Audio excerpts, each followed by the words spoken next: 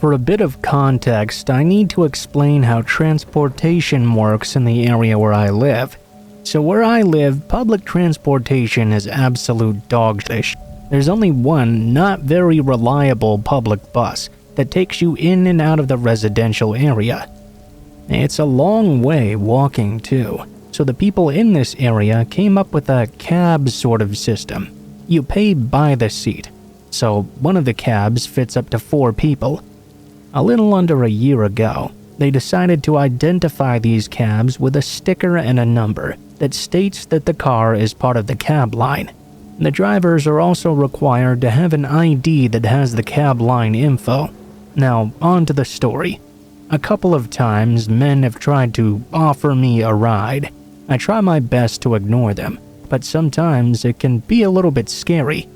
The part of the residential area where I live is very isolated, so not a lot of cars or people go through there. I have to walk alone from my house to the cab line and bus stop because of this. At one time a couple of months ago, I was walking from my house to the stop, wearing my headphones, so not really paying much attention. That was my first mistake on my part. All of a sudden, a car pulled over right next to me. This wasn't that strange really. I've been using this cab line for a while, and a lot of the drivers know me personally. If they see me, sometimes they'll pull over so I don't have to walk all the way to the stop. The driver said, "Hey, are you going to my place of destination?" I said yes and got into the car without checking the windshield for the ID number. That was the second mistake on my part. Here is where the alarms started going off in my head. First, a lot of the cars in the line tend to be older cars with no AC. This was a newer car, so right when I got in, he locked all the doors. At this point, I finally realized this wasn't one of the cabs I knew, but instead a complete stranger. He began interrogating me over things, exactly where I lived, all sorts of things. I responded as vaguely as possible, with my heart now beating really fast. I was starting to panic, so I texted a friend my location and told him to call me ASAP. At this point, we were getting closer to the destination, and the man was not slowing down the car at all. He just drove right past my stop when the call came through from my friend. I started to talk to him like he was my boyfriend. "Hi baby, I'm almost there, so wait for me, and we'll go together, okay?" My friend was really confused, but when the man heard my conversation, he suddenly stopped the car right in the middle of the street. "Oh, sorry, I was so entertained talking to you that I almost passed by. We'll be seeing each other again." He unlocked the car and I bolted out, barely saying a word to acknowledge him. After that day, I became much more aware of my surroundings, and I tend to only get inside the cabs at the stop unless I clearly see the ID of the car or know the person inside. A couple of my friends said I was just overreacting, but that event really scared the shit out of me. Then today arrives. I was walking from my house to the stop as usual. No headphones this time though. I was about halfway there when a car started driving slowly next to me. I kept on walking, and the older man that was driving before started to talk to me through the window. "Hey, are you Alicia's daughter by chance? You live around here, right?" I responded I was not, and kept on walking. He kept on insisting though that he was my neighbor, and he would give me a ride to my destination. I replied again he had mistaken me, and I didn't want a ride from him. Mind you, my mom was not called that, and has been dead for over a decade.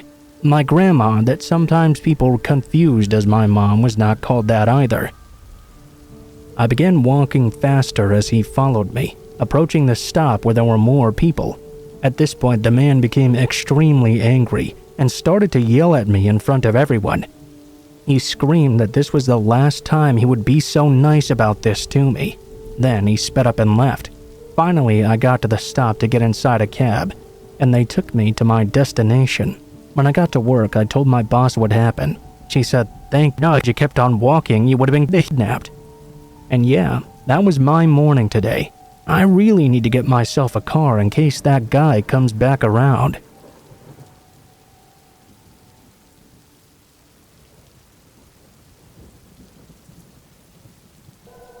Often during the hot summers of the mid and late 80s, I would spend some time at my cousin's house. We both lived in rural areas, but staying with his family was considerably better than staying with mine. My cousin Clay and I had a lot of things in common and would do a lot of fun things together in the summer.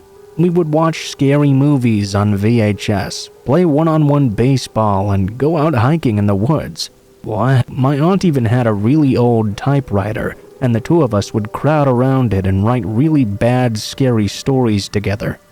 My uncle and aunt both worked evening jobs, so they wouldn't be there at night. My uncle was a park ranger, and my aunt was the manager of a grocery store. We had supervision during the day if we were at home. We usually weren't, except at mealtimes though. At night, we stayed in and watched videos or did things like that. We rarely, if ever, would go out and do anything at nighttime. The area we lived in was very safe though, so if we did, we never really had anything to worry about. I wouldn't say though that the area they lived in was an area where everyone knew each other or anything like that. In town, it would be a much different story. Whenever we went down to town, whether it was to go to the store or go to the swimming pool, everyone knew each other. But outside, at the house, it was completely different. This Saturday night, we were going to be home by ourselves for quite a long time, longer than usual even. We had a fun ride in the back of my uncle's pickup truck into town to rent some movies and get some candy and soda to prepare. It was nearly an hour ride from the town to the house in the country, and we always enjoyed being in the bed of the truck. It was still light outside when both of Clay's parents went to work, so the two of us decided to go for a quick walk down the road. I don't really remember too much about the walk itself. When we got home though, we decided to have some snacks and get started with our movie binging.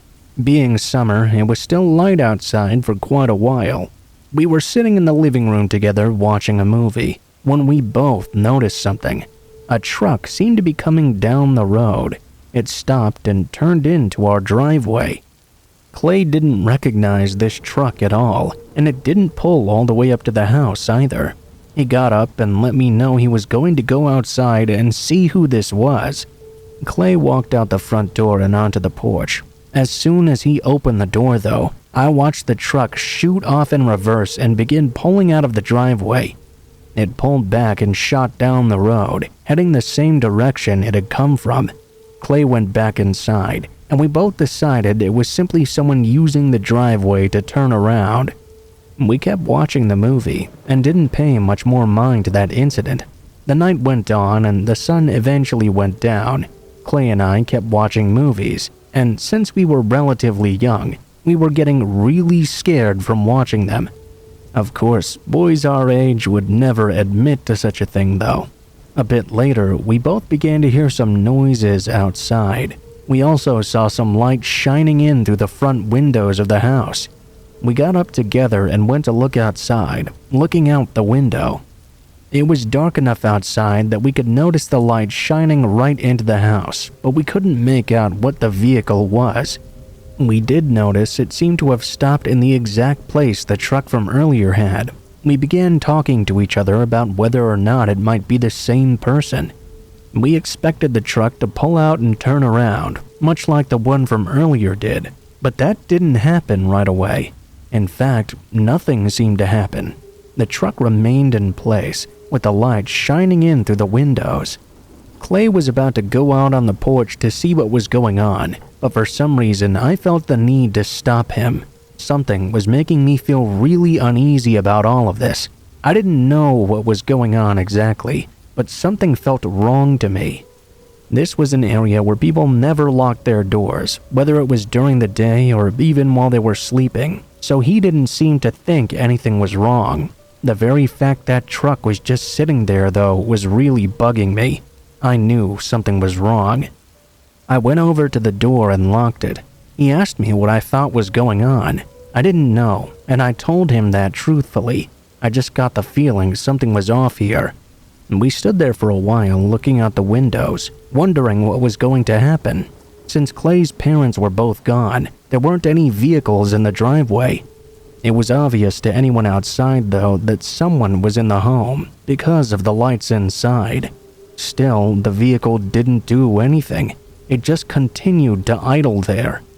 Out of nowhere, though, we heard a gunshot ring out in the night. It was definitely coming from the area around the truck. The two of us got scared, but we didn't drop to the floor like we probably should have. Instead, we ran to his parents' room and grabbed some of his dad's rifles. We heard another shot after that. Clay was feeling a lot of bravado and wanted to run outside with rifle in hand. I convinced him not to, though. As we continued hiding and discussing, we noticed something that we hadn't expected. The vehicle began shooting out of the driveway once again and drove off in a real hurry. Confused, we came out of the room. Nothing was broken, not a window or anything by a bullet. We couldn't figure out what they were shooting at or what just happened. Why had a guy put 2 shots out, which obviously did nothing, then just drove away? We checked outside and noticed something on the porch. Someone had dropped what looked to be animal trails all over the place. We didn't know what to make of this, but we knew for sure nothing like that had been there before. That guy must have put them there, but we had no idea why. We called Clay's dad, and he eventually came over to the house before his duty was over. He couldn't make any sense of this either. While he was there was a sudden phone call. It had to be about an hour after the vehicle had left. Apparently, the guy had said that next time he wouldn't miss. That was terrifying. It was just a really weird series of events. We guessed it had to be a threat against someone in particular. Clay's dad thought it was meant for him, since he was a park ranger and had arrested people for poaching and things like that. But we could never really be sure.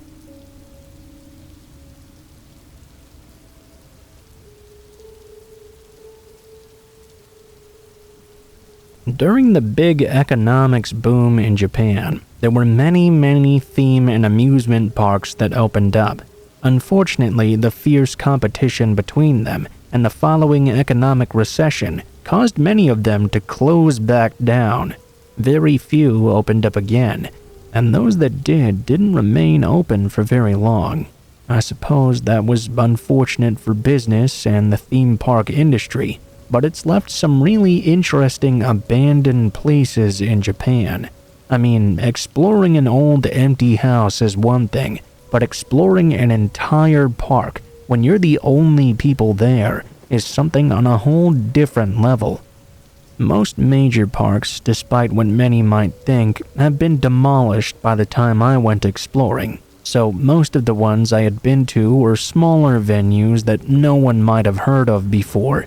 That might be another reason why they all closed down actually, because not many people used to go to them.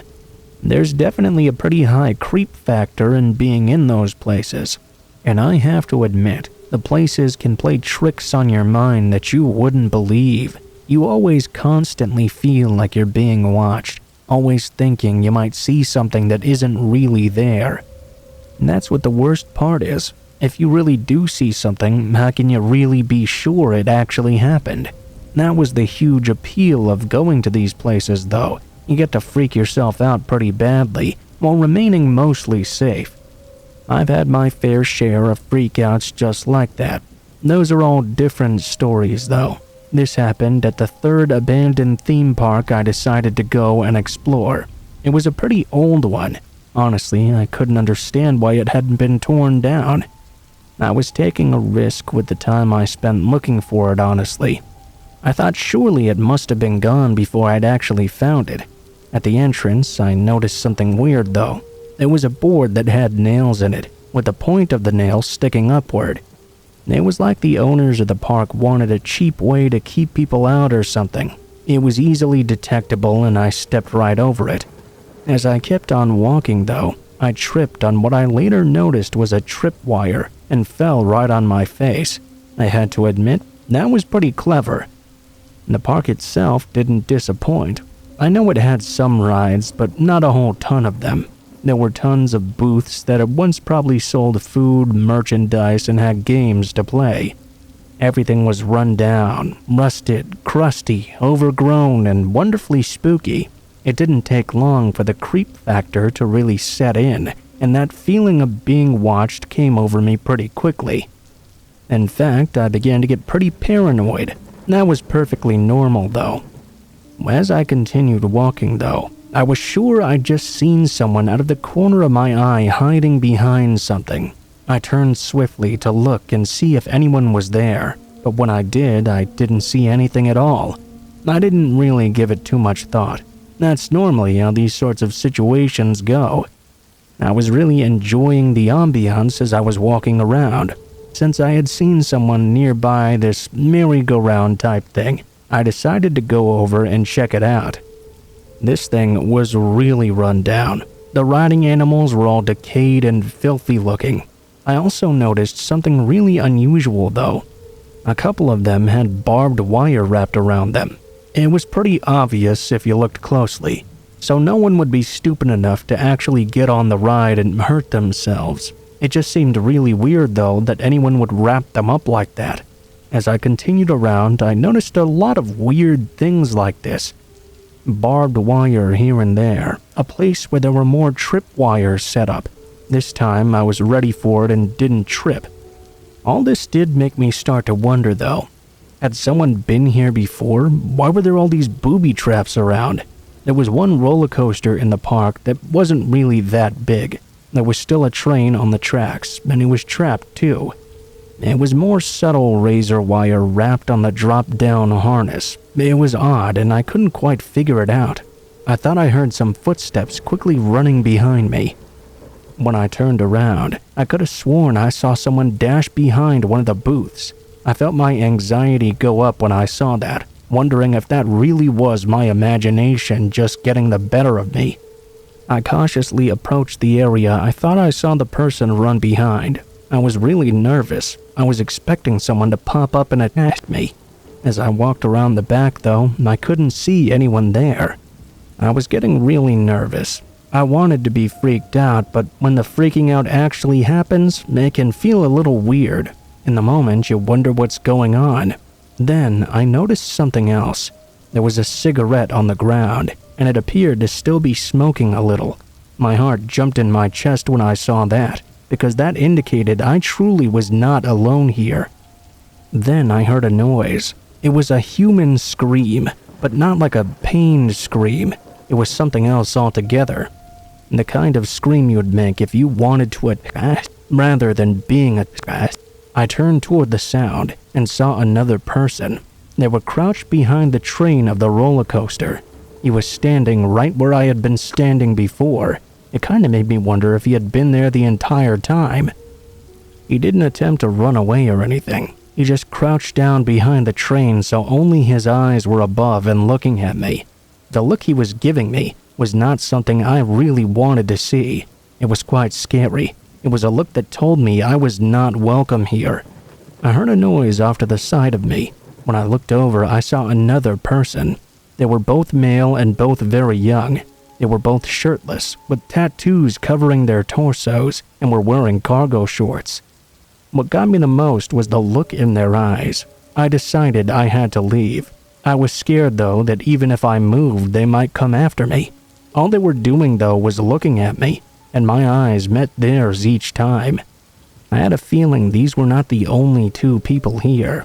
I started walking toward the entrance after. I kept looking back over my shoulder to see if they were still there. However, they hid themselves again. I heard that horrible scream once more. It terrified me. Like an idiot, I started running and forgot about the tripwire at the entrance. I tripped on it, and as I was falling, I put my hands out to break my fall. As luck would have it, my left hand landed right on the board with those nails, puncturing the palm of my hand. Fortunately, I was able to pull it out rather quickly. I left that park and got as far away from it as I could. I don't know what was going on there. It makes sense people might try to live in these old places, but the things that were going on there were just way too weird. It felt like I was in danger the whole time. I never went back, and I don't tell this story to many people. I thought it might work well to share here, though.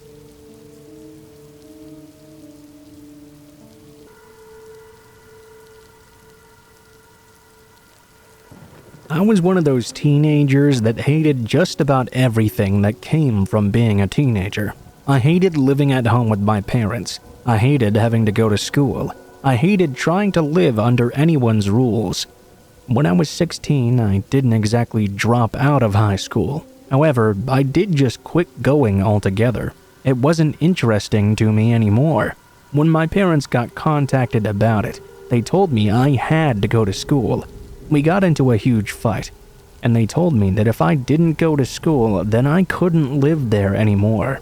I knew it was a bluff, but I really didn't care. I was fed up with living there anyway, so I contacted a few of my best friends. They were people who also hated living at home. My friend Carl had a car, and we decided to take what we had, load up the car, and go live our lives away from our families. We started driving west. We figured we'd drive through some of the mountain states, then head to California. It seemed like the best place for a runaway from home to go. We had at least a little bit of money. It was enough to keep us up with gas and keep us fed for a while. I was the first one to run out, though I didn't really ration it nearly as well as I should have. When you spend a lot of time with people in the car, especially if you've never been with them for a long time before, it can get somewhat testy. As well, I think the fact I didn't have any money made everyone sort of pissed off at me. While we were driving through the mountains in Colorado, we stopped to take a bathroom break. When I was done and zipping up, I heard the car start up. As I tried to run back to the area, I saw them all pulling away without me. I yelled, demanding for them to come back. One of the guys flipped me the bird as they drove off and left me behind. Now I really had no idea what to do, so I just walked along the side of the road. We were way up high in the mountains, and the altitude was already making me sick. A few cars went by me, and I tried hitching from them, but I guess most people don't want to pick up a lonely guy on the roadside. I had been hitching for several hours, and it was very dark now. Of course, when it got dark, the temperature fell accordingly, and I began to fear for my life. Finally, after hours and hours passed by, a car stopped to pick me up. I eagerly jumped in the passenger seat. The man who picked me up seemed pretty normal at first. He was a bigger guy, really fit. He looked like he worked out quite a lot. He was driving a luxury car with seat warmers, so I figured he must be decently well off too. He seemed really interested in helping me. It was after we had some normal small talk that he began asking me some more about myself. You know, why I was outside hiking in the mountains. I told him my friends had abandoned me when I ran out of money. I also told him I was 18 years old. I think he knew I was lying, though. I barely even looked the 16 years I was. He got very interested in my story, why I had left with my friends to begin with. I was so thankful to have him pick me up, I just kept on answering all his questions without thinking. I didn't even harbor a thought he might have an ulterior motive. I slipped up and told him I'd left home because my parents and I weren't getting along. I don't think I was quite catching on that he was fishing for information. I just admitted I was a teenage runaway. Furthermore, a teenage runaway that no one knew where they were and might not possibly even care about. Then the conversation got much darker. The guy began telling me a story about the last time he'd picked up a hitchhiker. He made it seem like it was something he had done often.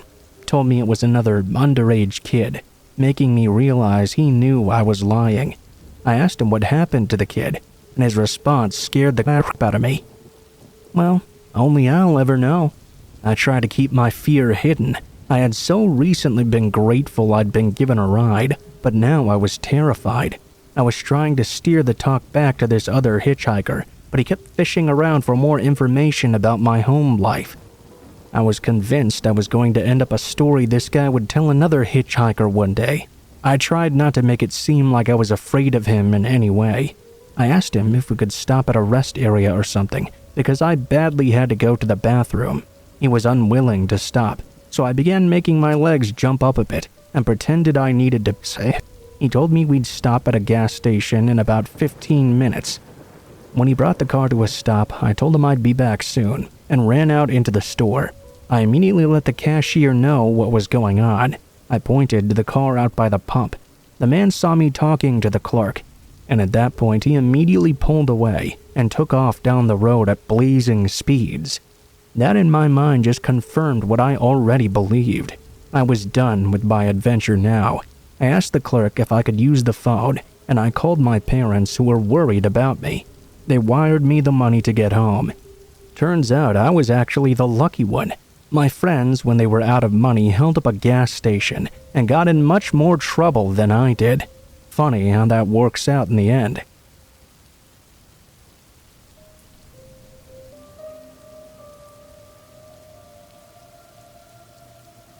I used to work in one of those haunted corn mazes.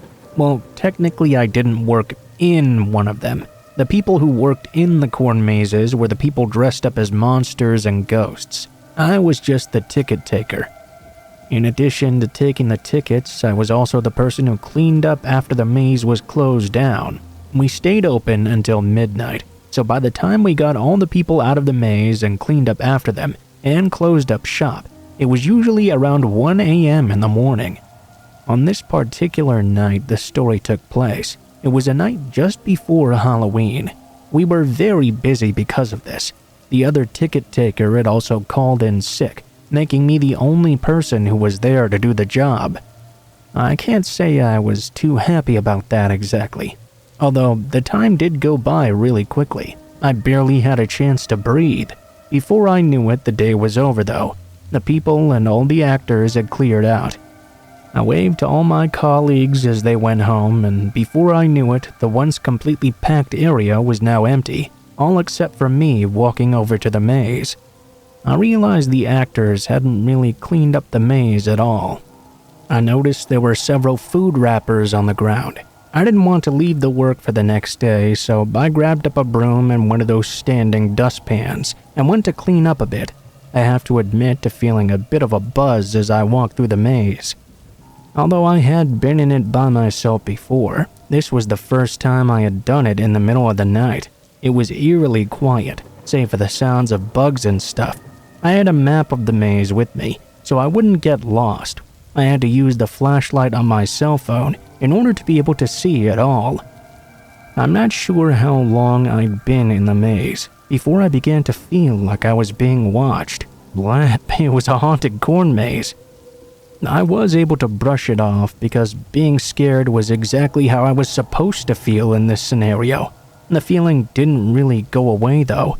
It wasn't too long before I began to hear these little noises. At first, it was just simple things, like corn stalks rustling. That could have been chalked up to the wind. I also began to think I was hearing footsteps though. Very cliché. They would stop whenever I stopped walking. I chalked that one up to my imagination or an echo of something. What I couldn't brush off was the sound of a can crushing as someone accidentally stepped on it. I immediately called out to check if anyone was there and got no answer back. A few minutes later, I heard a similar noise of trash being crushed underfoot. I called out again. There was nothing but general anxiety now. It was beginning to develop into paranoia. I was sure there was someone in the maze with me. I immediately thought it must be one of the actors. It was technically Halloween now. Maybe he'd remained in the maze and didn't clean it up on purpose, drawing me into it in an attempt to scare me and prank me. I called out and told whoever it was that I would not be getting scared. I was lying just a little bit though. I was already very scared. The more intermittent noises I continued to hear, the more I called out with no answer. I began to get even more paranoid about what was going on. The joke had gone on far enough. Finally, I'd had more than enough of this. I wasn't completely finished cleaning the maze, but I decided the rest of it would have to wait till tomorrow. If it did happen to be one of the actors following me around in the maze, then I'd make them clean up in the morning. How's that for a prank? I made my way back to the entrance of the maze. I stopped hearing those noises as I went along to the exit. I went and closed the ticket booth. When I was about done, I tried to quickly look back at the maze. I jumped in surprise when I saw a figure standing in the entranceway. I didn't know who it was, and by looking at the size of this person, there was no way it was any of the actors I knew. This man was much taller than any of the ones we had working. I realized he had been following me around the maze the whole time. He didn't make any moves toward me, but I didn't give him much of a chance to anyway. I had the lockbox with the ticket money in it. I figured that must have been what he was after. A weird thought struck me though. If he was after the money, why had he been following me around in the maze when I'd, like an idiot, left the box laying right on the ticket booth in the open? The only explanation was that he was after me. I grabbed the box and sprinted over to my car. I looked back once over my shoulder, only to see the man was now right next to the ticket booth. Unfortunately, this wasn't exactly a horror movie. The car started immediately. I pulled out and left. The following morning, I arrived to the corn maze, and I asked if anyone had been there past closing, or if they knew anyone who had. No one did.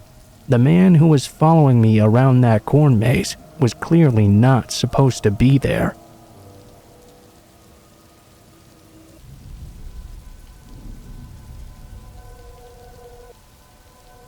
I live in a pretty affluent neighborhood due to getting a decent inheritance from my parents.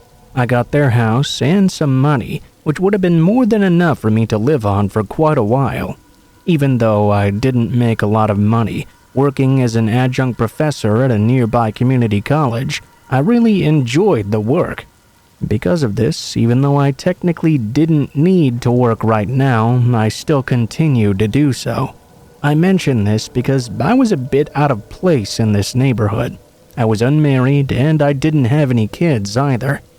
Along with that, I worked a job where I sometimes had to deal with some unruly and immature children. All these things together made it so that if someone were to try and do something to me, it really could have been any number of people. I had gotten home from work around dusk one day. It was my favorite day of the week because I didn't have any night classes to teach. The sun was almost all the way down when I arrived home, but not quite there yet. It was going to be trash day the following morning, so I went into the garage to get the cans ready to take out to the street. When I brought the cans outside, though, I noticed someone walking on the other side. I didn't really know my neighbors too well, so I didn't know who this was exactly. While I was taking out the garbage, I began to have this really weird feeling. I'm sure every single one of you reading this has had it before. You feel like someone is looking at you, even though you have no reason to really think they are. The feeling was so intense though, I just had to look up and see what was going on. The guy who I'd seen walking across the street was walking very slowly now, and he seemed to be staring over in my direction. As soon as he caught me looking at him though, he looked away right away. Afterward, he began walking faster down the street. I didn't really think that much about it. That sort of thing happens all the time. I finished placing the garbage and recycling cans in their proper places and went back into my home. After that, I remember fixing myself a drink. If you've ever been a community college teacher, you know exactly why. Sometimes when you're grading some papers, the only thing that keeps you from fearing for the future of humanity is having a solid drink. Oh, by the way, I taught English 1 and 102 specifically, so that gives you a bit of an idea of what I had to deal with. After about an hour of grading these papers, I decided to go prepare something for dinner. As I was coming back to my seat in the front room though, I just happened to look out the front window. There was a street lamp right across the street from my house. I noticed a figure standing in the shadows just to the side of the direct light. I had to squint a bit to even see if someone was actually there though. When I did, I could have sworn I saw them moving further away from the light. I thought about that guy I'd seen earlier that had been looking at me. Now I was mildly concerned. I didn't really think though that someone was out there targeting me or even aware of my presence in any way. Instead, I thought maybe someone was out there planning to break into one of my neighbors' houses or something. It was merely a passing thought though. Sometimes I knew I could let my imagination get away from me. I tried not to concern myself too much. I had some dinner and continued grading papers. I didn't see anything else strange the few times I'd gotten up and checked again. I did keep looking out the window though, just in case this figure actually was someone shady. There was one time I thought I might have seen someone skulking about, but I couldn't be completely sure. By the time I ended up going to bed that night, I had all but forgotten about seeing that figure outside. Later on though, I woke up in the middle of the night, breathless and completely unaware of what was going on. All I knew was that I woke up in shock in bed and couldn't breathe for some reason. After my head started to quickly clear up, I realized someone was in my room and they had their hands over my nose and mouth and were trying to smother me. I bucked and struggled, but you have to know how hard it is when you can't breathe. I went into full-on panic mode. Something occurred to me in that moment. If this person was trying to kill me, maybe I should just act like I was dead. So I went limp, rolled my eyes, and held my chest still, holding my breath and not struggling anymore. I pretended to be dead. This person still held their hand over my face for a few more seconds, but after they removed them, I did my best not to breathe and to make them think I was truly dead. The person stood up for a moment and looked over at me. Then he turned and walked out the door, not even bothering to check my pulse. I was shocked, but I began to take short little breaths until I was sure he was far enough away. Then I really pulled in the freaking air. I was scared, but I got up. I was hurting from the smothering, but I was determined to get this guy. Unfortunately, he left the house and got away before I could catch up to him. Instead of trying to follow him, I called 911. I can't really think of why anyone would try to kill me. To this day, I have no idea who he was or why he tried to do it at all. Fortunately, I never had any other attempts on my life, but that also keeps me from having any idea why this could have possibly happened.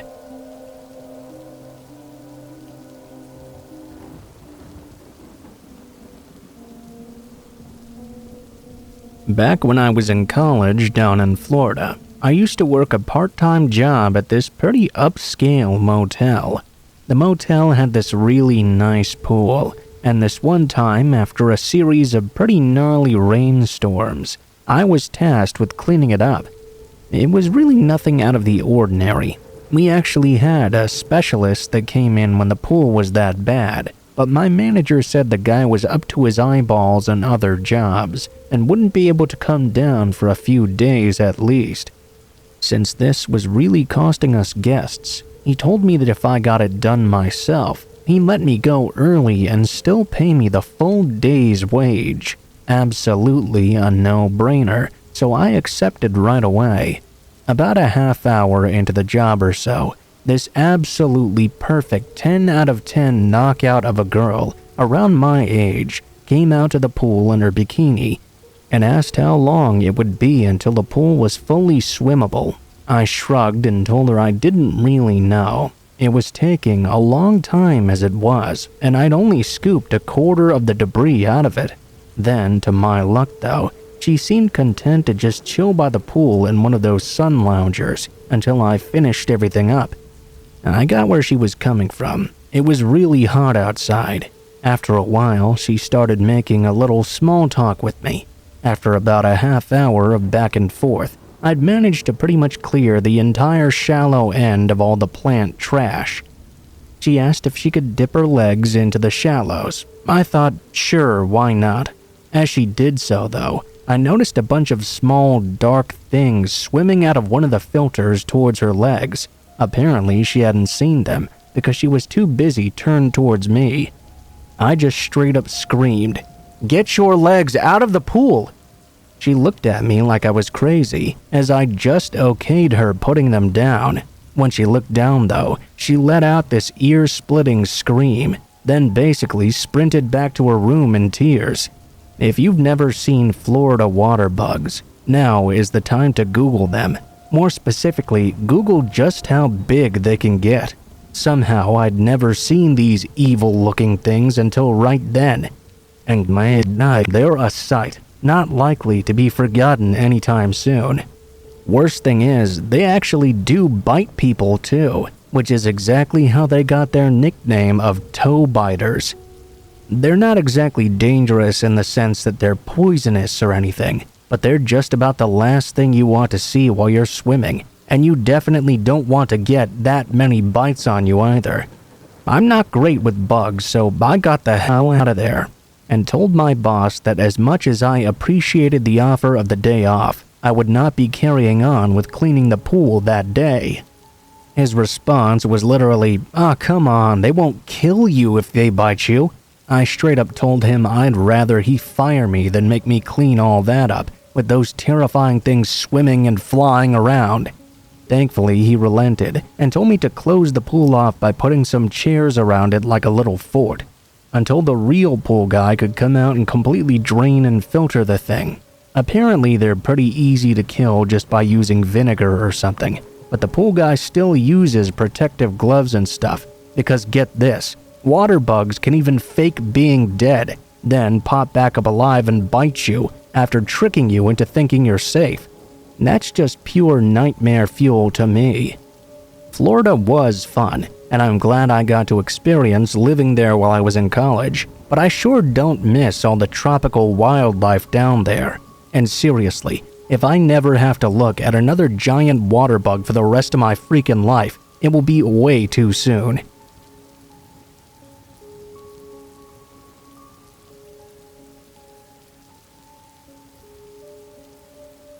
My SO and I had a big fight, and I decided to leave the party we were at. It was only about 9 p.m., and I was crying, so I wanted to go home, rather than go with everyone else to the bar crawl. I hailed a cab, got in, and gave him the address. The directions only needed 3 turns to get home. I then started text arguing on my phone, still crying.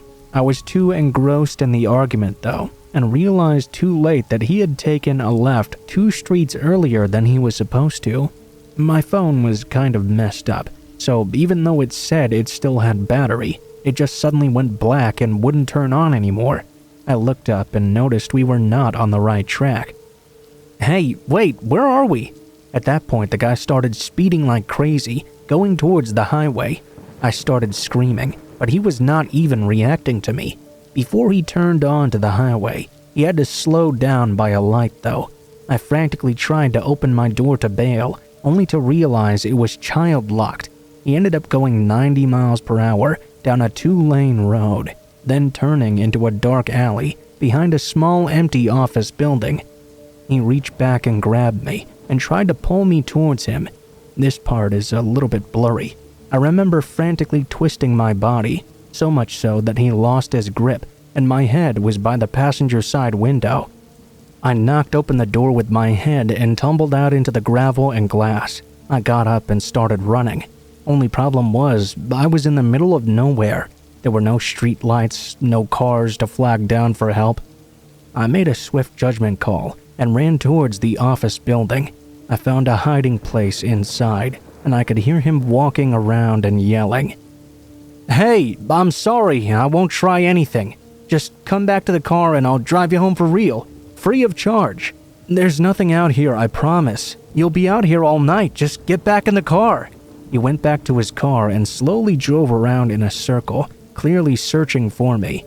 When I saw his car pull out and start off down the street again, I waited for a couple more minutes, then ran as fast as I could until I came upon a tiny hole-in-the-wall biker saloon. Obviously, I was bawling my eyes out, saying I needed to go inside and use their phone to call the cops. The bouncer wouldn't let me in because I didn't have my ID. I'd left my purse in the cab, unfortunately. I pled with them, but I guess they didn't believe my story. 2 guys parked out front started creepily catcalling me. I freaked and started running again, trying to find someone who would help me. I ended up stumbling upon a closed Walgreens at an intersection. That's when I realized my dead phone was still in my pocket.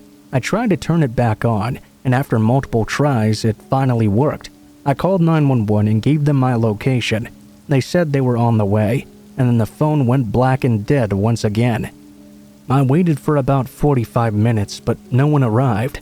Panicking, I tried again. I had to finagle my phone for a long time, but eventually it worked, and I called my SO. No answer. I called his roommate who picked up, and as quickly as I could while choking on tears, told him where I was and he needed to come get me immediately. He did so, thank God. I got in the car and we called 911 together. The police said they would meet us at his apartment. After 2 hours, we called again. They said they would be there in half an hour, but they never came. I went to the station the next morning to report it. That's not where the story ends, though. A couple days later, I get a call from my apartment complex saying, "Hey, we have your purse at the office. Come by and get it." I almost fainted. How? I talked to the office staff, who said the people at my old apartment had turned it in for me. We'd recently moved away from that 1-bedroom to a new 2-bedroom. I went to my old apartment and knocked on the door. The couple living there said a guy matching the cab driver's description had started banging on their door and yelling late last night. It's not the best area of town, so the husband opened the door with his gun drawn and asked the man what the hell he was doing. He stuttered something about returning my purse. The husband had a bad vibe though, and made him fork it up with his gun and leave. He drove away in his cab after. The wife wrote down the cab info that she could see from under the street lamp. I can't imagine what would have happened if he still lived there. I'm so glad the couple was well protected. I work as a nanny, and after telling my employer about this, she was horrified. She told me I needed to look at something. She's a lawyer, and her firm had been working on compiling a case against that same cab company for hiring multiple people with violent criminal records. A couple of weeks later, with her help and the information from that couple, my attacker was caught.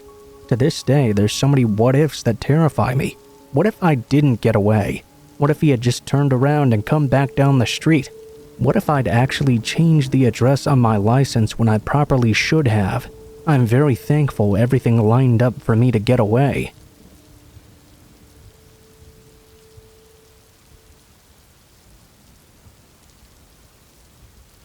I'm not exactly sure if this story is YouTube friendly at the moment, but it is the scariest night of my life.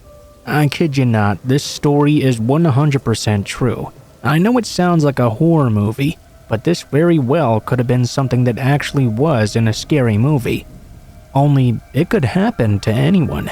My boyfriend and I are into making love secretly in public places. We have a list of places where we do it. We call it our bucket list. Anyway, one location was a cornfield. Around Halloween time, we were sitting on the couch bored, taking shots of vodka and not exactly looking forward to having kids ringing on the doorbell all night long. Halloween night was obviously a good night to get out, so we decided to visit a corn maze. We dressed in warm clothes and got on our way. We both knew how the night would end, making love in a cornfield. One more to cross off the list. We go through the maze with the different jump scares, we scream and giggle. We were having a blast together. After a while, we didn't get any more jump scares. It was very dark, and for some stupid reason, we hadn't brought our phones with us. Looking back, I think we didn't bring them so we could immerse ourselves in the Halloween spirit more. Because of this, though, we had no clue what time it was, and it turns out the maze was now closed. He and I were admittedly very tipsy. We ended up going off the stupid path, out into the corn stalks. We found this wooden fence. A wooden fence which happened to be the perfect spot for my boyfriend of 3 years to bend me over. We began caressing each other's faces, putting our lips together. He pushes my skirt up and begins pulling my tights down when I hear a snap. I have severe anxiety, and I know that doesn't fit with someone who's down to do this sort of thing in public, but it's just part of who I am. I moved my hand and placed it on my boyfriend's chest, signaling for him to stop. I turned my head in the direction of where I'd heard that single snap. "Hey, did you hear that?" I whispered to my boyfriend. He replied, "No, I'm just focused on you." You know, usual boyfriend response. We were about to start up again, but I was feeling really nervous. Something didn't feel right here. I heard another snapping sound. I turned around immediately. "Okay, you can't tell me you didn't just hear that," I whispered to my boyfriend. He looked curious and concerned. "I heard it that time too." We stayed quiet, but we didn't hear anything else for 5 more minutes. We deduced it had to be a raccoon or something, and we're starting to get back to business. Now though, I started to hear some heavy breathing. "Did I wear you out already?" I jokingly expressed. "Not at all," my boyfriend replied, and that's when I realized he wasn't even out of breath. We must have been too into our activities that we didn't notice what was standing in front of us. As I looked up, I could see there was a man. He was at least 6 foot tall, dressed in a Scream costume, but instead of a knife, he held a machete. Scream was the first horror movie I ever saw, and always remained my #1 favorite movie, but not after this. I'm 5'3" and my boyfriend is 5'6", so this guy was completely towering over us. I screamed out my boyfriend's name. He stopped and looked up and yelled to follow him. I'm directionally challenged, so if I ran by myself, I would get lost for days. On the other hand, my boyfriend somehow knows where he's going at all times, so I followed him closely. His Adidas and my snow boots trekked through that corn maze. I could hear heavy footsteps following behind us. They didn't sound like they were too close though. We rushed until we reached the gate of the corn maze. It was obviously closed since the park was closed as well. We looked back, only to see the man no longer in sight. My boyfriend helped me over the fence and climbed over himself after. We could see our car was the only car in the lot. I turned around, only to see the man now hacking away at the gate with his machete. He was actually starting to break the links. I yelled out in absolute terror. My boyfriend picked me up and started running to the car with me in his arms. He yelled at me to get in the car. We both jumped in, and he pulled out in his red Subaru. The last thing I saw was the machete-wielding ghost face bending his body through a hole in the chain-link fence he'd managed to chop away. He stood there, watching us drive away into the moonlight, waving his machete angrily in the air, as if to say we were lucky we got away. Next Halloween, I think we'll just stay home with our cats and hand out candy. I'm also never going to watch Scream ever again.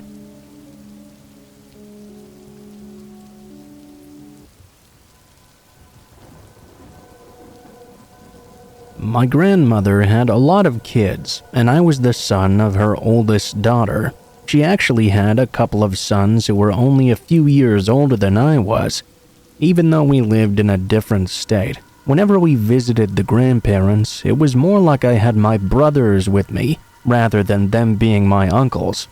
I always wanted to do everything with them, and as the adults really didn't want to bother with us too much, they didn't really have a problem with that. There were some things that my uncles Jeb and Carl did that I didn't really like. I mean, they chewed tobacco or snuff ever since I could remember. I think I tried it once and ended up throwing up right away. To this day, I still don't really understand why people enjoy doing that. When I was 14 years old and visiting them, they had some beer on them. For the record, they were 17 and 15 at the time. It wasn't something I turned down. I didn't really like the taste of it right away. However, I did want to get drunk with my uncles, so I was able to easily overlook that. My grandpa knew that they drank beer and he didn't really care. However, if my mom had ever found out that I was drinking, especially at 14 years old, there would have been a lot of money to pay for quite a few people. Because of this, we decided to do it out of the house, and that meant jumping into Jeb's pickup truck and driving out through the hills. This was in the 1970s, which doesn't exactly excuse driving drunk, but in areas like this, young guys drinking beers and driving around their trucks in the country was not an unusual thing at all. The first time I tried that was at 14, and it happened during the fall. I hadn't actually expected the chance to go drinking, but I was really excited when they mentioned it. Jeb and Carl told my parents they were going to take me over to a friend's house and be back later. No one really even thought about it, and it wasn't really a lie either, because they were going to go and pick up another guy friend of theirs too. By the time that my uncles picked up their friend Robbie, his little brother who was around my age decided to tag along as well. That was fine because the little brother and I could ride in the bed of the truck. They had one of those windows on the back of the cab that slid open, so we could chat if we really needed to, and we could hand them beer since the cooler was in the back with us. This was in an Appalachian area, so there were a lot of hills and country to drive through. It was really crisp and cool outside, and the leaves were also falling pretty hard. It was already dark outside as we were driving around, but we didn't spend the entire time driving around the roads. Occasionally, we would stop somewhere random, pull off to the side, pull up to the side of a hill and look over to the other side, playing music, just drinking and talking. I always remember this night for many reasons. I mean, it's obvious that most people remember the first time they ever get drunk, and I was experiencing that this very night, but I remember it for a completely different reason too. I had been out on rides with my uncles before on non-drinking days, so I knew what to expect. It was driving on twisting, dark, graveled roads that were only wide enough for one vehicle to drive down. You had to be careful in the back of the truck because occasionally a small branch from a tree might stretch over and slap you in the face. It didn't really matter much that the roads were so thin though, because you very rarely, if ever, came across another vehicle on those roads. At one point, we found a nice area to pull over in. It was like a little bit of a grassy area off to the side that looked like the perfect place to stop. We pulled over there and my uncle shut the truck off. For a while, the five of us just sat there drinking, hanging out, and having a really good time. Even though it was my first time drinking, I was really going slow as to not get sloshed out of my mind, so I was able to somewhat keep my wits about me. We were sitting there in the dark when Robbie began mentioning seeing some weird lights off in the woods. His brother and I didn't really notice them at first, or even really try to look, but eventually he made us look out there and keep looking. And we too came to see these moving lights out in the woods. My uncles and Robbie all wanted to go out and check what these were. Me and the brother, however, didn't want to. We let them go by themselves while we remained in the truck drinking and talking. We didn't think too much about them going off and checking out those lights. At most, it would be some hunters out late at night or something like that. It wasn't too much to be worried about. I don't know how long it was, but after a while, the three of them came running frantically back to the truck. The brother and I didn't really think anything was wrong at first, until they started climbing in. Looking inside, we noticed that one of them was injured, bleeding profusely and holding something up against the wound. What the hell happened? There were these two really freaky-looking guys out there, Carl began telling us. They looked like they were out hunting or something, so we were wondering what they were doing, but when we got closer, one of them took out a knife and just stabbed Robbie out of nowhere. I can't say I really believed them at first. I almost thought my uncles were playing some sort of prank on us. It was the sort of thing they would have done. The pure fact they didn't start the truck right away and let Carl explain what was going on made me believe that even more. I thought if they really were as scared as they were saying they were, the very first thing we should do is get out of there right away. I do remember them starting the truck up pretty fast though and trying to turn around so we could head back down the direction we had come from. It took a few moments to get ourselves turned around before pulling out. Still thinking it may have been some sort of prank, I looked back toward the trees. Although all I had to see with were the red lights on the back of the truck, I was able to make out something that sticks in my memory to this day. Two of the strangest looking men I've ever seen came skulking out of the woods, making their way towards us. It was really weird. They weren't moving very fast. In fact, they were moving almost like they had some sort of problems walking or something like that. They looked just like something out of The Hills Have Eyes or Mad Max. It was utterly terrifying to see in the dark. I yelled at them to get the hell out of there as quickly as they could. There wasn't a whole lot of space between them and the tailgate of the truck before we got turned around and began to drive. They were honestly close enough. I thought they were just going to grab on and jump into the bed. Robbie's brother and I were terrified and screaming, telling them to get the fuck out of there. We got out of there right there and then, and it was a terrifying ride from then on. It was completely dark and we were drunk and scared. We didn't know what was going on. The two of us definitely didn't want to be in the bed of the truck for the ride back, but there wasn't anything we could do about that now. We just had to put up with being exposed for the ride back. Rather than go to a hospital or anything, they drove right to Robbie's house. They didn't want to drive into town drunk and figured it would be best if Robbie's parents drove him out themselves. Once it was just my uncles and I again, we didn't drive back right away. They decided they needed to have a few beers again to calm down. Of course, at that point, I jumped back in the cab with them. There was no way I was going to stay in the bed. It was hard to calm down after what happened. My uncles insisted there were some weird people out in the hills, but they seemed like something out of a horror movie. Robbie turned out okay in the end, except for having an ugly scar that was as bad as the emotional ones we got that night.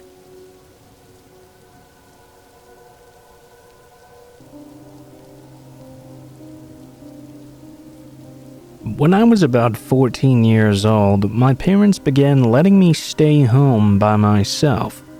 At first, it was only times when they would go out to eat or something of that sort. It was nice to have a few hours in the house by myself, but when I proved to them that I was able to stay home alone without any problems, this amount of time definitely increased over time. When I was 15 years old, I actually got to stay home by myself over a 4-day weekend. My parents wanted to go on a holiday cruise. They hadn't planned on going without me. I just had no interest in going at all. I wouldn't tell them this for years afterward, but being on a big ship like that in the middle of the ocean was pretty scary to me. Plus, it would be nice to have the house all to myself for a whole 4 days. Up to that point, 2 days had been the longest I'd ever been allowed to be by myself. I had the best plans for the time I was going to be home, too. I was going to eat myself a ton of pizza, play a ton of video games. Actually, I think that was about it. It sure was going to be the perfect weekend, though. They left on Friday morning. I did have school on that day, and I got out of school at the normal time. Normally, my mom would pick me up and drive me home, but I was going to be walking home that day. There weren't many kids from the school who walked, so it was pretty much me, myself, and I on the way home. It was about a 30-minute walk or so through town, then through part of my neighborhood to get home. My mom was a homemaker, so this was one of the few times when I got home that I found the house completely empty. It was a really weird experience, and I have to admit it did feel a little strange at first. My dad was a doctor, so we lived in a pretty nice and big house. Being alone in such a place is always quite the experience. That night, I put my plan into motion. I ordered some pizza, grabbed myself some soda, and didn't tell my parents at all, but I nicked some drinks out of the liquor cabinet too. I settled in and played some video games until I fell asleep in my room. I didn't bother to turn on any of the lights in the house either. Whenever I had to walk around to get something or otherwise, I just walked around in the dark. I could still see where I was going because of outside lights shining in through the downstairs windows. Plus, I was playing all these horror games, and those are best to play when you keep the house nice and dark. I was wearing my headphones as I was playing too. If you play horror games, you know they're a lot more fun with the headphones in. You can hear the sounds that might be warning you of upcoming terror approaching you from behind or around a corner perhaps. It makes the situation a whole lot scarier, but that's why we enjoy it. I kept my headset on as I was walking throughout the house too, since these were wireless headphones. A few times I went and grabbed myself another drink. I didn't worry about my parents finding out about that though. They drank enough that I highly doubted they would pay attention to a tiny amount missing from their liquor cabinet. I wasn't used to drinking though, so I just kept taking these tiny little sips each time I came out. I got up and went to get myself another drink, but as I was walking back toward the steps, I had the strangest feeling wash over me. I don't know how to describe it really, just like a feeling of knowing you're not alone. I hadn't gotten such a feeling before, and I really didn't care for it. Going up the stairs, I was pretty nervous. I didn't really know why though. It was just a feeling and I didn't see anything. I tried to brush it off as nothing. It must have come out of nowhere. When I got to the top though, I don't know why I did this, but I turned to look down the stairs. When I did, I found myself staring at a large man standing right there. Someone had broken into the house. Maybe they thought it was deserted because I had all the lights off at the time. When the guy saw me looking down at him though, that's when things really got scary. The man immediately started to bolt up the stairs after me. I ran as fast as I could, trying to get into my bedroom. I was able to get there just before him and get the door closed. As I locked it shut, I immediately heard pounding and slamming on the door. I ran to my cell phone. This flimsy door was not going to hold for very long. In fact, if this guy had any sense, he'd just unlock it from the outside. It didn't matter though. I called 911. The response was pretty swift. There must have been a police car close by or something, because I heard sirens pretty much instantly. I guess the guy heard them too, because he stopped pounding on the door. I heard him running away back down the stairs. I didn't know what to do, so I went to look out the window. My window faced the backyard, and that's the way the intruder chose to get out. I watched as he jumped over the fence. Unfortunately for him though, the cops caught up to him pretty much right away and tackled him down to arrest him. They brought him by the house so I could identify him as the same man I'd seen. Even though it had been completely dark, I knew that this was him. The guy ended up going to jail after a long process, and I was pretty happy about that. What I wasn't happy about were the memories of what happened though. I was walking around the house with my headphones on, and the man was in there the entire time while I was doing this apparently. I wonder how much was going on in that house that I hadn't noticed in those moments. I wonder why he'd just been in there with me totally unaware, just hanging out the entire time. I wonder how long I really had been in danger.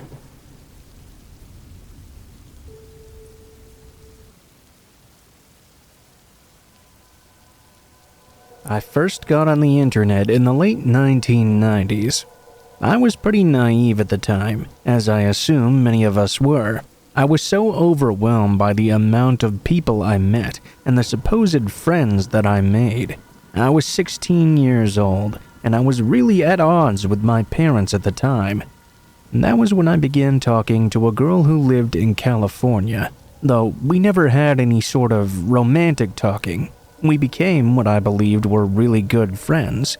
I told her a lot about what was going on in my life, and a couple of weeks after we'd begun talking, she told me that if I ever needed a place to live, I could come and stay with her. Well, I took her completely seriously, so I decided to just up and leave in the middle of the night one night and take the Greyhound all the way to California. I didn't have much money, but there was enough to get me to where I was going. After the nearly 4-day trip across the country, when I got to the station, she was nowhere to be seen. I tried calling her and there was no answer either. I thought maybe she was just on her way to pick me up, but I waited and I called and I waited and called again. I soon came to the realization she was never going to come and get me. Because I believed someone that I didn't know, I ended up in a city that I knew nothing about, with no money, family, or friends. I wasn't sure what to do. It's not like I could just call my parents. I know a lot of you probably think that I could, but they would have told me that I made the mess and I would have to find my own way out of it. I spent as much time as I could in the bus station, but my time soon ran out when I was asked by a security guard to show my bus ticket. Of course, I didn't have one, so I was forced to leave soon after. I had to wander around LA on my own. I think most people would be surprised at the things you would do when you have no money and no way to get food or shelter. Your qualms about taking food out of the garbage go away very quickly, as do your cares about breaking into abandoned buildings in order to find a place to sleep. Yeah, I was naive and somewhat stupid for going to California in the first place. But I also found myself to be extremely trusting of other people that I didn't know. After about a week of sleeping on the streets trying to find some sort of runaway shelter and failing, I was sleeping in an alleyway. Something suddenly woke me up. It moved my leg a little bit. I was briefly aware of the sensation, but then I felt it again. This was definitely someone kicking me lightly on the side of the leg. When I woke up, there was a rather large man standing right next to me. Startled, I jumped up and was about to run away when the man stopped me and told me he was not a cop, and he wasn't going to hurt me or anything either. He told me that he'd noticed me sleeping in the alley and wondered if he could get me a bite to eat or perhaps give me a place to sleep for just one night. Well, as you can imagine, I was eager for both, so I agreed. He took me to a fast food restaurant and let me order a ton of food. I scarfed it all down while he talked to me about my situation. I don't know how much of it I was actually paying attention to. It just felt so good to be getting some hot food in me. He then loaded me up in his car and told me he'd find me a safe place to sleep for the night. I honestly thought this meant he would be taking me to a motel or something. He didn't, though. He took me to a house outside the city. It looked like it was abandoned or something. The lawn was obviously uncared for, and the place was not kept up at all either. I recall the windows being boarded up as well. Still, I didn't think too much about it. I'd slept in many different abandoned buildings over the past week, so having another one was no big deal. The man opened the door, which was not unlocked, and he let me walk first into the building. It was dark, and he made no moves to turn on the light. He walked over to a door and told me I could sleep in that room. I didn't know how to respond, really. I looked into the doorway and saw it wasn't a room at all. In fact, it was a staircase leading downward into the darkness. For the very first time, I paused. When I did so, the jerk grabbed me from behind and shoved me down the stairs. I fell hard all the way down to the bottom. As I did, I heard him close and lock the door behind me. A few moments later, I heard his car start up and he drove away. This was certainly an odd situation. I was homeless, and even though I was locked in a room, at least I was not outside in the cold. I'd also been put in this place against my will, though. I explored the room. There was nothing in there. No food, no water, no bed, no blanket. It was just a completely empty basement with a single window that was too high up on the wall for me to reach it. I decided to sleep and just wait it out and see what the guy was planning. He didn't come back right away, though. In fact, I fell asleep and was woken up in the morning by the sun shining down through that window. He didn't come back that day. He didn't come back that night either. He didn't come back the following day or the following night. At this point, I was beginning to get really scared. Yeah, I was hungry, but the thing I was most worried about was water. I knew I couldn't survive much longer without it. I was going to die of dehydration, which is an agonizing way to die. Another day passed, and I felt myself getting weaker, like I would die at any moment. I had gone almost 3 full days without any water. I had been told before that 3 full days was the maximum amount before you couldn't live any longer. I didn't die yet, but I felt so sick and wonky that I couldn't even get up. I was falling in and out of sleep for who knows how long. I was jolted awake after who knows when, once I saw light shining down through the window. Fear gripped me, because I assumed it was that man coming back for me. He'd probably assumed I'd long since died and was coming to take my body away, or whatever it was he did with people he did this to. I tried to get up to my feet. Maybe I could try to trip him or something as he came through the door. However, I couldn't even bring myself to my knees, much less onto my feet. I just lay there weakly, listening as the door was unlocked. I heard footsteps on the upper floor. I had all these thoughts running through my head. Once he noticed I wasn't dead, he would probably just kill me himself. I wanted to be ready for something, but I didn't know what I could do. I'm not sure how long I heard walking around with the door opened. When a light shined down on me, I heard a woman's voice saying something, but I couldn't tell what it was. I passed out again and woke up next time in the hospital. My throat was extremely dry, and there was an IV in my arm. It turned out that the old house was for sale, and it was being showed. The agent was the one who opened the door and called the police and an ambulance when they saw me down there. I told the cops about the man, but there was no indication who he was. He was not the owner of the house, and as far as they knew, he never came back either. The police told me they figured he was just some sicko who wanted people to find dead bodies in their basement. I wasn't the first person they'd found in such a predicament. I was lucky that I managed to survive as long as I did. It was mostly because I was a minor. My parents were contacted, and they put me on a plane and brought me home. Interestingly enough, our problems we had seemed very minor once I got back home.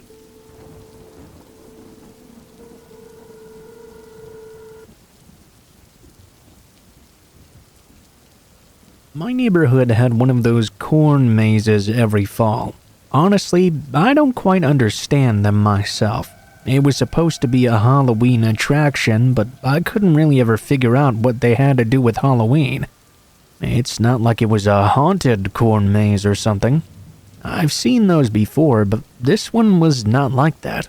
It was simply a regular corn maze that you were supposed to find your way through. The maze did change every year, so it was a new challenge to go through. Although I didn't understand the point of these things, that didn't mean I begrudged others who did enjoy them, and it didn't mean I didn't enjoy them either. In fact, I loved those corn mazes. This was in spite of what happened to me the very first time I went through one, though. I was 8 years old at the time this happened. My parents didn't work a traditional workday schedule. This made things pretty easy on us when it came to going places. What I mean is that there were much more times they weren't busy that we were able to go on trips because of this. For example, if you wanted to see a movie at noon on a weekday, you could enjoy a nearly empty theater. The corn maze opened on a Wednesday. I thought this was odd somewhat. My mom took us to it that afternoon, and it was completely empty as we expected. The attendant told my mom that if we really wanted to, we could go through the maze one by one. This would make it more challenging and atmospheric. I begged my mom to let me go through it first, and I did so. Even though it was in the middle of the day, I was still quite scared. It was very creepy sneaking through the maze like that all by myself. There were many dead ends, and I hit most of them. My 8-year-old mind could get very paranoid about hitting so many dead ends. Even though I didn't give it much mind, over time my brain did start worrying about me not being able to find my way out of the maze. That's when I heard a voice. I wasn't sure exactly where it was coming from, nor what it actually said at first. It was clearly a human voice, though. I began wondering if I had taken so long in the maze that they had sent someone in to find me. Maybe it was my brother and he'd come looking for me or something. I tried to follow the voice when I heard it again. I actually followed it right into another dead end. I was about to turn around and try to find a different pathway when I finally heard the voice clearly. They were singing some song about corn. I was a little freaked out for some reason. It just seemed like a weird thing for someone to just be singing randomly in the maze. It was also scary because I couldn't tell where the voice was coming from. I wondered if it was from the other side of the corn wall or something. I asked if anyone was there. There was a long pause, and then I heard them singing again. I asked where the person talking was talking from. The only answer I received was more singing. While staring at that corn wall in front of me, though, I watched an arm come out of it. Seeing the arm emerging, I suddenly felt my eyes focus. I was now able to see there was a person crouched down in the corn hiding. He beckoned at me. Come on. I didn't know who this was, so I turned and started running. I didn't know if he was chasing after me. All I could hear were my own footsteps and my heart beating in my ears. I finally ran into my brother. He was wondering why I was so freaked out. I explained what just happened. He took me back toward the entrance of the maze, and we told the attendant that someone was hiding out there in the corn. He had also been trying to get me to walk into it with him. He went into the corn maze and checked himself, and claimed he didn't find anyone there. Still though, he was nice enough to give my parents their money back, and also insisted we were the very first customers that had shown up that day, so we had no idea how anyone had gotten in or out of the maze without him seeing them. To this day, I can still see that person in my mind, crouching in the corn and beckoning me to come towards them.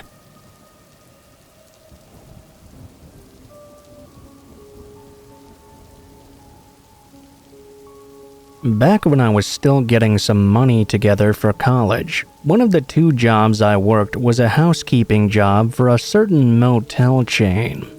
It was on that job that I saw some of the weirdest, creepiest things I've ever put eyes on, and to this day, some of them remain unexplained. I'm not suggesting that this one was supernatural though. I'm sure there's a perfectly logical and reasonable explanation for it, especially in a county with such bad garbage problems as this one, but it definitely left me and my coworkers on edge for at least a few hours after. So there we are, going from room to room, knocking on doors, calling out housekeeping, that whole ordeal. Me and my coworkers were sort of leapfrogging each other, doing every 3rd room or so as we worked our way along the corridor. As we were working, I hear one of my fellow coworkers scream out, "Oh my God," in Spanish. Obviously, the other 2 of us came running to see what was wrong. I remember arriving in the room, not being able to see what she was so freaked out about. The place was basically clean apart from one broken window, which was broken at the top of it. The window started about chest height, then went all the way up to the ceiling to let all this nice natural light into the room. It was only when I looked up because of this that I actually saw what she was so freaked out about. Leading up to the broken portion of the window, all across the ceiling, were dirty footprints, super visible against the pale paint. And the 2 of us that had come running were like, how in God's name did that happen? The poor Honduran lady we used to work with though was basically convinced it was a demon or something that had run along the ceiling before diving out the window. A much more logical explanation would be 2 heads fighting inside had somehow managed to leave some footprints on the ceiling after throwing each other around, then broken a window before running away. There was definitely no blood or anything to suggest that some kind of crazy accident had occurred though. I guess the really creepy thing was seeing how freaked out our coworker was. She kept clutching the cross around her neck and saying these little prayers to herself. She seriously thought something evil had been in there. We had to talk her down and explain that weirder things had happened when people were cranked out of their minds. She just wasn't buying it though. She refused to clean that room for the rest of the time I worked there. I cleaned it myself on many occasions, and nothing weird ever happened while I did so. I don't really know exactly how to explain what happened though. It's kinda crazy actually.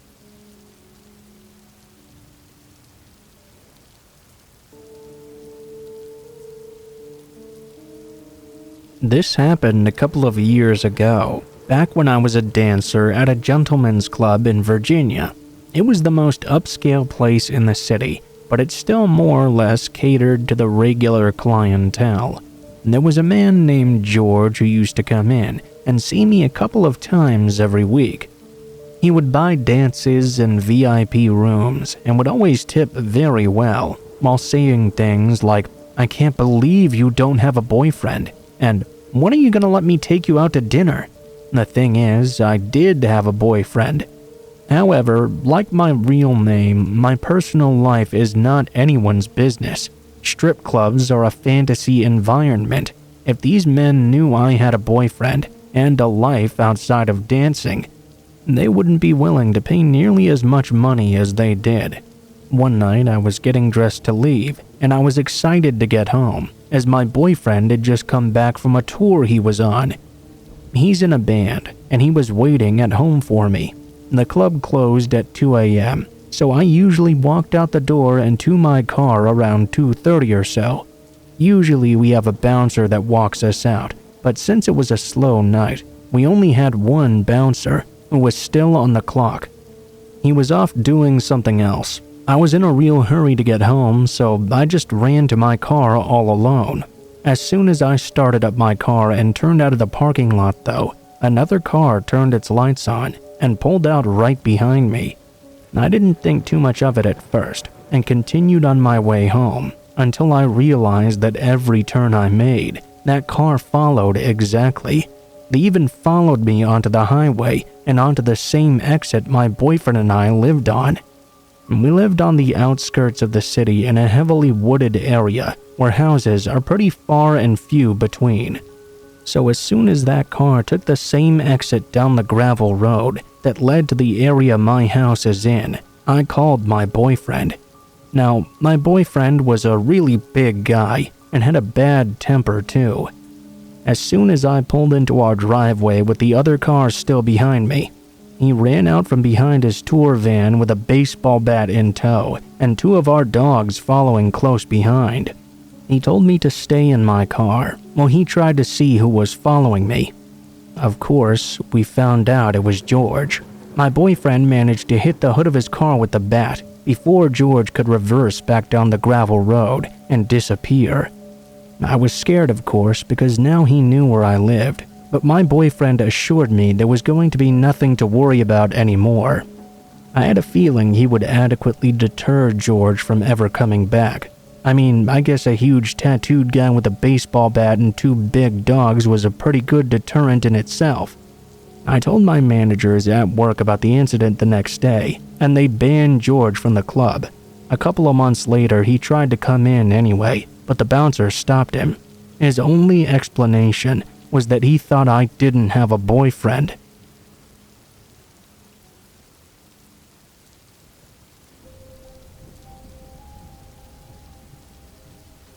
Every now and then, you have to look back and wonder about things in your life, how it may have gone differently if we knew the results our actions would have. Everything might be so much better, choosing what actions would make the best outcomes, but instead everyone makes mistakes, and everyone suffers the consequences of those mistakes. I grew up in a fairly uncomfortable environment. My parents got divorced when I was really young. Us kids ended up being with our dad, not because he was a good parent or anything, but because he was the only one with a job and a place to live. He was quite substandard as a parent, actually. He got very lost in the alcohol. It was sweet, and he was bad at paying his bills as well. As a result, we ended up moving quite often. Whenever he'd neglected to pay rent for months on end, we'd have to move every time. We had no stability at all. When I was 15 years old, I met a boy named Todd, who was in a remarkably similar situation to me, only for him it was his mother. She was the worst parent. He lived with his brother, and the few times I was over at his house, I saw firsthand just how awful she was. We were both miserable, so one day when he was taking me for a ride in his Mustang, the song Fast Car by Tracy Chapman came on the radio. I guess we were both so miserable in our lives we decided to do it and just run away right then. We gathered some brief belongings and some money and decided we were gonna drive out to Chicago. I guess I could bog you down with the details. Hell, I could write a novel about it if I wanted to. All I can say is the trip was alright, and we did make it to Chicago in the end. However, we quickly learned that being able to find a job at 15 and 16 years old was a lot more difficult than it seemed. Also, his car was bought and paid for completely, but being 16 years old, it was not in his name. It was a present from his father, so it wasn't like his mother could report it stolen. The point being, we couldn't get any money for the car in any way. We had a hotel room at a really ratty hotel in the city, and after a few days of us not being able to pay for the room, Todd felt he had to do something in order to get us some money. One day he went out, and he was gone for a very long time. When he came back, he was visibly exhausted. I tried to get some information out of him, but he wouldn't tell me anything. He always changed the subject while we ate, then watched some television together. This continued for about a week and a half. Todd would go out during the day and come back looking completely worn down. He would always have food though, and a little bit of money as well, just enough to keep us going. One day, I told Todd we had some money to last us a few days, and he should take a day off from whatever it was he was doing. I'd go out and buy us some food instead. He was hard to convince, but eventually I did convince him to do it. He gave me some cash, and I went on my way. I was out of the hotel room for about 3 hours. I had to find a grocery store and get there, get the food, and come back. I felt really good about myself. I'd finally done something for Todd, who had done the world for me at that point. I came into the motel room, only to drop the groceries on the floor. Todd was laying in the bed. His throat had been cut completely open. His eyes stared blankly into nothingness, and there was blood all over the place. I ran down to call the hotel office and got them to call the police. It was a nightmare. I mean, an absolute nightmare. I couldn't believe what just happened. Just a few hours beforehand, I had been feeling on top of the world, thinking I could let my best friend rest well. I tried to do something nice for him, and in that short period of time, he was brutally murdered in the room I'd slept with him in all along. I was sent back home to my dad. Todd's parents were called soon after. There was an investigation, of course, but the case is cold, and Todd has been left with no trail. As to what sort of job he was doing to get that money, the only person who knew him in the city was me, and I didn't know anything. Todd was a teenage runaway, whose death got lost in the annals of teenage runaways. I always assumed whatever he was doing for money, it must have been something illegal. I wonder if I'd stayed home that night, would he still be alive? But I have a feeling we'd both be dead instead. I feel responsible for my friend being murdered. I don't have any answers to these questions, but I spent my life being an advocate for resources for teens who run away from home. I hope that maybe some teenagers hearing this story will decide against running away. Your life may be miserable now, but it can get a whole lot worse. If you do run away, go to a shelter. Don't do anything illegal. The world's a lot scarier than you think it is, I promise you. I miss you, Todd, and that's all I can say to you. That plus, I'm sorry.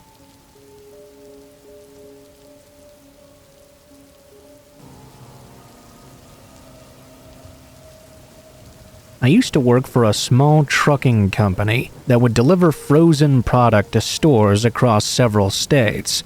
For the most part, I would do 3 or 4 deliveries before heading back to the warehouse and then heading home.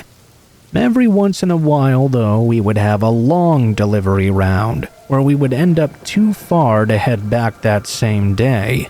We would have to sleep somewhere overnight before heading back. Usually, I just pull over the truck into a truck stop and rest for a few hours, then get back on the road. Anyway, I was scheduled for a long delivery on this day, and I knew I wouldn't get back until pretty late the next day. I got ready and headed out. Nothing really happened the entire way there. I drove the route, unloaded the truck, and started to head back. It was pretty late though, around 1 in the morning or so. I figured I should stop and rest for an hour or two before continuing on the way back. The last sign I'd seen for a truck stop said 40 miles ahead though, so I still had quite a bit of a ways to go before getting there. I tend to space out for long periods of time when driving down long straight roads, especially this late at night when nobody else is out driving. All of a sudden though, I thought I saw something flickering in my side mirror. I looked over and noticed headlights shining from right behind the trailer. I couldn't see the car that these were coming from at all though. Usually that meant the car was in my blind spot, too close to the back for me to see. I continued down the road at the same speed, waiting for this car to get into the other lane and pass me by. To my surprise though, whoever this was staying right behind me at the exact same distance. This was starting to really bother me. I knew if I had to brake for any reason, this guy was for sure going to hit me. The truck stop was just a few miles ahead though, so I tried to ignore them for the rest of the way there. Finally, I saw the sign for the rest area and started to pull in. As I was turning, I checked my mirrors again and saw the car start to slow down. They continued to follow me, even into the parking lot. I honestly wasn't sure what to make of this at this point. I figured maybe I'd accidentally cut him off a while back or something, and he wanted to scream at me about it. I'd gotten a lot of angry drivers in my years of trucking, so I was pretty used to being yelled at. I'd never had someone follow me like this, though. I pulled into an open spot and shifted into park. The car slowly trailed in behind me and got closer and closer to the back before eventually stopping.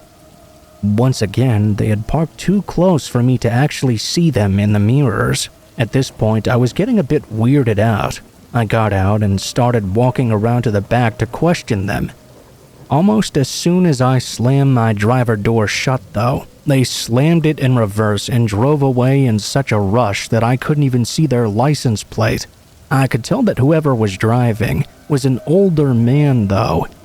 The car was white and had patches of rust all over. It looked somewhat similar to one of those old police cars with the front bumper bars. I stood out there by the back of the truck for a couple of minutes, making sure everything was still securely locked and that the person wouldn't be coming back. I then got back in the truck and turned it off. I double-checked all the doors to make sure they were locked, and did one quick glance out all the windows to make sure there were no more cars around. Then I laid back and closed my eyes. All of a sudden, I heard a bang echo through my trailer. I checked my watch and saw that almost 2 hours had passed by, and now it was a little past 3 a.m. There was another loud bang, this time even louder. I looked over in the side mirror and saw a faint shadow moving around towards the back. This time, I got really freaked out. I grabbed the small knife I kept in the middle compartment and started making my way back there. This time, though, I left the driver's door open so as to not make any noise. As I got closer, I crouched down a little and looked underneath the trailer. I could clearly see someone standing right up against the back of the truck. Their car was right behind them, with its headlights turned off. Once I saw that, a rush of fear ran through my body. I decided not to approach any further, and instead shouted out to them. My voice was admittedly a little bit shaky, but it seemed to do the trick. They rushed into their car and sped off. Looking at the back door, there were scratches all over the lock, and clear marks as if they were trying to cut it open. I looked around to see if any other trucks could have seen the incident, but the lot was pretty empty. After a couple of minutes, I ended up just getting back on the road and headed straight home. Nothing else happened for the rest of the trip. I always assumed this was just a guy trying to steal from my trailer, but obviously he didn't know I was on my way back from a delivery, and the whole trailer was empty. Anyways, it was still pretty unnerving. This happened to me during my early years of trucking, and I still get paranoid sometimes, with a feeling a car may be following right behind me, without me being able to see them.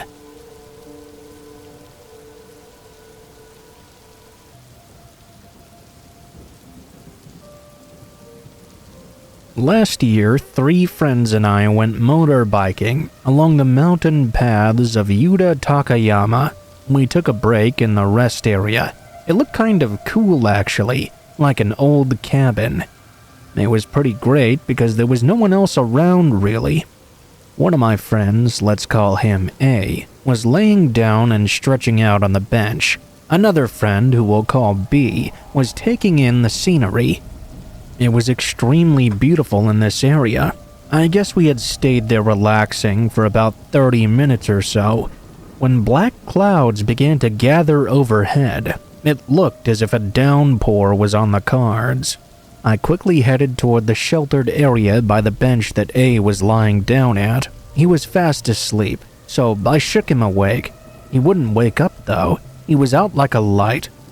As the thunderstorm stirred and raged, we noticed an elderly couple who'd suddenly appeared to take shelter. "Hey there, it's a real weatherly nightmare, isn't it?" The old man replied. "Yeah, it truly is." As B and I talked, the old couple sat there in silence and just stared at A, who was still sleeping. I found this couple very creepy. I didn't like the way they were staring at my friend. I didn't want to stick around them for much longer. The thunder was cracking all around us though, and it made me and B jump up in surprise. Apparently, it was loud enough to wake A up as well. He shot up straight away and said, "Did you see their faces?" I had no idea what he was talking about. I looked around and noticed that the old couple were now gone. B seemed confused. He ran out of the hut only to come back in and say there were only our bikes in the parking area. Where the hell did that old couple go? We were out in the middle of the mountains. It was impossible to get around by foot out here. Man, I can't feel that horrible feeling anymore. We asked A what he was talking about. While I was sleeping, I felt something terrible, kind of like a nightmare. I opened my eyes and that elderly couple was approaching me. When they sat down, I pretended to be asleep. "Oh, so you were awake the whole time? You heard us talking then?" Yeah, for some reason I really didn't want those guys to come near me. My friend was shaking out. He was really stressed out, and their disappearance seemed to have rattled him. He always liked to pretend to be asleep when something was about to go down. We really have no idea what was going on with that couple, or why they gave off such a strange and ominous feeling.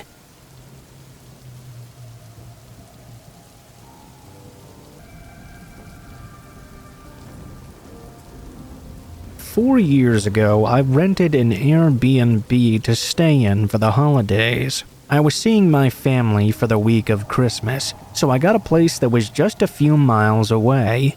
When I arrived on December 20th, everything was exactly as I thought it would be. The place was a very regular house in a very normal neighborhood. Overall, I was satisfied. I'd gotten there around 6 on that first day, though, and didn't feel like going out to see anyone, at least not until I'd gotten a good night's rest first. I stayed in and relaxed for the rest of the night, watching some TV and even getting a little bit of work done as well. I got in bed just before 10 p.m. and fell asleep quite quickly. In the middle of the night, though, I slowly woke up to a noise coming from downstairs. I was still half asleep and didn't even check the time. It sounded like small thumps against the wall, coming from somewhere inside the house. As I listened to these noises, I didn't really feel worried or anything. Rather, it almost sounded like it was the house making those noises they tend to do at night sometimes. I only stayed awake for a minute or so before drifting into sleep once again. I don't recall waking up any other times during the night. By morning, I had forgotten and didn't even think about the noises I was hearing again. I was pretty sure it was just the unit creaking or something along those lines. Anyway, I let my family know I'd made it into town, and we got our plans set for dinner at their place. I relaxed at the Airbnb for the whole morning and afternoon until I was ready to head out. I grabbed my bag and keys, and then walked up to the front door to exit the house. When I opened it, to my surprise, I found myself standing face to face with a man who was just waiting out on my porch. Needless to say, it completely caught me off guard, and I just stood there looking at him for a second, before even saying anything. "Can I help you?" I asked the man.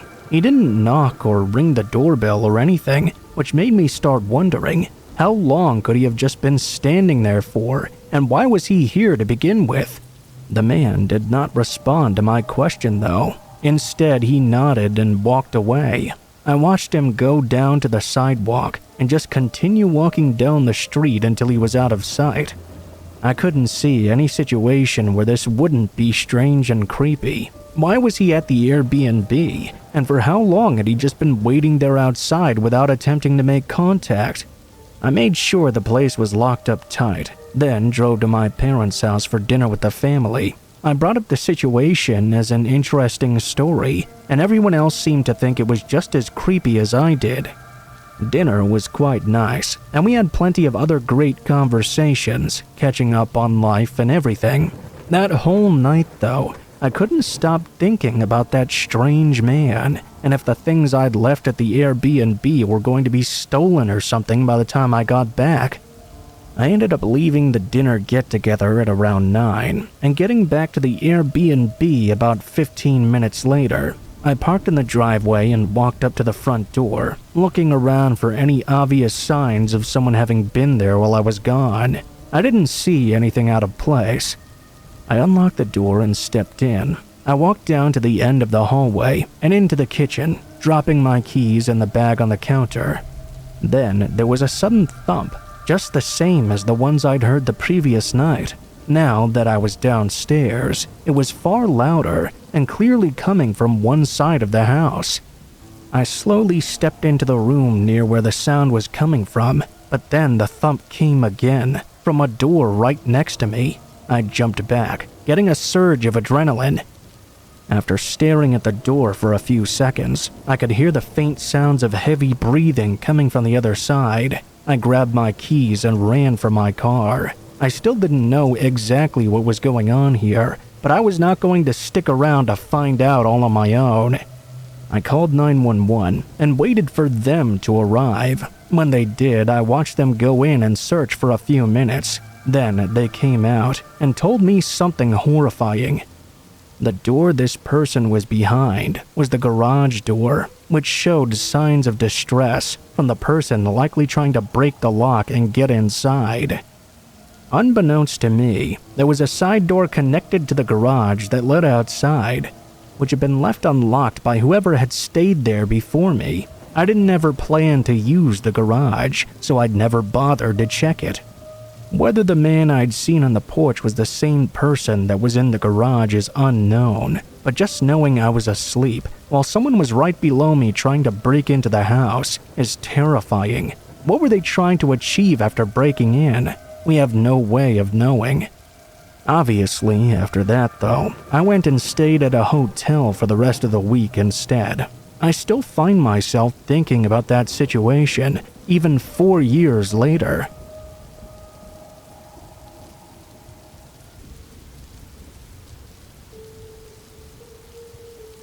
This happened when I was in my early 20s. I was working in a retail store in a mall, but there weren't enough hours to go around. I asked if there was anything else I could do.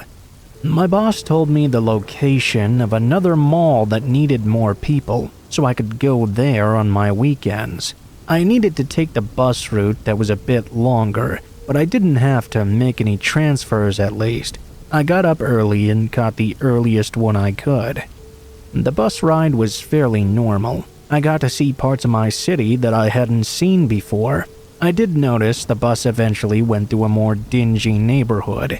There was more trash everywhere, abandoned buildings and houses, abandoned cars as well. I noticed it, but I felt like I was safely on the bus, and my destination was in a nice neighborhood anyway. At some point, an older lady got on the bus, and I noticed that no one was getting up to offer her a seat. I gave her mine and went to go hold the pole next to the side door of the bus. I continued on my way. While riding, I remember looking at a guy next to me and asking if he knew about how much longer it would take to get to my stop. Before he answered, though, someone hit the buzzer to get off. The doors next to me opened, and then I felt hands on my free arm, grabbing me and pulling me. On reflex, I clenched up immediately, because I generally don't like any physical contact with strangers outside of a greeting or a handshake. I really think that reflex saved my life, because it took my brain a few seconds to register that someone was trying to pull me off the bus right now. A tall man in a white tank top, blue jeans, and white tennis shoes had come out of the back of the bus and grabbed my arm and was trying to drag me off right now. He'd pulled me down to the second step before I even knew what was going on. I was just barely hanging onto the pole. The arm he was grabbing had my purse on it, so I actually tried to shake my purse down to him so he'd let go. He had no interest, though. I had just about started calling for help when I felt someone grab my waist and pull me back up towards the bus. The man trying to pull me down must have realized he could no longer get me out without dragging this on longer than he'd expected. So he finally gave up and ran off. That was it. The guy ran off, the door shut once again, and I vaguely remember hearing the man who saved me say something along the lines of, "You might die if you get off in that neighborhood." I had apparently gone into some sort of shock because I only remember saying, "Oh." I don't even remember thanking him. I didn't say anything to the driver. I didn't contact the police like I should have. I don't even remember my shift at the other location. I don't remember the ride home either. It's like I just went numb. When I was back at home and had completely showered and gotten ready for bed in my nightgown, I sat on the edge of my bed and thought about what happened. Did I almost get kidnapped in front of a bus full of people? I had a lot of regrets about this. I regret not contacting the police in case the guy went after another woman. At least then a woman would be aware he was out there. I regret not thanking and keeping contact with that nice person who saved me. I actually posted an article in my local Craigslist in hopes of him somehow hearing it and knowing how grateful I am.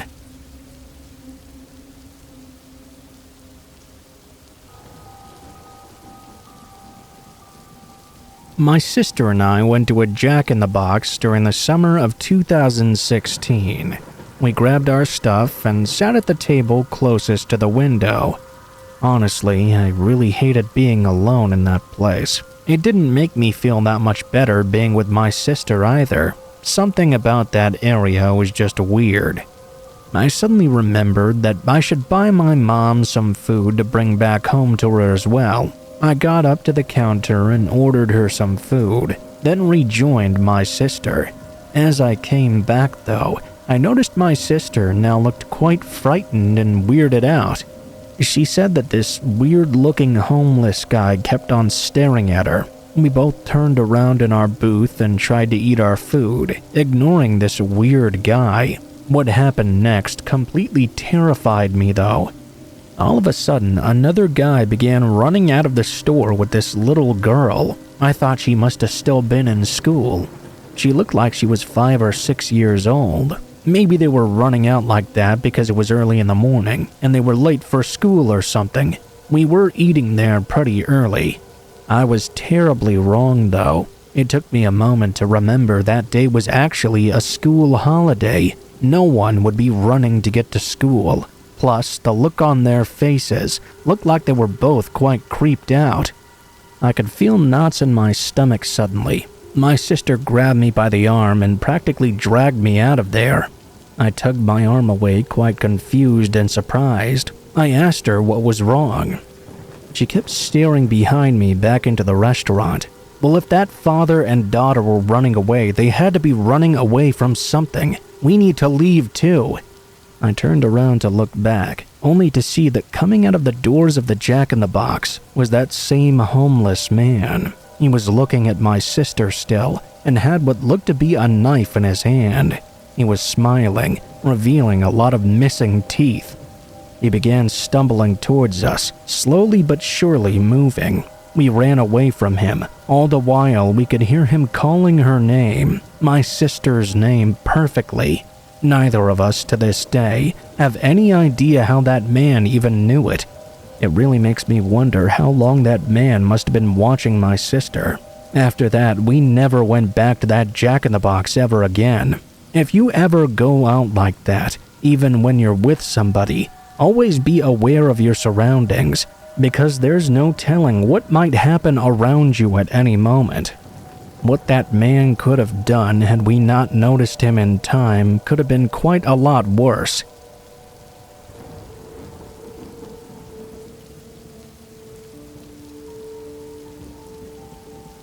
This happened back in 2021. I, 27 and female, had just moved from Melbourne to rural Australia to live with my fiancé. At that time, he was still only my boyfriend. He was 29 and was on military posting at the army base. The town we moved to was pretty isolated, about 4 to 5 hours to reach any large city in each direction. It was still big enough though, with a few different suburbs surrounding the main area. Neither of us really knew the area at all before moving, and this led us to get a house in a pretty sketchy part of town. I'll try to explain the setup of the house first, as this will be important later. The house we moved into was quite old. It had huge glass windows everywhere, including the entirety of the front of the house. Because of this, you could easily see into the kitchen, living room, and one of the unused bedrooms without coming down the driveway. There was an old metal fence to the left of the house, which was about 1.5 meters tall. It led directly into the backyard. To the right of the house was a small path, hidden by an overgrowth of bush and plants from the front. With a locked gate the height of the house that led to the back semi-enclosed patio and back door. The path was right next to the kitchen window. You couldn't exactly see out when the light was on, but you could see in if you were outside. When coming in through the back door from the patio, you would walk through the laundry with an adjacent bathroom, into the kitchen with our bedroom off to the left, and a second one directly next to ours. My boyfriend was out doing military stuff for a week, so I had been home alone. It was summer during this time, and it was quite hot.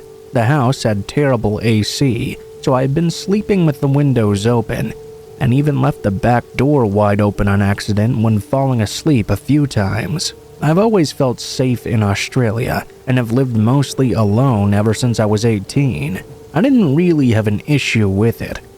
It comes to Friday, my 5th day there alone, and I decided to walk into town and find something to do.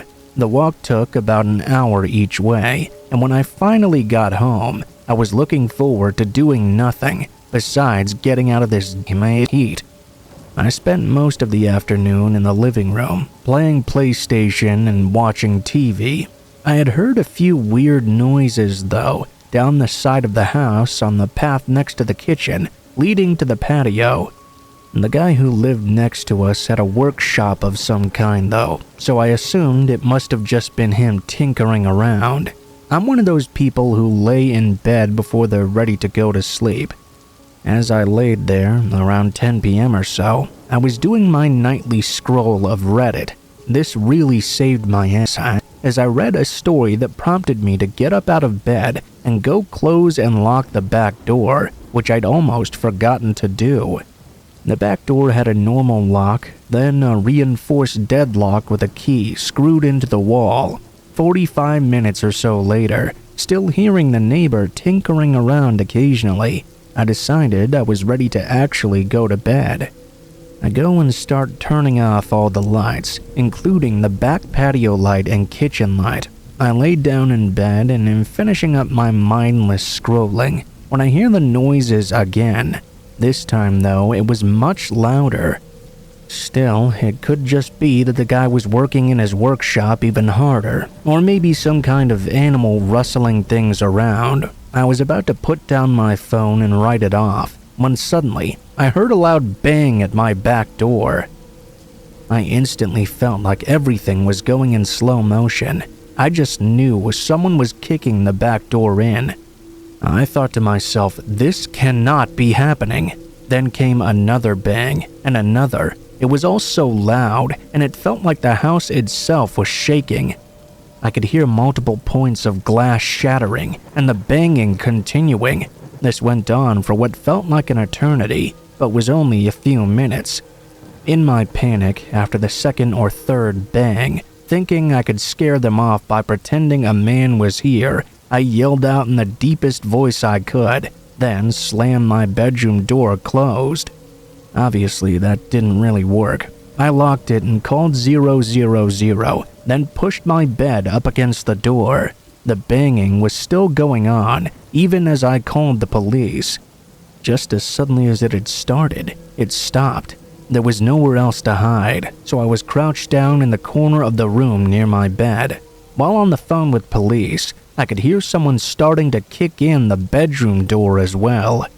I was screaming at this point, I don't even remember what I was saying to the operator, or what they were saying to me. I remember praying the police arrived before these people got inside my room. I could hear sirens. The banging on the bedroom door stopped immediately, and I saw torches shining into the bedroom window. Because I was so scared, I couldn't really comprehend what the operator was saying to me. I had no idea if those torchlights were whoever had just kicked in my back door and bedroom door, or if it was the police finally arriving. I don't remember how I realized this, but it turned out it was the police outside. The next thing I remember, I was in the kitchen surrounded by 10 officers, crying and trying to explain what had happened. I was so inconsolable that the police had to use my boyfriend's army photos on the fridge to get his details to call the duty officer to allow him to come home.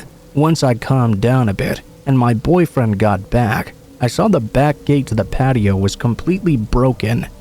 The bedroom door was cracked, and the back door had been thrown off its hinges, with the deadlock completely ripped out of the wall. The laundry window had been smashed in as well. There were 2 sets of clear footprints on the door from where they had kicked the door in. I checked my phone and called 000 at 12:04 a.m. and had been on the phone for less than 5 minutes. What I think happened is that they must have followed me back from my walk. They could easily see from the road that I was alone and had been watching me on the path next to the kitchen for the evening. The noises I thought were the neighbor tinkering must have been them, and once I turned the lights off, they finally made their move. I don't think they anticipated the back door would be so hard to break down though, which is why they smashed the laundry room window. They couldn't unlock the deadbolt without the key though, so I guess they broke it down somehow. Luckily, that extra time saved me from whatever they were trying to do. The guys weren't ever caught, and we ended up moving house within the next few weeks. My boyfriend and I even ended up breaking up, as he was regularly out on duty, and I couldn't stand to be home at night anymore. I would panic, cry, and not sleep until the sun would come up, and it put too much strain on the relationship. It wasn't until later that I realized I was experiencing PTSD, and after I worked through it, we got back together. I now live back in my home city in an apartment building that has 24/7 security, a billion cameras, and I got 2 dogs as well.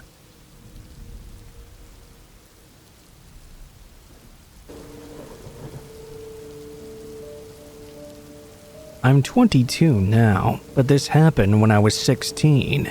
At the time, I lived in Staten Island, New York.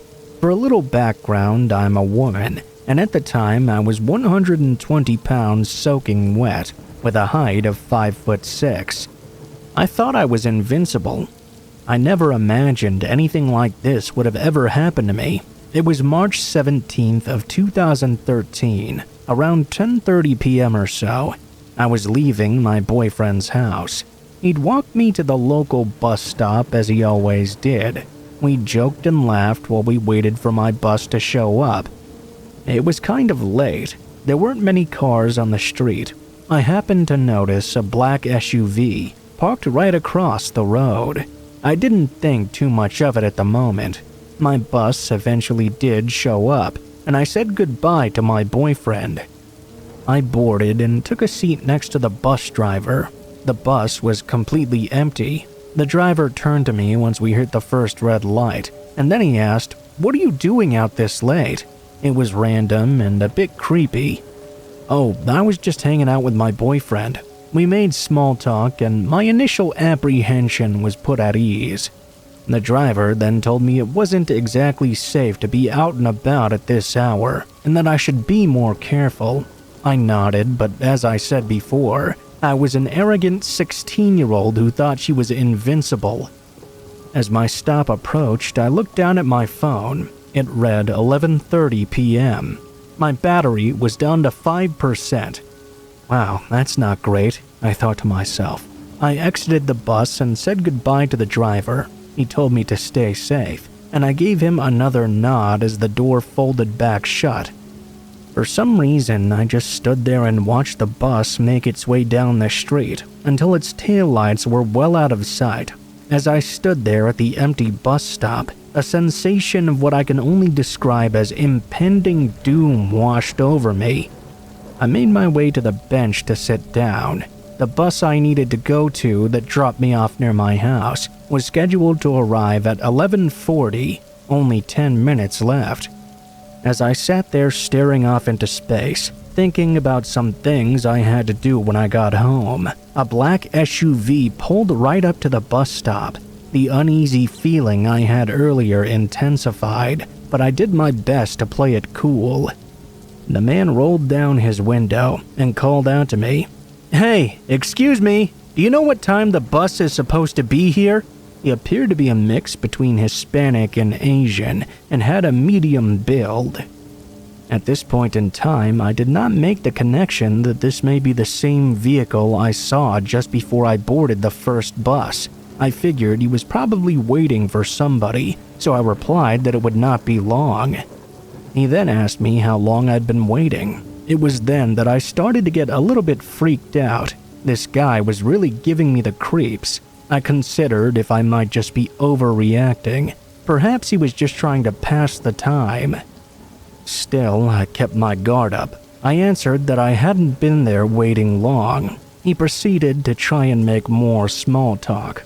I was trying to be polite, but I also kept looking at my pitch-black phone screen, trying to subtly hint to him that I was not interested in conversation. It was dark out by this point. The only luminescence was coming from some nearby streetlights. However, there were also two big trees outside the bus stop, positioned in such a way that they blocked out most of the light. If this guy tried anything, the dark would have provided decent cover. I nervously clenched my phone, with the uncomfortable feeling inside increasing with every passing second. He told me he was new to the area and didn't know his way around too well. He claimed that he was in the army and was stationed nearby. He then asked me where the beach was. "It's just down the street," I told him in a very matter-of-fact way, as to convey that maybe he should go there instead of talking to me. It was then that our eyes met, and I could see his face very clearly. His eyes were not like a normal human's eyes. It was as if they were looking right through me, staring at me like a hungry fox who just discovered a trapped and defenseless rabbit. He then asked me, "Would you mind showing me around a bit? Come on, get in the car for a little while." I may have been a naive 16-year-old, but I was not an idiot. I knew that if I got in that car, that would be the last time anyone ever heard from me again. I was trying my best to show him that I wasn't afraid, so I politely declined while looking down the street for my bus. He then began to beg and plead. It was kind of pathetic, honestly. I told him no once again. He then said something that I'll never forget. "Come on, baby, it won't take long." At that moment, my blood ran cold. My stomach felt like it was going to drop right out my side. I felt absolutely sick, like I was going to throw up. Thankfully, at that moment, my bus was appearing in sight and coming down the street. A feeling of relief washed over me. I told him no, once again thinking that would be the end of it. He then told me he would drive me right home afterward. This guy would just not give up. I finally had enough. With all my strength and courage in me, I shouted at him to leave me the hell alone and called him a fucking loser. As my bus pulled up, I heard him say something genuinely terrifying, and I quote, "Fine, shit, I'll just follow you and see where you live." My heart started to race, my hands broke out in a cold sweat, and my body began to tremble with fear. I quickly got on the bus. Honestly, I don't know why I didn't tell the bus driver. I think I was just in a state of shock. I was hoping that Mr. Boyspade Hunter in the SUV didn't mean what he'd said, and he was just pissed off and trying to scare me. When I sat down and looked out the window, though, I saw the headlights of the SUV tailing the bus. I thought I was going to have a mental breakdown. When the bus finally arrived at my stop, I ran like I reached the front door of my house, which was usually unlocked. Tonight of all nights though, it was locked from top to bottom. I frantically rang the doorbell while going through my bag to find my keys. I heard someone pull up out front. Without turning around, I knew who it was. Just like in the movies, I dropped the keys I was trying to put into the front door. I finally managed to unlock the front door. Before turning the handle, I heard a car door slam shut from behind me. I quickly ran inside and slammed the door shut in a panic. I explained to my mother and my older brother what happened. My brother ran outside and looked up and down the street. I was shaking, absolutely consumed by terror. My emotions finally got the best of me, and I could no longer hold back my tears. We called the police, and they came and searched the area. They asked me if I'd gotten a tag number. Unfortunately, I had to tell the officers that it was too dark to see. I did notice a sticker of some sort of bird on the backseat driver's window. It didn't dawn on me until right then that had been the same SUV that was parked across the street when I was with my boyfriend nearly an hour prior. They told me they'd checked the army base nearby and the surrounding area, but nobody had seen any vehicle matching the description I gave. All I could think about was what the bus driver had said to me and the irony of what took place on the same night. Years went by, and I didn't think much about that incident after that night. One day, I was scrolling through Facebook when I came across a picture. My friend had posted it. It was a story of a man who had been following her home from work for the past 3 days. It was the same guy I'd encountered 5 years prior. My heart felt like it was going to leap out of my throat looking at that post. I noticed that several other women had come forward, and they all shared similar experiences to mine. I ended up finding out that he almost kidnapped a 13-year-old girl. She allowed herself to be lured into his car, but once inside, she noticed a roll of duct tape, some rope, a pair of gloves, and a bottle of what turned out to be chloroform on the floorboard. She ended up jumping out the window while they were stopped at a red light. I don't know all the details, but apparently he also got physical with a woman who was pregnant and tried to force her into his car. He got pretty ballsy and started trying to abduct women in broad daylight. The news found out his name was Leo, and it was discovered he had a wife and 2 daughters who were around 3 and 5. They interviewed his neighbors, and to my surprise, they defended him, saying that all these women were just lying. It's truly unbelievable how stupid and useless people are. 5 separate accounts from 5 different people who have no connection with each other came forward and shared their experiences. Could you please dislodge your head from your ass and face up to the facts? Anyway, to this day, I have no idea whatsoever became of him. The last I heard, he was still at large. I hope they caught him, so no other young woman have to be subjected to this monster ever again.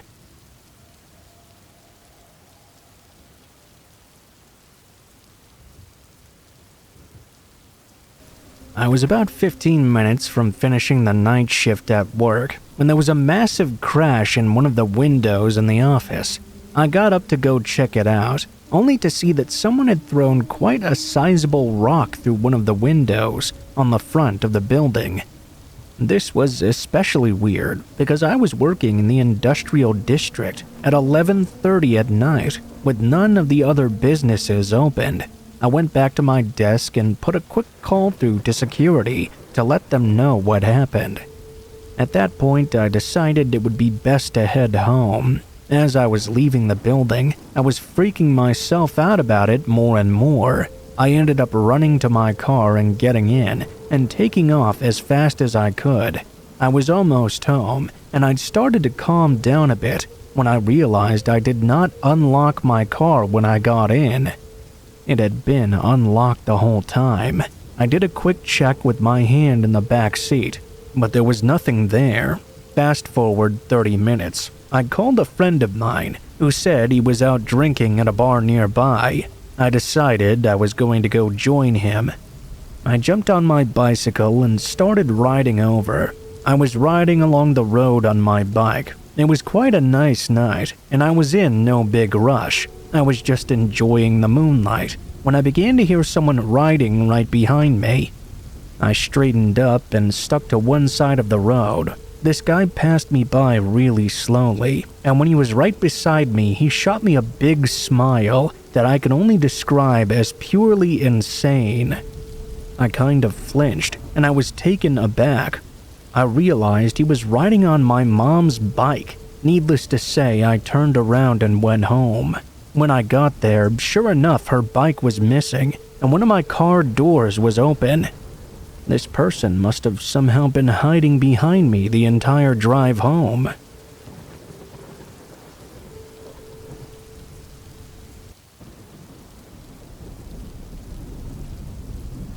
This happened about 3 years ago during summertime. I was riding my motorbike in the mountains of Gifu. All morning long, it had been very bright and sunny out.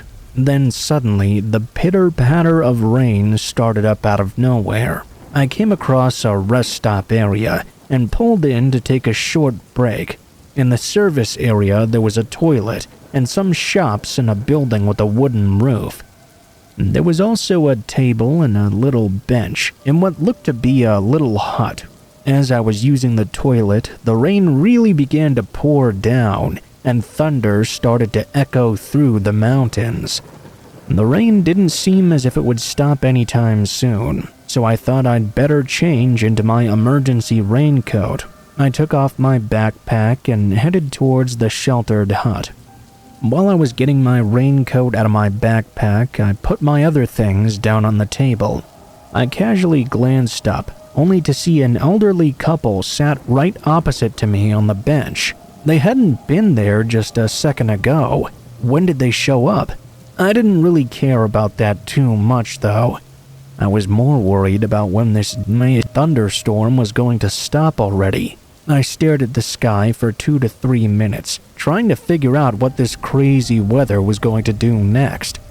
The elderly couple that had showed up out of nowhere didn't say a single word. Things started to feel a little bit uncomfortable. A little awkward, if you will, so I tried to break the silence. "This rain started up real suddenly, huh?" The old man talked to me in a dead flat voice. It's always raining. It only just started to rain, though. What the hell was he talking about? They both looked at the sky and not at me, so I didn't get a good look at their faces. "Man, if I don't take a quick rest, I'll never make it home," I said. The old man paused for a couple of seconds and said, "I really feel for the ones who won't make it, huh?" What a weird thing to say. I could suddenly hear some voices shouting in the distance. When I looked around, the old couple had disappeared. That's all I can really remember. Next thing I know, I was jolted awake. I opened my eyes to find I was being shaken by some random guy. He looked about 30 years old or something. "Hey, are you all right?" He looked very concerned while he was shaking my shoulder. I asked him what was going on and what had happened. He said he'd seen me when he pulled in to use the rest area's toilet. Apparently, I was climbing over the safety railings onto the mountain path close to the wharf. I was stood dangerously close to a cliff's edge. He said I looked completely dazed and disoriented, so he had to jump over and stop me from jumping off, or whatever the hell it was I was going to do. I really have no recollection of that, though. I must have been unconscious for all of 2 minutes at the most. I still very clearly remembered the rain, but as I mentioned it, the guy who saved me from jumping off the cliff edge said that it hadn't rained at all that day. Well, yeah, it must have been raining because, look, I pointed to my raincoat only to discover that I didn't have it on. I looked around me and there were no puddles, no wet ground, or any sort of sign it had been raining either.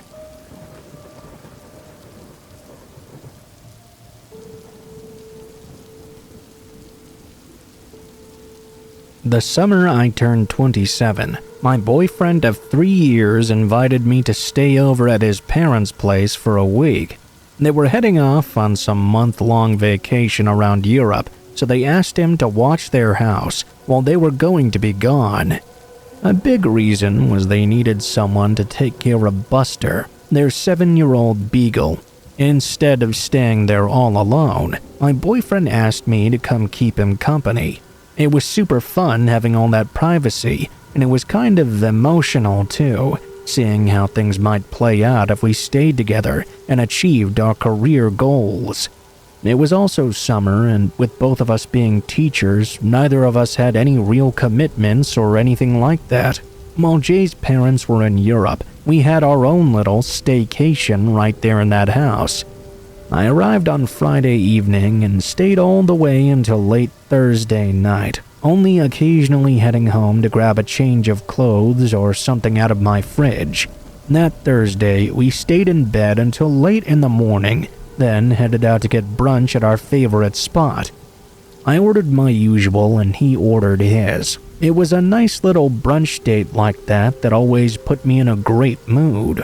I was walking out of the cafe shop and back towards his car. I was in a really good mood at that point. I distinctly remember, though, the moment I lost some of that good feeling, having spotted a guy across the street sitting in his car and very clearly staring at me. I did a double take just to make sure I wasn't imagining things, but no, there he was just staring back at me with this vacant expression on his face. I didn't want to say anything to Jason, my boyfriend, just in case things escalated and it ruined our day for no reason. Once we were safely back in his car, I told him about the guy who was staring us down. He reacted exactly how I expected him to, kind of mad at first, but then trying to make light of it by telling me how pretty I looked. I didn't mention it to him, but that wasn't the kind of look the guy was giving me, like he was trying to stare at me because he found me hot or something. It was just this expressionless 1,000-yard stare, like he didn't give a crap if I knew he was staring or not. That was definitely the creepiest part. We got back to his parents' place, hung out some more, and playfully argued about where to order takeout from. We had a generally nice afternoon together, and dinner was quite good as well. I won with my suggestion of Korean food. Once again, a nice time was had by all. With us being teachers, we were conditioned to have an earlier bedtime. So, after a few glasses of wine and a little bit of Big Bang Theory, we took a shower together and then went to sleep. As I mentioned earlier, we were taking care of Buster the old beagle that I had come to absolutely adore by that period of my stay. He was just so chill and friendly to everyone. I swear, I had never seen a dog so hungry for cheese of all things.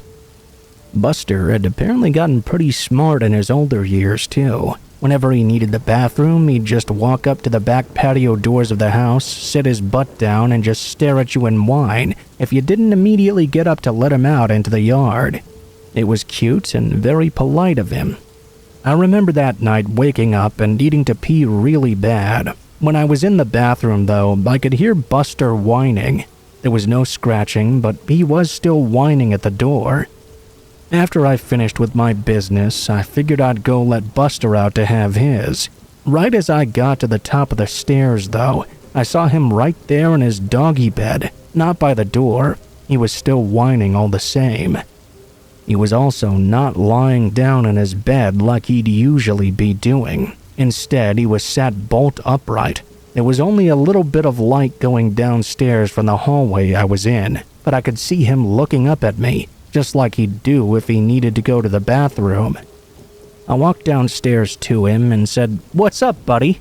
Right then, when I got to him, he turned his head to look at something in the TV room. He kept staring until I too looked in that direction. There, sitting on one of the two couches that faced each other, was a man wearing dark clothing and a ski mask. Before I could react, he had a gun pointed at me and gestured to the couch in front of me, then told me to sit down. It was like I wasn't in control of my own body anymore. I knew I shouldn't do what he was telling me. I knew I should run or try to scream, try to hide or anything to avoid getting with arm's reach. I still did what he told me, though. I sat down on the couch and tried to speak, tried to tell him that we'd do anything if he wouldn't hurt us. Instead, he cut me off. "Is Jason here?" The fact he knew my boyfriend's name, I can't even begin to describe how much that terrified me. If this was just some random break-in, they might at least be happy with some money or valuables or something like that. But knowing my boyfriend by name meant this must be personal. I did the only thing I could. I lied and shook my head. I remember how dark the guy's eyes looked in the low lighting, and how they never blinked once. After I shook my head, he then asked me in the same whispered voice, "Why is Jason not here if his car is parked outside?" Again, I felt that same terror. He must know Jason quite well. What the hell was he into, though, that a man with a gun would come breaking into his parents' house in the middle of the night? I think what scared me more than anything was not knowing what happened to get us into this kind of mess in the first place. I could die never knowing what Beale had done. Just 1 minute I'd be there wondering in horror, and the next there'd be nothing but a void of unanswered questions. The masked man asked me again if Jason was there, and more specifically if he was upstairs sleeping. I knew it was pointless to lie again, so this time I said nothing and did nothing. I just waited for whatever came next. Maybe he might shoot me and go upstairs and do the same thing to Jason, or maybe he'd just walk right past me, and I'd have to listen to the last moments of my boyfriend's life. Instead, the guy seemed to take a completely different persona all of a sudden. He stopped pointing the gun at me. Not completely, but not directly at me anymore. He then sank back into the couch and asked if I knew why he was there. I shook my head in response. I remember how he laughed silently to himself and said, "Of course not." That was one of the few times I found the strength to speak, and although I wanted to ask him why he was there, all that came out was a simple, "Please don't hurt us." The guy leaned forward again and then told me in words that'll stay with me until I die, "I'm not gonna hurt either of you. I was gonna. That's the reason I came here. I was gonna shoot your boyfriend. You know why?" I shook my head, and he instantly responded, "Because he's been cheating with my wife." It was only then that I noticed he had something in his other hand, a folded up piece of paper. He then put the gun on the armrest of the couch and unfolded it, then put it down in front of me. I saw it was some kind of collage. Each picture was of some kind of text message exchange from an app called Telegram. That was all except for one, which showed the contact details of one of the participants. It was Jason. It was 100% him. I assumed the other participant was the guy's wife. I don't know why he brought it with him. Maybe to show Jason so he couldn't deny it away. Maybe to show someone like me so they'd know it wasn't just some kind of mistake. Either way, once he'd successfully broke in and bumped into me instead of Jason, he decided against the second half of his plan. That's something I consider to be divine intervention, because I'm certain if it was Jason that had woken up and gone downstairs to check on Buster instead of me, he would have died right there before I even knew what was happening.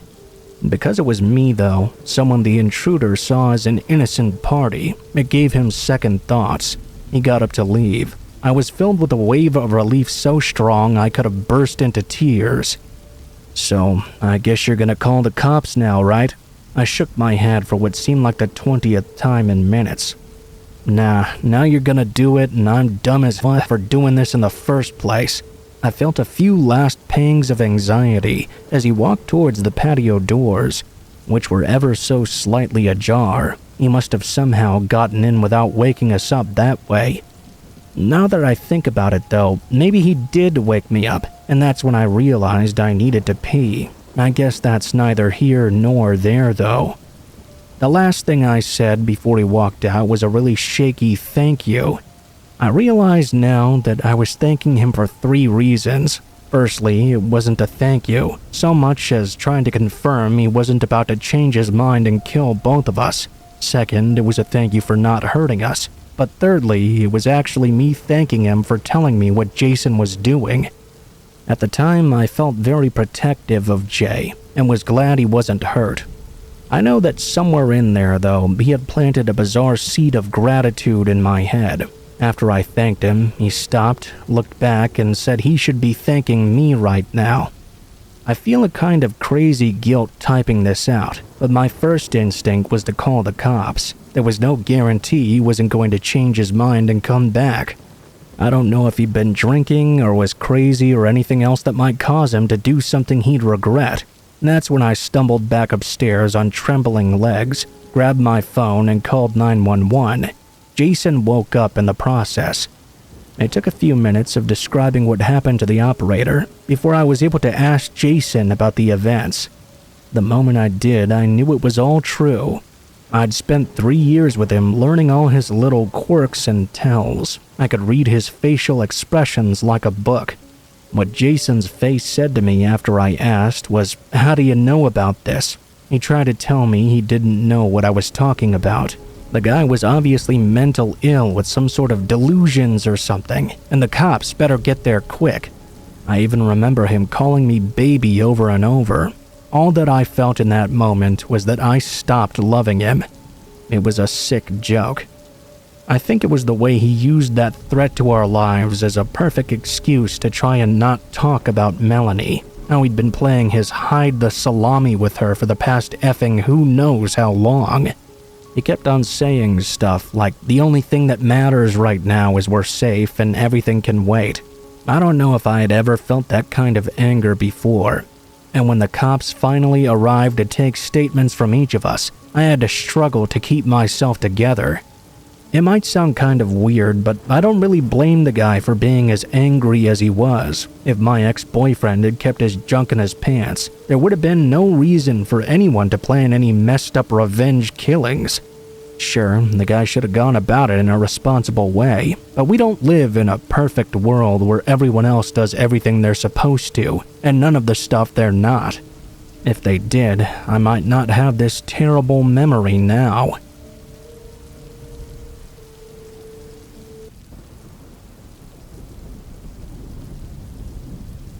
I'm a nurse who works the night shift, and there have been 2 different occasions when I've been stalked on my way home. I'd like to share them with you. This happened when I lived in Chikawa, Tokyo. I was returning home on the last train of the night. It was around 12:30 a.m. or so. When you get off the train and exit the subway, there's a convenience store right at the top of the stairs. My apartment at the time was about 7 minutes away from this store, in a residential area. At that time of night when you get off the last train home, the lights of the convenience store are pretty much the only light source in the area. The roads are usually empty as well. Back to the story. I was climbing up the subway stairs when I noticed a man waiting at the top of them, staring down at me. His eyes widened further and further as he stared at me. He was shifting around restlessly. At that moment, I knew something was weird about this guy. I ignored the traffic lights and crossed the road as soon as possible. I took a quick look over my shoulder and decided quickly to walk home, since the situation was abnormally creepy. As I was walking, though, I felt a looming presence behind me. I looked back over my shoulder once more and noticed that weird guy from the entrance of the subway was following me. He was closing the distance between us without any hesitation. I instinctively started running. I remember running like crazy. I was so panicked and frightened. There was no one on the streets to help me, not a single car passing by, and it was so dark everywhere. I remember I ran up a path onto someone's private garden and pushed the gate aside. I hid in their yard as I crept around the back of the house. I peeked around the corner back at the road. I saw a taxi pass by, and I saw my chance. The taxi driver must have seen how scared I was because they slowed down right away, and that really saved me that night. After that startling event, I moved into an apartment right in front of a different train station. This area was one that was much safer, as it had a 24-hour taxi and buses and was well lit. It was also busy with many people, even during the nighttime. It was much more reassuring. I had been living in this new place for about 2 years when something else happened to me. Of course, it took place when I was coming home from my night shift. Back in those days, when I left the hospital to go home, I used to take a shortcut through this dark alley. It was there that I was certain I met the same man once again. I remember quickly heading to the train station and boarding my train when I noticed the man once more. As I sat down, I could tell a man was staring at me. Some guy had followed me onto the train. I had a terrible feeling about this. This guy kept glancing at me and fidgeting around in his seat. The train pulled into my station. I got as close as I could to the doors, and as soon as they opened, I ran out as fast as I could. I sprinted to an exit I knew would be busy. I even took off my jacket and tried to blend into the crowd of people. When I thought I found a safe place to hide, I looked over my shoulder. Sure enough, he was right there behind me, desperately searching the area to find me. I knew how much danger I was in. Luckily, there was a police box at the west exit of the station. In the following days, I became paranoid that man might know where I lived, or might wait to ambush me in a more well-hidden place next time. I told the police everything I could about the man. One of the officers seemed familiar with the man I was speaking of and described him as a real pervert. When he said that, shivers went down my spine. There are a lot of young nurses in Japan who work late like I did back then. It's been 10 years on now, and I still get creeped out thinking about those nights. As peaceful as Japan can be, you really have to be careful when walking home at night, especially if you're all alone.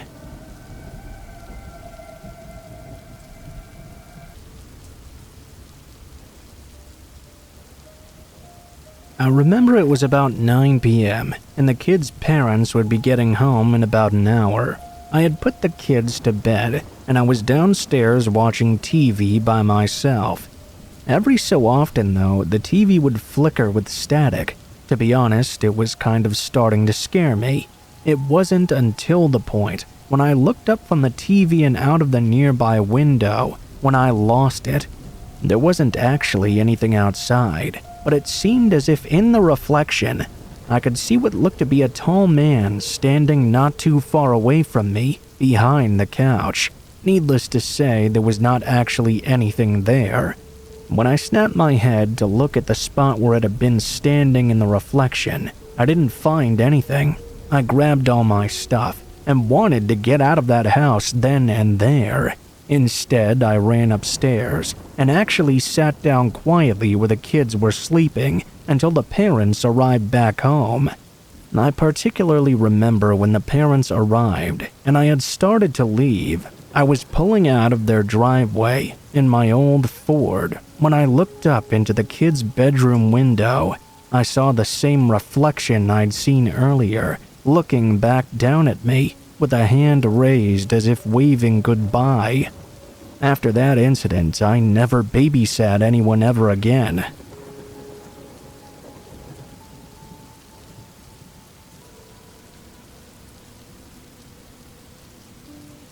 Going to see my family during the summer is quite fun.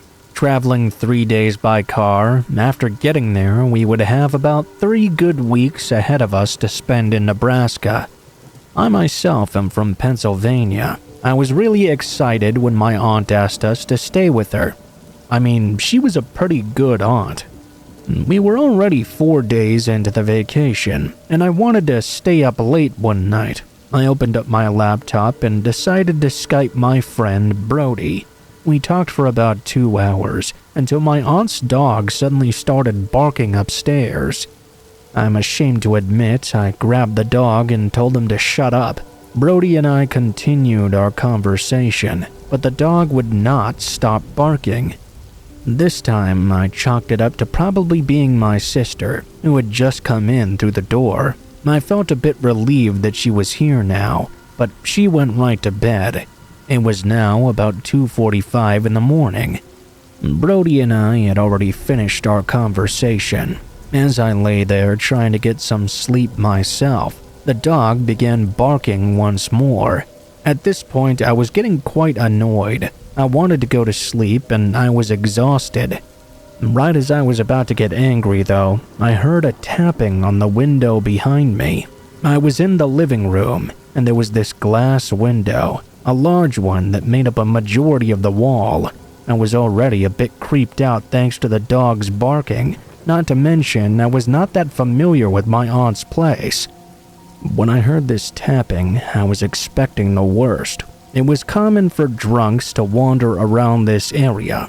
The place was almost infamous for it, so when I turned around to look at what was out there, I was expecting some random drunk to be tapping at the window.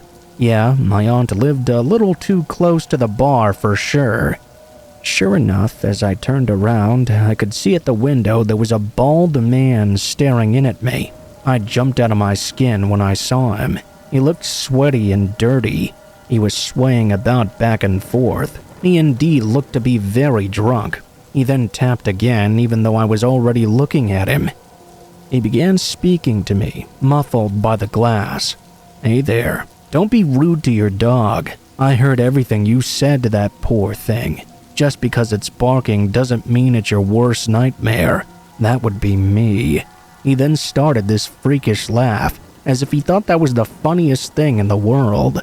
He then bolted away as fast as he could around the side of the house, looking like he was about to trip the whole time. It was a bit too dark to actually see his face, or where he'd actually gone. I wasn't entirely sure if I should call the cops or wake someone up. Sure, you might say it was some drunk playing a prank, but this guy really seemed to want to scare me. It makes me wonder what he might have done if there was no wall or glass separating us. Alcohol does tear away your judgment and your inhibitions. That incident made me realize that no matter where you are in the world, nothing is really perfectly safe. Not unless you're in a place with people you absolutely know and trust. The last thing you want is to experience that sort of thing. So be safe out there, everyone. Be sure to shut your blinds and be nice to your dog as well.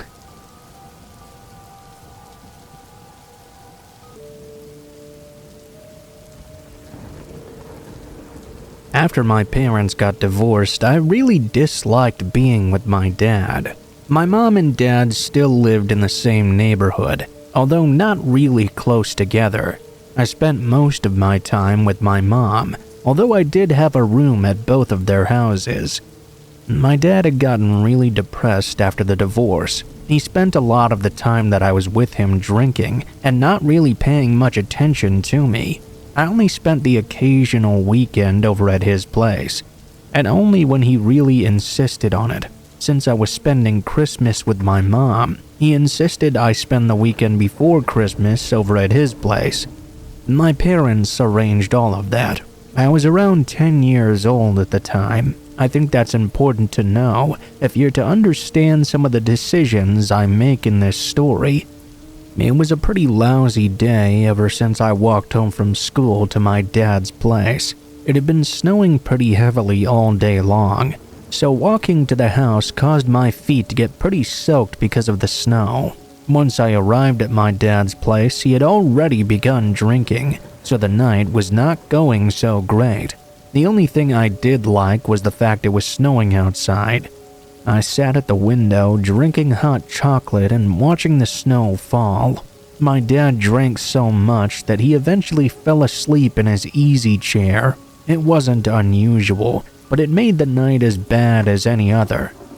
I was only 10, and I really didn't know what to be doing in the house basically by myself. It wasn't the first time that I completely had to take care of myself, but I didn't really like it.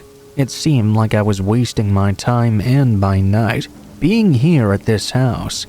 That's when I got the brilliant idea that I should just walk over to my mom's place.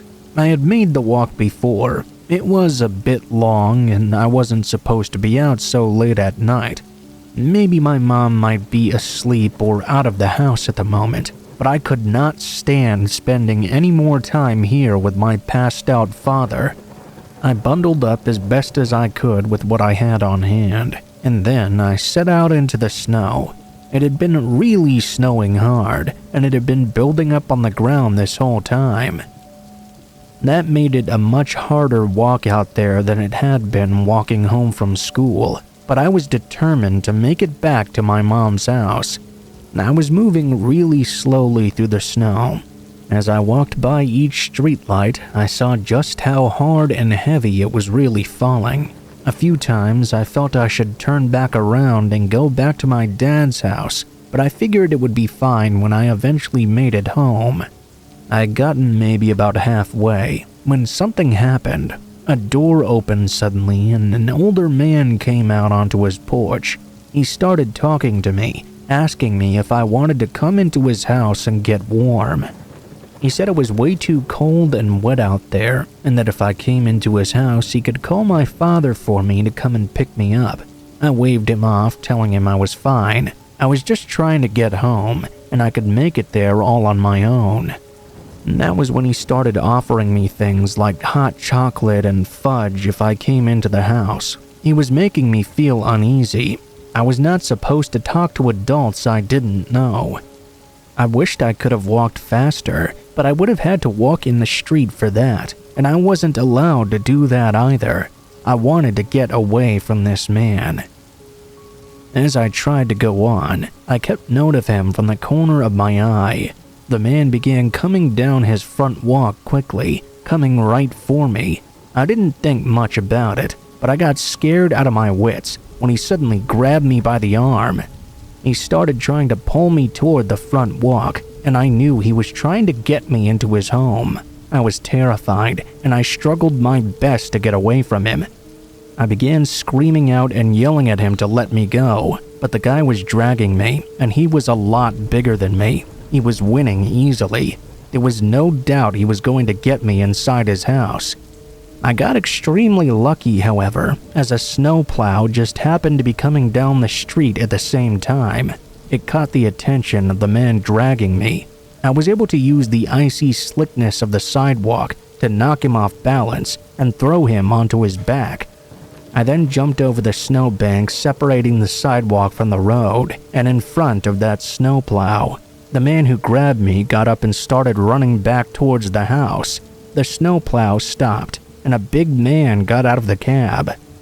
I ran over to him and told him the man in that house had just tried to abduct me and asked if he could help me out. The driver let me into his truck and used his phone to call the police. He waited in front of the house until they arrived, which took a while. When they arrived, they went and confronted the man in the house. He was arrested for attempting to abduct me. The police then took me to my mom's house. I did get in some trouble for attempting to walk in the first place. Mostly though, my parents were both happy nothing bad happened to me. That was the closest call I ever had in my life.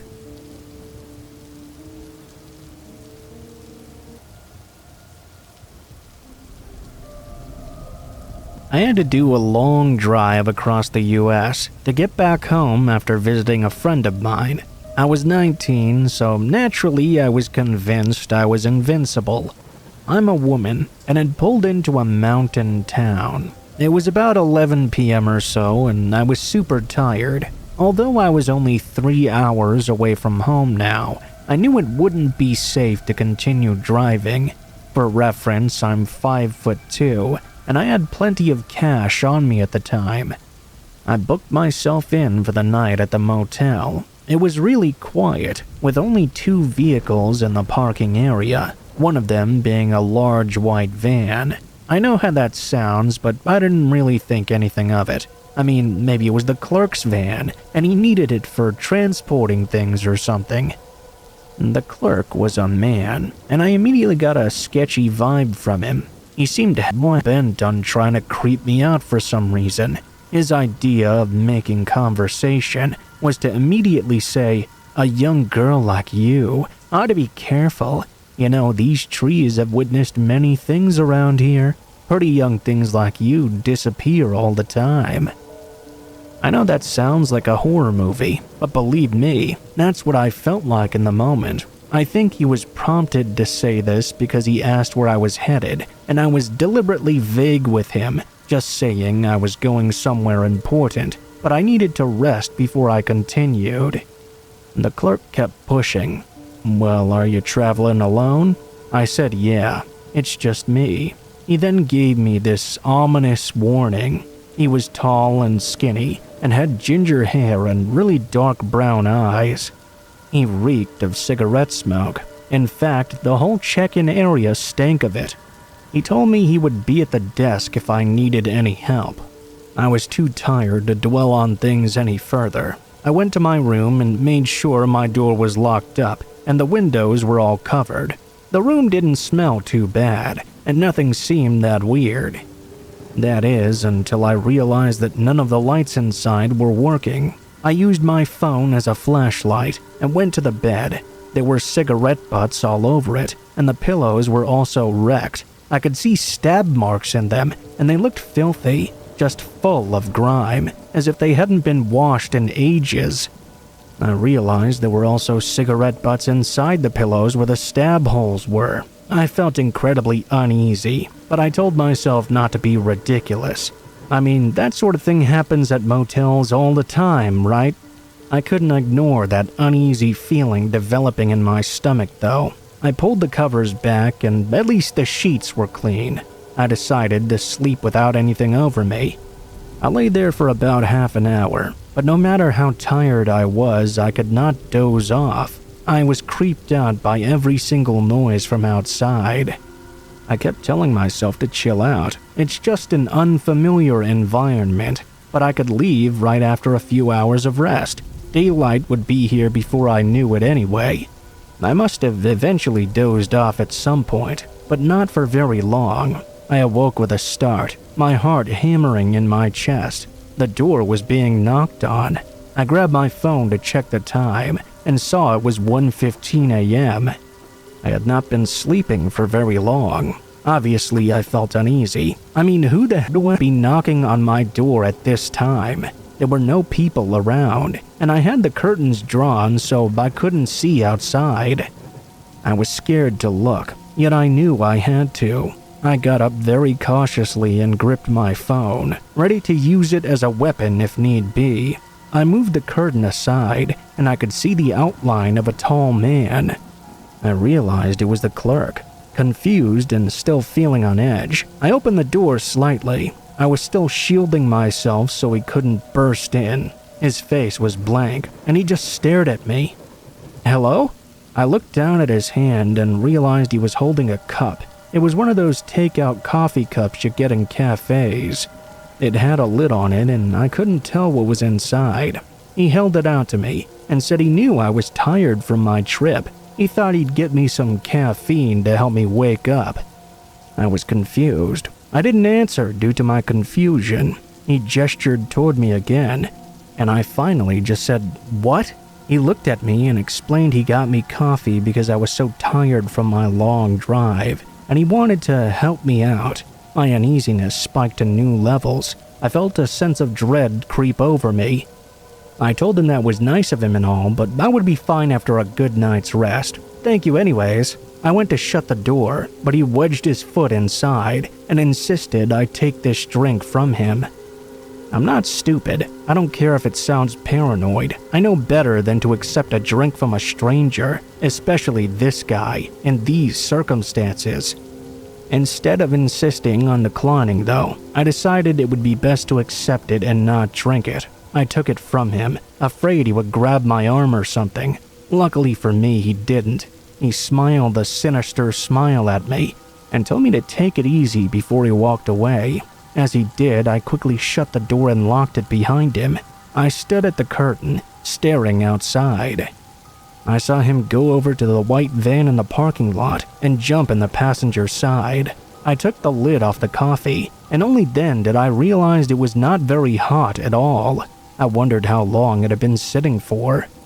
It did smell like coffee, but I also thought I might have smelled something else.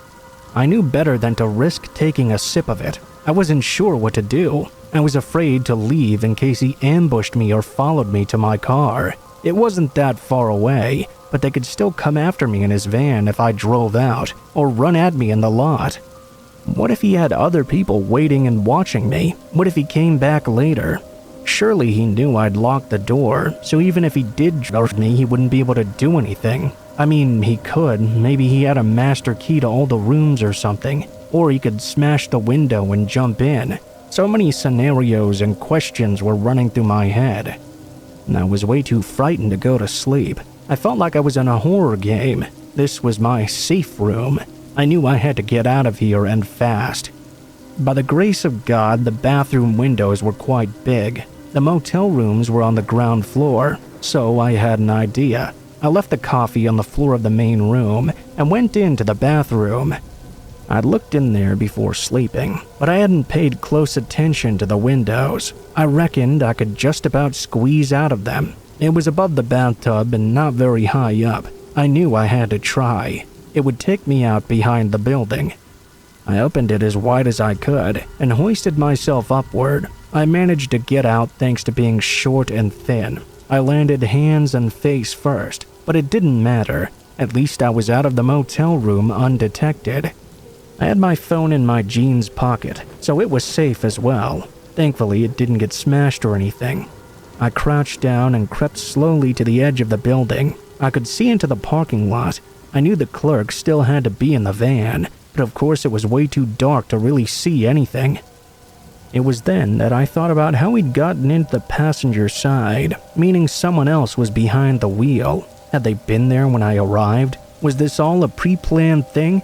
I had to take some deep breaths to calm myself down. I didn't have strong cell phone service.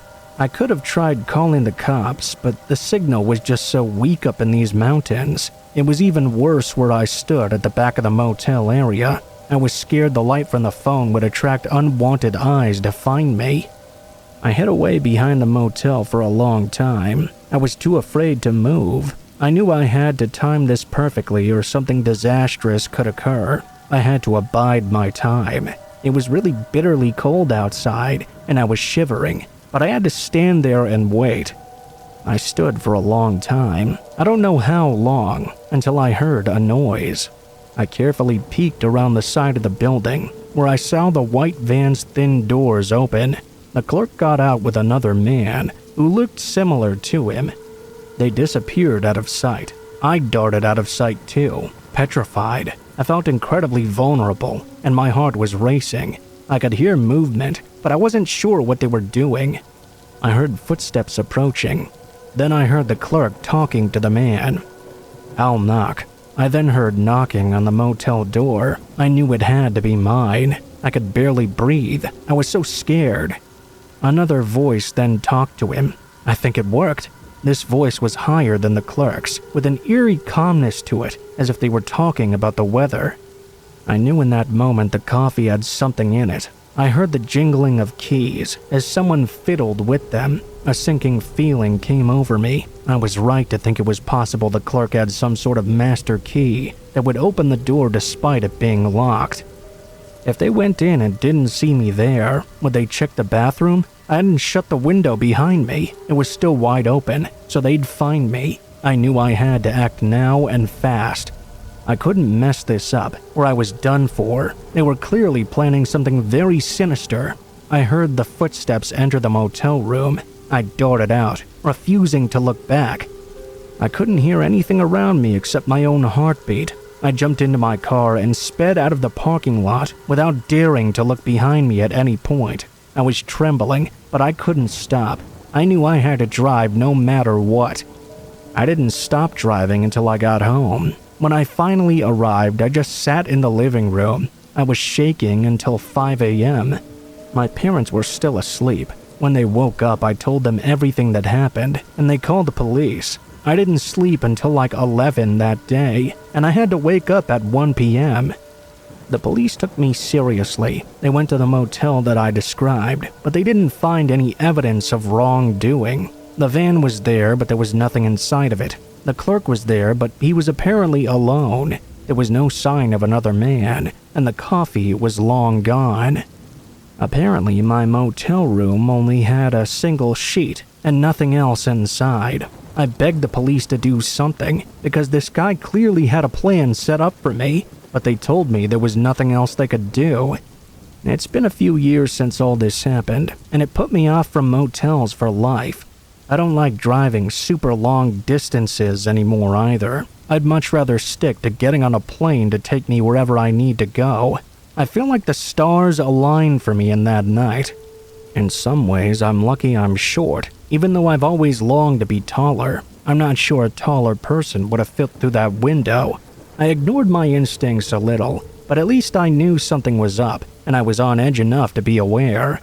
I'm so glad I didn't drink that coffee. I feel lucky he didn't insist I drink it right in front of him or something. I really hope nothing like this happens to anyone else.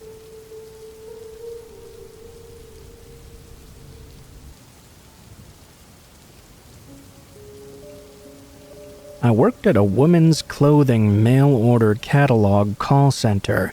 During training, a veteran worker was talking about getting to know the frequent callers and the story of one of them. This old lady used to call in often. She was blind but would have someone help her pick things out. The manager of her apartment complex, I think. She would order often, and they got to know her by name.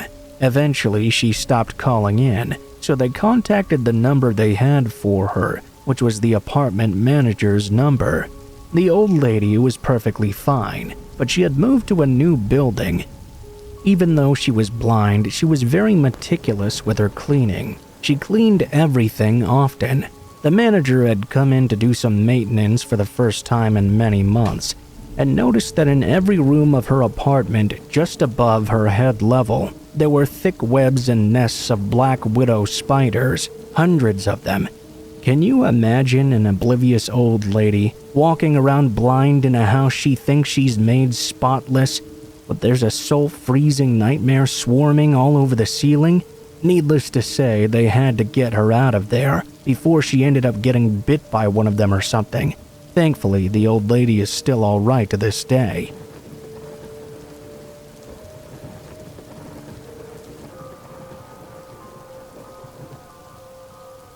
This happened when I was at university. My friend had just moved into a new apartment, so me and a bunch of friends decided to drop in on him.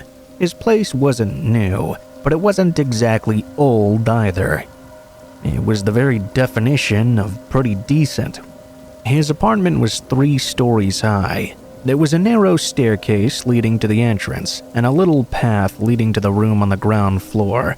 Opposite from this was a bicycle parking area. My friend's room was on the corner of the 2nd floor of that complex.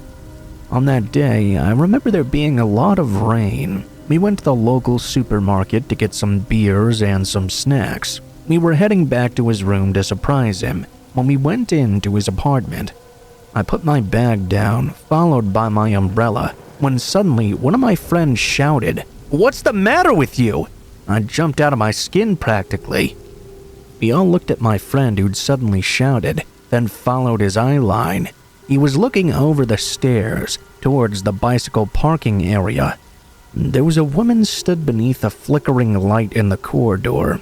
She stood out completely because for some reason she was dressed entirely in black. She looked to be about 30 or 40 and had long dark hair too. Her hair was jet black just like her clothes were. Because of how camouflaged she was, it almost looked like her white face was just floating in the darkness. This mystery woman was just stood there staring at all of us. No, she wasn't staring in our direction really. It was as if she had this 1,000-yard stare, staring at something beyond us. We were surprised, needless to say. We gave her a little bow as an apology. We felt bad for staring at her and yelling at her just because she'd surprised us. As soon as we walked into his apartment, we started to talk about that woman. She was pretty creepy. Man, that was kind of weird, huh? Yeah, that was scary. I mean, what the hell is she doing down there? Does she even live here? If she did live here, I wondered why she didn't just go over to her own apartment instead of just standing there in the corridor. Hey, come on guys, don't freak me out. I just moved in here. We drank beers and played some games and completely forgot about that woman. Later, when we were out of beers, 2 of my friends wanted to go on a beer run. Me and the owner of the apartment decided to stay behind and wait for them. Within 5 minutes, though, they suddenly burst back in.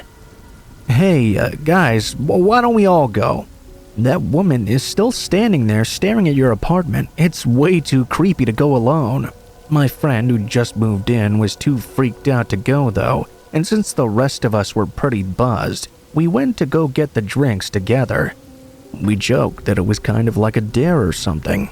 When I got to the bottom of the stairs, I took a glance toward the place we'd seen her last, and sure enough, there she was, standing in the exact same spot, staring off into nothingness. What? While we were on our way to the convenience store, we talked about her more. I said that when we got back, I'd go say hello to her and see if she was all right. I'd let them know what happened. I was curious about her, and I was also a little bit concerned. However, when we got back, she wasn't there anymore. Deep down, I was actually a little relieved. We did find her sudden disappearance mysterious, though. I mean, she'd been out there for quite a long time. I stayed over and left my friend's house the next morning. Surprisingly, nothing else strange happened at all that night. A few weeks went by and I bumped into my friend who'd moved in. He told me he was thinking of moving out already. What? You're already moving? Dude, you just moved in like a week ago. He looked at the floor and just said, "That woman, I can't deal with it, man." According to my friend, that woman appeared every single rainy day and just stood in the exact same spot under the light in the bicycle parking area. Every time it rained, he couldn't help getting frightened watching her stare at his apartment for hours on end. I couldn't understand that woman's behavior, sure, but I thought my friend moving out because of it was kind of unnecessary. It's not like she even tried to do anything to him. My friend then told me, though, that he'd tried to start a conversation with the woman to see what was up with her. That's pretty brave, I thought. Apparently, the conversation went something like this. Hi there. I moved in on the second floor recently. I'm sorry about the other night. My friends and I were a bit loud. She didn't say anything. She didn't even look up at him. She just continued to kind of stare through him into the distance and didn't say a single word. He even contacted the owner of the building, but nothing ever came of it. Whenever it rains, even if it's the morning or the middle of the night, somehow she'll always be standing right there. He told me she always just stood there, staring off into space. She didn't do anything to anyone, but it was too creepy for him to bear. He wanted to move away from there as fast as he could. At first, I thought maybe she was a ghost or something, but obviously she's not. She only stands there whenever it rains, and I remembered obviously seeing the rain impacting on her, so it's definitely not something paranormal. I wonder why. I wonder what she saw or what happened to her that made her like this. After a few months, my friend was able to move out. He never found out who that woman was, and no one he asked about her seemed to know either. Possibly she even still stands in that corner beneath that gloomy light on every rainy day.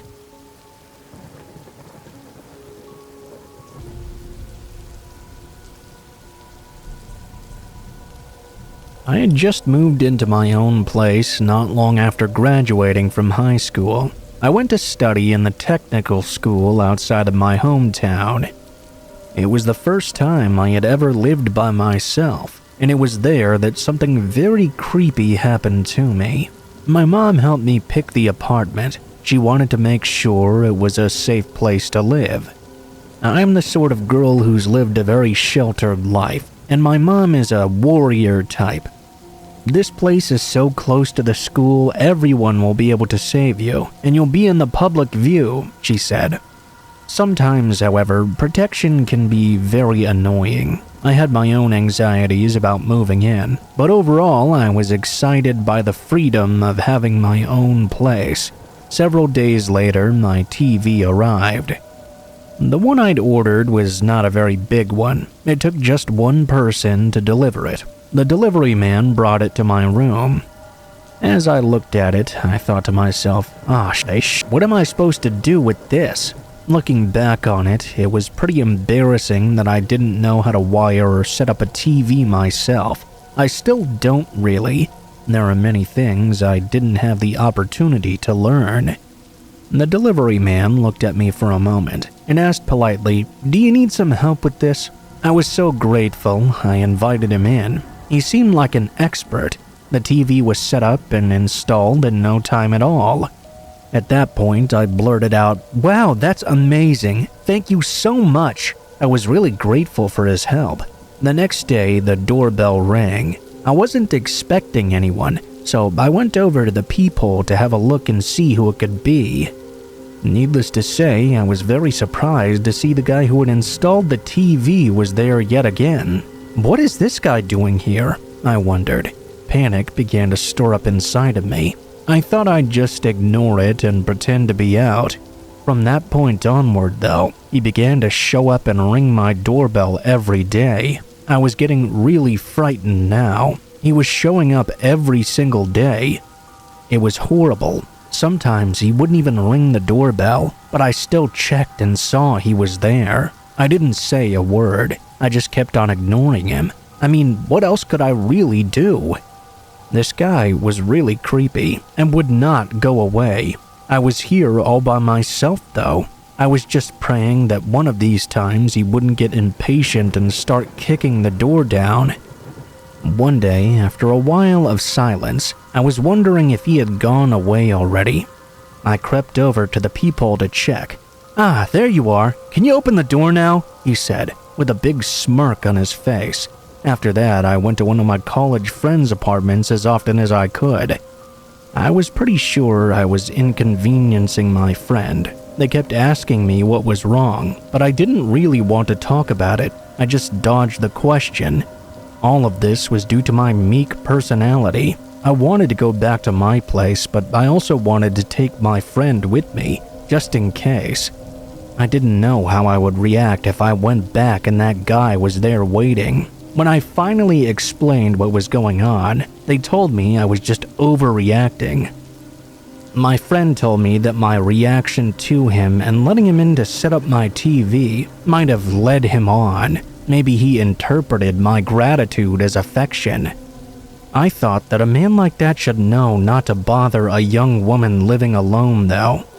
Because of what my friend said, though, I didn't really know what to do. After a while, he finally gave up and went away, and I haven't heard from him since. I still get terrified every time I hear the doorbell ring, though. And please be careful if you live alone, especially if you're a woman, and especially if you have a non-confrontational personality like me.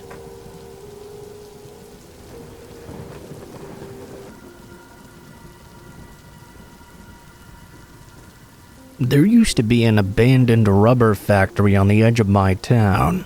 Before it was torn down a couple of years back, I decided to go exploring there once. I tried all the doors, but they were all barred.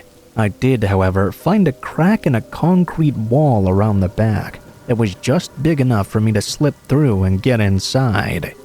It was really neat in there. There were abandoned things that must have been in storage for decades, a bunch of old conveyor belts and factory equipment, all kinds of paraphernalia as well. I even found a random painting of Jesus in a makeshift shrine. That's not the creepy part, though. I was walking around exploring this abandoned factory.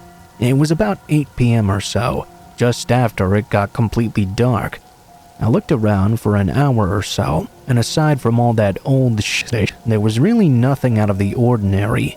And that was when I started to hear some music playing, something bluesy, somewhere deeper in the factory. I'm not easily scared, and I kind of wanted to figure out what sort of freak was listening to old records in an abandoned factory, because honestly, that sounded like something I would do. I tracked down the noise after about 5 to 10 minutes. I could tell it was coming from a room further down, somewhere in what must have been the basement. There was a doorway covered with a tarp. I went inside. The room was a huge contrast with the rest of the dingy old factory. The walls were bright purple, and the room was warm like there was a space heater in it or something, whereas the rest of the area was completely freezing. As I walked in further, I saw there was a cassette player just laying there on the floor, playing a song which I later tracked down to be Eleanor Rigby by the Beatles. I never found out what the other songs that had been playing were, but I guess that doesn't really matter. I noticed a bunch of papers taped to the walls. They all said, "She gotta run, she gotta run." If I were to guess, there were at least 100 sheets that said the exact same phrase, just plastered over all the walls. Laying on the floor, there was a chair that looked like it had been detached from a school desk. In the corner, there was a statue of some animal that was really badly chipped and burned, like someone had tried to destroy it. I also noted there was a stack of VHS tapes that had the names of women on the sides. I only remember seeing Jessica on multiple tapes, but there were a few other names. I left shortly after because I got worried whoever owned all of this would come back and find me snooping around. Heck, I figured they might have already been in the building with me. I couldn't stop thinking about this for a few weeks. I was convinced it was either a serial killer or some guy with a no collection he couldn't risk having at home. Maybe something even worse was on those tapes. I went back with a friend, but when we got there, they had already started demolishing the place, and it was inaccessible. I'll always wonder what was on those tapes, but a part of me is very glad I'll never know.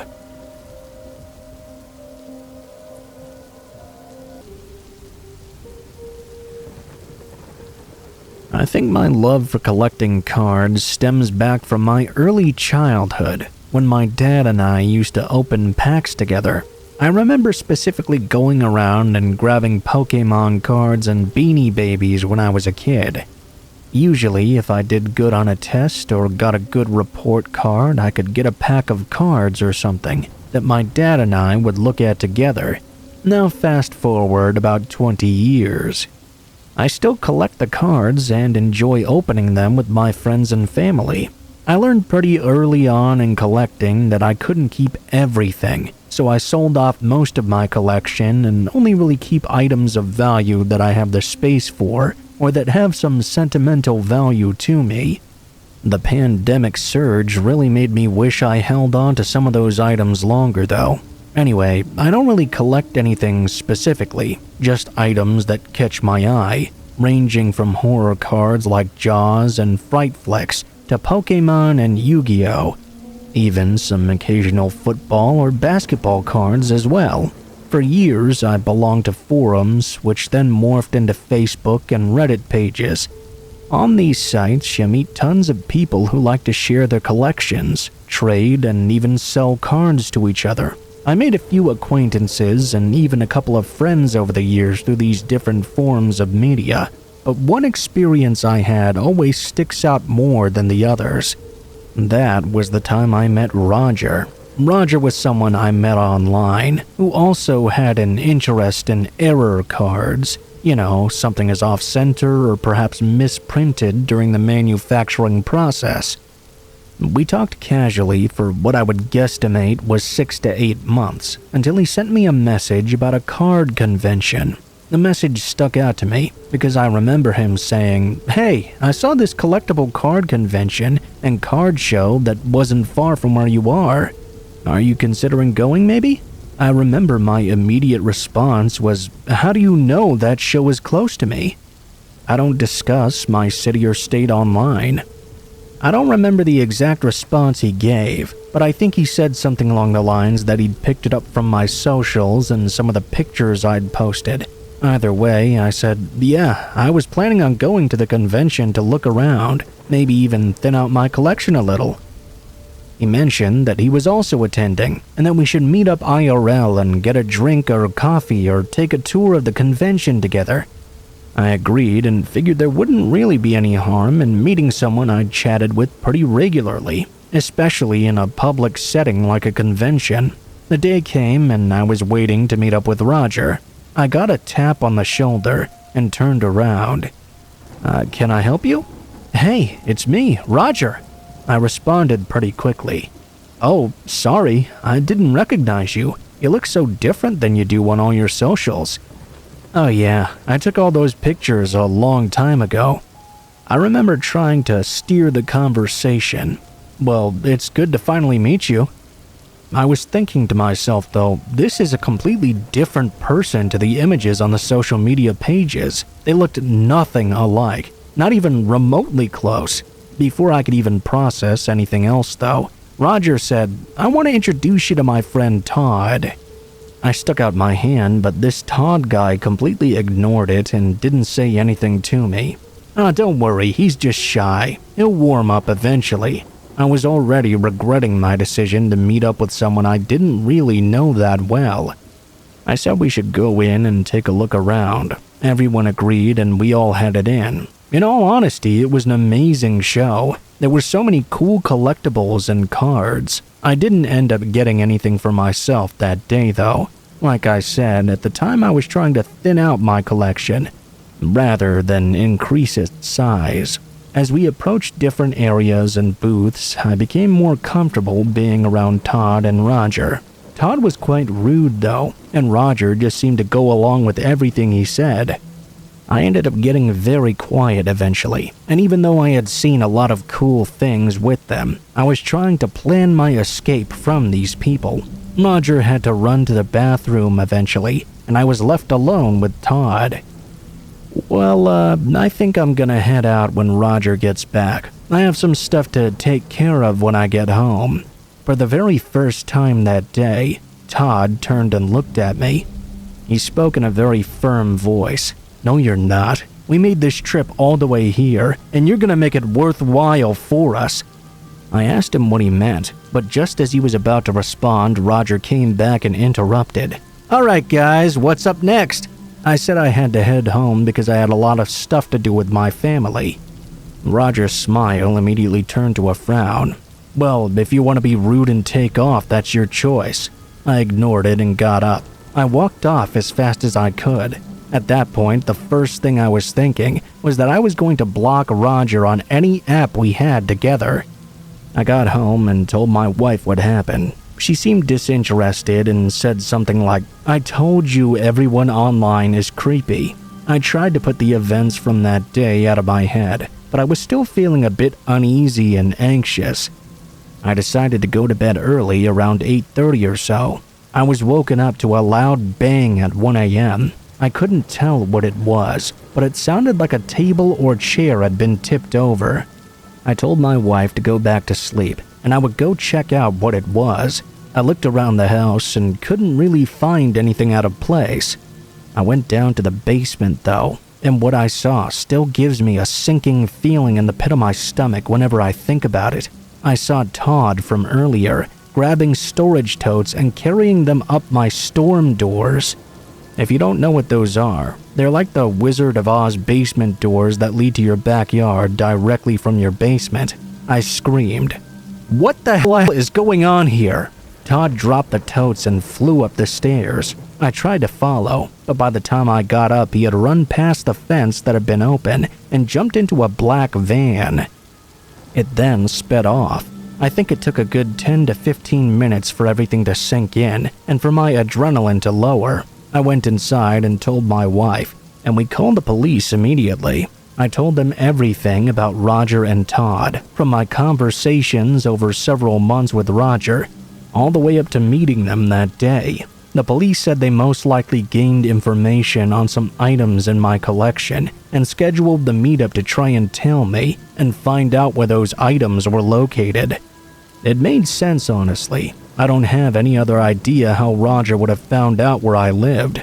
That's assuming Roger was actually involved, which I told the police that he would have had to have been. Nothing ever really came from the investigation though, and unfortunately I didn't have enough info for the police to do anything about it. They hadn't managed to actually steal very much, and honestly it was of little value what they did take, so I didn't really care. I was just glad my family and I were okay. I still open up cards every now and again with my wife, but if I do buy or sell, I do it through eBay or other selling sites now, and I always make sure to use my P.O. box as an address instead. I haven't been to any convention or card show since this incident, and if I'm being honest, I don't see myself doing so at any point in the near future.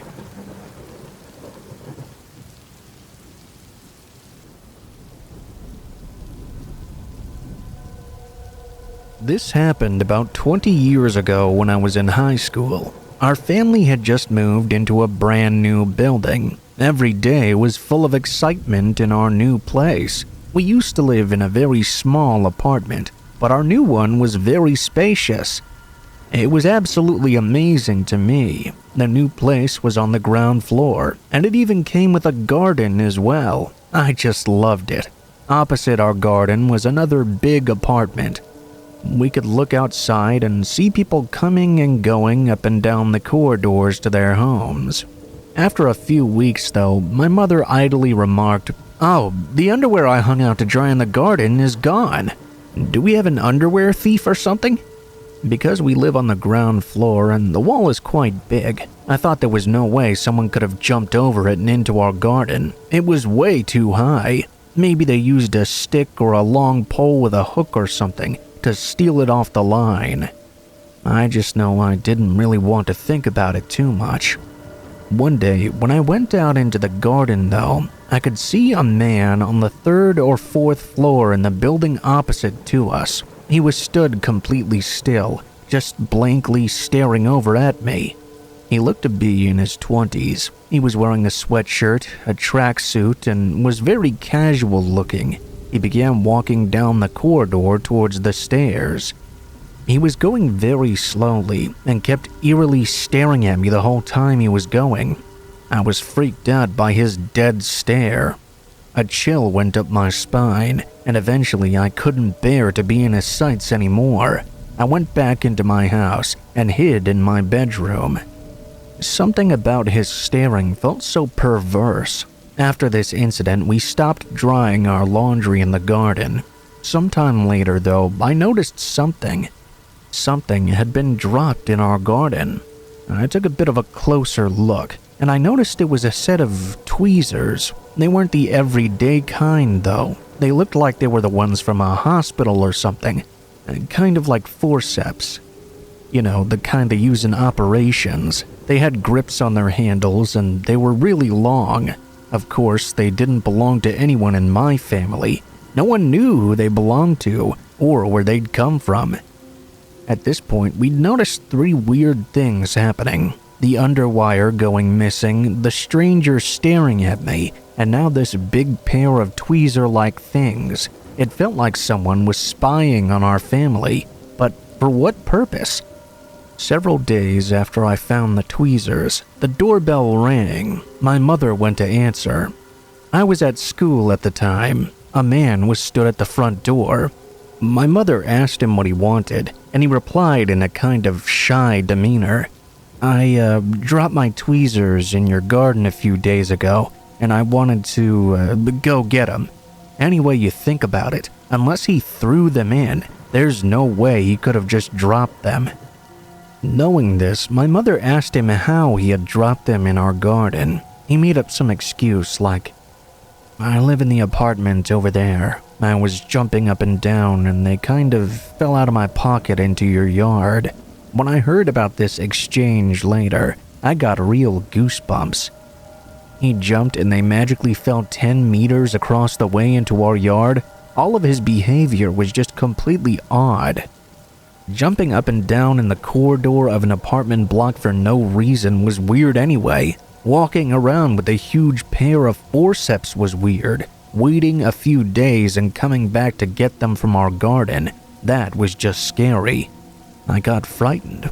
I imagined coming home from school and just seeing him in the garden with those tweezers in hand, terrifying my mother. She told him we didn't find anything in our garden. They weren't there, and she told him to leave right now. She told me she was going to be extra vigilant. She wouldn't open the door fully from then on, and kept the chain on as well. She hadn't wanted to look him in the eye when she'd seen him. She said his voice sounded young. She wouldn't be surprised if it was the strange guy who'd stared at me in the garden a few weeks past. After he came to our door, no more suspicious incidents occurred. I heard from a classmate who lived in the same building that the man who lived there had been arrested for stealing underwear. I have no idea if it was Mr. Tweezers or not. Even though he didn't cause me any direct harm, I guess because he didn't really get the chance, the idea that he had been watching me the whole time and was stealing my underwear was chilling. I stopped going out into the garden. If I had to go out there, I would make sure the time I spent there was as short as possible. This incident really shocked me, needless to say. It ruined all the joy of moving into a new place. Since then, whenever I've moved house, I've never chosen to live on the ground floor area.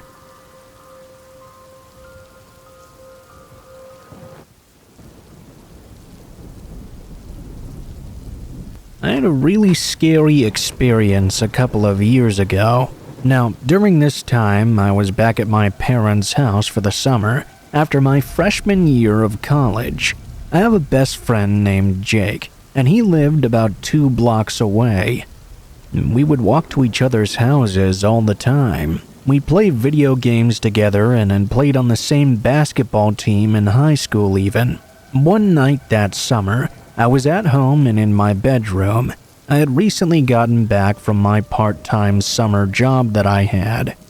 I went on Snapchat to respond to some snaps I'd gotten and see what was going on with all of my friends. I saw that Jake had posted a story. Jake would occasionally post Snapchat stories like most of my friends, but he wasn't known to post often or post anything crazy really. He was a pretty calm and chill guy. So what I saw that he'd posted was really odd and out of character for him. I noticed there were about 10 Snapchat videos from him, a few pictures as well. Each one seemed really random and hard to tell what it even was. Some appeared to be of the ground at nighttime, others of the floor of a house. In a few of them, you could even see other people's feet. You couldn't tell who anybody was though, and I couldn't make out anybody speaking in the videos either. It was just really bizarre and completely unlike him to be posting things like this. I responded and asked him what was going on exactly. Within minutes he had seen my response. He opened it but didn't reply. The stories had all been posted an hour earlier. I really wanted to know what was going on. I decided to walk over to his house, even though it was like 10 o'clock at night. We were that close of friends. I walked the 10 minutes it took to get to his place, and then knocked on his front door. Jake answered it and asked me what was going on. I told him that I'd seen his weird stuff on Snapchat, and I was wondering if something was wrong with him. He was confused. He told me he didn't post anything. He went on to say that he'd lost his phone earlier that morning and he'd been trying to find it everywhere, but he couldn't find it no matter where he looked. He asked me what had been posted on his account.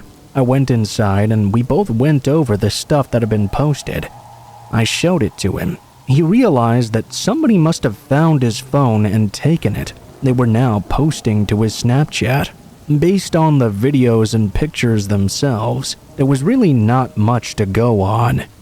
It's not like we were master detectives. We also didn't know why on earth somebody would take his phone and start posting these random things at all. We suddenly remembered the snap map though. Jake had his location turned on. We both figured that whoever had taken the phone would have likely turned it off, but we decided to look anyways just in case. As we checked, we saw the location was actually still on. It showed exactly on the map where his phone was. It was only about 10 minutes ago it had last been used. We compared it to Google Maps and soon found the exact address. To our surprise, it was a house that was only a 10-minute drive from where we were. Jake and I both decided to go to the house together. We left Jake's house and got into his car. Then we followed the directions to get to that address. None of us had been to this area of the neighborhood before. When we got there, we saw it didn't appear to be the best neighborhood. The houses were small and not very nice looking. They all seemed run down and the yards were overgrown. We saw several broken down looking cars. Nevertheless, we parked on the side of the road in front of the house. We both got out and walked up to the front door. We then confirmed that this was in fact where his phone had been. Jake firmly knocked on the front door. After a few seconds, we saw the curtains from the front window open for just a split second.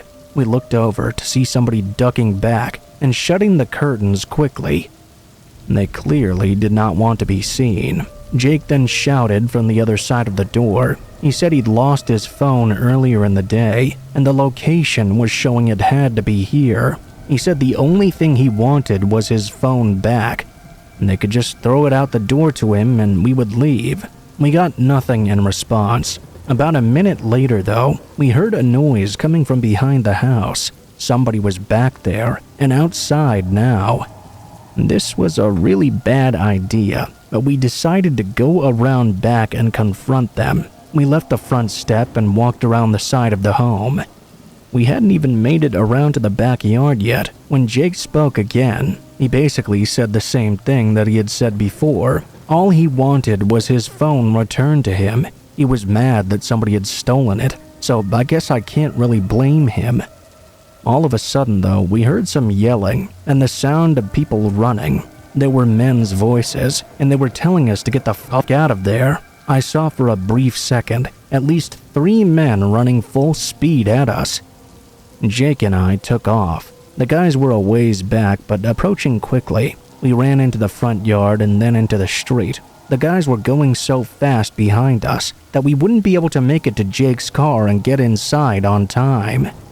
Instead, we were forced to run past his car and further down the street. We were both decently fast guys, but the people behind us seemed to be almost as fast as we were. We made it to the end of that street and then ran into the next one over. The guys behind us seemed to stop chasing us at that point. There was a little park, so we ran in there and hid behind some trees. We stopped to catch our breath, and we tried to figure out what to do. We stayed there for maybe 5 minutes, then carefully crept our way back to Jake's car. When we got to his car, we didn't see anybody outside or near the house. After that, we just left. We went back to Jake's, and he said he would just have to buy a new phone, he guessed. At least we had tried to get it back. Looking back at that night, we probably should have not gone to the house by ourselves. It could have been far more dangerous, but we didn't really think about it. The location on Jake's phone was turned off after that incident, so I don't know what happened to it. I do know that Jake ended up getting a new phone.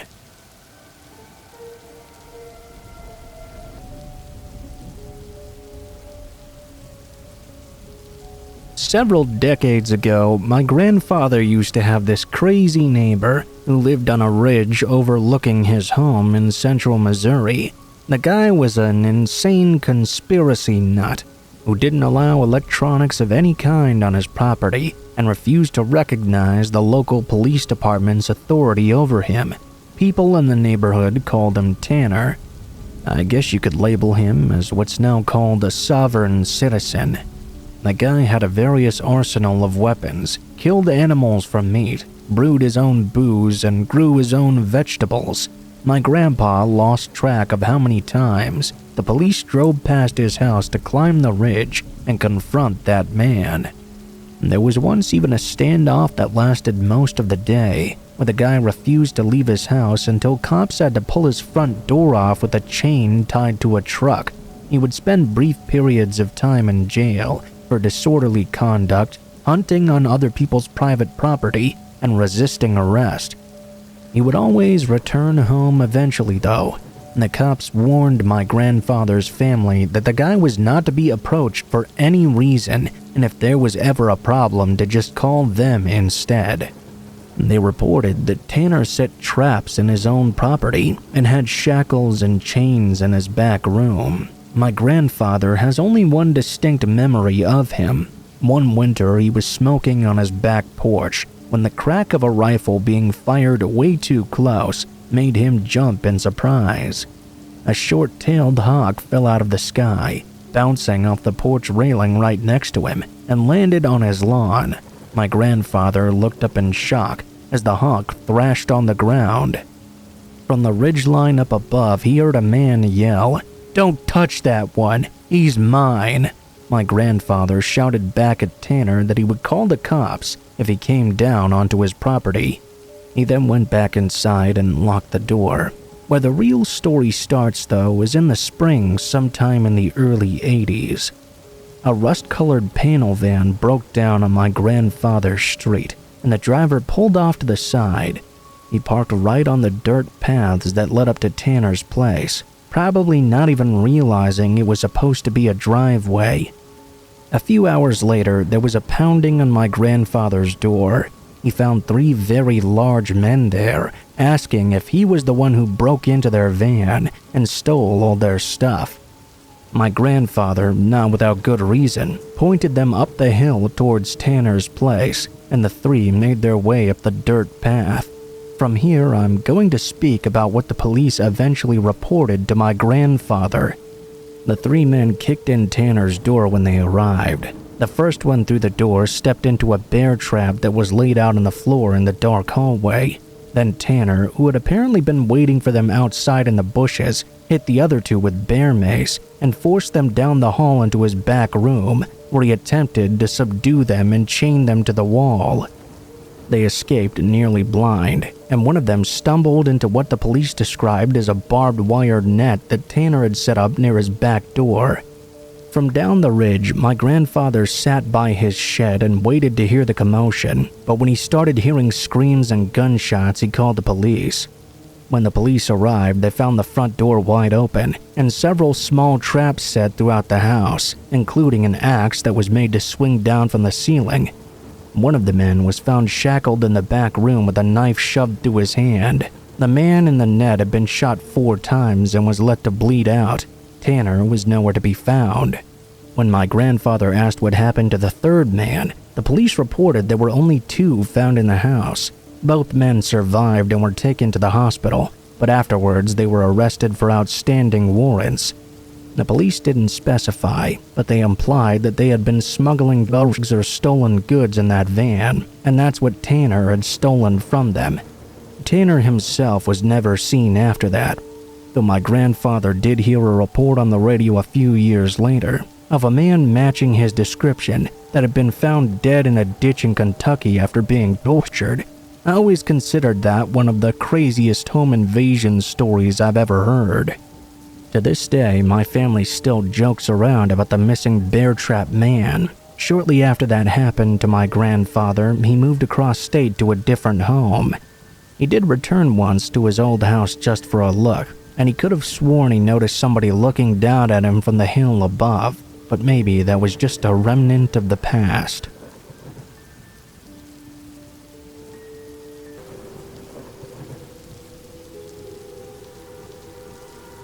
This story happened years ago when my friends and I were really into Pokemon. This objectively may not be the scariest story you've ever heard, but to me it's one of the most unnerving things that's ever happened to me. When I think about the implications of what happened, I still can't believe people are this horrible. As I said before, my friends and I really like Pokemon. The cards were cool, but we were fans of the games more so, and we loved to play them competitively. At the time, the game Sun and Moon had just come out. They were being heavily promoted at gaming and Nintendo conferences across the country. A gaming event was coming to our hometown, and the new Sun and Moon games were going to be heavily featured, as well as a rumored competitive battle tournament. Needless to say, we could not miss this event. Let's fast forward a few months. We got our tickets and were excited about this event. We later learned that you needed to qualify for the tournament though. We hadn't done so we were a bit upset about that. We were still excited about the experience nonetheless. At the very least, we could be spectators for the top-level competitive play, which sounded awesome. We weren't exactly sports guys, so this was kind of like our own version of the Super Bowl. We spent the entire day taking pictures, talking to other Poke fans, and watching battles in the main convention hall. Around 4 in the afternoon, I was confronted by a taller man who looked like an official of the event. He was wearing the same khakis and polo shirts as the staff and had a laminated badge hanging on a lanyard around his neck. He had a very confident and professional tone. He leaned in and spoke to me. "Hey there, friend. I can't help but notice you and your friends there look like superfans. Is that correct?" "Of course," I answered with an energetic response. Being at these types of events with other people who share your interests always pumps you up and you feel real energetic. He laughed and we made some small talk for a while. One thing led to another, and then the man said this. "Well, the reason I approached your little group today is for an unbelievable offer. You see, I work for Nintendo and we're planning on unveiling a new battle mechanic in the next Pokemon game. We need some folks to test the mechanics. Would you and your friends be interested?" I didn't even respond to the man. I just bowed my head and shook his hand. I was so excited I couldn't even think of the words to say. One of my friends who was standing there started to jump up and down like he'd just won the lottery. The man laughed a bit. Okay. You guys have to keep this quiet though, since obviously we haven't announced the new game yet. Meet me and my team at this location tonight at 8 p.m. and we'll start our testing. Remember though, you can't say anything. Oh, and my secretary will have you fill out some non-disclosure agreements when you arrive at the location. Alright? The man handed me a handwritten note with an address written on it. The paper was signed with a name that was pretty much illegible. Before anybody out there starts judging us, remember we were young and naive. The atmosphere of the event had us thinking about what we wanted instead of what was clearly logical, and this man was dressed as if he was a member of staff. When he was talking about non-disclosure agreements and all that stuff, it made him sound more legitimate.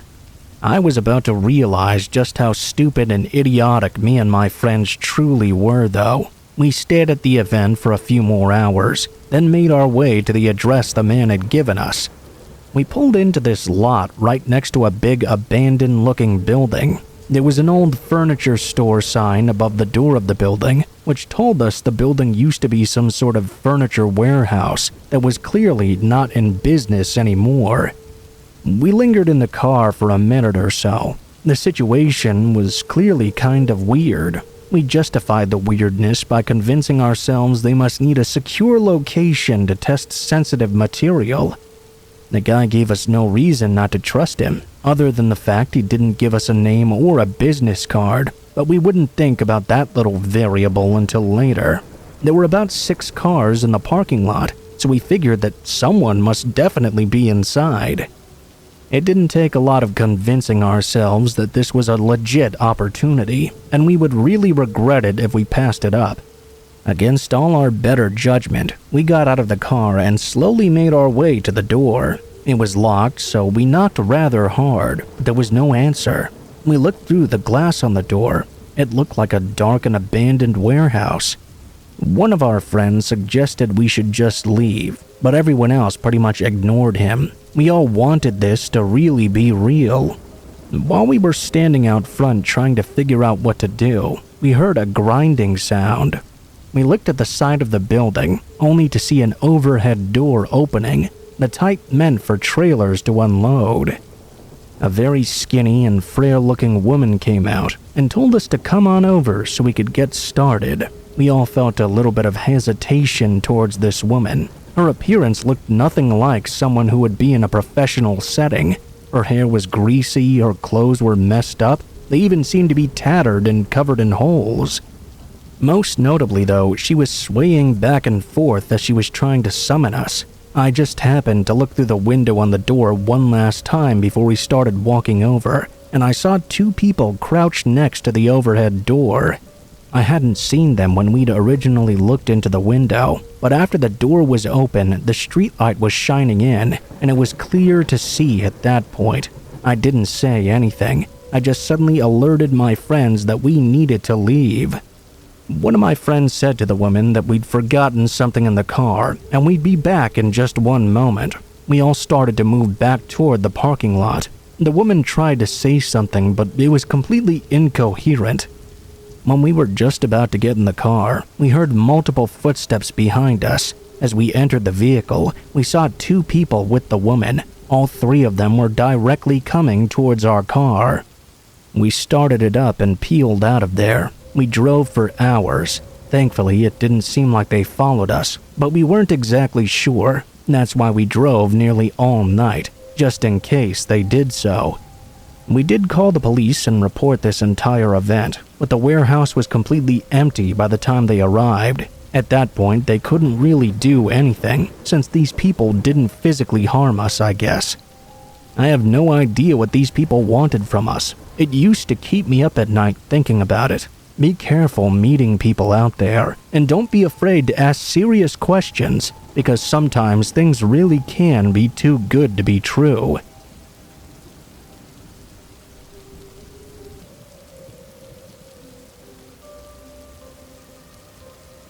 I have a horror story from Snapchat that happened just last year. I use Snapchat quite a bit and communicate with my friends on there a lot. I post stories fairly frequently as well. I've had that account for almost 10 years, and over time I've accumulated a lot of friends on the app. When I post a story, sometimes friends will reply to them and say whatever they will. Now, starting last year, every time I posted anything, this one guy would seem to reply to it every time. I didn't know who he was or when I added him. His name on Snapchat was Dave. I don't have any idea when we first made contact or anything, but he would always say things that were sort of creepy. One example that stood out to me was when I posted a picture of my new apartment. The picture was just something standard, like of the living room and kitchen. He responded by saying, "I wish I knew where you lived." It was almost like he was purposely trying to be weird every time. I never bothered to delete him or anything though. I didn't really think it was too much of a problem. I mean, he never even attempted to contact me outside of these weird responses to my posts. Eventually though, I did get tired of it and deleted him from my account. I didn't really think anything of it after doing so, but the next day, a brand new account added me on Snapchat. I didn't know that it was him making a different one. I added this person back out of curiosity because I had no idea who it was. Immediately, he sent me a message asking why I deleted him. I realized who it was pretty quickly and deleted that account too. Not long after, he tried to add me again with another one, but I did not add him back this time. He kept trying using different usernames, but I knew that all of them were still him. The very next day, I got a text on my phone from a number I didn't recognize. I said hi and asked who it was. It took me until the third message for me to realize it was that same guy. He started cursing me out, calling me terrible things. He was very clearly angry at how I kept ignoring him. I blocked the number after he sent me about 20 texts in the span of 2 minutes. This couldn't stop him, however. As most of you know, there are apps and websites where you can get new phone numbers for free. I've never really used one, but I know that they exist. I'm guessing that's what this guy was doing. Because every time I'd block a number, I'd get another text a short while later. Very clearly still him. Block that number, a short time later a new number would pop up. This time though, he left a voicemail. I listened to it. The man sounded much older than me. He basically called me every name in the book and threatened very graphic things against me. I blocked that number and this continued on for several days. I tried to ignore it as best I could. I kept on blocking these hundreds of numbers. Soon though, I decided to just get a new phone. I sort of needed one anyways. I decided to get a new number while I was at it and change my Snapchat username too. After I'd changed all my information, I guess I lost the guy. After that, I never heard from him again, and I really hope it continues to stay that way.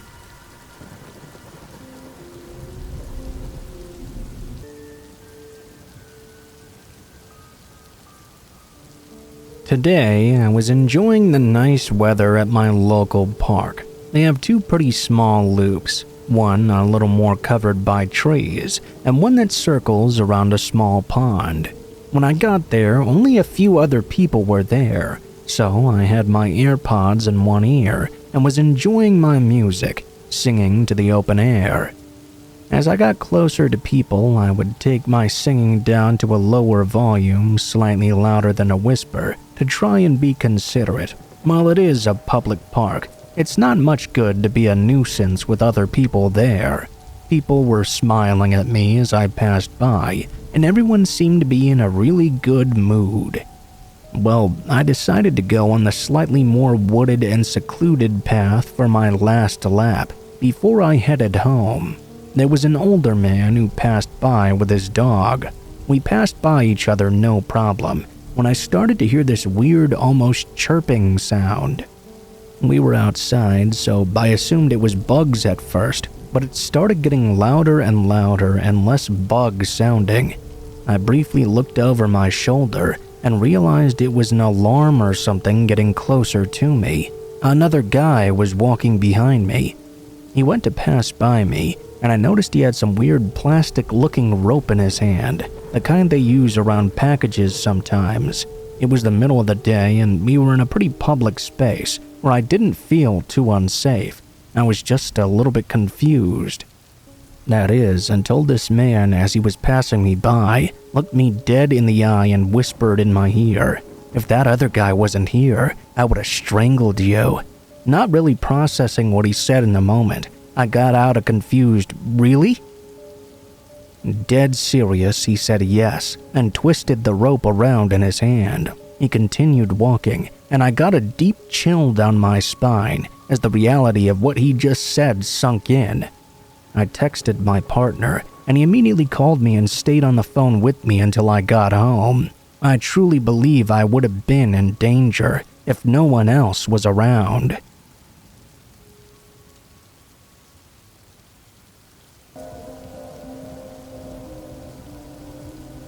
This happened to me personally about 15 years ago when I was a Girl Scout. We were staying at a campground this year, and one of the rules imposed upon us was that it was mandatory we have a buddy as part of a buddy system. That meant you were always supposed to have someone with you if you left the group, anytime, day or night. We spent the day doing activities at the campground, and when we all went to bed, I remember the cabin smelling very musty. None of the girls liked it much. I think it's one of the reasons I had a lot of trouble sleeping. The smell would just overcome me in waves and make me feel real uneasy. When I finally did manage to fall asleep though, I remember being awoken by my buddy in the bunk underneath me. She tapped me several times on the shoulder, but it wasn't until she poked my face that I really woke up. I was a little bit annoyed, but she said she really needed to go to the bathroom. And, as it was an annex to our cabin, I had to walk with her to make sure she got back safely. Still groggy, I agreed. I was just descending the ladder when I saw her start walking towards the door. I quickly threw on my slippers to catch up with her, as I didn't want her to get in trouble for me not being with her if an adult happened to be awake and walking by. I caught up to her just as she was opening the door, and I stood at the door of the restroom waiting patiently. I hoped all she needed to do was pee, as I was still quite tired. I waited for about a minute and asked if everything was okay. She shouted back that she wouldn't be long. I continued waiting. At least 15 minutes went by though, and my buddy still had not emerged from the stall. I was getting rather impatient now. I banged on the door, but this time there was no reply. I waited in silence for her to say something, but there was no response. At this point, I started to get worried, thinking that something must have happened to her. Maybe she fainted, or maybe she fell back asleep again. Thinking it was probably the latter, I bent down under the door of the stall to see if she was okay. Oddly enough though, I couldn't see anything inside. Not a pair of legs, not anything. I was not quite sure exactly what was going on, and it was very cold outside. The cold air for the last 15 minutes had really woken me up. I thought she must have been playing a prank on me of some kind. I went into the next cubicle and stood on the toilet to look in. However, when I looked down, there was no one in there. A feeling of pure dread engulfed me as the cubicle next to those two unlocked by itself and the doors slowly began to swing open. I jumped down off the toilet and tried to hide. I could hear a voice from the next door over, whispering something to me. I was too scared to listen though. I ran all the way back to the cabin without looking back. When I got back to my bunk, I saw my buddy was already back there, fast asleep on the bed underneath mine. I just about fished myself, and I couldn't sleep a wink that night. I never told anyone my experience, and continued as a Girl Scout until I became a troop leader myself. It was at this point in my life when I was a lot older, and happened to be chatting to some older scout leaders about camps and cabins in our local area for some of our troops, when all of a sudden we started talking about the same campground I had my experience at. She told us she really didn't like going there because years ago when she was a young girl, some person she didn't know tried to lure her out of the bathroom.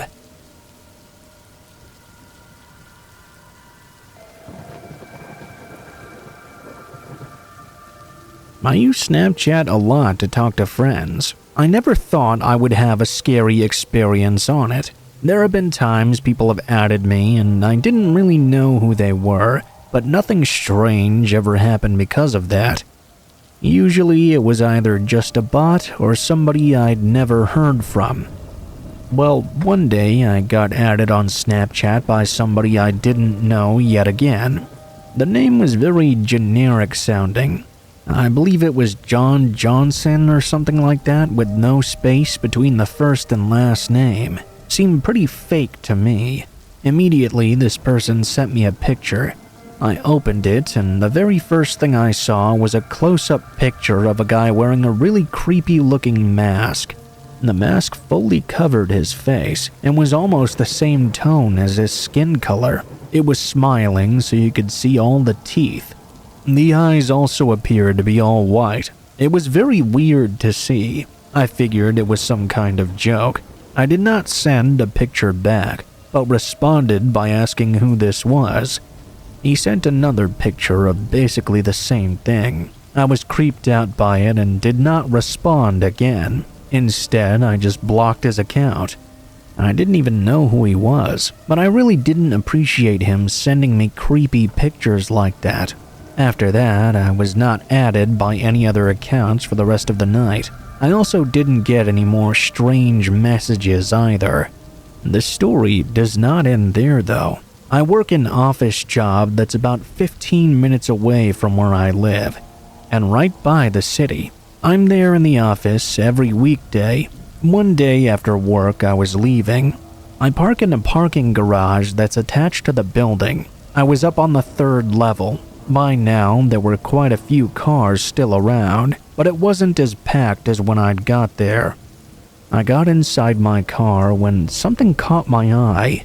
There was a man walking through the parking garage, wearing the exact same mask I had seen in that Snapchat. I didn't waste any time. I drove away immediately. I didn't want to wait to see that guy get into a car and try and follow me or something. The whole way home, I couldn't believe I had seen that. It had to be the exact same guy. Somehow, he knew who I was. He was wearing that exact same creepy mask, too. After that day, I didn't see him again. I did try to report the incident, but nothing came of it, and I still don't know who that guy was to this very day.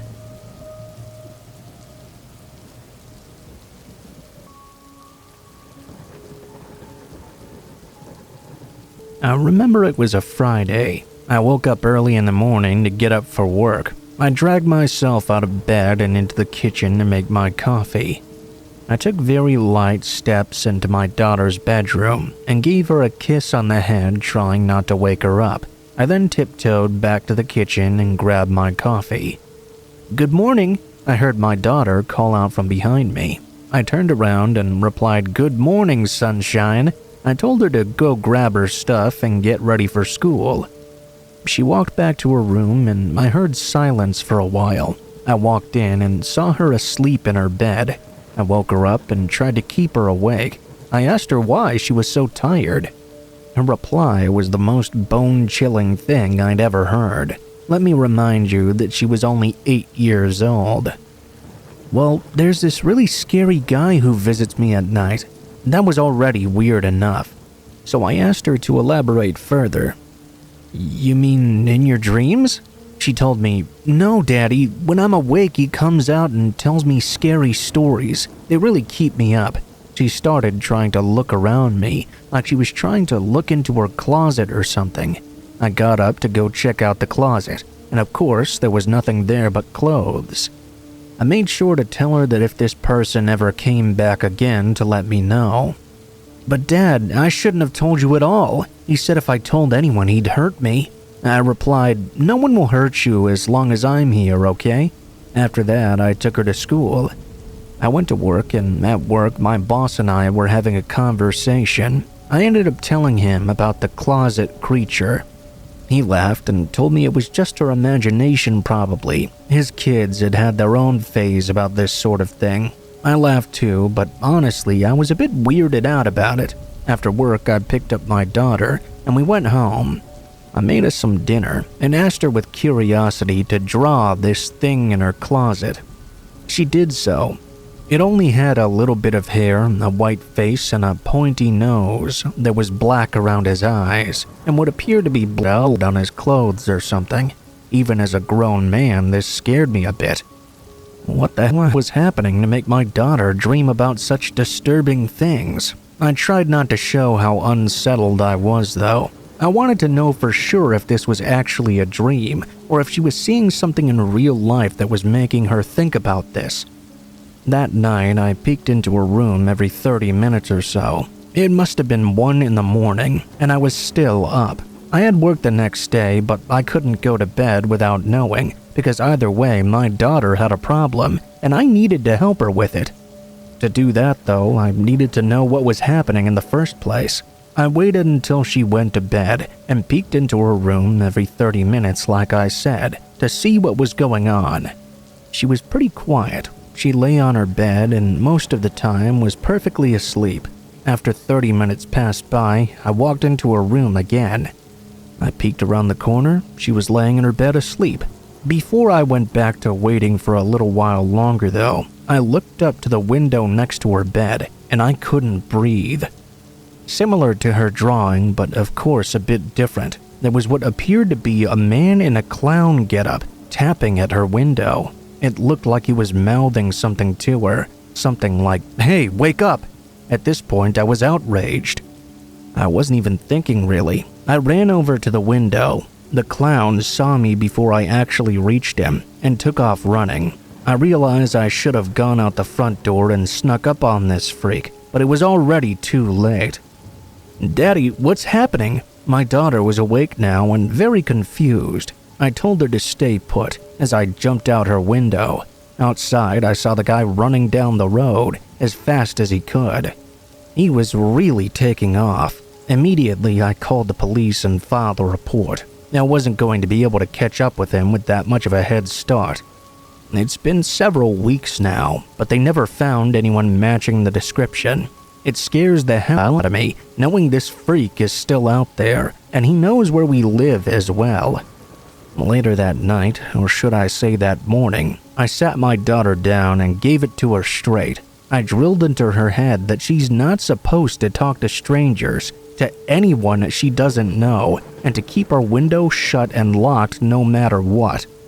I wasn't that confident in those measures though, so I ended up boarding up that window anyway. No one would be getting in or out. For the longest time, my daughter always slept in my bed. Jesus, that was the most awful experience. It scares me knowing what kind of perverts and freaks are out there.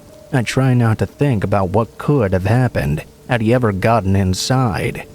What about the part of him being in the closet though? I asked my daughter about it and she said he used to sneak in and sleep in there.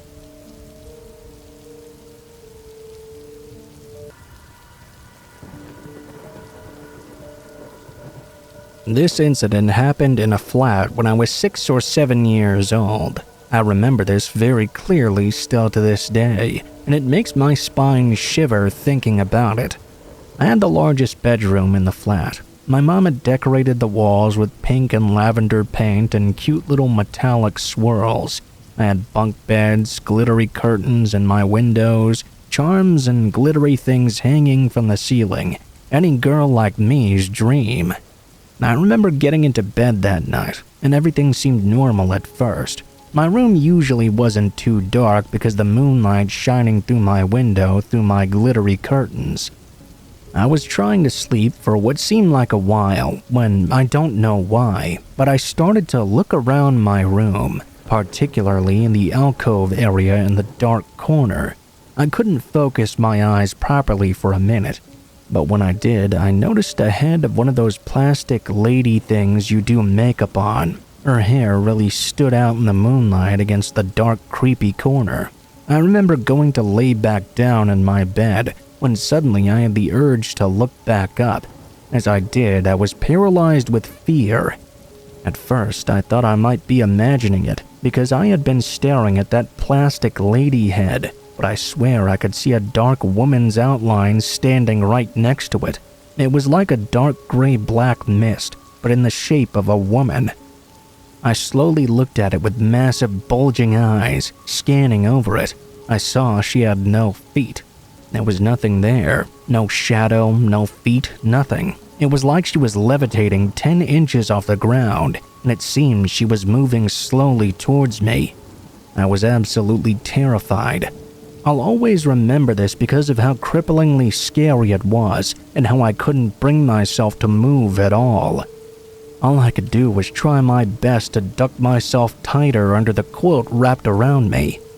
There are no labels or anything that could have emulated what happened next. I was shaking, trying not to breathe loudly, not able to move at all, when I felt something behind me, leaning over me.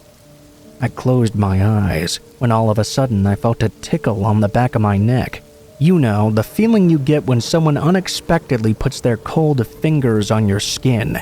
It started off like that, and quickly became more aggressive, and tightening around the back of my neck, as if someone was trying to keep a hold of me. I was trying to scream, but no words were coming out. I was sweating and shaking, and my neck was getting worse. It started to hurt badly.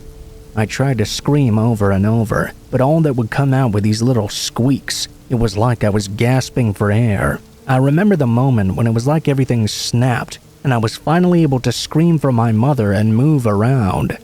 I screamed at the top of my lungs. It came out crackled like a blood-curdling cry for help. She came running in, and as soon as she flung open the door and a burst of light shone in through the room, the whole thing stopped immediately. She carried me to the front room, cradling me as I sobbed hysterically. Later in life, I found out what I experienced was a form of sleep paralysis. I didn't know that at the time, though. I thought a ghost had really tried to kill me or something. From then on, I had to sleep in my mom's bed for a while, and we moved out shortly after. I'm grateful we haven't had to go back to that house since.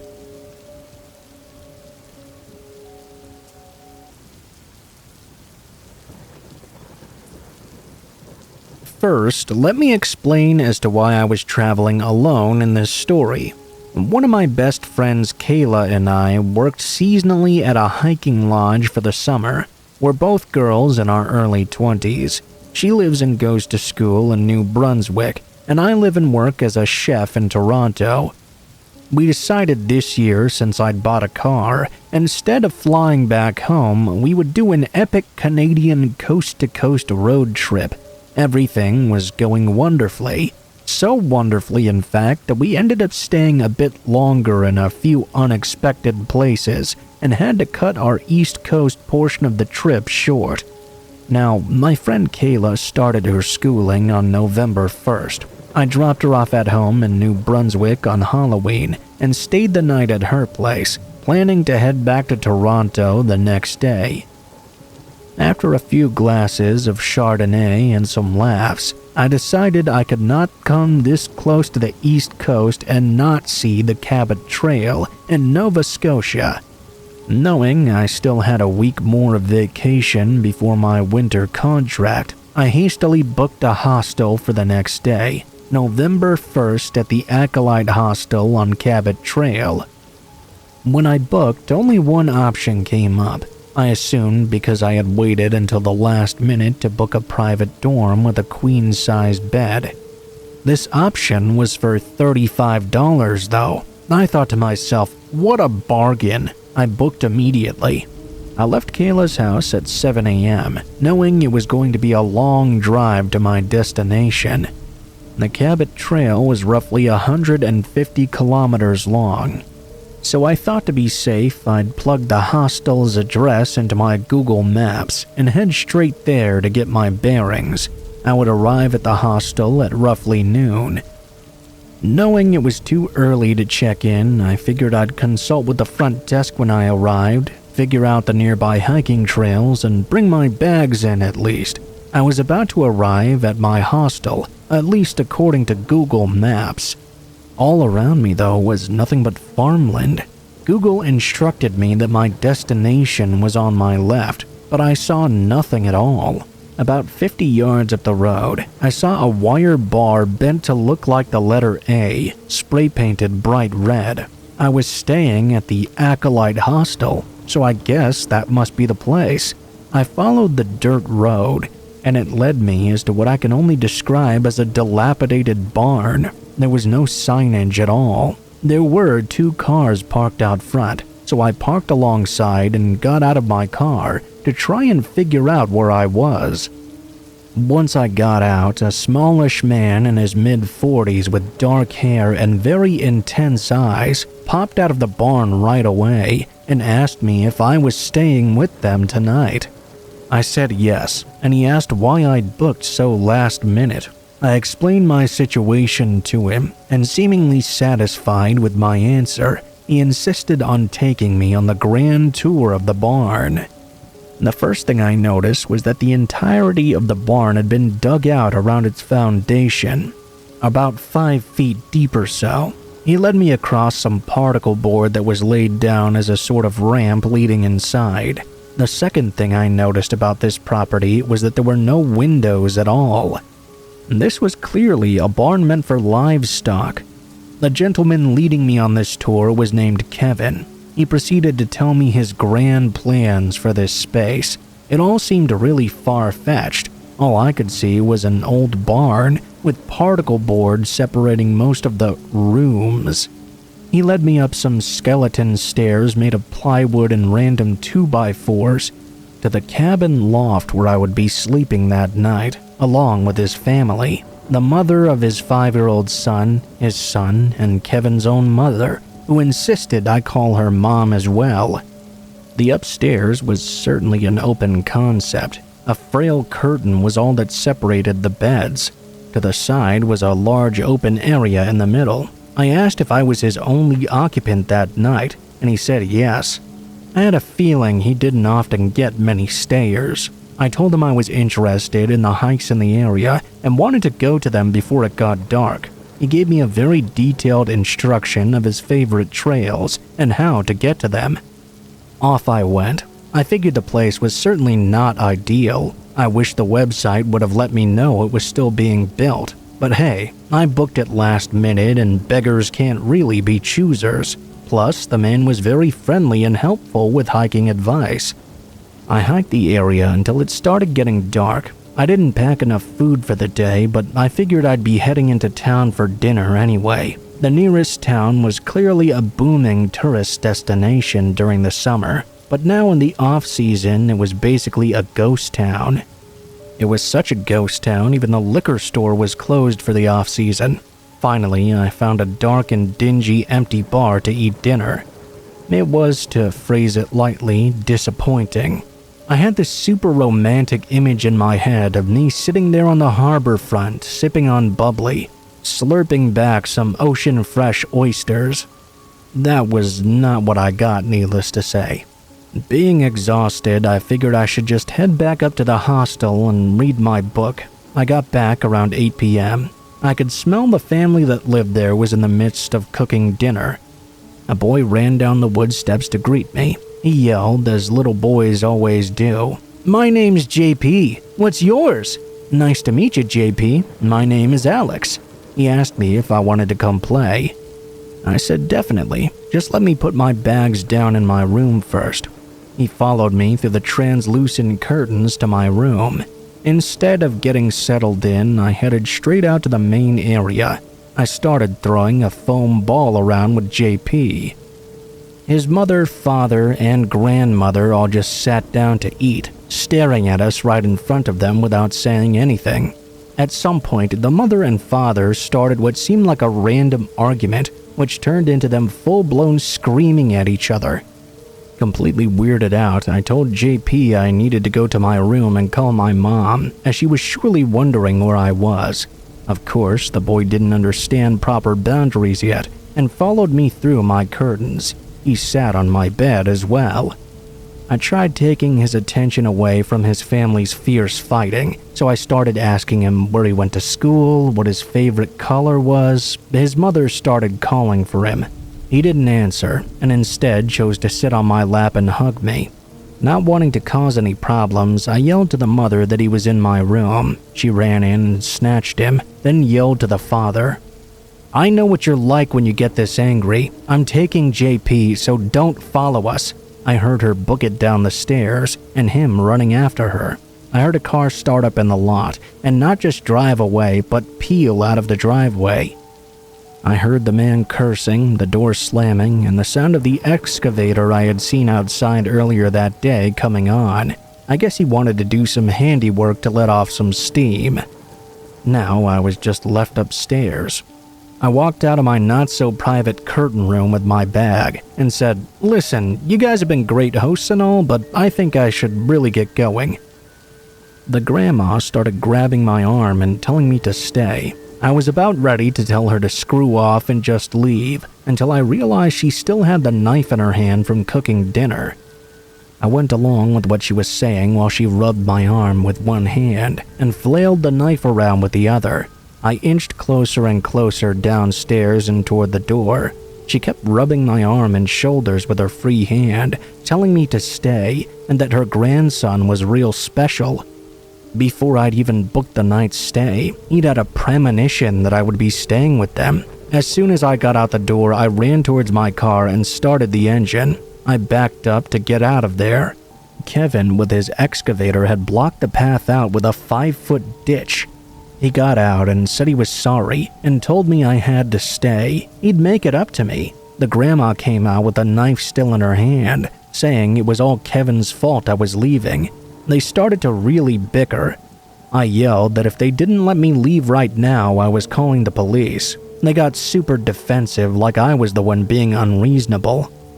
I started to dial on my phone. Kevin got back in his excavator and made a little path so I could get out. I drove across the grass and ripped out of the drive. I'm sure it did a number on my suspension. As soon as the property was out of sight, I went to call my friend Kayla. No service at all. I drove 6 hours and stayed with Kayla instead.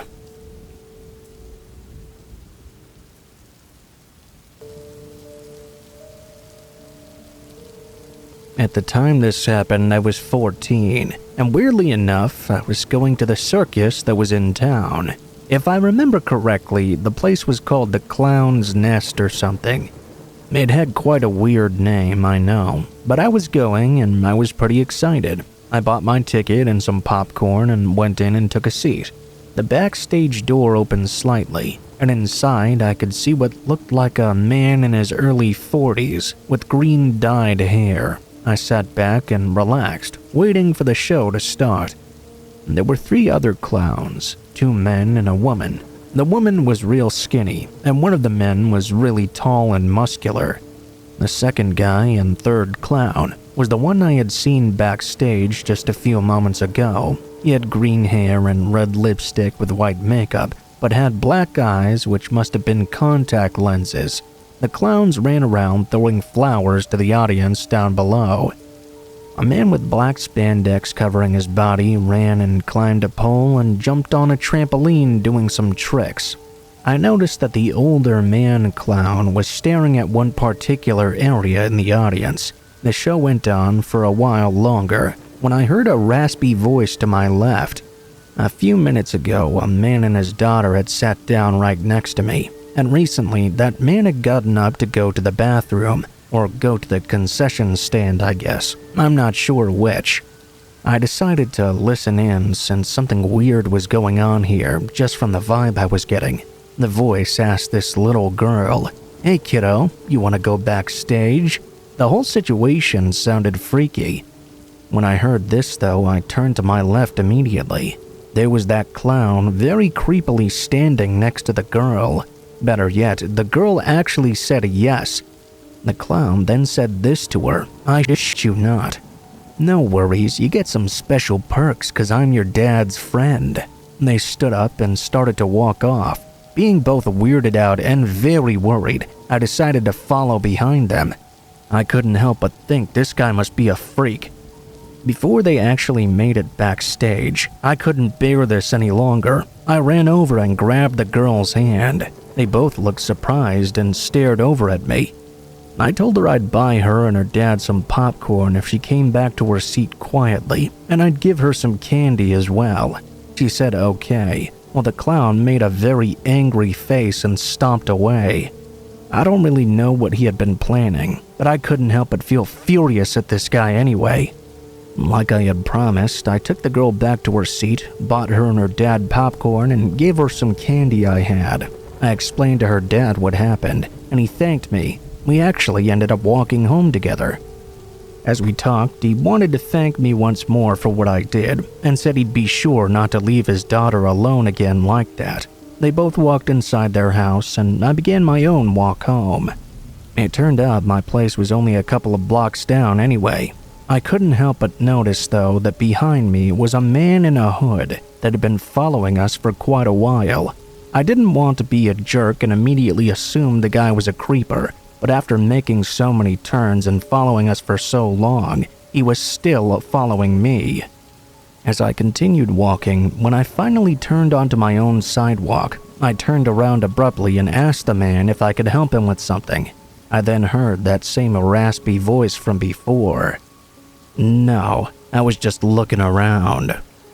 I told him okay, but he should probably be getting home now. It was about midnight around this time. He then replied that he thought my house was for sale and he wanted to go visit it. I told him it was not for sale, and I told him so long. I told him I had some buddies waiting on me. When I turned around though, I heard him say there were no friends waiting on me. This kind of freaked me out, because I had been lying to make sure he knew there were other people not so far away. I didn't reply this time. I just kept walking and went inside. I immediately looked out the window to see this guy just standing there for the longest time. I was nervous to call the cops because I'd never done that before, but I was getting pretty scared. I stayed up until 3 in the morning, staring at this guy. He was just on the sidewalk looking toward the house. He didn't move a single inch. Eventually, the freak blew a kiss at me and walked away. The next day, I told my parents what happened. I think they believed me, but they found the story quite funny, which kind of irritated me.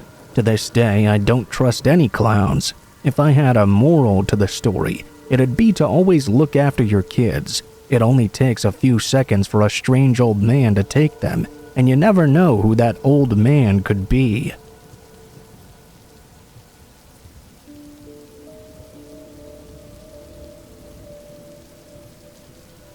I remember waking up from the nap to the sound of my girlfriend sobbing somewhere else in the home.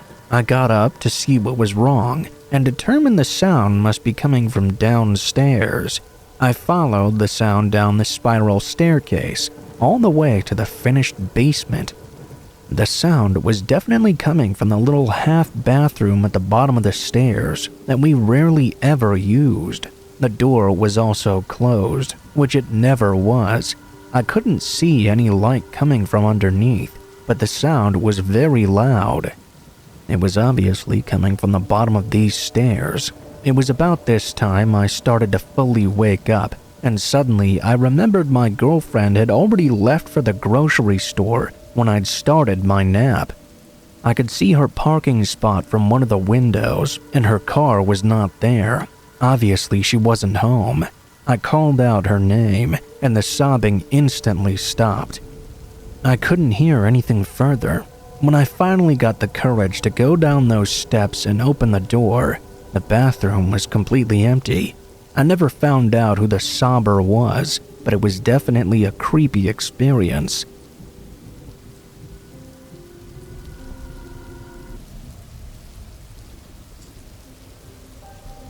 I remember it being a kind of cold night in October. The day had been quite long, and I was exhausted from a work trip that had me driving for hours. Now, for context, I'm a somewhat smaller man, and always considered myself a sort of pessimist. I decided to pull over into what looked to be a run-of-the-mill hotel that was just off the freeway. It was one of those places people on road trips could stay at, without having to drive into a big city. The hotel looked like it had seen better days, obviously. The sign outside read vacant, and I didn't have to wonder why. The parking lot was practically empty, save for a few rusted-up old beaters. I parked my own car and made my way to the lobby inside. I was greeted by a sort of disinterested clerk who was too busy paying attention to his phone to even look up at me. I paid for a room and was handed a key, barely receiving a single word during the whole interaction. It was kind of weird, honestly. As I made my way to my room, I couldn't shake the feeling that something was really off about this place, but I was too exhausted to care. My room was no better than the rest of the place. The curtains were torn and stained in multiple places, and the air smelled like mildew. I decided to take a quick shower and practically collapsed onto the bed. My plan was to catch a few hours of sleep, then wake up and get out of there before sunrise. I must have slept for no more than an hour when I was jolted awake by a loud argument coming from the room next door. It sounded like a couple of people were arguing over something I couldn't quite make out.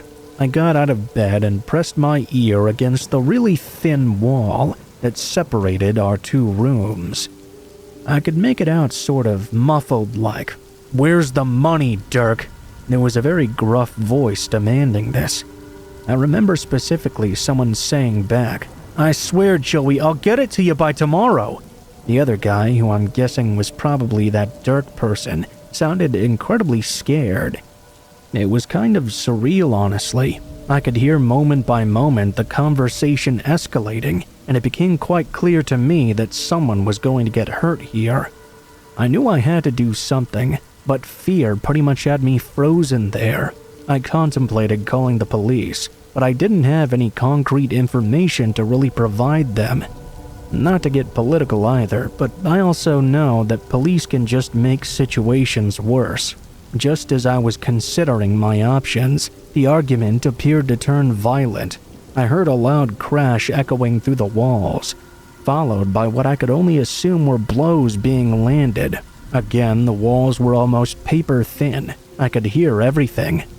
I'm completely sure I heard someone being attacked, but I didn't know what to assume, considering they were both just yelling at each other. But based on the sounds from before, it didn't appear that Dirk had an upper hand. I exited the room and sort of tiptoed to the door, peeking through the peephole in the neighboring room. The hotel was old, and obviously hadn't bothered changing to one-way peepholes. What I saw at that moment gave me chills. Dirk, I assume, was being held down by two men, both much larger and a lot scarier than he was. He was badly bruised, and there was blood dripping down from his nose and out of his mouth. His eyes were completely swollen shut, and tears were rolling down his face. I could even hear him now begging for his life. The men had their backs to the door, and I knew I had no choice at that moment but to contact somebody. It would have been wrong for me to not set my own personal opinions aside when someone's life could be in danger. I immediately grabbed my cell phone and called 911.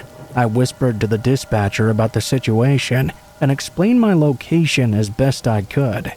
It was a bit hard though, considering I didn't really know the area I was going through all that well. My heart was pounding in my chest as I crept back to that peephole, trying to keep my tabs on the nightmare that was happening right next door. Just as I looked through this time, I saw one of the men draw a gun from his waistband. Panic surged through me, and I sank to the floor. I was scared. I couldn't risk them seeing or hearing me through the door. The sound of gunshots pierced through the air, and I could hear screams of agony. Tears started to well up in my eyes. I felt completely helpless. The minutes dragged on as I huddled on the floor just inside my room. The sound of suffering next door was one of the worst things I'd ever heard. The man was moaning and crying out in pain. I listened to the other two make fun of him. They said they found him weak for showing that he was in that type of pain. I found it incredibly disgusting, considering they just shot him multiple times. I heard more shuffling in the room next door, and was relieved to hear what sounded like the men leaving after what felt like a small eternity. I actually heard sirens approaching the hotel too. Relief washed over me as I looked through my own peephole and saw the police arrive, followed soon after by paramedics. The officers inside pounded on the room next door to me, demanding that whoever was inside surrender right now. I guess they hadn't realized the men had already left. The only response they got was Dirk pleading for them to help him. I heard them break down the door and call the paramedics over. I was full of fear and anxiety as I waited for the officers to clear the scene and hopefully get this guy to safety. An officer knocked on my door, identifying himself. I opened the door and was eager to tell him everything that happened. They told me they'd have to take me down to the station to make a formal statement. I found that odd, but I did what I had to do. I packed up my stuff from my room and headed down to the police station. As I sat there that night, providing my statement to a detective for what seemed like the 100th time, I couldn't help but think about whether or not that guy was okay. I never met him or even interacted with him once, but somehow I felt a connection with him. In my eyes, no one deserves to die in such a violent way, just because they probably owed someone money. I wish there was more I could have done, honestly. But with how small I am and not really being trained in anything, if I would have tried to personally intervene, I probably would have been injured or killed too. No matter how many people like to say they would, I just couldn't risk my own life for someone I didn't even know. I was informed later that night the guy had passed away not long after arriving at the hospital. His gunshot wounds were pretty severe. There was nothing they could do. The detective assured me I'd done the right thing by calling the police, and that my testimony would be important in bringing the men responsible to justice if and when they were found. Unfortunately, as I'm writing this, it's been almost 9 years, and there's been no news on this case. I'm sad that his family hasn't received justice for his murder. The events of that night have left me completely traumatized, but I have to remember how lucky I am to still have my own life. That's something that guy will never have. And the only thing separating the two of us that night was a single wall. Different life decisions led us to the same place at the same time, but somehow still worlds away from one another.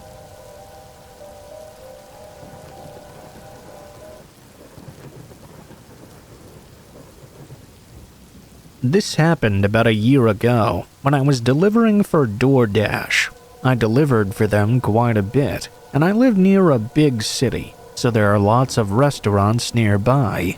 When this story took place, I was delivering food on foot. I would walk to apartments and houses in the city and deliver. I couldn't cover that much ground delivering on foot, obviously, but I did surprisingly well most of the time. One day I was working, and it was nighttime. Things were pretty quiet. I was still getting some deliveries coming in. I got one that was for some smoothies from a health drink place or something. I remembered that I went to the place and picked up the order. It was 4 drinks. I got a drink holder for all of them. It would take me a little over 5 minutes to walk to the area where I was delivering to. As I was walking, I first went down a pretty busy area in the city. I was minding my own business, going along the sidewalk, Then I took a right and walked another few blocks onto a road. I was still on the sidewalk when all of a sudden I heard this weird noise. It was like a commotion off to my left, coming from a side street. Next thing I knew, I was hit by a biker and knocked off my feet. I fell to the ground. It all happened so fast. Turned out a car had turned onto the street from the left and cut somebody else off. That person had to swerve to avoid them, and there was a biker in the bike lane on the far right at the same time.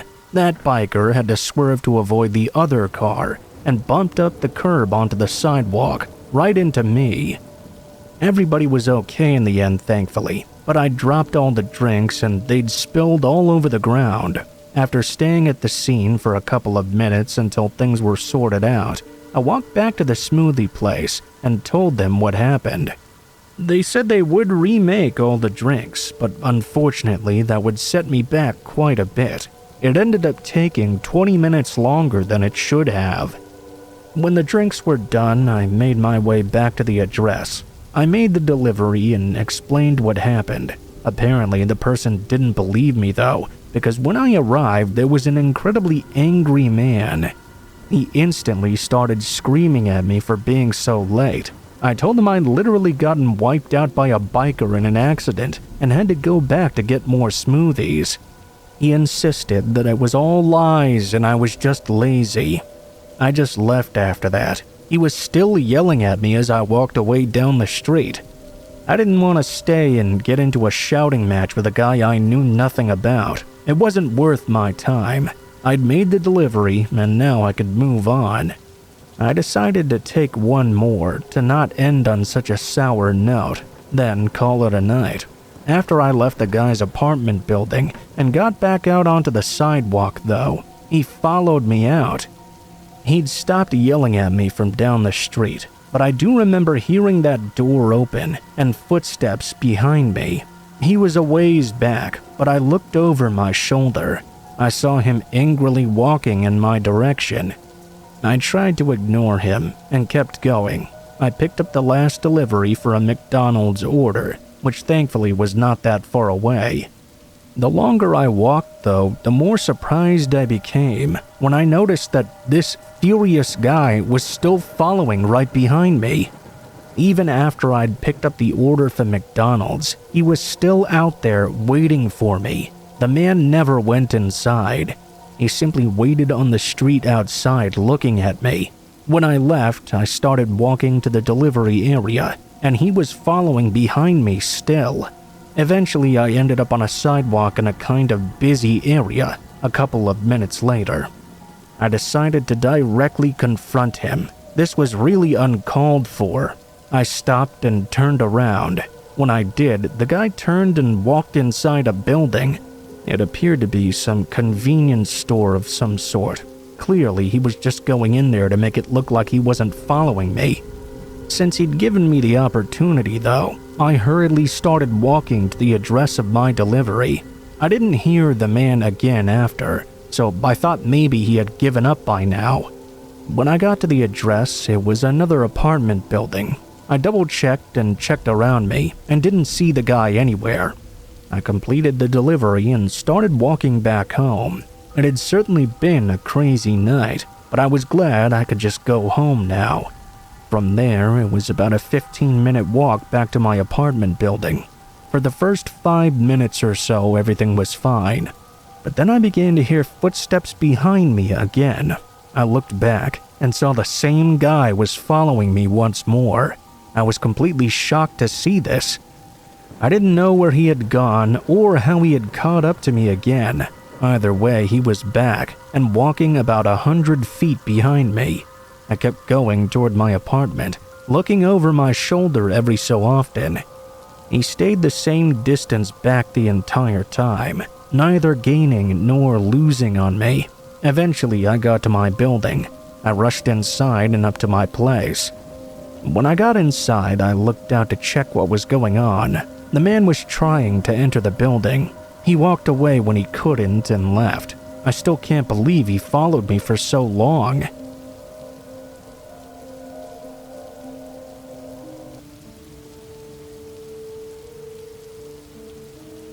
This happened to me about a month ago in rural Michigan. I was out in a rural area on a big 5,000-acre patch of state land, doing some rabbit hunting by myself. I had been walking for 2 or 3 hours and hadn't seen a thing. I decided to turn back and start making my way back to where I'd parked my car. When I got back to the main trail, I basically had to walk about a mile east, then take a left and head another 2-ish miles north to get to my car. As I was walking east though, I started to get this really unsettling feeling. Everything was just a bit quieter than usual, quiet even for a day with a decent amount of snow on the ground. The eastbound trail before the turn is a lot of small fields off to the side and hills up until a final flat stretch. As I got up one of the last hills, I looked to my left at a big field for a second, in case I saw any last-minute rabbits or coyotes. By the time I turned my head back to the path ahead, there was a guy right in front of me, about 100 yards away. He seemed to be walking away from me. Something about him didn't sit right with me though.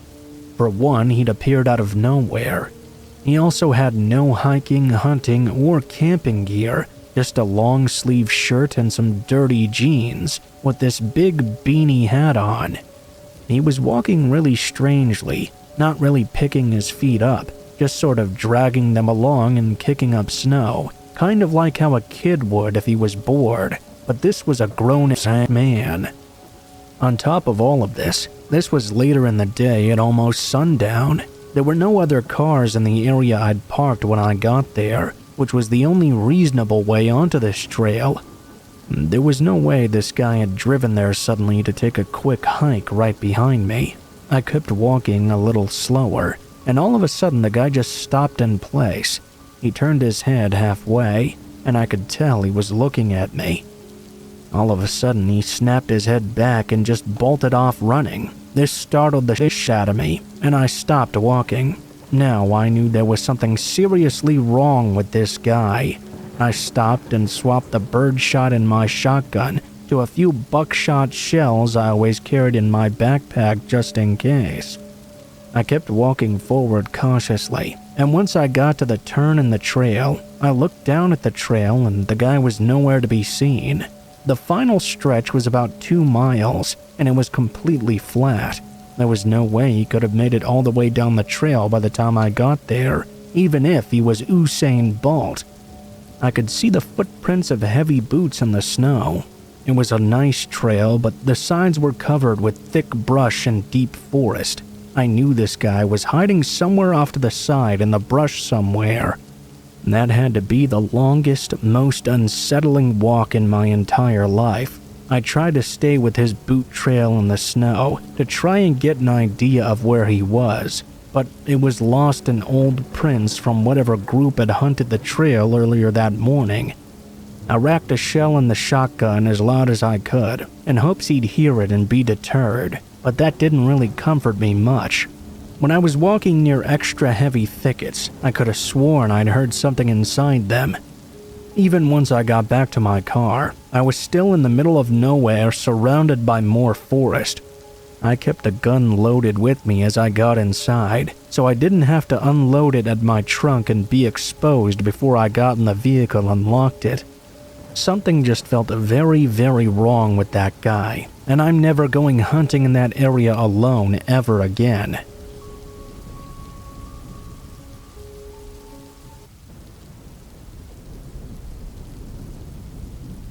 Not more than a week or 2 ago, I hiked out on a long trail in the dense woods behind my town. I lived in a really close-knit town with just under 1,000 people, so we were pretty far out from any big populated cities. The woods on the outskirts were very flat, no mountains or hills of any sort, but there were a few ponds and some small rivers running through the middle. I was heading out to one of those rivers. I'd been there before a few times, though I'd never had the chance to camp out there. That was until this day. As I could recall from the previous times, I knew it was about a 3-hour walk almost perfectly north. As I walked between the trees, it was very quiet, aside from the birds and other animals rustling the leaves around me. There were no other people or hikers at all, and I didn't plan on seeing anyone either. This was not even a trail, it was just open woodland. As I was about 45 minutes out from the river, though, I suddenly stumbled into someone. We were both walking toward each other, and it seemed like neither of us had noticed each other until we were just a few feet away, separated by only a few trees.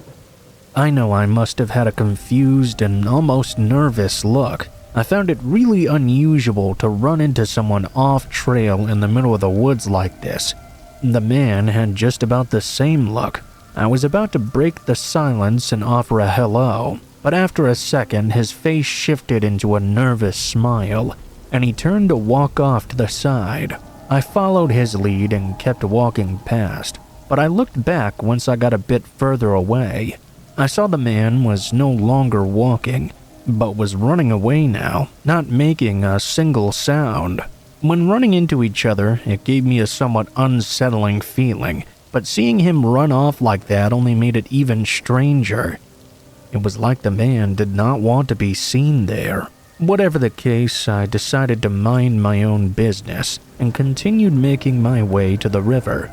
This was no campsite or anything, obviously, so I just plopped my bag and tent down on the flattest area I could find. Then I went to get a fire going. Since the sun was just about to set, I tossed in a bunch of random sticks and twigs that were around, and made sure it would burn for a couple of hours at least. I was hoping to stay up and wait until the stars came out, so I could do some stargazing away from town. I could often get a good view of the Milky Way, which was a sight I never wanted to miss out on. Hours passed by while I was sitting and waiting, until a very distinct sound came to the quiet woods behind me. Footsteps, slow and careful ones. I turned and looked, not making out much in the darkness as I gazed around. The footsteps did stop though, telling me that while I may not see them, they could clearly see me. I reached down for my bag and picked up my heavy-duty flashlight, shining it out into the trees. I could see decently far now, but as I moved it back and forth, I didn't see anyone out there. I felt my heart rate increasing a bit as the unsettling feeling came over me again. "Anyone out there?" I waited for a moment with no response, then tried again. "Hello?" Not even the sound of another footstep. After a moment of contemplation, I started to walk toward where I'd heard the sound from. Maybe there was a chance I was mistaken, but I needed to be sure. I carefully stepped out through the woods, keeping my flashlight steadily pointing ahead. I got to where I thought the sound was coming from. I moved the light to my left, looking behind each tree. Needless to say, I was caught by surprise when the light suddenly revealed a large man in hiding. It was the one I'd run into only a few hours ago. He was no more than 20 feet away, but even with the light now on him, he stood perfectly still. In an act of quick thinking, I tried not to react and continued to move my flashlight across the woods, hoping he might think I didn't see him somehow. I then began walking back to the tent, trying to act as unbothered as possible. I picked up my bag and looked around once more before quickly leaving my tent and campfire behind. I walked into the woods following the river's side. Once I felt I'd made enough distance between us, I started running as far and fast as I could until I was without a doubt away from that man. I found a spot to rest at with a good view and sat there wide awake until sunrise. I don't think the man followed me that far, as I was able to make it out without hearing or seeing the man again. I'm not sure why exactly he was out there, or why he showed up and hid by my campsite at night, but I never went back to retrieve my tent, in fear that I might find out if I did so.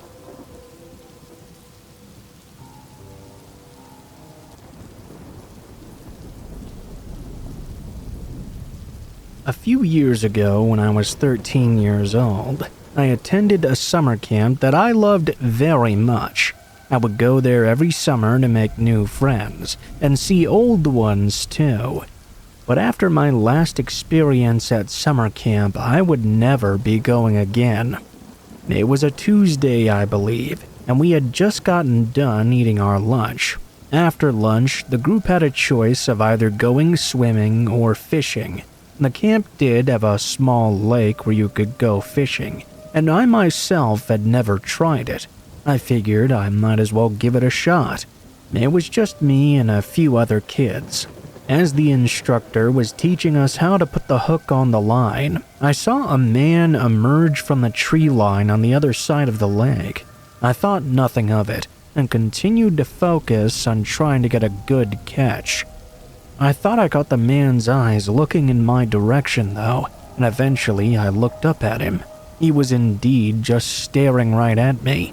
Let me give you a description of this man. He had a blue jacket, sweatpants, and was wearing sandals, along with a big hat. I didn't know who this person was. I went over to the instructor to tell him about this mysterious man, but of course, as soon as I told him about the guy, the man was already gone. I continued fishing for about another hour before it was time for the group to go back inside the gym for sports. At one point, I had to use the restroom though, so I started making my way over to the women's restroom. I stepped inside, and I heard a man's voice call out to me, "Hello again." Before I could even say something, the same man from earlier stepped out from one of the stalls and looked right at me. I saw craziness in his red eyes and was disgusted by the smell of marijuana on him. He then whispered to me, "Come with me. I want you to see something cool." I walked over to the door to exit the restroom. He tried to block me from leaving and grabbed me hard by the arm. He then said to me in a furious tone, "If you scream, I will kill you. Do you understand?" I nodded my head, telling him that I understood. My dad had always told me to keep calm and try to think of what to do if I ever came across a situation like this. That's exactly what I did. I kept calm and did everything the man asked. As he was walking out with me while holding my arm, I heard a deep voice yell from behind us. Thank God it was a police officer. I immediately began screaming and kicking, trying to fight for my life. After a few seconds, the man let go and ran to his car. The police officer chased after him. Another officer escorted me to the gym, where the rest of the group was. He explained what happened to the counselor and staff. My mom picked me up early that day, and I never went back to summer camp again. My advice is to please be careful, because there are dangerous people out there all around, and you never know what they might do if they catch you.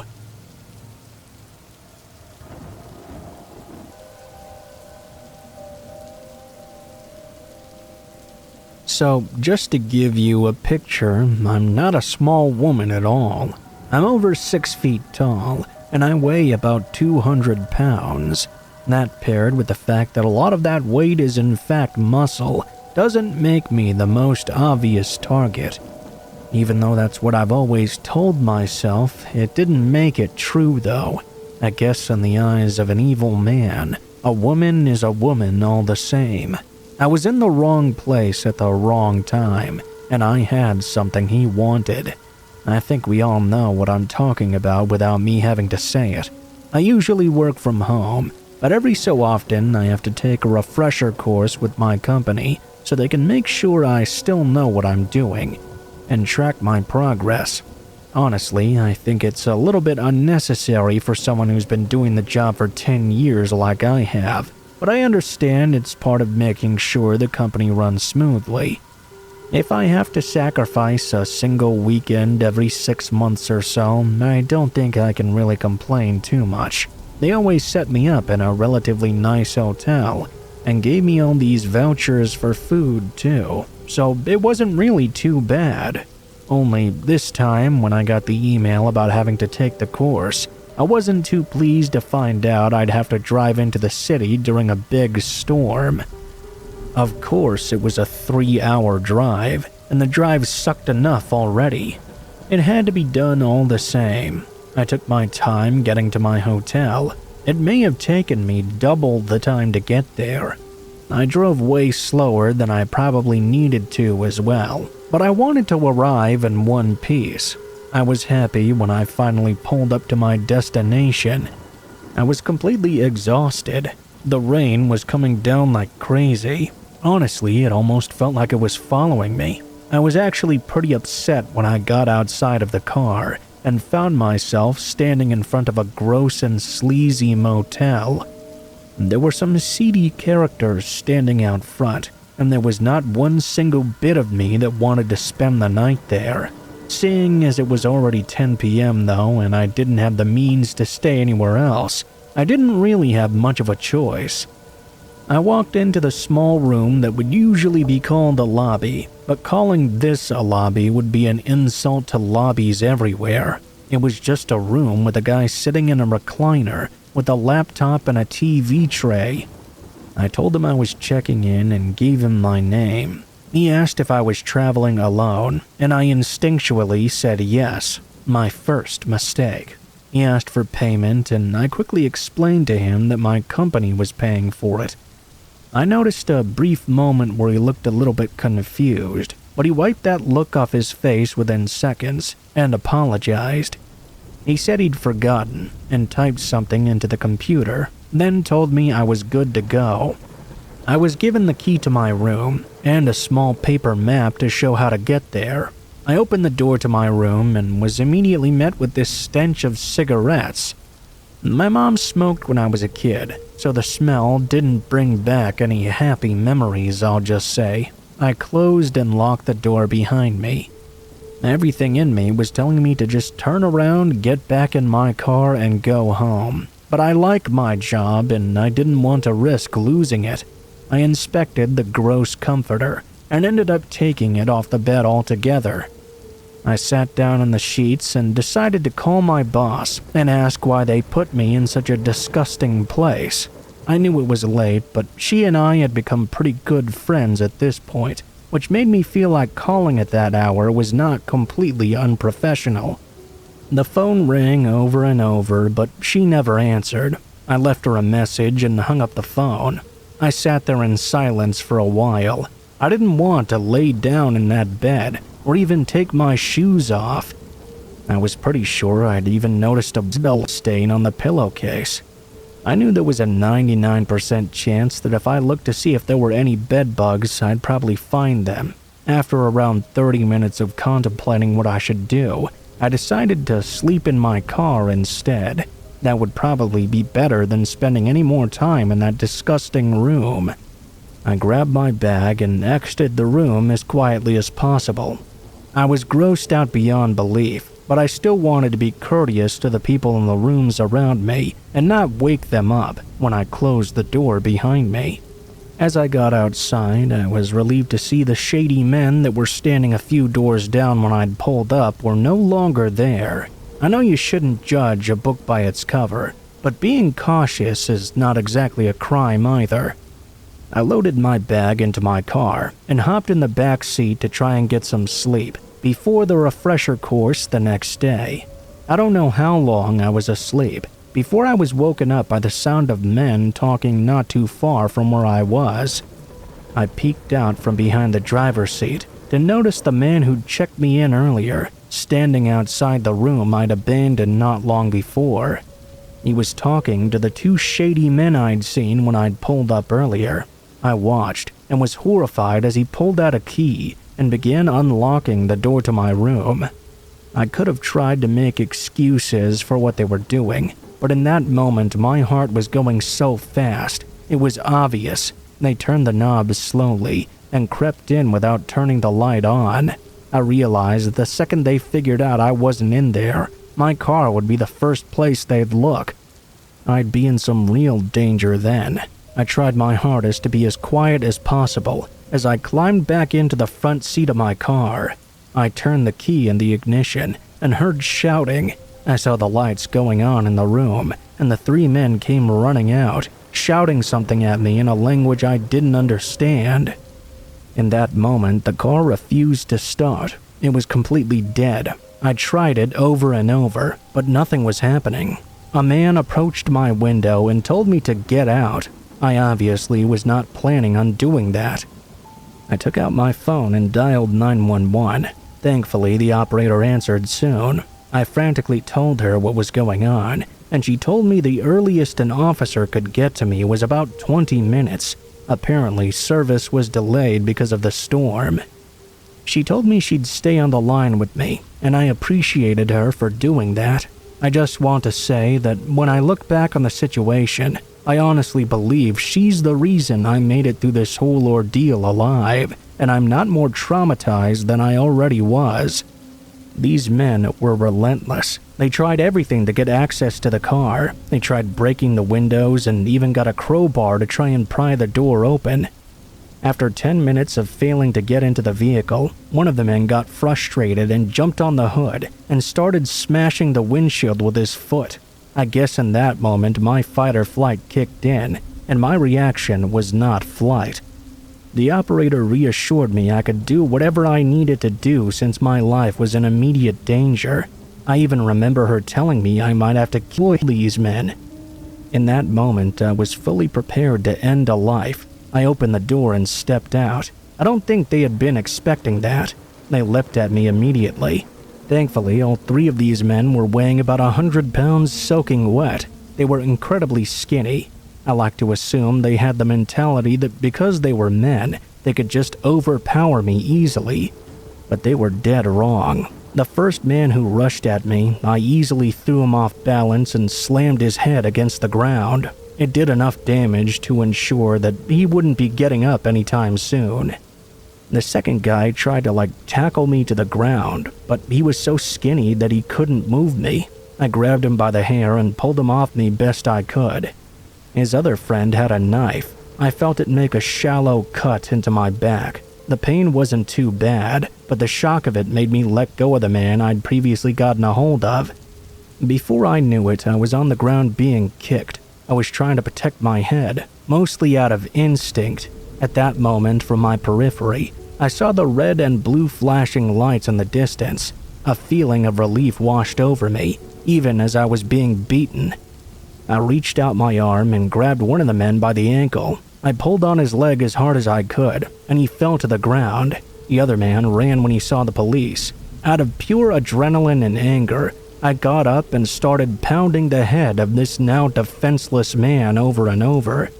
I was hitting him so much that I was soaking wet from the rain. Blood was starting to pour down his head and onto the asphalt. I didn't even hear the officer yelling for me to stop in that moment. I just felt a hand on my shoulder. I turned and got a good look at the face of the man I was beating. He was unconscious, and his face looked like ground meat. They eventually took him away in an ambulance. I was also taken to the hospital as well. The beating I took caused some serious bruises, and I had the cut on my back, but thankfully there were no major injuries. I got around 10 stitches on the wound on my back. It was not pleasant, but I was just happy to be alive. My manager ended up calling me back not long after I got out of the hospital. She was completely frantic and had no idea what I was talking about in my voicemail. She said she had booked me a really nice hotel in the same city and had no idea why I ended up where I did. She sent me the info of the correct hotel, and I realized immediately what had happened here. Both places had the exact same name but a different spelling. I ended up at the wrong place. The guy in the lobby had a confused look on his face because he actually didn't have any idea what I was talking about. He just pretended so he could check me into a room that he would have access to a single traveling female alone. The perfect target. I drove home in a rental car later that day after being discharged from the hospital. I decided to take some time off from work as well. My car was towed back into town and repaired at the expense of the company I worked for. I guess there was some serious damage done to the engine, presumably to stop me from trying to get away, and the company I worked for was actually very supportive after everything that happened. I was also pleased to find out they caught the other attacker who had run away that night. Apparently, he was hiding out at his mother's house. I was asked to come ID him, which was not the easiest thing I've ever had to do, but I did it to make sure those men couldn't hurt me or anyone else ever again.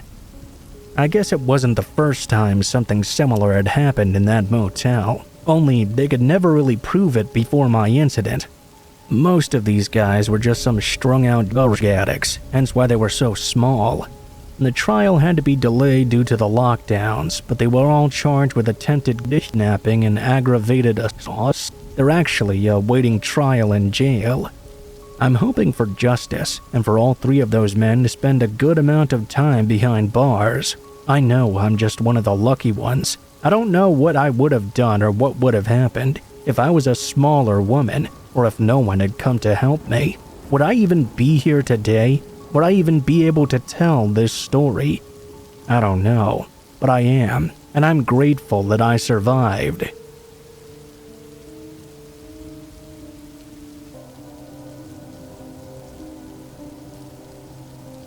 This only happened a few months ago.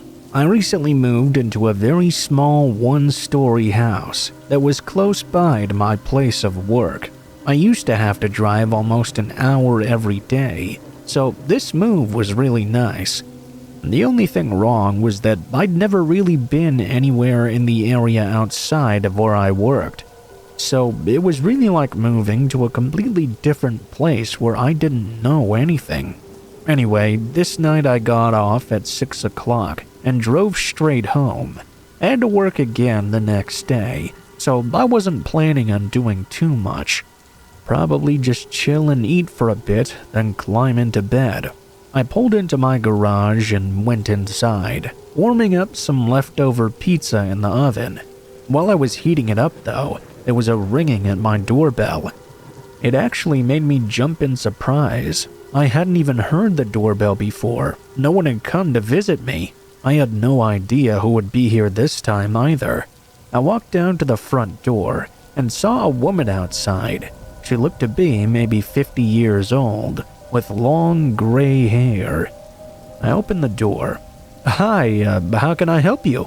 She gave me a wide smile and said she'd noticed I'd moved in recently. We talked for a minute as she asked about where I came from and if I had a wife or kids, all that sort of random small talk. After a few moments, she said goodnight and walked off. I never even had the chance to ask her who she was. I assumed she was just some old lady that lived down the block or something. Something about her felt off, though. I don't know how else to describe it, really. I wasn't sure if there was actually something wrong or if it was just because she'd randomly shown up like that. I went back to the kitchen and got my pizza, then sat down on the couch and started looking for some good videos on YouTube to watch.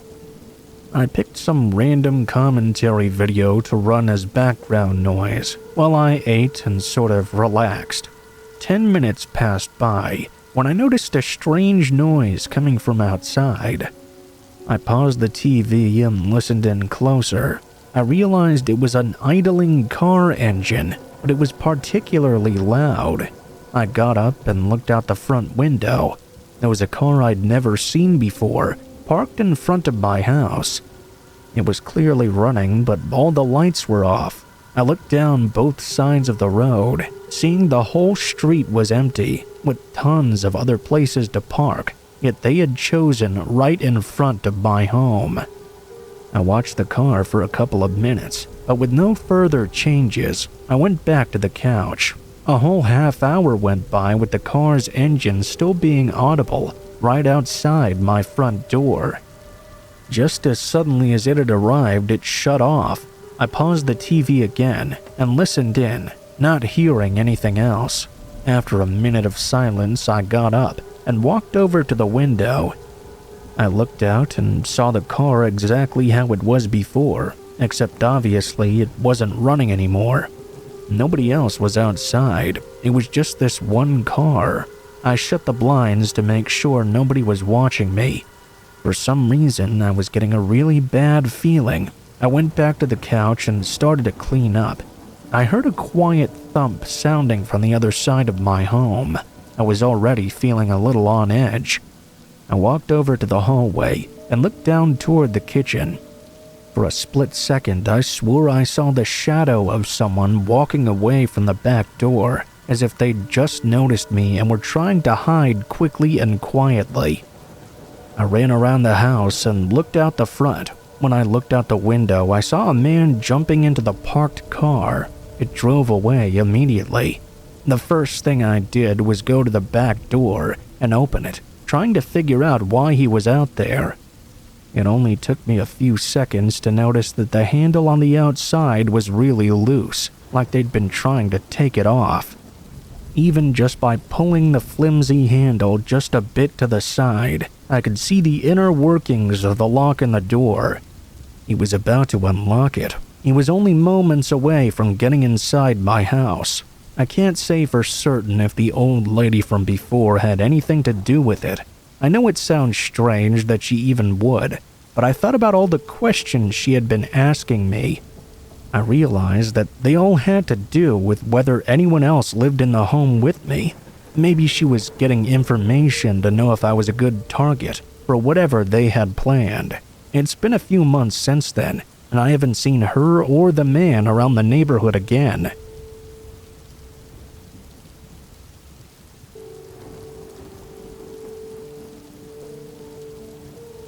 I was in Portland, Oregon about 6 months ago for training at work. A bunch of coworkers and I went out drinking the last night we were there. They ended up going home before me, and I found myself trying to find my own way home around 3:30 a.m. with a dead phone. There's a large homeless population in Portland, many of which I passed by sleeping on the sidewalk under various shop entrances. At one point, I came across a bus stop and what appeared to be a little old woman bent over, looking for something in her purse. I asked her which direction my hotel was in. She immediately whirled around, and I noticed her teeth were rotting. They looked as if they were sharpened at the ends, most likely from the decay. She had leathery tan skin, frizzy white hair, and these terrifying light blue eyes that were opened as wide as they would go. She let out a scream at the top of her lungs, not like a scared scream, but like a witch scream. "Don't go down that road back there. There's a man with a knife hiding, and he's not a good person. Don't go down there. He's a bad guy." She just stood there wide-eyed, then turned to a road and kept pointing, repeating that over and over and yelling. I listened for about 5 seconds before I took off in the other direction, about ready to shit my pants. I looked back down about a block away, and she was still there pointing and yelling, the most terrifying encounter I ever experienced.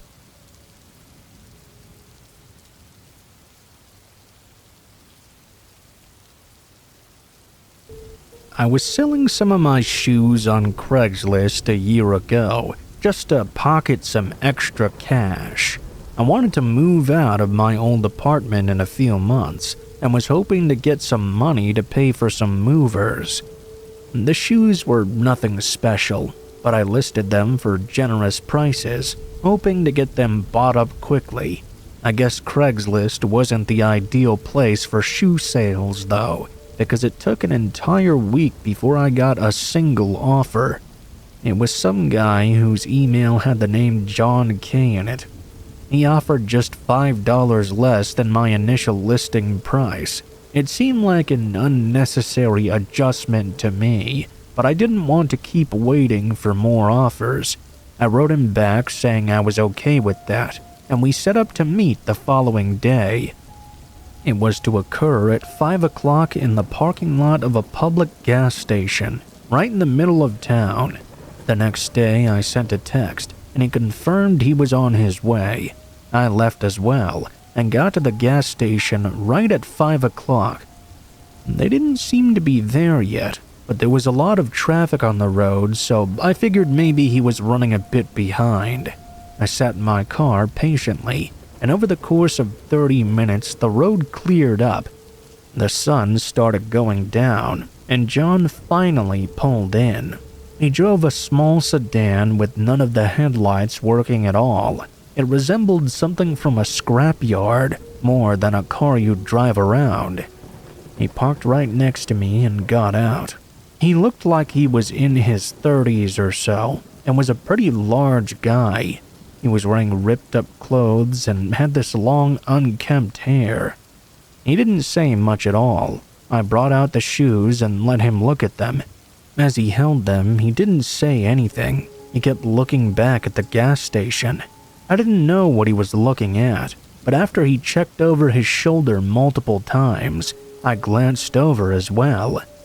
The gas station was empty, aside from one guy putting gas in his car. Otherwise, I didn't know what he could possibly be looking at. John was really taking his time, pointlessly looking over everything multiple times, as if these were some rare collector's shoes he was going to drop hundreds on.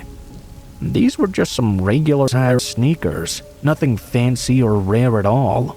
John looked over his shoulder one more time, just as the car by the pump started to drive away. All of a sudden, his whole demeanor changed, and he stopped looking at the shoes at all.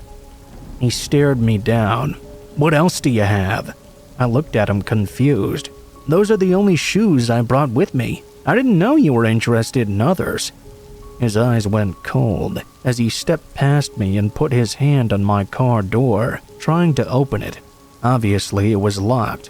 John immediately looked at me and told me to unlock it. His voice was deep and strict, like it was a threat. I kind of just stared at him and tried to wrap my head around this, thinking what the best course of action would be. In the moment, there's really just no time to think through all the options, though. I unlocked the door, knowing that the most he could take with him was a couple of random bills I had in the front seat. Then he said something that I was not expecting at all, though. "Get in." He opened the passenger side door and told me to get inside. I stood there even more taken aback, but now starting to get way more worried about where this was going. I looked behind me, hoping someone else was here, but the gas station was empty. No people or cars anywhere in sight. John grabbed me by the arm and pulled me over to the door, taking my keys from me. He aggressively shoved me into the car and threw a few punches, landing on the right side of my face. I immediately tried to get up, but John slammed the door against my head, making my vision go blurry. Everything was sort of fading in and out. I heard him start walking around the car, as if he was going to the driver's side. Then he suddenly turned around and sprinted back to his truck. I was still out of it and barely remember anything else. I guess someone had pulled in at the perfect time and confronted John, scaring him away. If they hadn't helped me, and John was able to get in and drive away, I don't know what would have happened. Assuming his car was either stolen or untraceable to his name, then stealing my car and abducting me would have left no trace of our interaction, giving him days, if not weeks, to do whatever he planned before anyone would even come looking for me.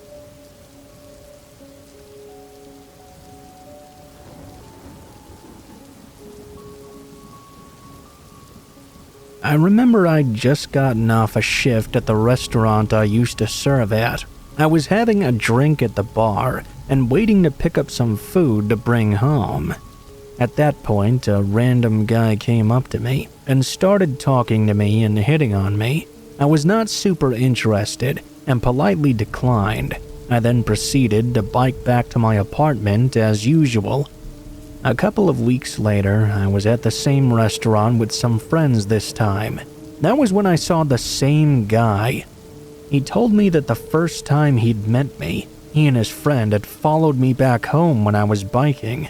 I tried to leave the bar as quickly as I could, needless to say, and I biked home as fast as possible.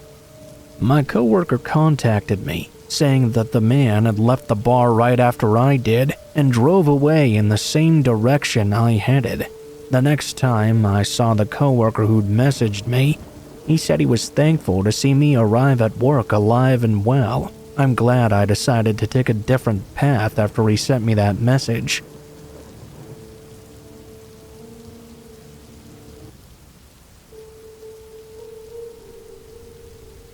I remember one time I was working in an office building.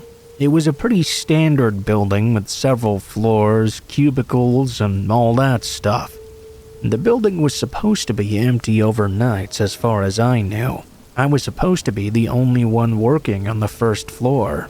I was supposed to clean up the office area and vacuum the large amount of carpet they had, as well as cleaning other various things.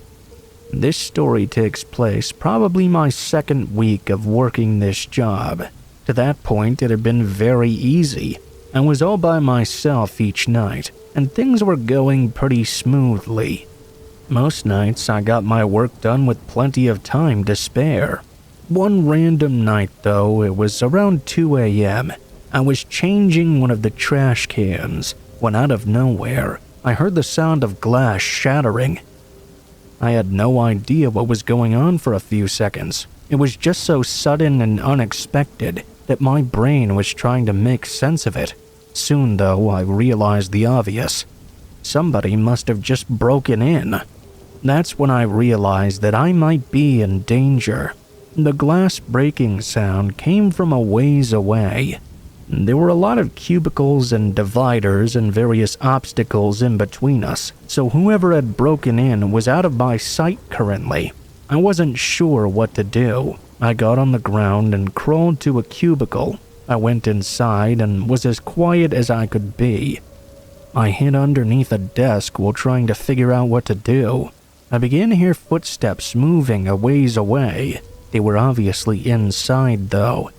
I didn't know who had seemingly broken into the office building, or why the footsteps were currently moving closer to me. I was paranoid they somehow knew I was in here or something. They were still a long ways away, and seemed to slow down a little bit. It was at that moment I made the decision to call the police. It was so quiet in there, though. Other than the person walking, I was afraid that if I so much as moved a muscle, the person would immediately notice me there. I was literally sitting there completely still, holding my breath. Whoever was in there randomly stopped and was still a ways away. I couldn't hear much, but I could tell they were lingering in a certain area. This went on for about 2 or 3 minutes. They then started to walk again closer to me. This time they walked within just 30 feet of me. I started to get very nervous. I was thinking they might suddenly decide to look under the desk. I couldn't tell exactly what they were doing from my vantage point. I really badly wanted to call the police, but I couldn't bring myself to do it. I was convinced if I moved at all or talked into the phone, the person would notice me immediately. I slowly reached over to my pocket to try and pull it out quietly. It seemed like I was making too much noise, though. I froze and held my breath, trying not to make a sound at all. The person was obviously searching for something in the area. Who knows what they were staying in the area for, though? It felt like forever. I honestly don't know how long it was. Eventually, I heard them begin walking back in the direction they'd come from. I continued not to move a muscle. They were pretty far away now, so far that I stopped hearing them at all. I wasn't sure if they had left or if they had simply wandered a long ways away. I waited for a few more moments without hearing anything, and that's when I determined they must really have left. I grabbed my phone and called the police. I spoke as quietly as I could. I was told they were on their way. I remained hidden underneath the desk. In the time that I was waiting, I didn't hear any more noise at all. Eventually, I left the area underneath and was very sure the person had gone by now. When I looked around, nothing seemed to be out of place. The police arrived soon after. I told them what happened. One of the windows a ways away was in fact broken. but nothing appeared to have been stolen. I couldn't be sure, of course, because I didn't know absolutely everything that was in the office building. But I was fairly certain nothing was out of place. After that, I was sent home. The police were going to stay there and do some more investigating. I returned to work there several nights later to continue with my job. For the rest of the time I worked there, I was nervous that something like that would happen again, but luckily there were no more break-ins. I'm not sure who exactly broke in that night, and I never heard much more about it. I have no idea what they came there for in the first place either.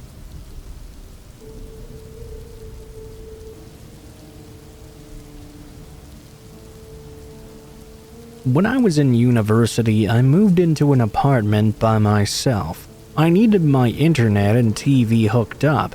The guy came over to hook everything up and was a little bit chatty, but generally seemed nice. Now, I hate having strangers in my place, so I was not exactly very chatty back, and I did not let the guy stick around. The next day, I was just getting out of the shower when my apartment buzzer started ringing over and over. When I answered it, there was a man I'd never seen before outside. "Hi, I'm here from Shaw. You just had TV and internet installed yesterday, and I'm here to make sure it's all working correctly." I was only wearing a towel, and I was weirded out because it was working just fine. Nobody had told me there would be a follow-up appointment either. I lied through my teeth and said, "Sorry, I have a bunch of people over right now. It's not a good time." I slammed the door in his face. I immediately called up the Shaw service and asked if they'd sent someone over. They said they did not. It really freaked me out, and I debated whether to call the police or not, but when I looked back outside, the man had already left.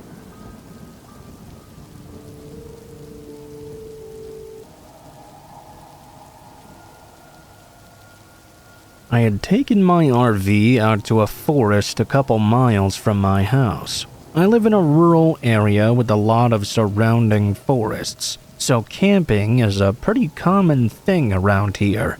The place I had driven out to was not all that well known though, being a camping spot only big enough to fit a few RVs. I liked it though because rarely would anyone else be there, and the path to drive down was wide enough to easily fit my RV. When I got there, the grassy field I parked in was completely empty. I really didn't have any plans whatsoever, so I just kinda stayed in for a bit before jumping out and setting up the exterior with the overhanging tent. I got my chair set up and started gathering some wood to make a campfire with. It was well before nighttime, but I wanted to be prepared before it started getting dark out. I went out into the woods behind the RV, far enough to where I couldn't really see the camping site anymore. A lot of the wood out here was still wet from a rainfall that we'd had a couple of nights ago. It took a long while to find some nice dry pieces to use. Luckily, I had decided to start early. I had been out probably 20 minutes or so. When I got back to the RV, there was a man setting up a tent nearby. He nodded at me as I came back to the campsite, and I nodded back just as a way to acknowledge each other. There didn't appear to be anything particularly strange about him. I didn't really think anything of it, aside from being a little bit upset that I'd have to share the area with someone else now. After tossing the sticks on the ground, I went back into my RV for some privacy. I grabbed a beer and sat inside with the sunroof open. I'm not too sure how long I was in there for, maybe 30 or so minutes. I got up and checked out the window. The man appeared to have finished setting up his belongings. Now that it was all put out together though, I realized how rugged it really was. It had tons of holes and gashes in it, with flaps hanging off and blowing in the wind. It looked like a really old tent that had been left out for years without ever being taken care of. It wasn't even in good enough condition to be any better than sleeping in the open air. I looked around and didn't appear to see the man inside the tent through the holes. I also looked at the nearby area, but he was nowhere else in the camping grounds either. I simply left the RV and started making my campfire. I continued to look at this awful tent he'd put up. I wondered why he was using that. How odd it was that he thought it was good enough to use. As the sun set, I got the fire burning and sat beside it, still unsure where the man had gone off to. He had not returned all the while. I sat for a good minute as the darkness overcame the woods, leaving only the light of the campfire illuminating the small area around me. The night went by slowly as it went on. I began wondering more and more where this man was. Why hadn't he returned to his tent now? It was late and it had been several hours. I checked my watch and saw it had been more than 4. I got up from my chair and walked a bit closer to the man's tent, just to make sure he was all right. "Hey, are you in there? Are you okay?" I called out. There was no response. I stood in the middle of the campgrounds and looked around at the dark forest surrounding me. Maybe the man had gotten lost out there. As I looked in all directions, the eeriness began to grow on me. I suddenly noticed a movement by one of the trees, which made me stop in place. I stared at where I saw it, still not sure what exactly it was. My eyes slowly began to make out the outline of a man standing by the tree. They were hiding behind it, as if trying not to be seen. A wave of fear came over me. The longer I looked at this guy, the less sure I was that he was the same man I'd seen earlier. I took a few slow steps back and hurried into my RV. I peered out the window, seeing the man hiding in the same spot and clearly looking my direction. After a slight hesitation, I made my way to the front cabin and turned on the RV. I drove away from the camp. What terrifies me the most every time I think about it is that I don't think that was the same man from the tent. It appeared to be someone else, waiting out in the forest. I wondered if maybe he did something to the man, and that's why he hadn't returned in all that time. Maybe they were together. The man from the tent might have been somewhere else in the woods watching me too without me even knowing. It's hard to know what exactly was going on there.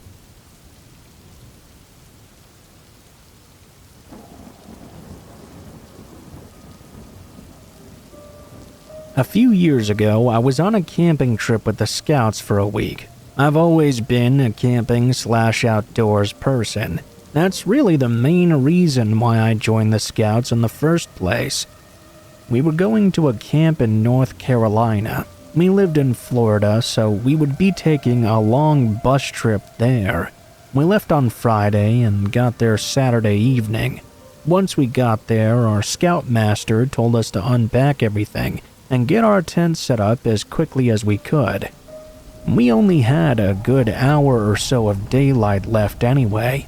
Within about 45 minutes, we had been set up and started cooking our meals. My friend, we'll call him Eric, who was also in the Scouts and who I'm still friends with to this day, told us we should go and explore the woods a bit. Now, I wasn't exactly sure if the Scouts were allowed to go exploring into the woods, but our Scoutmaster had said earlier that we could go anywhere as long as we were with another Scout. Therefore, we figured it would be okay. Anyway, we started making our way into the woods with our flashlights. It was getting quite dark now. We walked about 10 minutes or so when we stumbled across this small little shed that looked like it had been abandoned for the past 60 years at least. At this point, we weren't sure what to make of it. Eric said that we should go inside and look around. Me, on the other hand, knew we were going to get into serious trouble if we trespassed inside. I said no, but Eric went on and called me a wuss and said that I was always afraid of everything. It honestly bothered me at the time, so I sighed and said we could go in for a few minutes. The door was basically broken down, so we didn't have any problems getting inside. We got inside and turned on our flashlights. It was basically empty. There was some furniture, but that was pretty much it. Eric then said, "What is that?" He was shining his light on a rope hanging down from the roof. It took me a few seconds before I realized it was a swoon. I told him to just leave it alone. As we were walking out, Eric tripped over something soft. We shined our light down to see what he had tripped on and ran out of there as fast as we could, back down the trail. We stopped to catch our breath after a while and began panicking. What we'd seen was the dead body of a random woman. She looked like she'd been dead for about a week at most. We were talking about whether or not we should report it. We decided not to tell anyone, since for some reason we were afraid we would get into trouble. After that, we barely talked to anyone for the rest of the trip. The day we were packing up and leaving, Eric and I decided to go see if anything had changed at the shed, and surprisingly, something had. All the furniture was gone, along with the body and the news. Someone had known we had been there. We left and reported it to our scoutmaster once we got back. We explained everything, and thank God he believed us. Within 20 minutes, they had police searching the shed, but I don't know if anything happened after. Needless to say, we still got in trouble anyway, but I was expecting that. About a week later, I was watching the news when I happened to see that the police had found a man.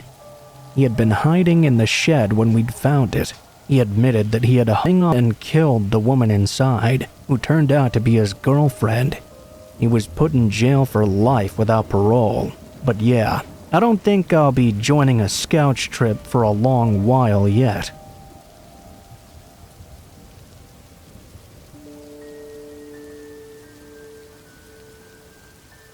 I was walking home from the bus that dropped kids off after drama or sports at the nearby elementary school.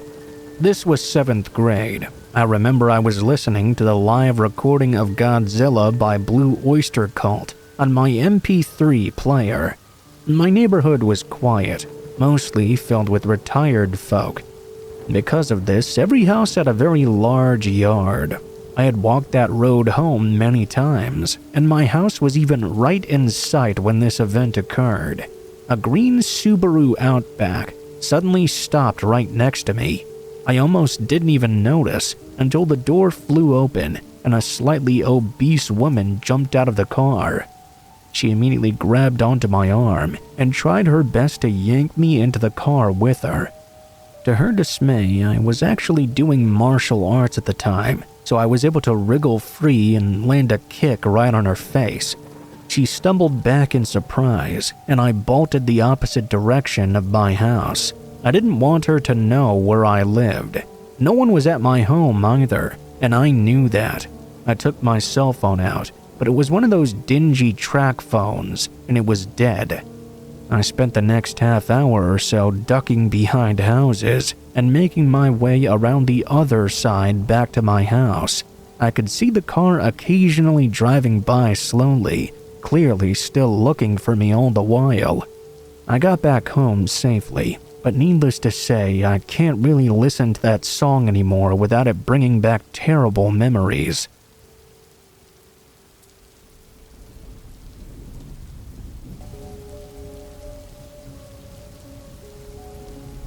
When I used to work at a dollar store, the store was called Family Dollar. I lived only a few blocks away in an apartment. I had a few co-workers at the Family Dollar, but this story revolves around one in particular. It was a guy named Chris. He was a big guy and around my age. Sometimes we would work at the same time, and usually only 2 or 3 people would be working at once. Chris really didn't seem to be much of a talker, neither was I for that matter. I did try to have a conversation with him a couple of times, but he would always just give really short, blunt responses. We worked together for about 2 months or so, on or off. One night I was working with somebody else, and Chris was not there. It was a fairly quiet night on the job, and everything went by as normal. After I got off work, I went back home to my apartment. My apartment was pretty close by, like I said. I lived alone in my place on the second floor of the building. By the time I got back, it was around 9:30 or so. I didn't have to be up that early the next day, so I ended up staying up sort of late. At about midnight, I was still awake. I was at my living room when there was a sudden knock at the front door. It was loud and firm, almost a police-type knock. It startled me and I sat up. My heart was racing. Why would somebody be knocking like this on my door at midnight? I really wasn't expecting it. I got up and walked over. In the process, I could hear more knocking. When I arrived at my door, I looked through my peephole to the other side before answering. My coworker Chris was standing there. It was very strange to see him, because I knew that he didn't live anywhere near this building. I also had never told him where I lived before. He was just standing there, facing my door and looking at it. I chose not to answer. This was just too weird. I kept watching, though, as he stood there for another 5 minutes at least. Finally, he walked away and disappeared down the hallway. I was left wondering why on earth he had been there in the first place. I knew I had never invited him over, and obviously I'd not told him my address either. Well, the next day I worked, I just happened to work with Chris. Not too long into the shift, when things were getting sort of quiet, I asked him why he'd gone to my apartment the previous night. He tried to completely deny it, but I said I'd literally seen him standing right outside my door the previous night. He insisted he wasn't there and said he'd stayed home all day. He even went so far as to claim that either someone who looked like him was there or I had dreamed the whole thing up. I knew that was a lie. I just kind of said whatever and moved on with the work. The rest of the shift went by as normal, and I didn't talk to him at all for the rest of the time. After that, though, I never saw Chris at work again. I found out the next time I went in that he'd suddenly quit and didn't even give a reason why. Obviously, I found the timing of this very suspicious. I haven't seen him anywhere since then. I still wonder what he was doing that night.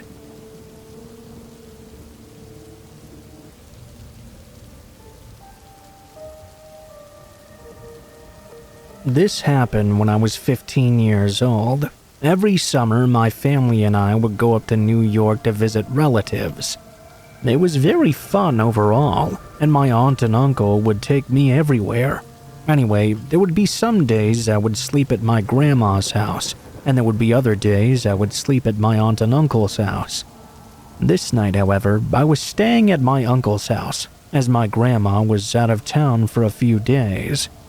My aunt and uncle had just recently had a baby, and she had her own room. That meant I had to sleep downstairs in the living room. They didn't have an air mattress, so I had to sleep on the couch, which was extremely uncomfortable. The living room has a lot of windows. 3 behind the couch and a huge window out front where you could see out into the woods. I was tossing and turning, trying to get to a good position where I could feel comfortable. I'd been there about 10 minutes, rolling around and trying to get some sleep. I finally started to drift off, but I was awoken to what sounded like a strange banging noise. I dismissed the noise as just a dream at first, but then the noise continued. This time I fully woke up and began searching around the room for the cause of this noise. I then found it. Standing at the big glass window was a man knocking on it. He was wearing a black hoodie, and in his free hand was a big knife. Surprisingly to me, it didn't seem like the man had even noticed me. He wasn't looking in my direction. It was more like he was looking around the room to see if anyone was there. I knew it was only a matter of moments before he would spot me, and God only knows what he was planning on doing. I gathered up the courage to sprint upstairs to my uncle's room. I immediately told him everything that was going on. He grabbed his hunting rifle and rushed downstairs to show the man he was armed. The man was still waiting there, but instead of running away, he just started laughing maniacally. It wasn't a normal laugh. It was a low, threatening one, as if he wasn't afraid of my uncle at all. Not even 5 seconds later, we heard a window from the other side of the house smash open. We then realized there was more than one person. We bolted up the stairs, awaking both my aunt and the baby. We heard a pair of footsteps coming up the stairs fast behind us. We took that chance to climb out our window and drop down to the ground. We didn't care what was in front of us, only what was behind. We booked it to the neighbor's house and called the police. They investigated and told us the house had been broken into, and many valuables had been stolen.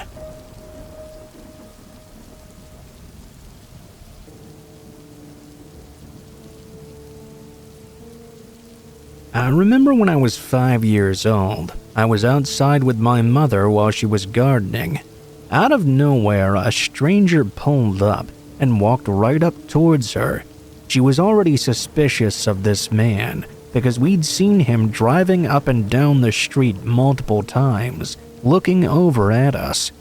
Once he started walking towards us, my mom rushed me inside and locked the door. Once the man reached her, the only thing he kept saying to her was, "Where's your son? Go get your son." He kept demanding this of her over and over until he eventually got fed up. He punched my mother in the face and then left. I didn't understand what was going on at the time, but as I got older, the reality of how scary that situation could have been really hit me.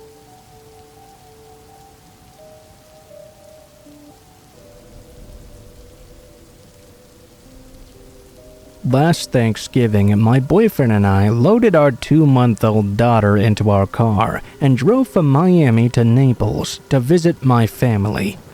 Being new parents who were extremely nervous about taking such a lengthy trip with the baby, we prepared for every possible scenario. We left shortly after 12, my boyfriend behind the wheel. We hit the highway, which was swollen with holiday traffic. After about an hour of driving, the baby became quite fussy. We pulled over at a rest stop to feed her and change her diaper. While I was changing her, my boyfriend stood outside the car stretching, when suddenly he called my name. Peering outside the car, I looked across the street in the direction he was pointing, only to see a clown standing there with a big purple star painted over his face. He had wild, crazy, unkempt black hair and a purple and white checkered outfit. He was standing on the opposite side of the parking lot, waving to people as they pulled in and out of the rest stop. I chuckled and returned to what I was doing, unbothered by this clown. Honestly, I figured it was some sort of promotion. As we pulled out of the station, the clown waved at us as well. I gave a lazy acknowledgement back, just before my boyfriend took his foot off the brake and eased into traffic. The clown gave me the most hungry and sinister smile I had ever seen, and shouted out, "You would look amazing draped over my lap." Even through the closed car window, I heard him quite clearly. Wow, what a creep. As we drove away, I repeated what the clown had said to my boyfriend, who hadn't quite caught what he was saying. For a few minutes, he was dead set on turning around to confront this creeper clown, but I told him that obviously wasn't worth it. We still had a long drive ahead of us. We arrived in Naples shortly after 2:30, and by then I had already forgotten about the previous incident.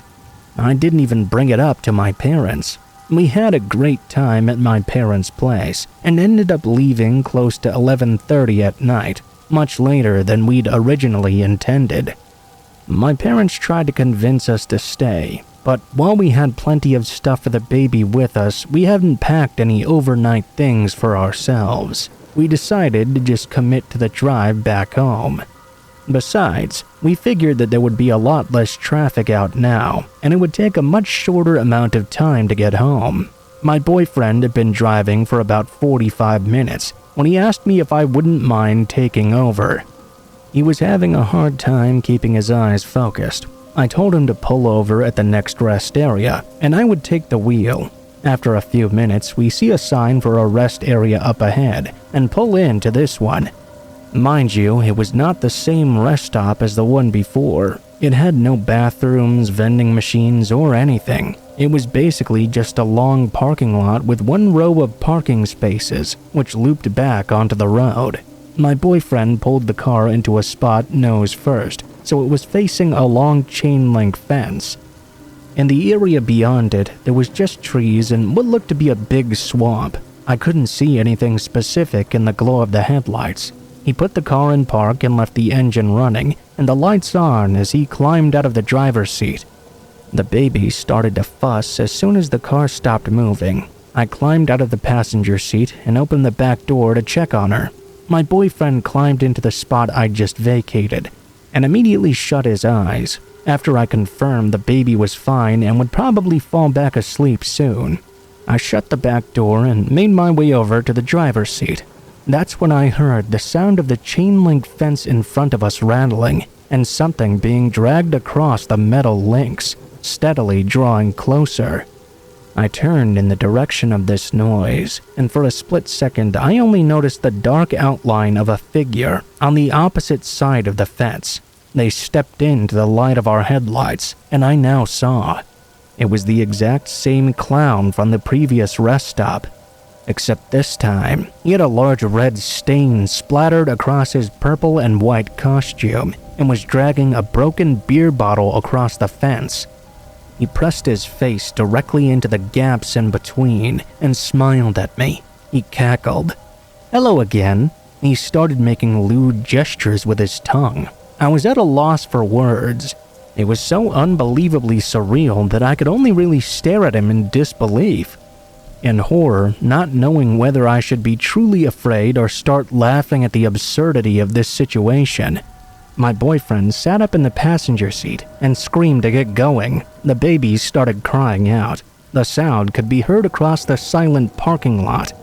The clown then immediately started singing a lullaby in a grotesque, uneven voice.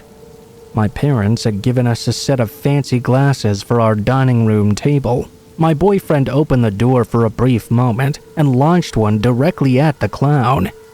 The glass shattered against the chain-link fence and sprayed tiny razor projectiles all over the clown.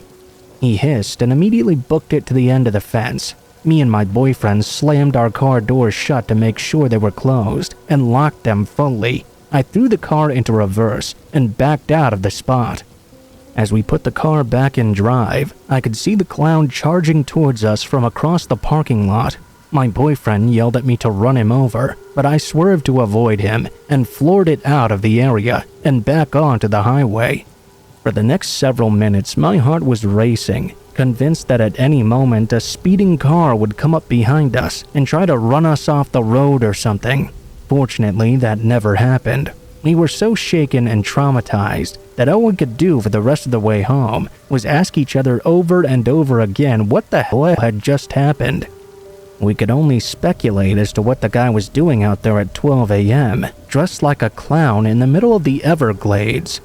Especially on Thanksgiving night, we considered that he was just trying to mess with people, but you would need some serious balls to pull that kind of stunt in the Everglades. The people that live around here don't put up with that kind of nonsense. And even if he was trying to prank someone or something, what was he doing there, hiding behind a dark fence in front of a swamp? Waiting for a completely random car to show up so he could traumatize them? I don't know if the stain on his suit was belt or something, but it definitely made us feel threatened enough that we felt justified throwing something at him. Seeing as how his response was to charge immediately, I suspect his intentions were hostile from the very beginning. The fact we had seen him earlier that day made the situation even worse because it almost felt like he was stalking us. My boyfriend has a license to carry a gun, so all I can say is it's a good thing he wasn't packing that particular night.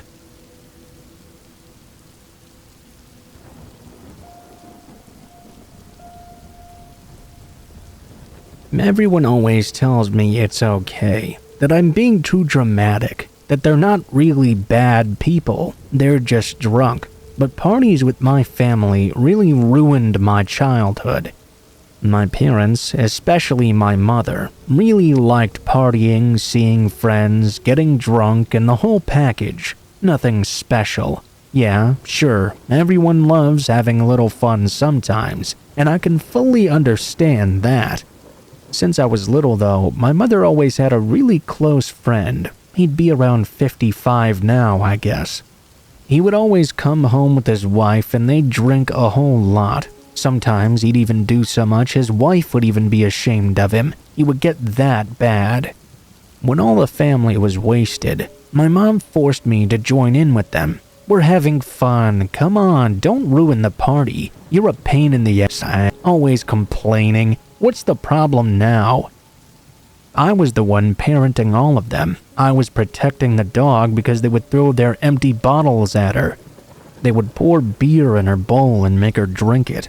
I was warning them over and over because they were getting way too rowdy and drinking way too much. I basically had to babysit them all every time, even though I was only around 11 or 12 years old. One day, I was filming and having fun with my mom's friend.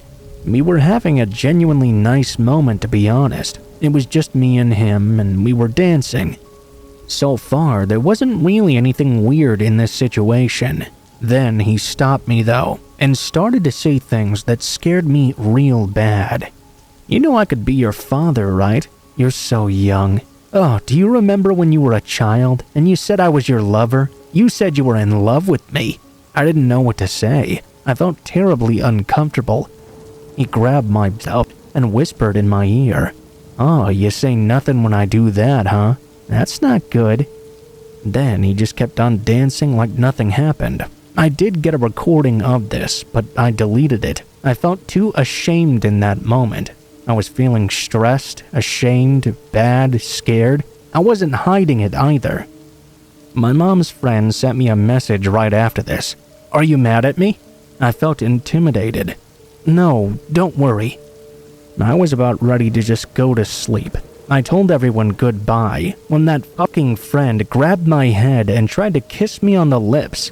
After that, he would stare at me all day long. It was a nightmare. I didn't say anything. I waited for 2 years before speaking up. The first person I told was my dad. He looked desperate and sad, and then he just walked away without doing anything. I tried to tell my mom too.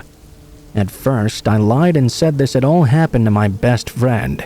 She gave me the whole, he should tell his parents. That's awful. I hope he's doing better now. When I finally told her it happened to me though, she changed her mind immediately. What? He did that? He was drunk. He didn't mean to do that. Maybe he just touched your hair. Don't tell me he did that to you. He's my best friend. It was 2 years ago. I mean, he won't remember. Come on, it's nothing.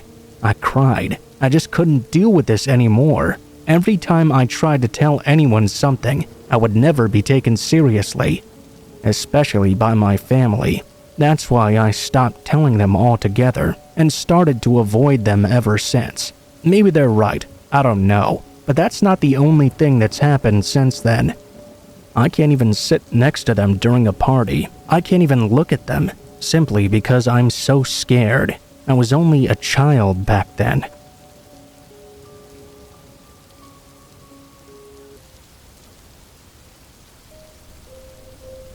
I was driving along this road that stretches out over about 100 kilometers. It was about 1 a.m., and I was at the end of the road. It was a very desolate area, with neighbors being kilometers apart from each other. It was a familiar route for me. I drive on it once every few months, just to go anywhere really. Because of how isolated it is, there are no streetlights at all, and you have to rely on only your car headlights to see. On this particular night, I was feeling a little strange. Somehow, something about the route seemed unfamiliar, which was impossible really. It's just one long road with the occasional turnoff. I kept driving along toward the place I'd normally turn around. I came up to this certain point in the road where there was one lone house with their car parked in the driveway. I could see there was someone lingering in the passenger seat. I thought that was quite weird because it was so late at night.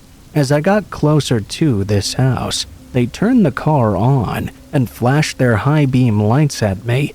I didn't pay much attention to this. Then, though, I drove past them and looked into my rear view mirror to see what they were up to. They'd pulled out of their driveway onto the road and were now heading the same direction I was. I was a little bit nervous at this point. About 5 minutes up the road, I looked into my rear view mirror again, and the car that had pulled out behind me was gone. I looked to my left and noticed I was near an abandoned convenience store on the side of the road. This was a landmark I remembered driving past plenty of times whenever I would drive up here. I distinctly remember that in front of the store a couple of feet away there was an old phone booth. Both the store and the booth were run down and covered in graffiti. Neither had been used in a very long time. As I got closer, though, I saw there was a dark figure behind the glass of the booth. They were looking right at me, and I could see their eyes in my headlights. As I got even closer, they stepped out of the booth and began moving toward the road I was on. I started to speed up. That's when this really bright light came on behind me, and the person took off toward the back of the store. I looked in my rear view mirror once more and saw the car that had flashed me earlier. It was about 100 meters behind me. It followed me for another kilometer or so, until we reached a turn-off road, where it then made a U-turn and went back the other way. I had to go back the way I'd came once I reached the end. I drove past the phone booth once more, and there didn't seem to be anyone there. Then I reached the house where the car had initially pulled out. It was back in its driveway, with the driver still in the front seat. I have no idea what all that was about or even if those two events were really connected in any way, but it was very unsettling on such a dark and desolate road at night.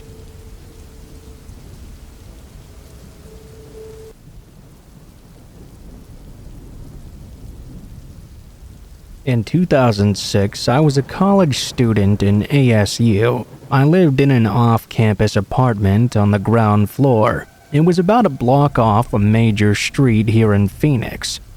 These details are important. In the summer of 2006, Phoenix, Arizona was plagued by two serial killers. One was the Phoenix shooter, who ended up being a team of two guys, randomly shooting people. The other was a baseline killer, a rapist and murderer. As you can imagine, having two serial killers at once put the whole city on edge, and everyone was talking about it. I even saw articles in Time or Newsweek about the situation. In the fall of 2006, investigations had just really started heating up. Now, you may have heard this, but Phoenix is very hot in August. It would get stuffy in my apartment, so I'd leave the window cracked open a little. The morning air was nice. The blinds provided cover anyway. One morning, a strange sound woke me up though. It was at the crack of dawn, at around 4:45 a.m. or so.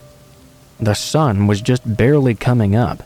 The sound was a tapping sound. It seemed to be intentional, not caused by a tree branch or something. I thought it could be a bird or some sort of animal, something trivial. I ignored it and went to grab a beer instead. After about 90 seconds of silence, though, the tapping returned, and it was absolutely purposeful now. That was crystal clear. In my mind, I thought it could possibly be my boyfriend, who thought it was very cute to try and scare me sometimes. I decided I'd be a bit of a brat and make him wait. But I was also getting really angry. How dare he pull a prank like this when I'm trying to sleep? This is just like him. I was gonna have to give him a real piece of my mind about disturbing my resting time like this. The sounds continued. At a certain point, I got up to get a glass of water, still being in the mindset that my first priority was to annoy my stupid boyfriend by ignoring him. He thought this would be funny, so not giving him a reaction would be the best revenge. Out of the corner of my eye, though, I saw some movement through the slit in the blinds.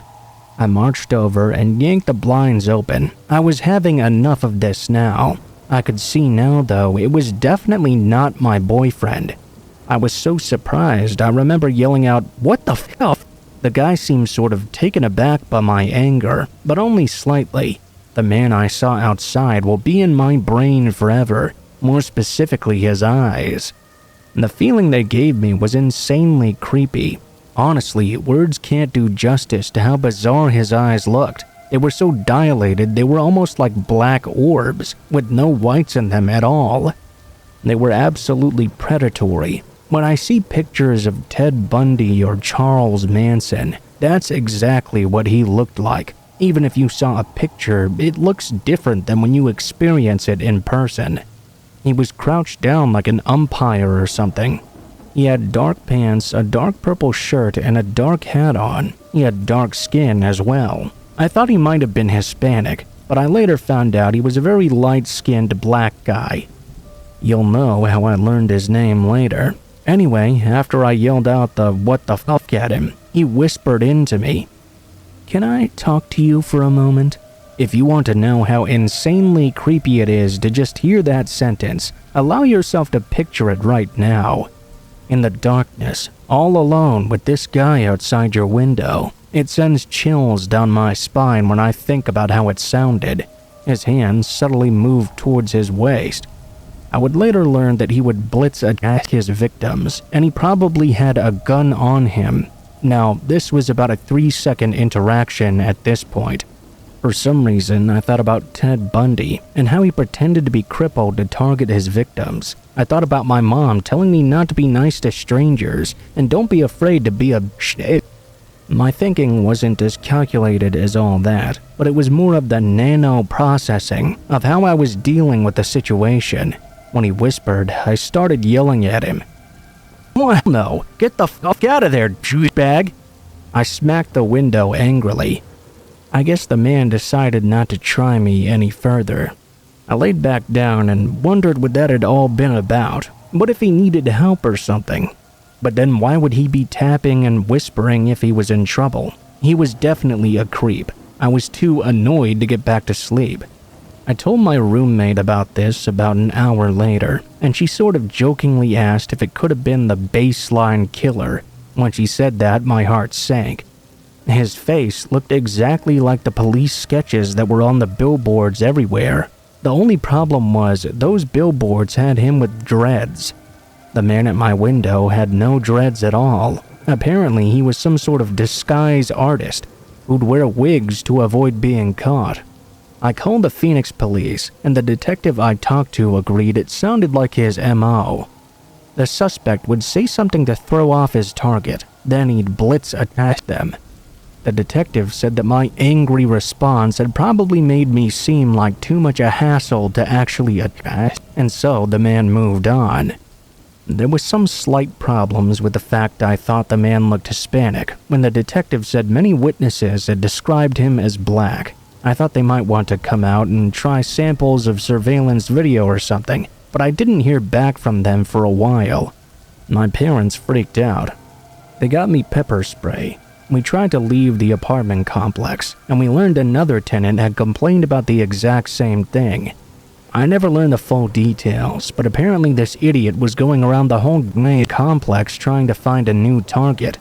The stupid apartment wouldn't let us out of our lease, so we moved to a second-floor apartment right above our old unit.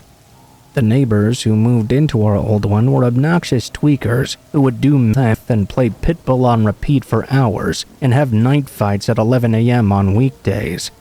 Honestly, there were times I wondered if that might have been a worse experience than the actual serial killer that came to my window.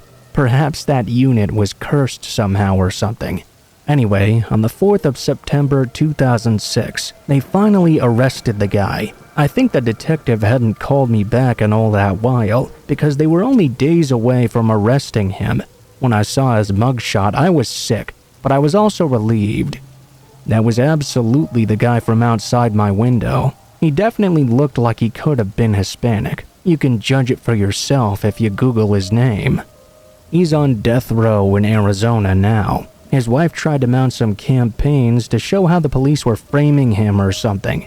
On a personal level, that would certainly make for an interesting coincidence if they had framed an innocent guy who was caught whispering like a creep and tapping on people's windows in the night. The other cool thing about this story is that I had a real bad eating disorder at the time.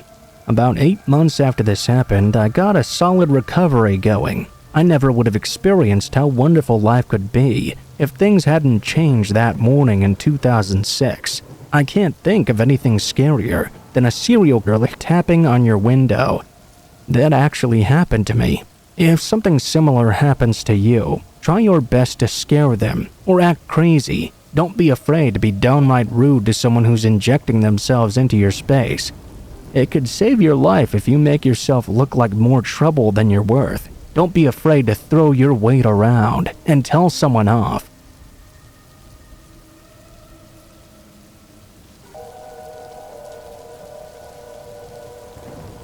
One night, 3 years ago, I got into a fight with my girlfriend at the time.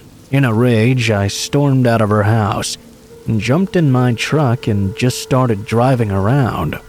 I hopped onto the interstate, and about an hour later, I was in Nashville. I was so pissed off, though, that I decided to keep driving. I made it my goal to reach Kentucky and turn around that night. I had never been to Kentucky before, and it seemed like a good idea at the time. I reached Kentucky at about 2:30 in the morning, having left my town a little after 12:30. I grabbed a Coke and a biscuit from the first McDonald's I found and started heading back to Alabama. As I was heading back, though, I realized I was getting quite low on gas. Right as I was about to get to Nashville, I pulled off Interstate 65 to go down the off-ramp. I hit a light and made a left. Hit another light, and there's where things started to get really weird. As I pulled up to this light, I noticed something strange. The only other car on the road was at a dead stop at a green light. Weird, I thought to myself, but hey, it's after 3 a.m. Maybe the person is really tired or something. Once I reached the light, the car started to roll forward and under the overpass for the interstate. Then I saw their brakes light up and their headlights go out as well. They stopped right under the overpass in the middle of the road. My heart was really starting to race. I was sitting in the turn lane waiting for the light to change. The gas station was right past the overpass. It was like whoever in this car was waiting for me to make a move. I was freaking out. I watched the light turn green and then back to red. I was waiting to see if the car would move, but they didn't do anything. When the light switched back to green again, I flicked on my high beams and crept through the intersection, trying to make out the face of whoever was in the vehicle, but I couldn't see them at all. Lo and behold, as soon as I passed them by, their headlights immediately turned on and they started moving in behind me. At this point, I was extremely scared, staring at the headlights in my rear view instead of the road. I made it the couple hundred feet to the gas station. Thankfully, when I pulled into the station, the first thing I noticed was a car parked out front. I parked at the pump, and as I was getting out of my car, I watched the other car roll in behind me. I started to pump the gas. As I was doing so, I watched a man exit that vehicle and start to walk inside. The whole time, from the second his head emerged from the vehicle to the moment he made it inside the store, he was staring right at me with this crazy smile, shaking his head rapidly from left to right. He walked inside and got in line right behind what appeared to be a cop. Now, maybe I watched too many movies, but the whole time he was standing there, I thought he was going to try to kill him or something. Thankfully, he did not do so. Once I had enough gas to get home, I stopped pumping and jumped right back in my car. I double-checked my phone for directions back to the interstate. As I was beginning to leave, that's when I noticed the man immediately leaving his place in line and running out of the store. That's when I panicked. I hit the gas and ran the red light at the overpass. I ran another red light and got back on the interstate.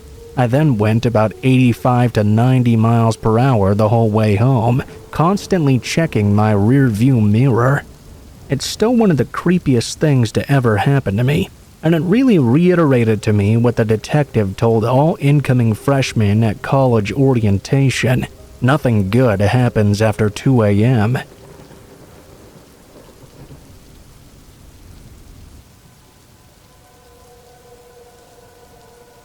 I'm going to tell you the most traumatic story of my life in great detail here, so please don't judge too much. May 2016. I'm a 24-year-old single girl hanging out on a dating app. I was talking to a guy who we'll call M, who I'd been getting along well with for a few weeks.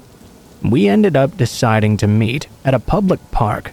On the day of this date, M arrived in a suit with a box of my favorite cakes in his hands. It was that little attention to detail he had retained from a previous conversation. He really pulled out all the stops. The evening went by and everything seemed to be going well, but I could feel that something was bothering me. His phrases and mannerisms. There was something in my instincts telling me to be careful about this guy. I told him his suit was quite nice. His response was brief and very curt. "Thank you. It's the costume I wore to the funeral of my friend's mother."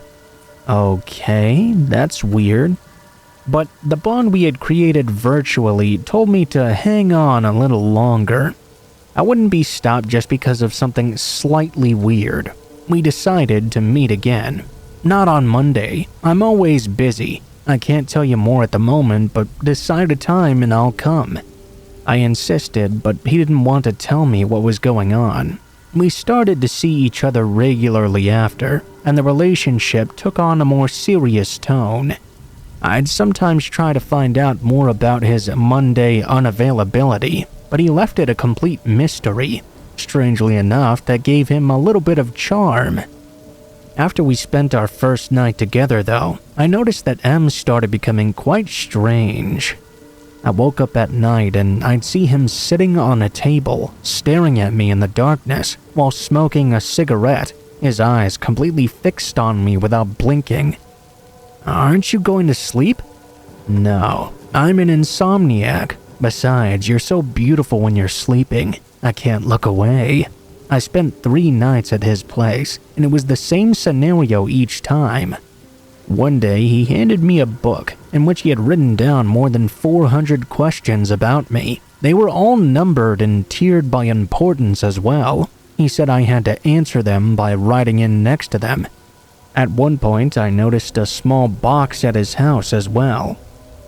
I opened it and found cigarette butts, mine, still with traces of my lipstick on them. There were also piles of my hair. He had been picking up and gathering all the hair I was shedding at his place over time. We had only been dating for 3 weeks now. M was getting attached way too quickly for my liking, and his questionable behavior was really starting to scare me. I decided to breach the subject and tell him I'd prefer if we leave it there. Taken by surprise, he decided to tell me about why he couldn't be around on Mondays. He had been diagnosed with a serious mental illness. "I have my file here. You can look at it. Every Monday I go to a support group. I'm under supervision because I'm considered unstable." I decided not to examine his file any further. It didn't really seem appropriate to me. My decision had already been made anyway. I grabbed my things up, and honestly, I felt more and more like I was in danger being with him any further. All of a sudden, as I was turning to leave, M just lost his temper. He started making these wild noises. He started screaming. He began throwing knives all around the room. This ended with him bashing his head over and over with the teapot. Here I was in front of this guy who was clearly going delirious. I tried to calm him down. He sat down on the ground all of a sudden and told me one of the worst things I'd ever heard in my life. He looked down at the ground and avoided my eyes. You know, if I had to kill someone one day, I would cut open their stomach, wrap their insides around my wrists, then gouge out their heart and eat it. He raised his head and smiled at me. The look in his eyes was so unnerving. I really thought I was about to be living my last moments. I ran and locked myself in the bathroom and called his best friend on his phone. He arrived 10 minutes later and convinced M to stand down. He was apparently a regular at the psychiatric hospital who was being reintegrated because his condition had improved, but he decided not to take his medical treatment when he was outside the structure. The story does not end there. M started to really harass me from the hospital where he was being interned. According to him, I was followed by the mafia who was at his orders. He sent me videos of himself singing absurd, threatening things and telling me over and over he would find me and kill me. He sent me photos of his self-harm and threatened to kill himself if I didn't come back. He'd send me videos trying to make me believe he was dying after having cut his veins and doing crazy stuff like that.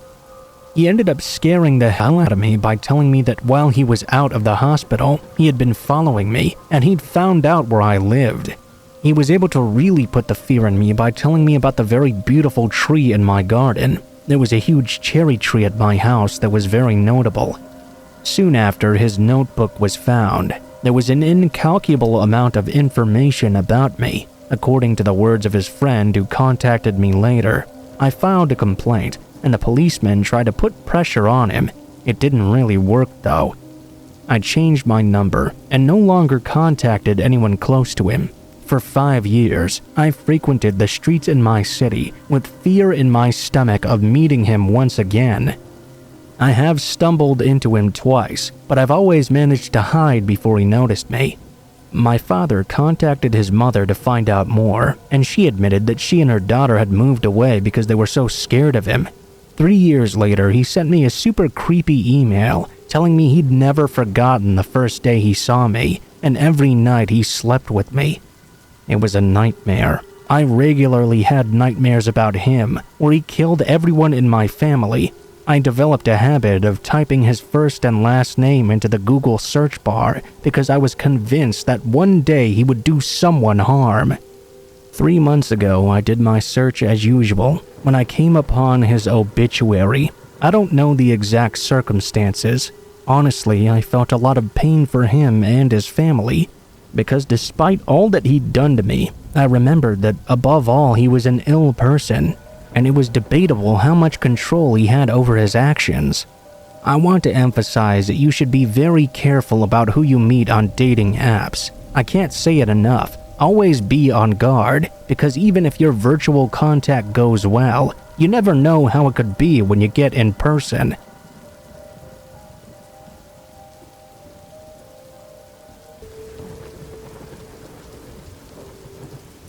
This happened to me when I was a little kid, but no one was ever found in my basement. It was my first time staying home alone, while my whole family was out at my brother's ball game. I was 13, I think. I was on the phone with a friend of mine, feeling so grown up, when all of a sudden someone beeped on the other line. I told my friend that I'd be right back and clicked over. Immediately, the creepiest voice I've ever heard whispered into my ear. "Hello, little girl. I'm the man in your basement." Honestly, I laughed it off at first and just hung up on that line, thinking it was a prank call. I was pretty confident at my age that my neighborhood was pretty safe, so I figured someone was just messing with me, knowing that it was my first time home alone. They beeped in again, so I clicked over once more. "Don't hang up on me again." The lights started to flicker, and there was a banging under my feet. Our basement was actually just an area connected to the garage. I heard what sounded like footsteps coming up the garage steps to get into our kitchen. I kept trying to hang up and call the police, but every time I tried, he was still on the phone on the other line. Thankfully, my friend told her parents what was happening, and they ran to the neighbor's house to call the police for me. I sat there petrified with a butcher knife, hiding right next to my front door. It was the only place in the house downstairs that couldn't be seen from a window. Eventually, I clicked over and heard a police dispatcher on the phone saying to stay on the line with her until the police got to my house. Once they arrived, they found no signs of forced entry. though we did have a broken window pane on our outside garage door that had been messed up for months prior. My guess is that that's how the man got inside. The police assumed that I was just a paranoid girl and they were going to leave me home alone again after they cleared the house for intruders. Fortunately, a family friend happened to have been driving by and saw the cops there. They stopped to see if everything was okay and gave me a ride to the school where my brother's ball game was. My parents were skeptical that anything had actually happened, but we did get a security system not much longer after that. And my parents both got cell phones. This was 1994, I think, so cell phones weren't popular yet. After that happened, I swear there was someone stalking me for years. When I got older, I would leave my apartment locked and bolted and come back to find appliances on. I lived in 4 different places and would often get these strange phone calls from someone with a similar voice. Sometimes cars would be randomly parked down the road from where I was living and speed up and slam on the brakes. As I would run inside, I would hear loud bangs outside. I moved out to the country to get away from all this, and nothing has happened since then. I've been in my current house and I am married now, but I still get paranoid all the time whenever I'm home alone.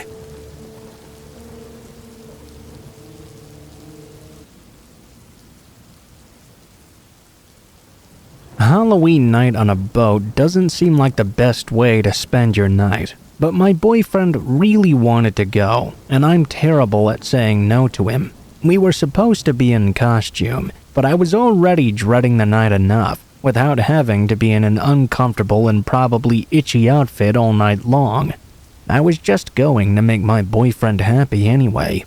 The night ended up very differently than what we had initially planned, or than I had hoped though. We arrived at the docks about 30 minutes early to make sure we got a good spot on the boat. They were selling tickets right then and there, so if you showed up too late, you wouldn't be able to go.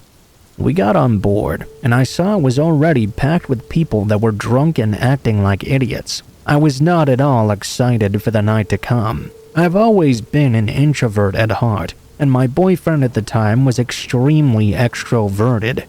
Pretty much the whole opposites attract sort of thing, I guess. Looking back now, he really should have understood how uncomfortable that night would make me. We could have compromised and done something both of us would enjoy, but with him it was all about what he wanted the most. Most of the night I would spend sitting at a table, just waiting for it to be over. My boyfriend had ditched me immediately the second he saw one of his friends was there. It was proving to be just as horrible a night so far as I thought it would be. We were a mile off the coast now, and I had nowhere else to go. Then, to make things even worse, the boat suddenly stopped. The lights went out, the music stopped, people started to boo, like it had been done on purpose, but I knew immediately there was something wrong. I started asking the crew what was going on, but they didn't seem to know either. Drunk, bored people are the worst people in the world to be around, by the way. A bunch of them thought it would be funny to run from side to side and try to sway the boat. It rocked a little bit, but there wasn't much success at all. The captain came out soon after and made an announcement that they were trying to get help from the Coast Guard, but weren't having much luck getting through to anyone. He told us that we might be there for quite a long while. It was starting to get really cold, and I couldn't find my boyfriend anywhere. It was so dark that all I could see was the glow sticks that people were wearing, or the occasional phone screen lighting up a patch of darkness. I sat down towards the front of the boat, and all I could do was wait.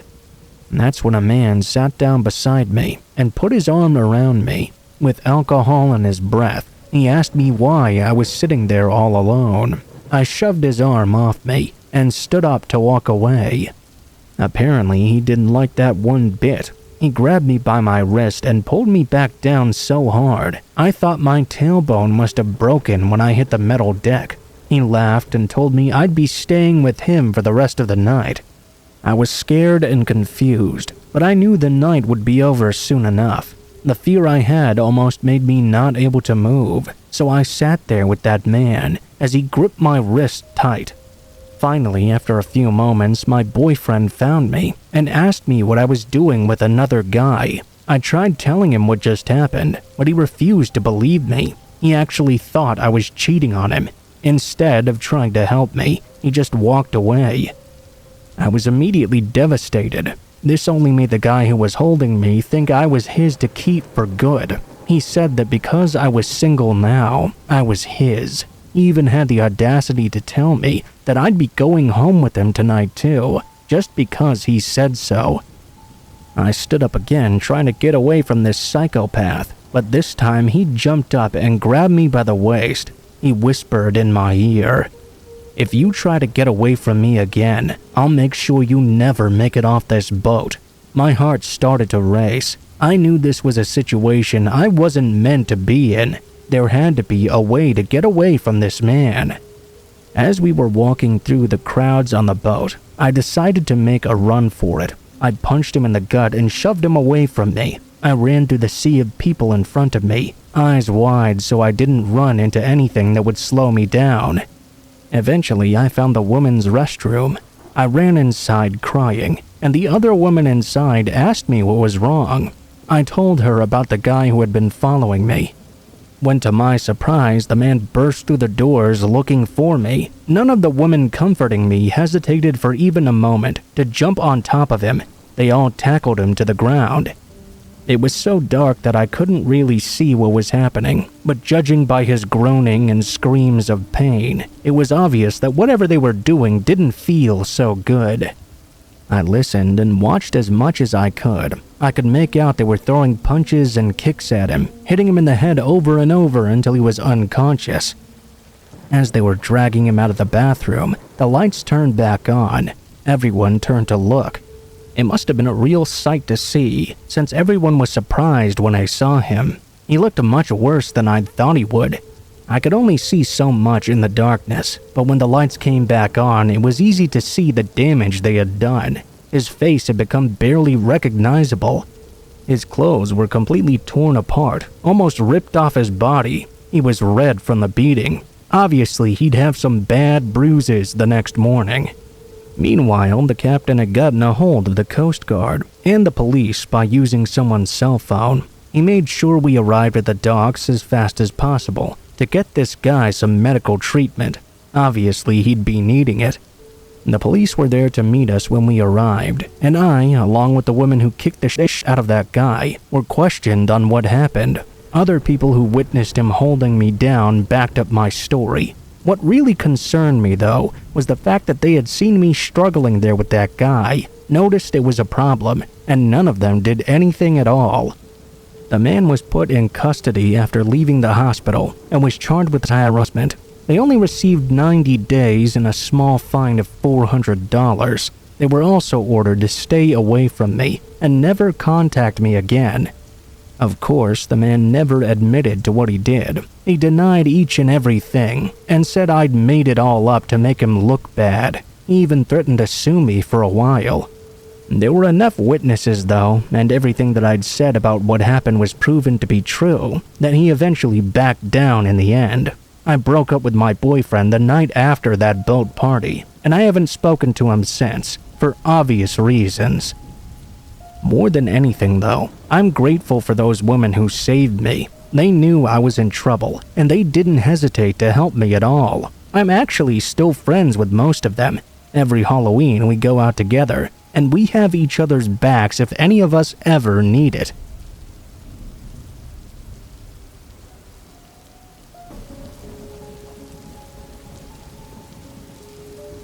I lived in New Mexico for several years before moving to the Midwest. My friend Amy and I would spend many days exploring the remote corners of New Mexico, discovering abandoned ghost towns and enjoying the quiet, desolate beauty of the desert. One afternoon in March of 2010, we were traveling to Albuquerque. Always up for exploring, we took some back roads rather than traveling the more direct highway route. One leg of our journey had us on NM 55. It's a remote, teeny-tiny two-lane highway. We love these types of roads even up until this day. This part of New Mexico is a flat and desolate desert area. You can see for miles, and there's virtually nothing but dirt and rock between towns. Towns can be miles apart as well. We were continuing along this road when we saw a white pickup truck just ahead of us, going in the same direction. All of a sudden, this truck just stopped and went sideways in the middle of the highway, blocking off both lanes. We were about a mile away from him at this point, and as we got closer, we began to feel uneasy. We could see no reason for him to do this. We were the only other vehicle out there, and we began wondering if we should just turn around, rather than come up to him and have to stop. We were about a half mile from him when he pulled over to the opposite side of the highway.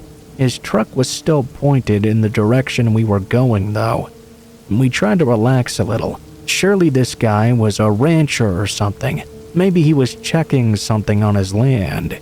As we passed him by, we noticed a few things.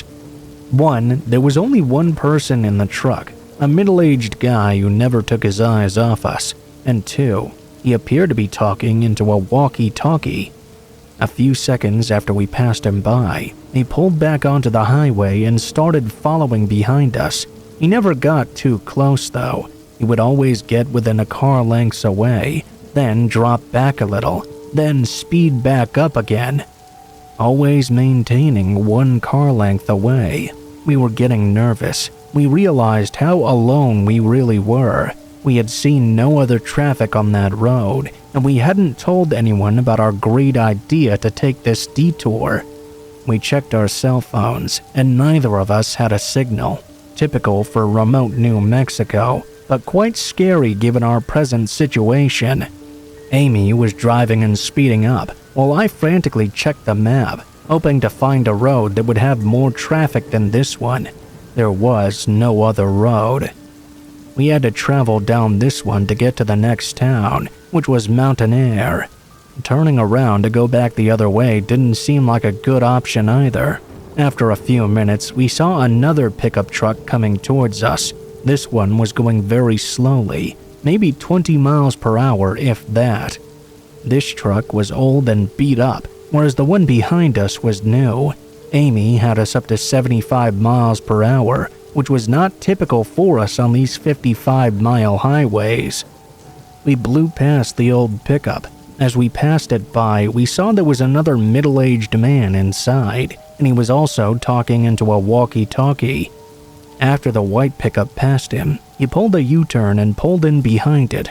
As we watched all of this, we could see the guy in the white pickup truck talking into his walkie-talkie. No doubt these two knew each other, and we were being deliberately followed. For the first and only time in my life, I felt like my life was in danger. They stayed right behind us. We watched out for obstacles in the road. We truly thought that old beat-up truck must have set a trap somewhere, and our vehicle would be disabled somehow. We even talked about driving off-road into the fields. We were in an SUV, but this was obviously their territory, and we were afraid of what might happen if we went off-road and got cornered somewhere. We stayed on the highway. By now, the white pickup truck guy was right on top of us. We could see him talking into his walkie-talkie and staying right on our bumper now. The old beat-up truck guy was right on top of him. The three of us sped down the highway. The guy in the white truck inched closer and closer. His maneuvering and edging made it apparent he was trying to bump into us. I watched helplessly as he got within inches of our back bumper. Amy floored it. We were passing 80 miles an hour and edging up to 90. The road was flat and deserted, but any little thing going wrong would have been catastrophic. We absolutely were not going to slow down or stop if we could help it. The white truck pulled into the opposite lane and started to gain speed. The only thing we could think was that he wanted to pass us and get in front of us. If he got in front of us and his buddy was behind us, we would be boxed in and trapped. We both looked frantically at the rocky desert on both sides of us. Our only option was to off-road it. Should we risk it? We could speed through the desert and make it to safety in one piece. As we topped a small incline, we saw a sign that said Salinas Pueblo Missions National Monument. It pointed toward a road on the left. At that moment, a blue pickup truck pulled out of that road and onto the highway in front of us. As we came upon the blue pickup, we saw the plate said U.S. Park Service. We looked at each other and then looked behind us. Both pickup trucks did U-turns immediately and went the opposite way. We followed the blue pickup truck to Mountain Air and then made our way to Albuquerque. I don't know exactly what those guys' intentions were, but they weren't good for sure. There was something seriously wrong out there. I notified the state police, and they said they would keep an eye on things.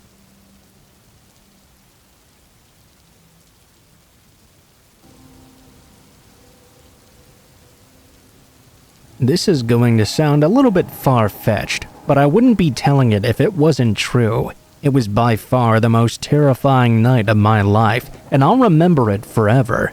I was 17 years old, and just coming to terms with the fact of realizing I was gay. I won't go into too much detail of that whole aspect, but it is relevant to the story. I'd just tearfully come out to my parents, who thankfully accepted me. The day before Halloween, I came out to my group of friends as well. A few of them looked at me funny when I told them, but the majority were proud of me and hugged me. I was overwhelmed at the amount of love I received during a time of extreme insecurity for me. Well, the next day at school, we were talking about what we should do that night for Halloween. A few people were having parties we could go to. It was also suggested we could go over to one of our houses and watch scary movies as well. I'd just had a weird and intense couple of days, so I wasn't too stoked about going out. My friends were pretty adamant though. I should join them and have fun being the person I was hiding away for so long. I was happy to have their support, so I agreed. We went to a party. Everyone was so welcoming and great to me, it was like nothing had changed at all. I was extremely happy. We left the party at around 2 a.m., and one of our friends, Dylan, suggested that we head into the woods to the old abandoned farmhouse. That's one of those places teenagers go to party or get high, so we'd all been there before, only now it was at night. I really wanted to just get home. Most of our friend group declined, but when I tried, Dylan kept telling me I needed to go. He was having so much fun with me, and we'd have a lot of fun together as well. I looked over towards my best friend Danielle and told her that I'd go if she did. Danielle agreed, which meant we were quickly on our way to that farmhouse. We got there relatively fast. We were inside the building by around 3 a.m. It was pretty structurally sound still, and wasn't falling apart by any means. I felt pretty safe in that regard at the very least. Dylan reached into his backpack and pulled out a Ouija board. He started doing this dumb, evil laugh. There were 5 of us there, and he asked who wanted to play. I'm a pretty superstitious person, so there was no way I was touching that thing. Danielle and the others agreed to play while I watched though.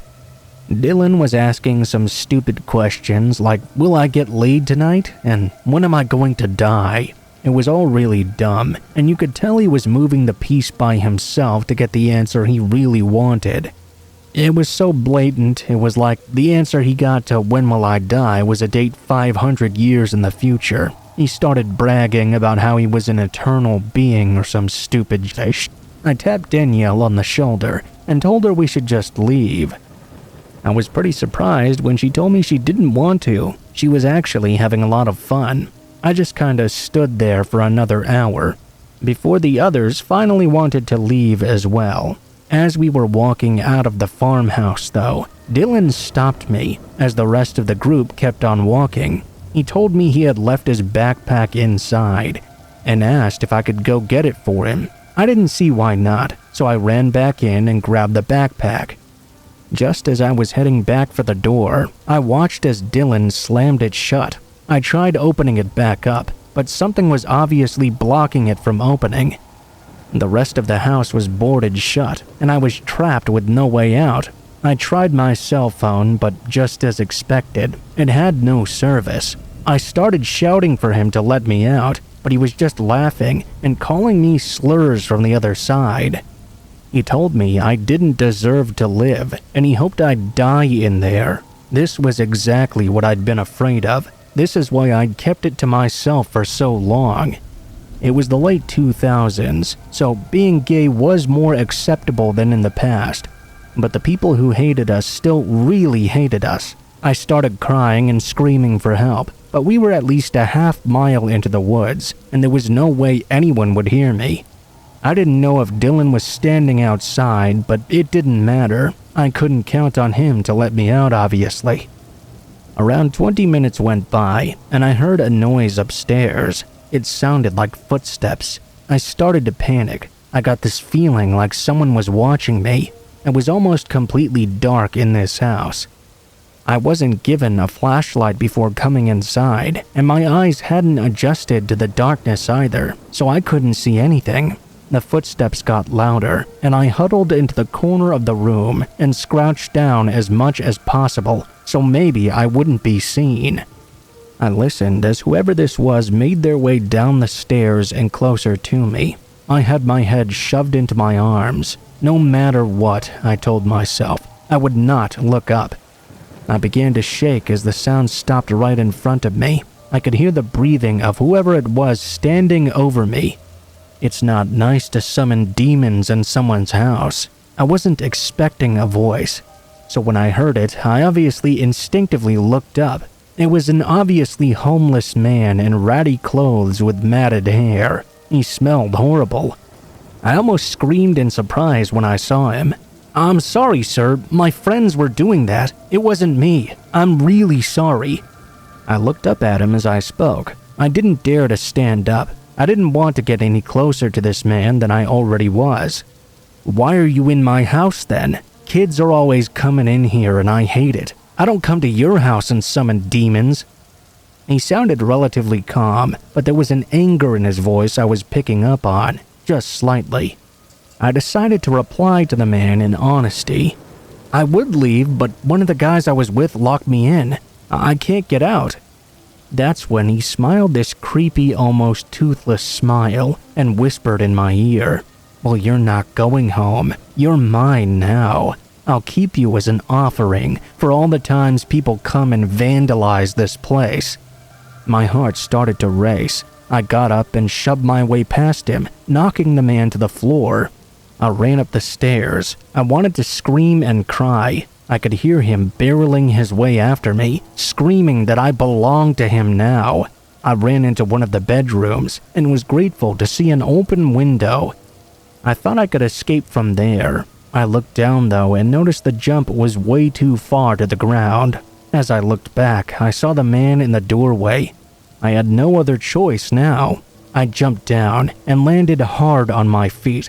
I was pretty sure I had just broken something, but the adrenaline and shock kept me going. I got up and started running.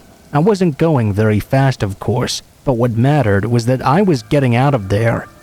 I made my way home and knocked loudly until my mom came to the door. I'd lost my keys and my phone, but I was just happy to be in my own home hugging my mom, knowing that I was safe now.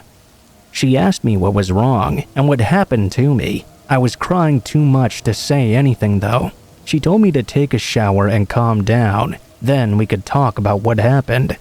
I washed off all the muck and dirt from my body and began feeling a searing pain coming from my ankle. I got out of the shower, got dressed, and told my mom we needed to go to the hospital since I'd definitely broken something on the way there. I told her the full details of everything. She started to cry, not just because she was upset, but because she was so sad I'd had to experience something like that just because of who I am. It turned out I really did break my ankle. I had to wear a cast for like 2 months or something. My mom called the police on Dylan and reported him to the school. He wasn't arrested or charged with anything, but he was expelled, which I was very thankful for. No man was found in the old farmhouse though, and it was torn down only a month later when the owners of the property agreed it garnered too much attention from the wrong crowd. It was becoming a bit of a safety issue. It's over a decade later now, and I still get goosebumps when I think about that night. You'll be happy to know I've been living very happily as myself for quite some time now. I've been married to an amazing person, and we're expecting a son through a surrogate very soon. I'm happy I'll be able to raise a man who will be a good person. There's just no way, though, he'll be allowed to stay out late Halloween nights.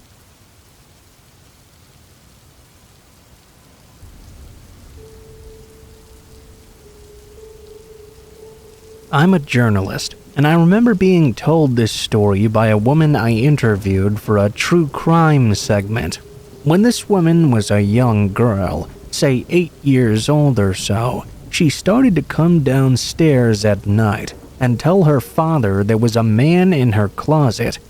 Well, of course, her father told her there was no such thing as the boogeyman or monsters or anything like that, and sent her right back to bed.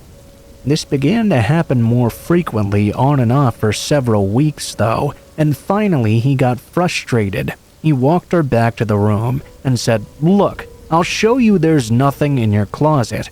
Well, when he went to open the door, it opened an inch, and then he felt someone immediately pull it back and slam it shut. It turned out there really was a man living in her closet.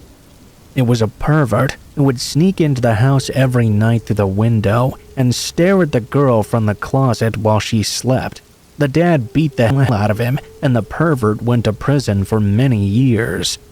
I did some research into her story after she told me this as well. It was about 20 years after the initial events happened.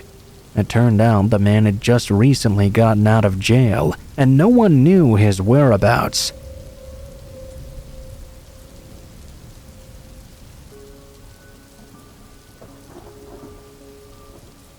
Back during the height of the 2016 clown craze, where psychos were dressing up and wandering around wooded rural areas, stalking and terrifying people, I was living in a very isolated and heavily wooded property in Connecticut.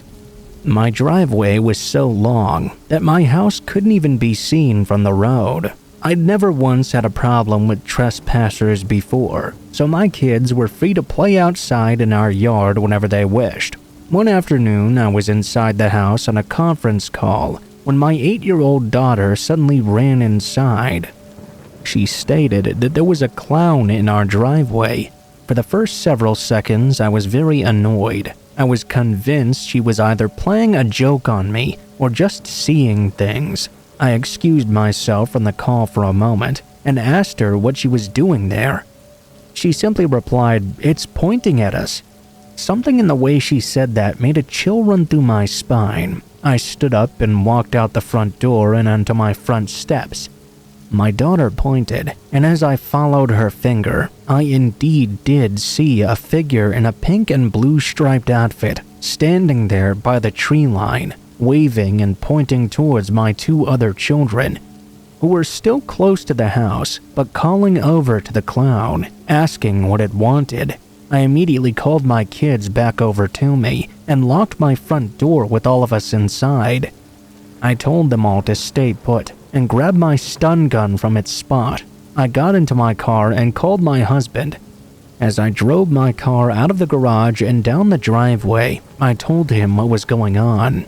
He told me to keep the car doors locked and not get too close to this clown. I decided, at least for the time being, not to call the police.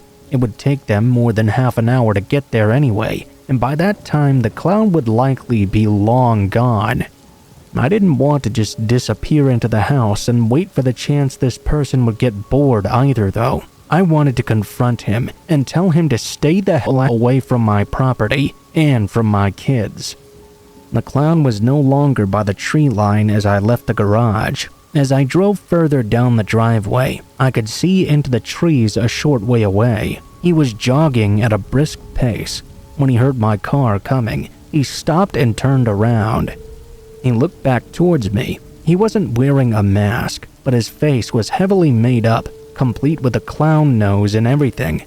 What really shook me was that he appeared to be holding a croquet mallet in one of his hands. He waved at me before running away into the woods. I slammed my brakes and rolled down my window halfway, screaming at him to get the hell off my property. I floored it to the end of my driveway and drove back and forth in the hopes of finding a parked car with a license plate I could then report. I didn't see anything suspicious or out of place though. I returned home to check on my kids, who were more amused and excited than afraid at all. I kinda kicked myself for not taking a picture of the clown on my phone, just to have a record of it in case I needed to report it and someone didn't believe me. I told my kids they had to stay inside for the rest of the day and figured I would never see this clown again. Whoever it was had clearly gotten his kicks and certainly wouldn't risk trespassing on my property again. The kids were asleep later that night, and my husband and I were skimming through Netflix. I got up to let the cat out. I'm not exactly positive on what I saw, but there was definitely something across the yard. I could see the movement out of the corner of my eye. I could also see what I thought was a shadow of something being cast by the moon. Whatever it was soon disappeared around the corner. I turned on all the outside lights. My husband and I looked around, but whatever I had seen did not reappear. It could have been a deer, I suppose, but I have reason to suspect it was that clown from earlier. That's because the following morning, when I drove my car to the end of the driveway, there was now a purple balloon tied to our mailbox, and a little potted plant at the base of the post had been smashed in, as if something big like a mallet had been brought down on it. Worried the balloon was an indicator of some kind, I immediately untied it and let it fly off into the sky. The rest of that day passed by without incident. By the following afternoon, I'd forgotten all about the clown. That is, until my kids came back inside and told me the clown had returned and was pointing at them again. I yelled at the kids to get inside, but instead of going to my car this time, I grabbed my phone and stun gun and stupidly charged right out the front door. I stomped across the yard, determined to get evidence this time. Hopefully, I could stun him and hold him down until the cops came and dragged his ass away. I never saw him that time though. Instead of just keeping my kids shut inside, I loaded them in the car and drove over to my parents. This time, they were much more spooked by the clown. I began to become concerned. Perhaps my kids were not safe in the yard anymore. I asked them if it was the same clown as before. They said it was, and that this time, instead of a croquet mallet, he was holding a sledgehammer. Now, to be fair, I don't know if that's true or if they just didn't know what a croquet mallet was. The following day, I decided to become a little more proactive. My parents let me borrow their black Labrador named Groucho. He was a friendly dog but had a tremendously loud bark and was fiercely protective of the kids. For 2 days, nothing else happened. I was starting to hope this mysterious clown had moved on to hire someone else. That's when the worst happened though. I was returning back up the driveway in the car after grabbing the mail. As I was doing so, I noticed something I couldn't believe. The clown was sneaking through the woods. Groucho was in the back seat and immediately started barking, loud enough to almost rupture my eardrums. I slammed on my brakes and immediately called the cops this time. I told them there was a trespasser on my property and he was carrying a weapon. As I was on the phone with the cops, another call came in on my cell from the house. My oldest daughter was crying, saying there was a clown standing on our back deck right outside the sliding door. This one, though, was dressed all in orange with blue face paint. I floored it back to the driveway. I threw my car in park, and when I reached the garage, I noticed the second clown sprinting towards the woods. I opened the rear door, and Groucho tore off after the guy like a ballistic missile. He caught the clown right by the tree line. The guy started screaming as my loyal dog leapt on top of him and tore away at his costume. I distinctly heard 2 separate male voices yelling in the trees, though I couldn't make out exactly what was being said. My daughter was still on the line and confirmed to me that all the kids were inside. I went after my dog into the woods. When I found Groucho, he was limping slightly. I was infuriated. I saw he'd been stabbed with what could have been an ice pick or a screwdriver. Ultimately, though, he seemed pretty unbothered by the injury.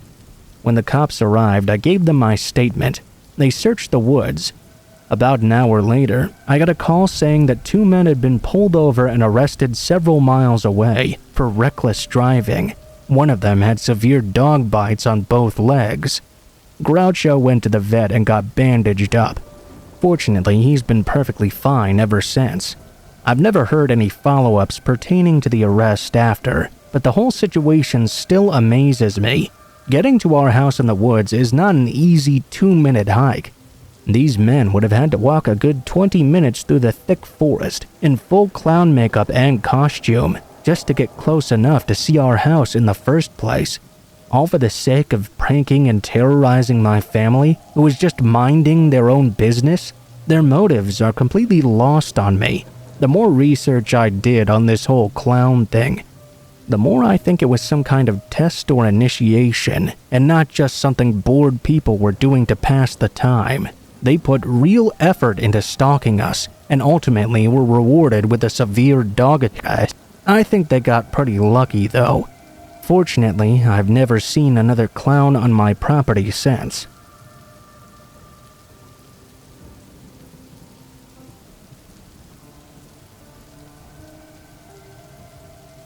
During some cave exploring, my family and some friends were in some very deep caves. As we were starting to head back out, we found a little layer about knee-high in the rock. There was an area that was a tight squeeze, but if you got onto your stomach, you could shimmy into it. It led into a small crawl space in a rock cavern, with moss growing on the ceiling, and this beautiful crystal display all over the walls. We went in one by one. If you were claustrophobic, this place was basically your worst nightmare. Most times you could almost feel the ceiling on your back, and the floor on your stomach too.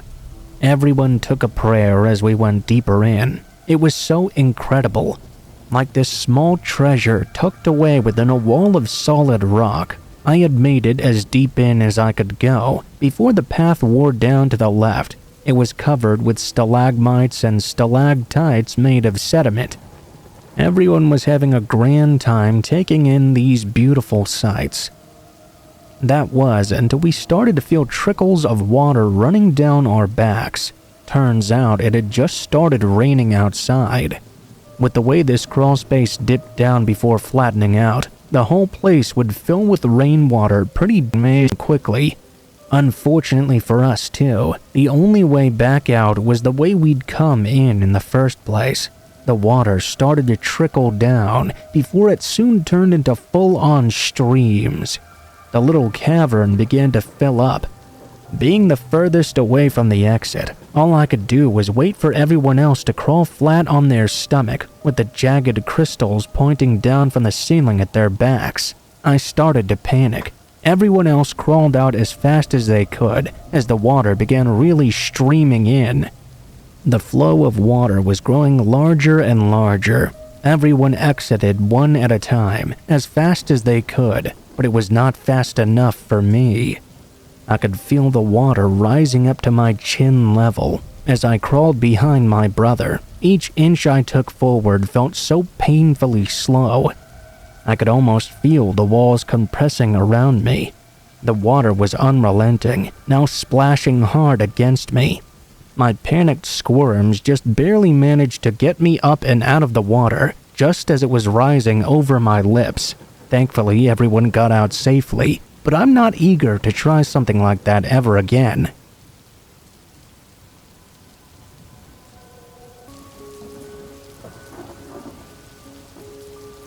When I was a teenager in Colorado Springs, we all used to crawl through this small tunnel that was directly under the interstate to get back and forth from our neighborhood without having to jump fences or run across the highway. One drunken night alone, I was on my way home at about 2 or 3 in the morning. I remember emerging from the tunnel only to find myself face to face with this huge Rottweiler staring right at me. I was in shock for a moment, and my stomach dropped. I instinctively started yelling at the dog to go home. He just stood there glaring at me. Every move I slowly tried to make to get away, he would bark and show his teeth to me. I started stomping toward him in a dominant manner, yelling at it to go away. He turned and took some steps back, but still proceeded in snarling at me and baring his sharp teeth. I drunkenly started to power walk away. All of a sudden, I heard the dog charging toward me from behind. He was right behind me and right about to pounce on me. I turned around and fell backward. When I looked up, though, he was no longer continuing the attack. Instead, he turned and ran away. I know it might not seem that scary since nothing that bad happened to me, but if that dog had decided to continue with that attack, I imagine I would not be here on this day to tell you this. I don't know if that dog was someone's pet or what, and why he decided to stop attacking me after I fell down. I'll never know exactly why my life was spared that night.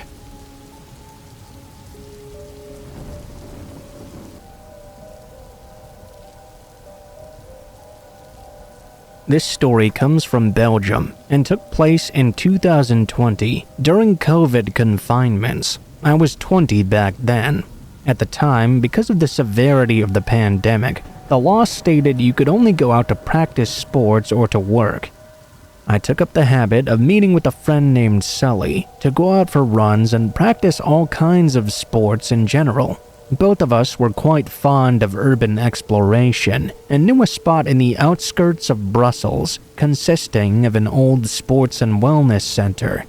We took up the habit to hang out there after our runs. To get to that spot, you must go through a hole in a fence on the street, cross a small portion of woods, and you'll come to a football pitch and tennis courts. Up on a hill at the center is an old 4-story building. On that day, we had just finished a 5-kilometer run and went to our spot as usual. We were walking to the building, since it was about to rain, when we saw 2 teenagers sitting on the roof's edge. I remember thinking it really bothered me, since we had been planning to go to the roof as well. Instead, we went to the hall area to wait for a bit, in hopes these people would leave. In the hall area, you have a clear view into the kitchen, which you must go through if you want to go to the roof. You can also see into another small hall, and the dining room as well. Sully was rolling himself a cigarette, while I was gathering 2 chairs and a table for us to sit at. This next part still gives me chills to this day. As I finished setting everything up, I remember starting to feel unwell. It felt as if I was being watched, and not in a good way. That's when I looked over to the kitchen, and for a brief moment, I saw a head sticking out of the door frame and staring right at us. It was a man.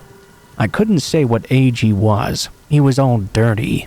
The one thing I remember is that he had an over-exaggerated happy expression on his face, as if he'd just found exactly what he was looking for. At that moment, I froze there, unable to react bravely to the situation. I leaned slowly towards Sully, all whilst keeping eye contact with the man. I told him very calmly that we had to go right now. I tend to make lots of jokes to all my friends, and especially Sully, but when he saw the look on my face when I told him we had to leave, he didn't say a single word. He grabbed his backpack and stood up. We ran to the football pitch and saw that the 2 teenagers were still on the roof. We started to yell at them, asking if the man was with them or if they'd seen him. They answered that they hadn't seen anyone and had come by themselves, so if someone was there, he was not with them. We quickly told the teenagers they needed to leave with us as well, since we didn't know what the man in the lobby was up to. They told us they would be fine and they would leave a bit later though. We decided to leave, since we'd already told them what we'd seen. Plus, we'd already been out for very long, so it wasn't very legal with confinement rules. As we were walking towards the woods, I turned back. I could swear I saw the silhouette of the man, standing in front of the staircase leading to the roof. My mind didn't quite react. I just left alongside my friend. I was so shocked that I just decided not to talk about it to anyone and fear of them not believing me or possibly making fun of me. My friend Sully is the only one who was there. He didn't get a good look at the man, but he was just as scared as me, seeing by my own reaction at the time. I don't know what happened to those teenagers. I found some local articles and papers dating from around that time, about a couple of teenagers being chased by a crazy man in an abandoned building, but the information given wasn't enough for me to be sure it was the exact same situation and the same story.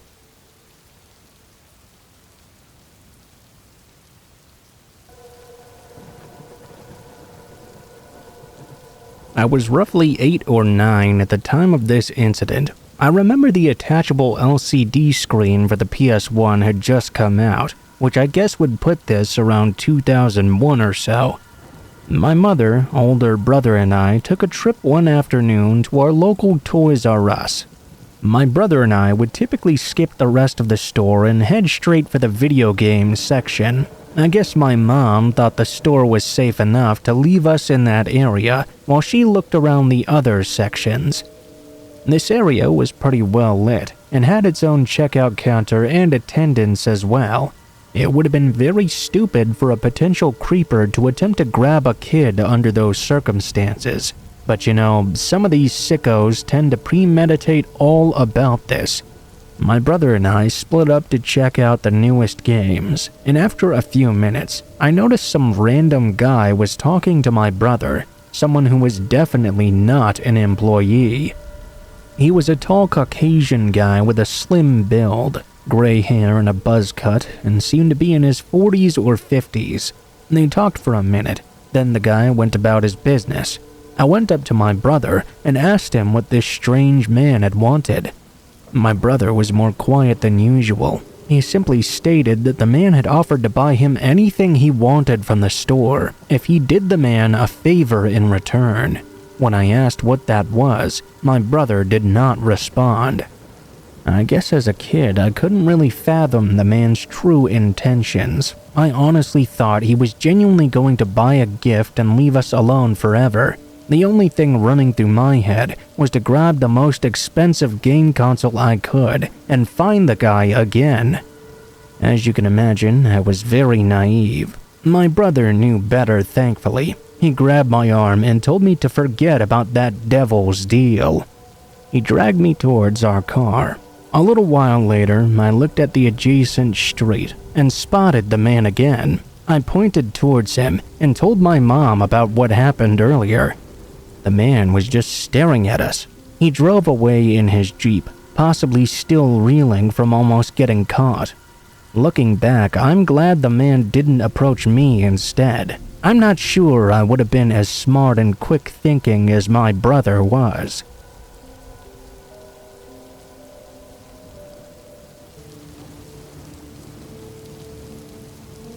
I worked nights at a warehouse. Often, I would drive my motorcycle there because it's fun and saves money on gasoline. I was coming home one night. There was a heavily wooded, bushed area right on the side of the road. I remember pulling up to a stop sign, only to notice some weird guy standing in the bushes. I came to a stop and looked right at him. We made eye contact, and he started walking towards me immediately. I nearly killed my engine as I floored it the hell out of there. I got a mile or so down the road and pulled over. I pulled out my handgun and then called the police as well. I didn't see the man anywhere around me. The police went and checked out the area supposedly, but there was no one there by the time they arrived. It was such a startling moment, seeing a man emerging from the bushes and approaching me on a dark road like that.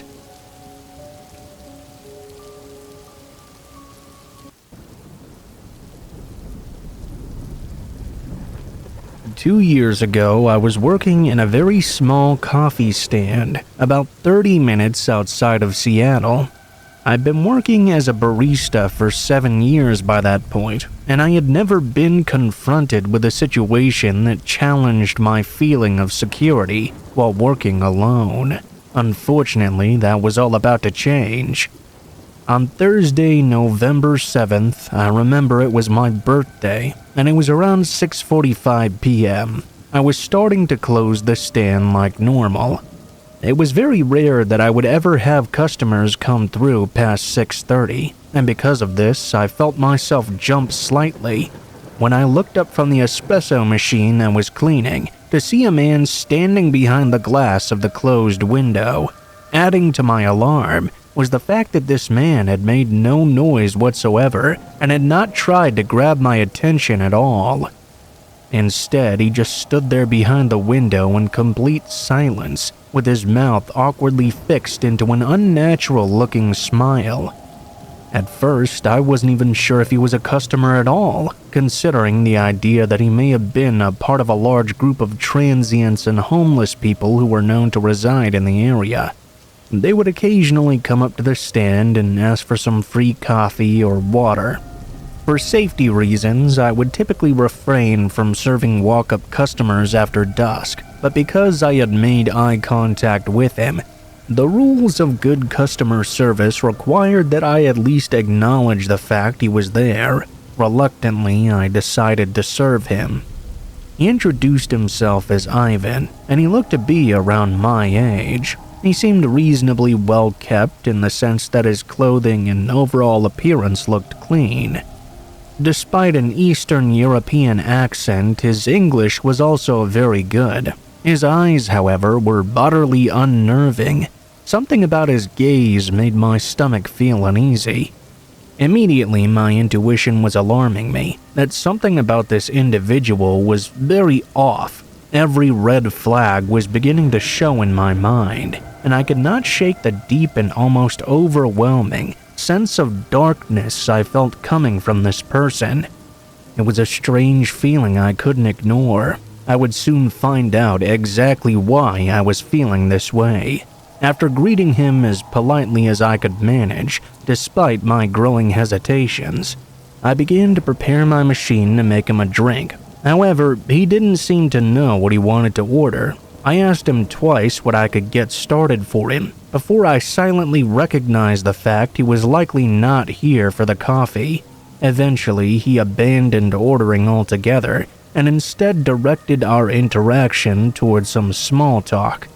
He asked me where I was from and how long I had been working at the stand. I answered each of his questions with short, abrupt answers, hoping my tone and clear lack of engagement would convey the fact I was not interested in continuing this conversation. Since he was not a paying customer and because I was about to close up, I asked him to leave. After a long pause, he asked me if I had a boyfriend. Annoyed, I snapped at him. No! At this point, I was ready to end our interaction. I told him to leave right now so I could go home as well. Upon hearing this, he walked away from the window and mentioned he was looking forward to seeing me again very soon.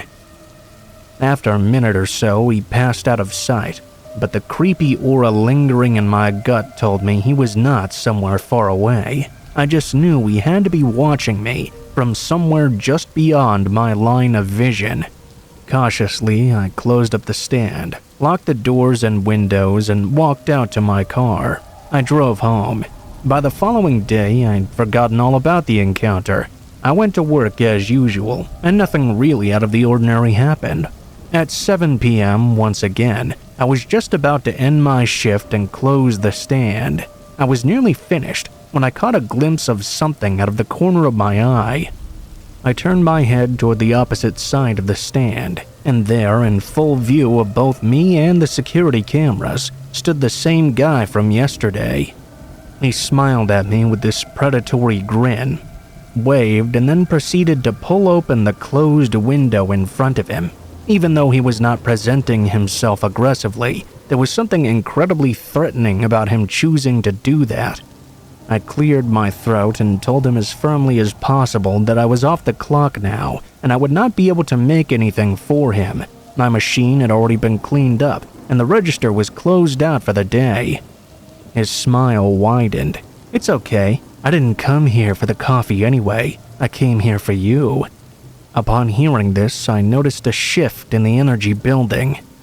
"I don't care what you came here for," I told him as sternly as I could manage. "It's going to have to wait till tomorrow, because I'm closed." His smile disappeared, and his eyes became even more focused on me. "I guess I'll see you tomorrow then." It felt less like a statement and more like a threat. I swallowed, and once he was out of sight, I rushed back to the window and slammed it down, throwing the lock in place again. Despite not being able to visually confirm his presence in the darkness outside, I knew he was still there somewhere. I could feel his eyes staring at me. I ran out and quickly got to my car and drove home. This time, however, he remained heavily on my mind for the rest of the night, robbing me of any sleep at all. The following morning was a Saturday, so as per usual, I got up insanely early for work at 5 a.m. I arrived at the stand 10 minutes to 5, and for the first few hours of my shift, everything was as it would normally be. 8:30 rolled around, and as I was admiring the weather outside, I noticed a familiar truck approaching. As it neared closer, I recognized it as my ex-boyfriend Jonathan. I found it exceptionally odd, as he and I were currently on not very friendly terms. He pulled up slowly to the edge of the open window, and I asked him what he was doing here. "I'm sure I'm probably not who you were wanting to see today, but I just wanted to come by and wish you a happy belated birthday, and see how you were doing." It was just as I was about to heartily thank him for the birthday wishes that I noticed someone about 100 yards away, approaching the stand on foot. It was Ivan. I whispered quickly to Jonathan that I needed him to stay there with me, even if another customer pulled in for service, until the guy who was walking up was gone. He agreed to stay. Just as Ivan approached, I walked slowly over to him and noticed right away he must have been crying. His eyes were bloodshot and tears streaked down his cheeks. Disregarding his emotional state, I informed him he needed to leave, as I was not going to serve him. Before my statement reached its conclusion, however, he cut off my words abruptly. "I don't need this anymore. You can have it," he said. He threw a Russian passport down on the counter in front of me. Puzzled, I picked it up. "Why don't you need this anymore?" "I just won't." I allowed his words to hang between us, while I attempted to make sense of what this gesture meant. I felt a strong bite of dread inside my chest. I understood what was about to happen here. No guests from a foreign country would be willing to discard or abandon their passport unless they intended to do something with absolute finality and were not planning on returning. Ivan's tears were now replaced with a look of what I could only describe as complete and utter insanity. This is the point where the dynamics of our interaction shifted completely. God came to me last night in my dreams. He told me you would be my wife. You are my wife. He had a sickening, sadistic smile curled on the corners of his mouth. "You're my wife, and you're gonna come with me right now." He planted his hands firmly onto the ledge of the window and began to lift himself onto it. Realizing that he was attempting to crawl into the stand, I practically threw myself across the small distance between us. I slammed the window down, locking it as well. He pushed his weight back down off the edge and then proceeded to give me a look that made me truly understand the meaning of having one's blood run cold. He ran out of sight. Soon after, I could distinguish beeping of buttons being punched on a keypad, the one that secured the lock on the back door. Ivan was trying to get through that entrance. In my mind, I knew there was no way he could ever manage to guess the 4-number code. But it's not that easy to just dismiss things like that. What I heard next, though, is something I will never forget. I heard the fateful sound of the keypad indicating a successful entry code, followed by the loud and heavy thud of the steel deadbolt retreating. All I could see was the door in front of me, nothing else. It felt as if time had stopped. The door began to slowly push open from the outside, and I could hear a deafening scream resonate through the walls of the stand. I stood there completely paralyzed and bared witness to the largest knife I had ever seen, entering through the opening of the door first, followed by Ivan's hand firmly gripped around it. It was only then that I realized the scream I was hearing was my own. Ivan passed the remainder of his body through the opening of the back door and came inside the stand before I could do anything. Let me just say, unless you personally experience a situation that demands you access your fight or flight response, you have no idea what response that's going to be. A lot of people say they'll know what they'll do, but most people never realize how you'll react to it in the moment. It's involuntary. I suddenly remembered that Jonathan was still in his truck on the other side of the stand. I ran to the window and screamed through the glass to him for help. Jonathan's eyes grow huge, and he threw open his driver's side door. He ran out of his truck toward the back of the building. Then, in the corner of my vision, I could see Ivan now standing in the small interior of the stand. He was no further than 10 feet away from me. I felt a feeling of dread overtake me. The air felt so heavy around me that breathing started to become difficult. Ivan began to close the few feet of space still between us, taking slow, taunting steps in my direction. His knife was gripped firmly in his hand. He spoke softly. "You are my wife." Ivan ultimately managed to take a total of 3 steps toward me before I saw an arm wrap around his neck from behind. I stood there in a state of paralysis due to fear as I watched Jonathan pull him back by the neck with so much force that his feet flew out from under him. Suddenly, they were both on the ground right outside the door, with Jonathan securing him in a headlock. With his mental state, it proved impossible for him to break away. Jonathan yelled strict instructions for Ivan not to move, or he would choke the life out of him. Surprisingly, he remained completely still, never once making any signs of further resistance.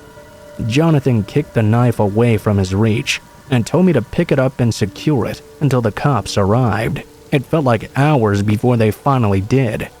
It took 6 officers to force Ivan into the cruiser. The whole time he kept shouting that God had sent him, and he had simply come to collect what was his.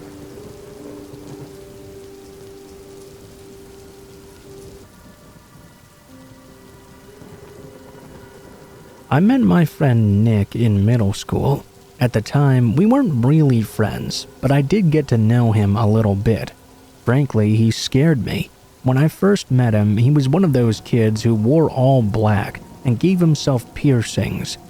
He would do it during class using safety pins. He was bipolar and had a slew of other issues as well, including being on drugs at the time.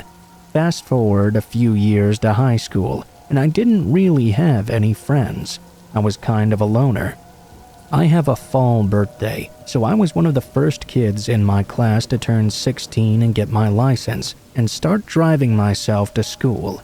Nick had since grown out of the goth phase. He got on medication for his psychological problems and now seemed like a fairly normal guy.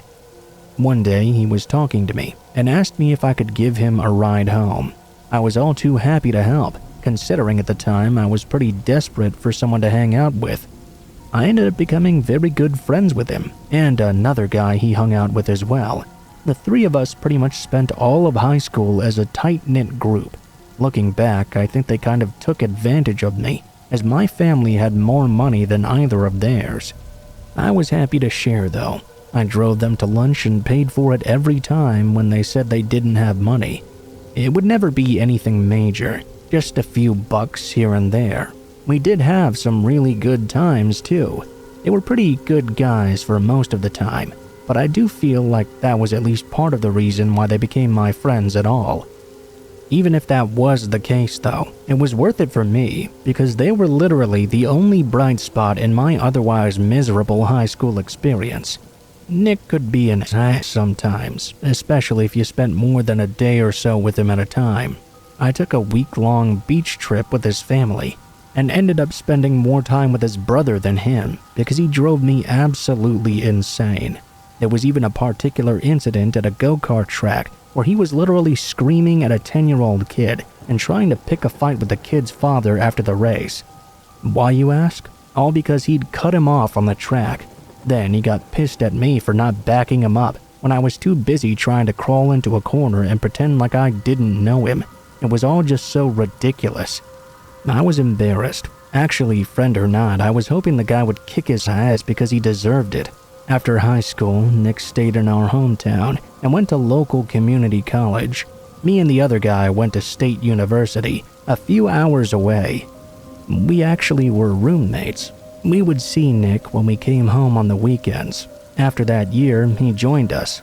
Nick was really struggling though, and was in and out of school, never really trying that hard. At one point, his girlfriend from high school cheated on him, and he took it pretty hard. They started adjusting his medication. I don't think they ever got it quite right, because he was never the same again. During this time, I introduced him to my girlfriend's sister. We actually had gone to school with her, but never really knew her until I started dating her sister. Anyway, they started dating as well. At first, it was cool because we could go on double dates and stuff. I was a little worried though, because I knew how he could be sometimes. I was afraid of what might happen if their relationship ever went south. Her parents really hated him. I was always trying to defend him best I could, without making them hate me too. I'd since gotten engaged to my girlfriend, so I felt like I was always in the middle between my future in-laws and one of my best friends. Eventually, they got engaged too. Her parents really hated that they'd rushed into getting married. I think they'd been together less than a year at the time they moved in. Things quickly went south though. He started expecting her to support him. He quit going to school and said he was going to live on disability for the rest of his life because of all of his issues. They fought pretty much constantly, and they had only been married for about 4 to 5 months. Then he even started threatening to kill her. He even went as far as to detail the plans he had come up with to do it and get away with it. Needless to say, she left soon after, and they got divorced within less than a year. As you can imagine, this put me in quite the awkward spot of having to choose between my fiancée and her family, or one of my only friends. I tried to defend him as best I could. You know, he's not really like that usually. His medication is messed up. He doesn't really mean it. He won't really do that. I mean, how truly can you stick up for someone who's threatening to murder his wife, though? I did the best I could, but ultimately, if I wanted to keep my fiancé, I had to lose that friend. Our other friend was supposed to have been my best man, but he refused after what happened with Nick, so I ended up losing both my friends over the ordeal. Pretty much exactly what I'd been afraid of. The next time I spoke to Nick, he came into the store I was working at with some people I had never seen before. I said hey and gave him a friendly wave, but he immediately flipped me off and walked out. That was confirmation our friendship was completely over. I'm not really sure how any of that was my fault, but I guess I was supposed to leave my 6-year relationship and break things off with my lover because this guy was a psychopath and threatened to kill her sister. I really wish that was the end of the story, but it continued on. Her sister found someone new, who was an amazing guy and one of my now closest friends. I have far more in common with him than any of my old friends. I graduated, got married, moved homes, and now started a family. My now wife's sister got remarried to the new guy, and they had a kid together who's now 3 years old. Everyone was happy, and we pretty much forgot about Nick. That was until the day he came back into town and started working at the local grocery store. My mother-in-law was the first to notice him and pretty much forbade her daughter from shopping there. She was terrified he would come after her or her kid if he saw them. They ended up moving away to the other side of town. I wasn't as threatened by him though, so I continued to shop there. I assumed since it had been 5 years, he must have moved on with his life. I would see him working at the register or whatever, but other than that, I really didn't go out of my way to avoid him. One day, I saw him looking at me though. I didn't speak to him because of the way our last interaction was gone. I was met with the coldest stare I'd ever seen. After that, anytime I was in the store, he would follow me around the entire time. When I left the store, he would head outside and pretend to bring carts in or something and watch me until I was in the car leaving. The last time I shopped there, I made the mistake of taking my newborn son with me. He started fussing, so of course I picked him up and tried to calm him down. At that point, Nick walked by and slammed into me, trying to make me drop my baby. Then he walked off like nothing had happened. I decided that day it would be best if I started shopping at Walmart instead. I realized that I'd forgotten to sit the trash out to be picked up. It was around 3 a.m. when I went back outside to move the cans to the curb. As I walked out of my garage, a large van with blacked out windows suddenly came down the street and stopped at the end of my driveway. I was nervous since it was 3 a.m. and it was clearly not my neighbor. I took my time fiddling with the cans beside the house, waiting to see what they were going to do. Eventually, they went down the street and stopped. I put the cans out as fast as I could and went back inside, making sure all the doors were locked. I went to sleep with my gun on the nightstand. Around this time, my grandmother's house was broken into too. Whoever did it knew where everything was in her house because they didn't rummage through anything. They just took all of her sentimental items, then went straight to the closet where my grandfather's guns were and took several of them as well. About a week later, they returned and cleaned out everything they hadn't taken the first time. We had no proof, so the cops wouldn't do anything, but I'm fairly certain it was Nick. He had been to her house before, and I had shown him the guns when we were friends.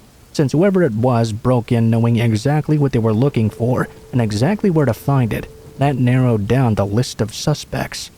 Since then, I've seen that van driving around in front of my house at all hours of the night. It's becoming less frequent since I started shopping elsewhere, and thankfully nothing more serious has happened. I have to keep a gun nearby at night now, and I'm still hoping this doesn't escalate again.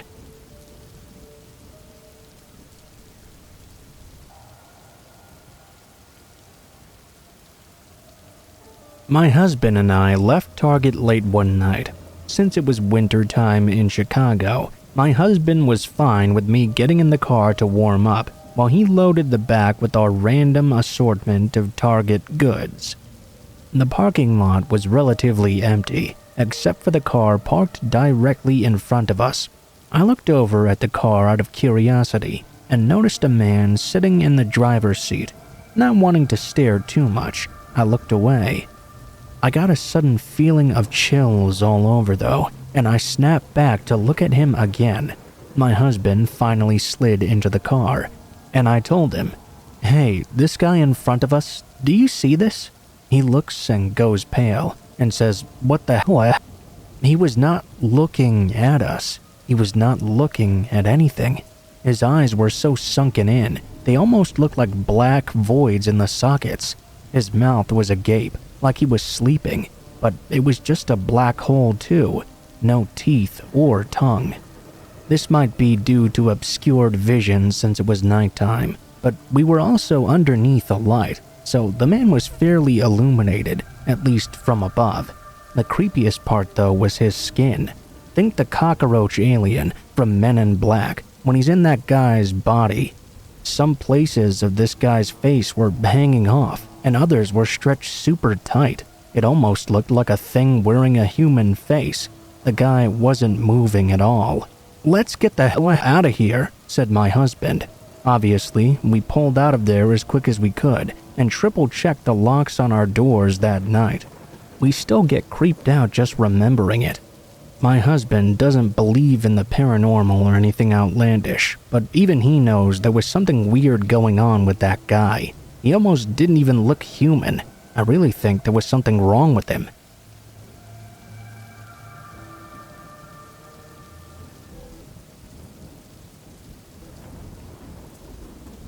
One night in July, a friend and I were road tripping home from a long vacation.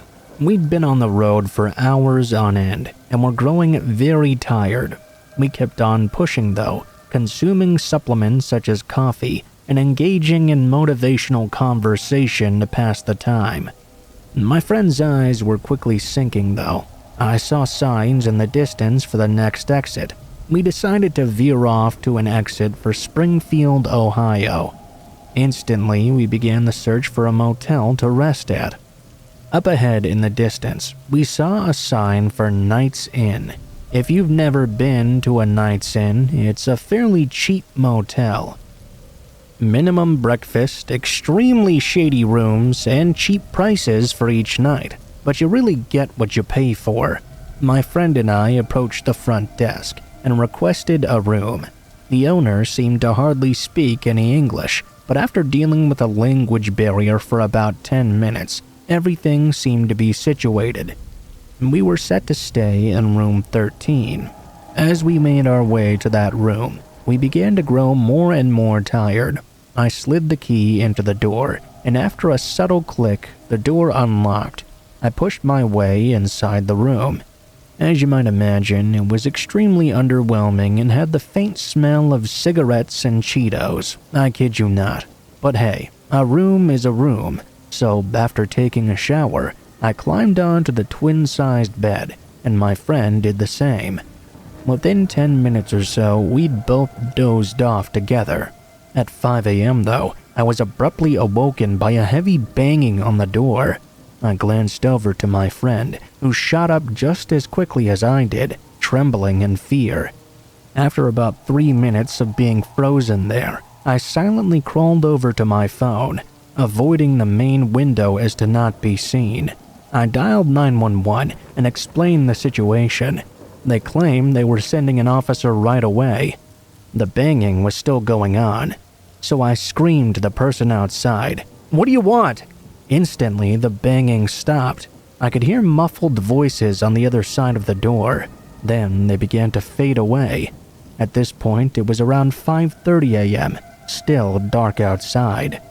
I made my way over to the door and took a look out through the peephole. There was nothing there. As soon as I slipped back, though, a loud banging echoed throughout the room as someone began to pound on the window. A deep voice was heard laughing outside. It stopped soon after it began, and the cops never showed up. Right when daylight beamed through the window, we booked it over to the car and drove off. This, however, was not the most unsettling part. The next day, as soon as I got home, which was maybe another hour or so away, I began to watch the news. A 40-year-old man had been found at that night's inn. Room number 14, which was right next to the room we were staying in. He had many weapons with him and had kidnapped a 14-year-old girl who he claimed she was in love with him. To this day, I'm not sure exactly who was banging on my door that morning, but I have some suspicions, and I'm thankful I decided not to answer it.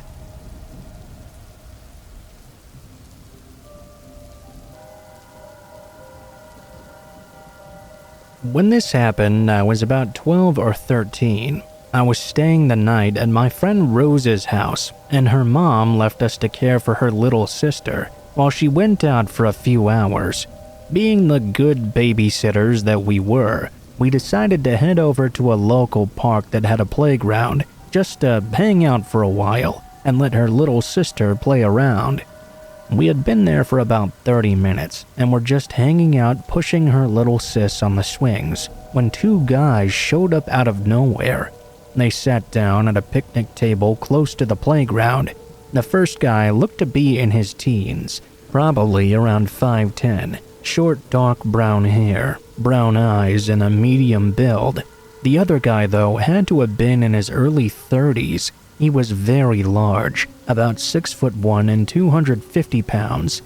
He had this giant beard and shoulder-length curly hair with green eyes.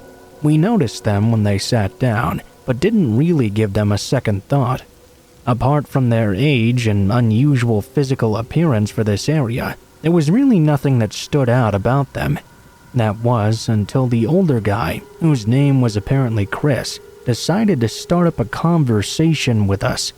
At first, he asked us our names, and they gave us theirs as well.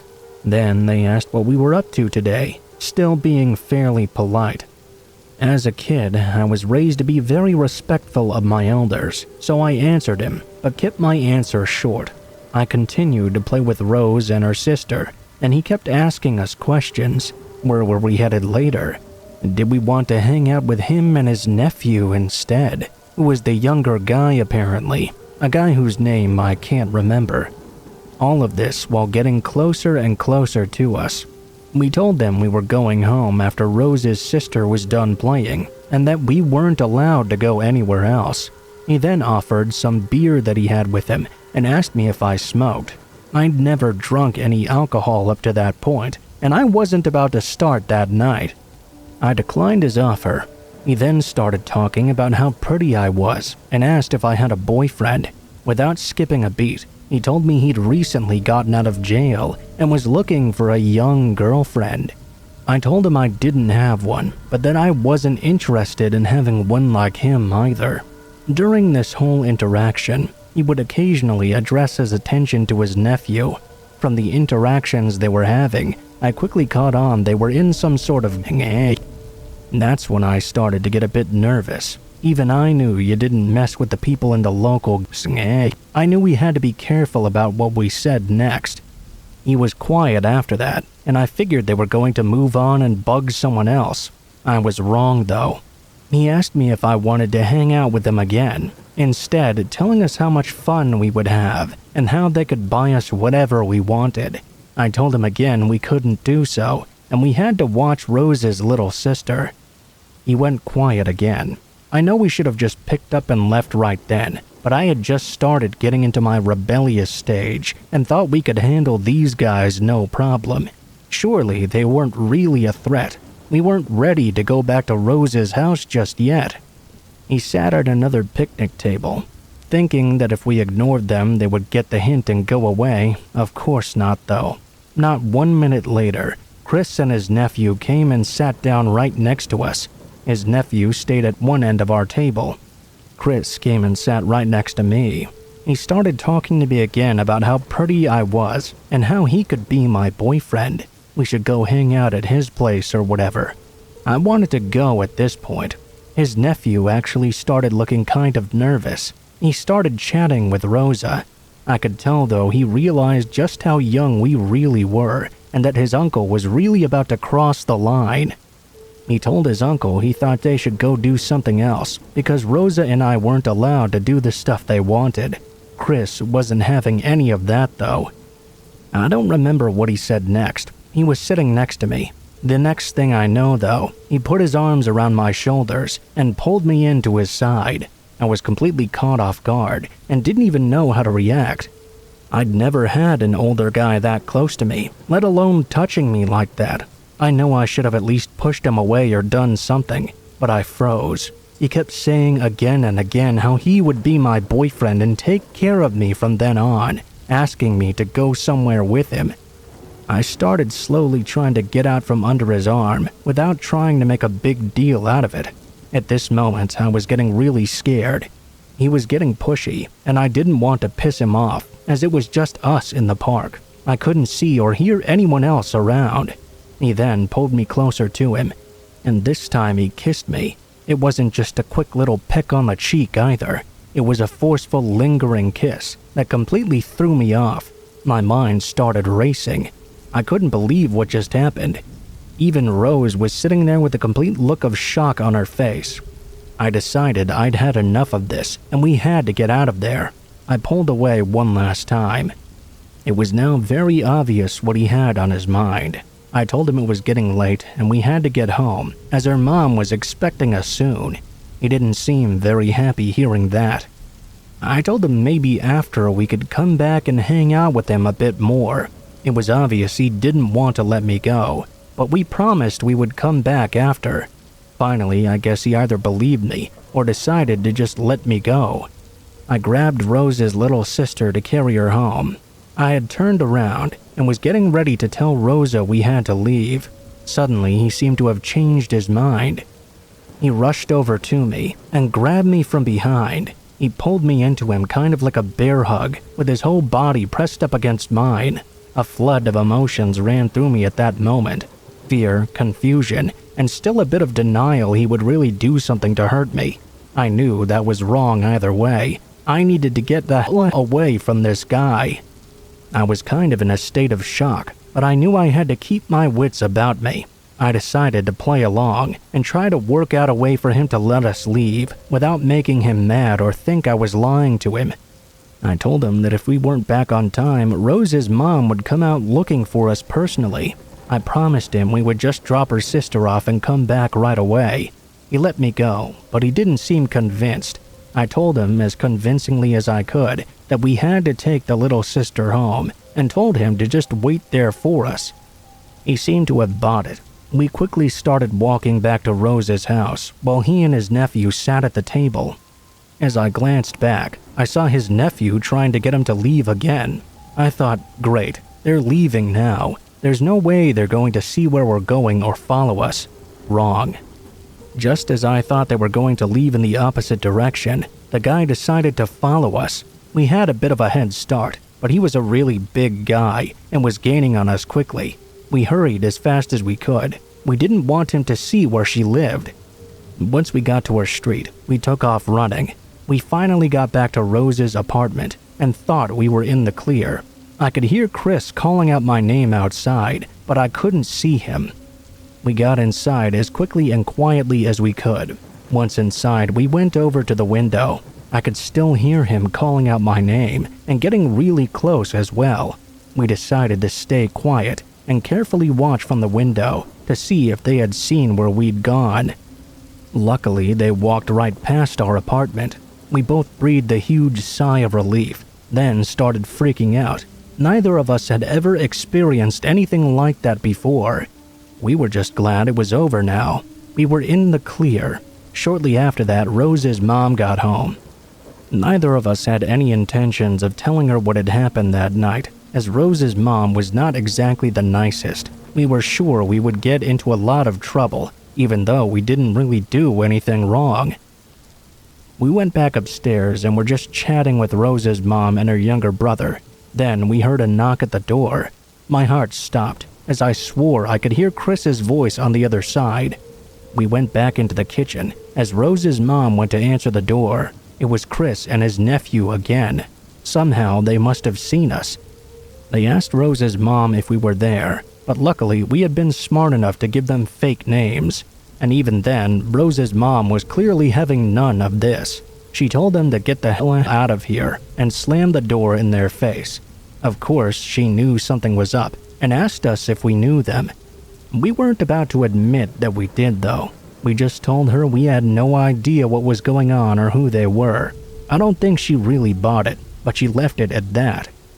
She told us not to answer the door. Later that evening, her mom had to go out again, so it was just Rose and I in the apartment now. We were hanging out in the living room, talking about how crazy what happened earlier turned out to be. Then we heard two voices that sounded very familiar, just outside the window. I was terrified to even move. Then came a knock at the door. There was no way we were going to answer it now. We kept as quiet as possible and prayed they would just go away. They called out our names and tried knocking again. One of them even tried turning the doorknob. Thankfully, Rose's mom had locked it on her way out. They tried knocking one more time. The last thing we heard was their footsteps walking away from the door. We never saw either of them again, and we didn't go back to that park again for quite some time. It was a surreal experience. However, I will never forget the feel of his body against mine, or how he reeked of cigarettes and beer.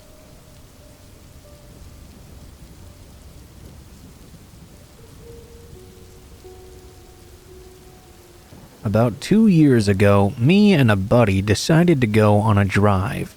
It was a hot summer's night, and we were bored out of our minds. He picked us up some cigarettes, and we went out on a late-night ride. We decided to drive to the top of the mountain. The base of this mountain was about an hour's drive from where I lived, and it took another hour to drive all the way to the top where they had a restaurant and bar. It was pretty late, around 3 in the morning or so we knew the bar would already be closed. Still though, we thought we could just chill on the benches and have a relaxing smoke. Take in the view at first light. We get to the base of the mountain and start driving up and around the road. This road twists all around the mountain until you get to the very top, so when you reach a turn, you can barely see around the corner, especially in this pitch-black darkness. Only the road was visible, due to the streetlights being far and few apart from the road.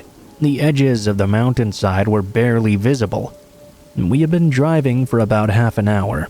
Everything was pretty enjoyable. Absolutely empty roads and complete silence. It was very relaxing.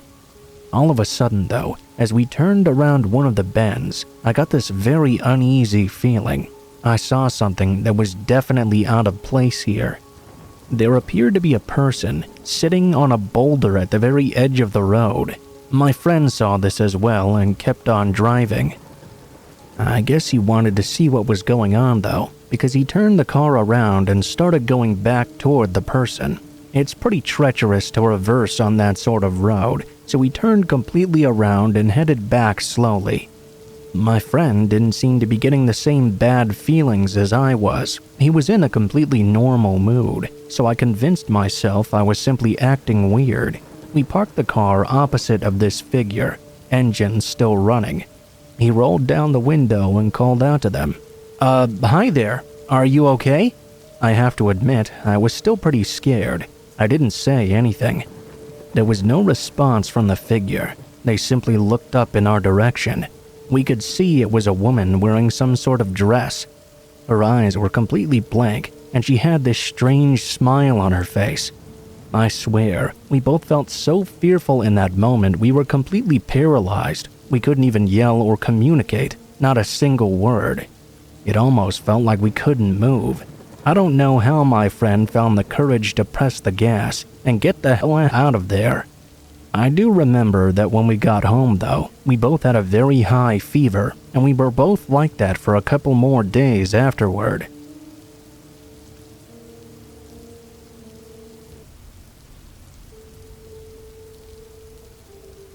About 4 years ago, I was a junior at a small college in LA County, bordering my town.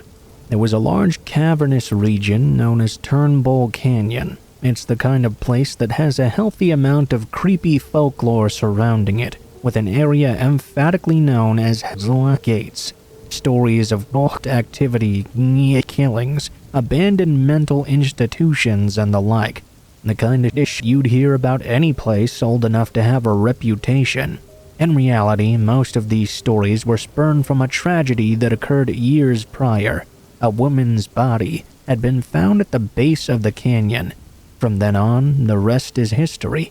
Nevertheless, when a photographer friend asked me and another buddy to go out to the canyon in order to help him take some photos of the LA skyline, I had to oblige. The canyon is about a 30-minute drive from our campus. Now, we had been listening to the King of Limbs the entire drive, which proved to be the perfect ambience to get me feeling pretty anxious about our excursion. I should also note I'm a pretty anxious guy in general, so traveling out to a remote area preceded by its reputation for frightening occurrences admittedly had me thinking twice about the decision. At the top of the canyon, there's a small residential area with a few ritzy houses surrounded by trees and woods.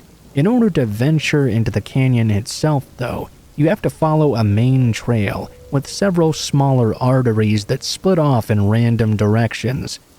Ultimately, they all culminate at the base of a steep hill, adorned with an old water tower overlooking the city. Anyhow, we parked our car at the top of the canyon road, got out the camera gear, and made our way out to the trailhead. It was around 1 a.m. at this point.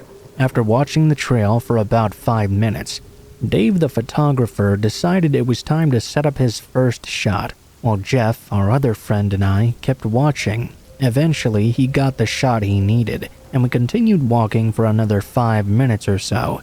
Dave set up his next shot, and so on and so on. At this point, the trailhead had disappeared behind us completely. We were a little less than a quarter-mile away from the water tower. While setting up the tripod again, we noticed the faint glow of headlights off in the distance. That was pretty strange. This trail was not meant for cars, nor was it big enough for them to pass through. If I recall correctly, it was only 5 feet wide, with shrubbery on both sides. This was clearly a red flag for us, as we were the only people out there.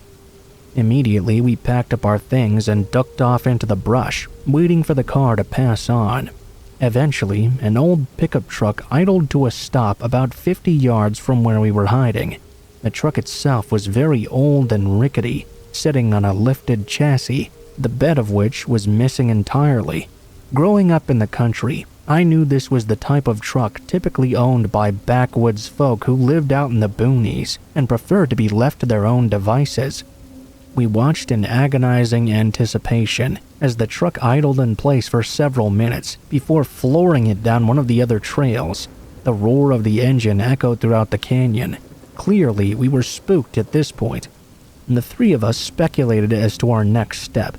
Jeff and I were reluctant to continue, while Dave assured us it was probably nothing, just a guy off-roading in his spare time, as he put it. With great reluctance, Jeff and I trudged on behind Dave toward the water tower to get his final shots. Nevertheless, I couldn't shake the feeling that something was off about that truck. I mean, I knew plenty of people in high school who would go off-roading for fun in the woods, but never on finicky canyon trails barely wide enough to hike on. It just didn't sit right with me. After walking without interference for an hour, we finally made it to the water tower and climbed up to the top and took in the view of the city. Once again, Dave started setting up his equipment, while Jeff and I stood on both sides of the water tower keeping watch, just in case the truck came back. At this point, though, there was nothing. It was around 3 a.m. when Dave decided he'd finally got all the shots he needed. We packed up the equipment and committed to heading out before it got too late. Just as we were preparing to descend the hill, the truck comes roaring out of the canyon below us, back onto the trail. At that point, the driver attempted to climb the hill, revving his engine quite loudly. Scared, the three of us slid off the side of the hill into the brush once more, clinging on to plants and rocks as the truck shot to the top of the hill, slowly driving in circles around the tower. We could see the glow of headlights each time it circled above us. After waiting for nearly 10 minutes, while also trying not to make any noise, the truck eventually descended back down the hill, stopping in the middle of the trail, no more than 100 yards away. We watched a scruffy man in his mid-50s step out of the truck and into the glow of its headlights, moseying around, looking at the ground. Then he wrote something down on the dirt, surveying the area intently. It became increasingly apparent to us that he was tracking something, our footprints. This next part still chills me to the bone, as my friends and I huddled together, watching in complete terror. Another man wearing a long dark parka emerged from the bush where we'd been hiking just a bit before, joining the other man at his side. Apparently, he'd been out there the entire time while we were walking the trail, just following behind at a safe distance. The two of them talked for a while. We couldn't hear a word as they continued scanning the area, searching for our footprints. Eventually, they got back in the truck and drove down one of the forks in the trail. We sat there in silence for a long time, waiting nearly 2 hours to ensure the coast was clear. At that point, we made it like back to the car, down the canyon, and back to our campus, just in time for class in the morning.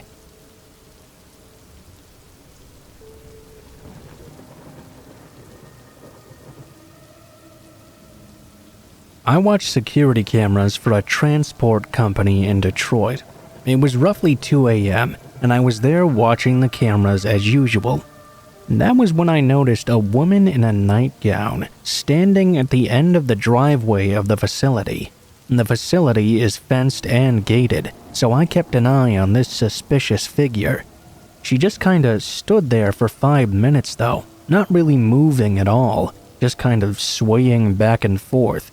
There weren't too many people working that late, but just to be safe, I let everyone at the facility know there was a woman standing outside the gate. One driver decided he needed to hit the road. When he exited the gate though, the woman walked right in front of his truck, blocking him in. I immediately phoned the police. He blared his horn, and then the woman rushed to the side of his truck and attempted to force open his door. He sped away, leaving the woman standing there. She continued to stand there in one place, not moving for about 10 minutes. Eventually, she just kinda walked away into the darkness, never to be seen by us again. The police never showed up either.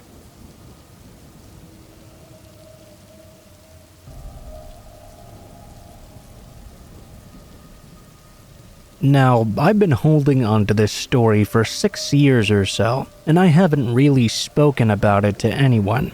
I went camping 6 years ago with an ex-boyfriend of mine. The campsite we'd picked was absolutely beautiful, and we were able to drive through some rough trails. The spot we picked was next to some hiking trails that weren't very far away from some natural hot springs and a huge waterfall. We were in the middle of nowhere though, so absolutely nobody else was around. We set up camp the next day and went hiking. We soaked up in the hot springs and came back down and had dinner together. So far, it was all going very well until the next day. I need to give you some context as to how we slept that night so you can fully understand my confusion. Before we went to sleep, I put our food cooler and the stereo we'd brought into the car and locked it up. I put the keys in the front pocket of my backpack and laid the backpack next to my sleeping bag on the right side of the tent. My boyfriend at the time slept nearest to the door of the tent with a gun next to him. We woke up the next morning, and I felt pretty fine. I had slept pretty hard. From inside the tent, everything seemed perfectly normal. We got out to our campsite, only to see it was in absolute chaos. The fire pit we'd made had been ruined. Our stuff had been thrown over and scattered everywhere. The stereo had even been smashed to pieces, laying next to a tree nearby. All of our car doors were open, including the trunk. We stood there for a minute in silence, just taking everything in. The woods felt off. It was quiet, and not like the peaceful place we'd seen yesterday. Everything felt wrong somehow. My ex accused me of not locking the door the night before, and that an animal had gotten into our things. I was absolutely sure I had done so, though. I went back into the tent to get the keys from my backpack and check, only to find they weren't there. I found them later, on the ground next to the car, which was a wake-up call for me. We stuffed everything into the trunk and left soon after. My boyfriend was quiet and wouldn't talk to me about what happened. He finally spoke up when we were almost home and told me that he'd had a dream that night. Somebody was leaning over him, holding a gun, just staring at him. When I tried to question him more, he said he didn't want to talk about it and I shouldn't speak about it ever again. I tried to forget about everything, but I just can't. Something wrong happened to us in those woods that night, and I can't really find a good explanation.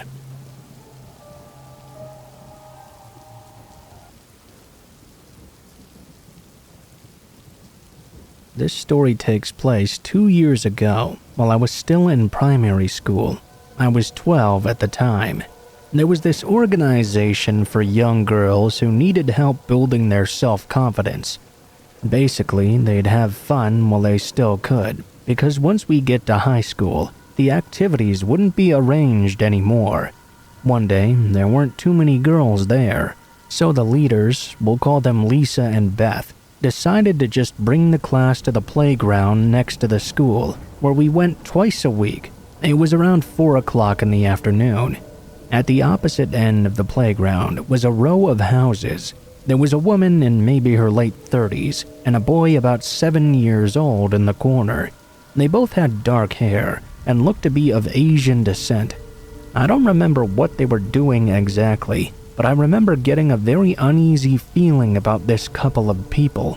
I didn't really like the woman especially, and didn't want to get very close to her. There was something wrong with her mannerisms. It gave me the real creeps. Luckily though, they stayed in the corner, and I stayed close to Lisa and Beth. I figured it would all be okay. We played for about 15 minutes before we took a short break. I just happened to be randomly looking in the direction of the fence when I noticed a boy at the end of the playground behind the fence. He was about 25 feet from the mother and the other boy. He looked about the same age and had blonde hair. I thought this was odd, as this young child was there all alone. I suddenly noticed the mother walking toward one of the houses on the opposite side of the playground. I spotted the two boys approaching each other. I turned around to Lisa when suddenly my friend Jody ran past me crying hysterically.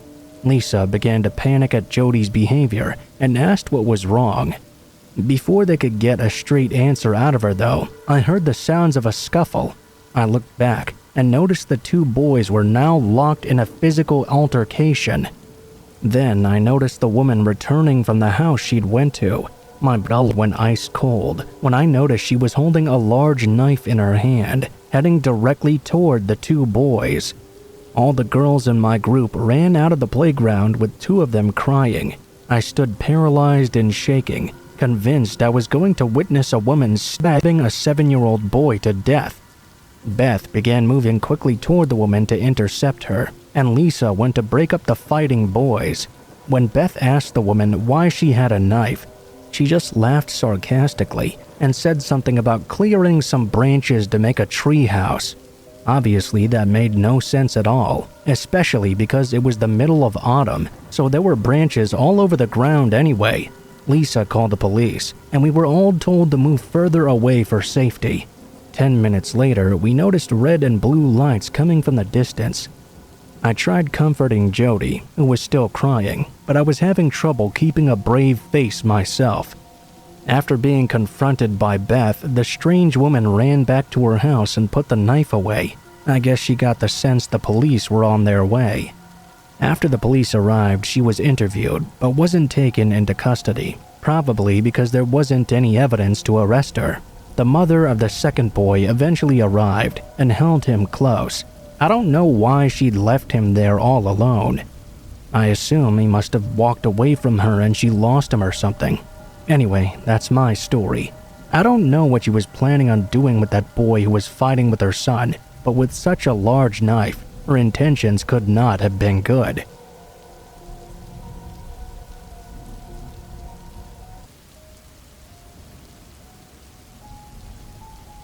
This is a story I've been sitting on for a long time, mostly because it makes me realize it's not over yet.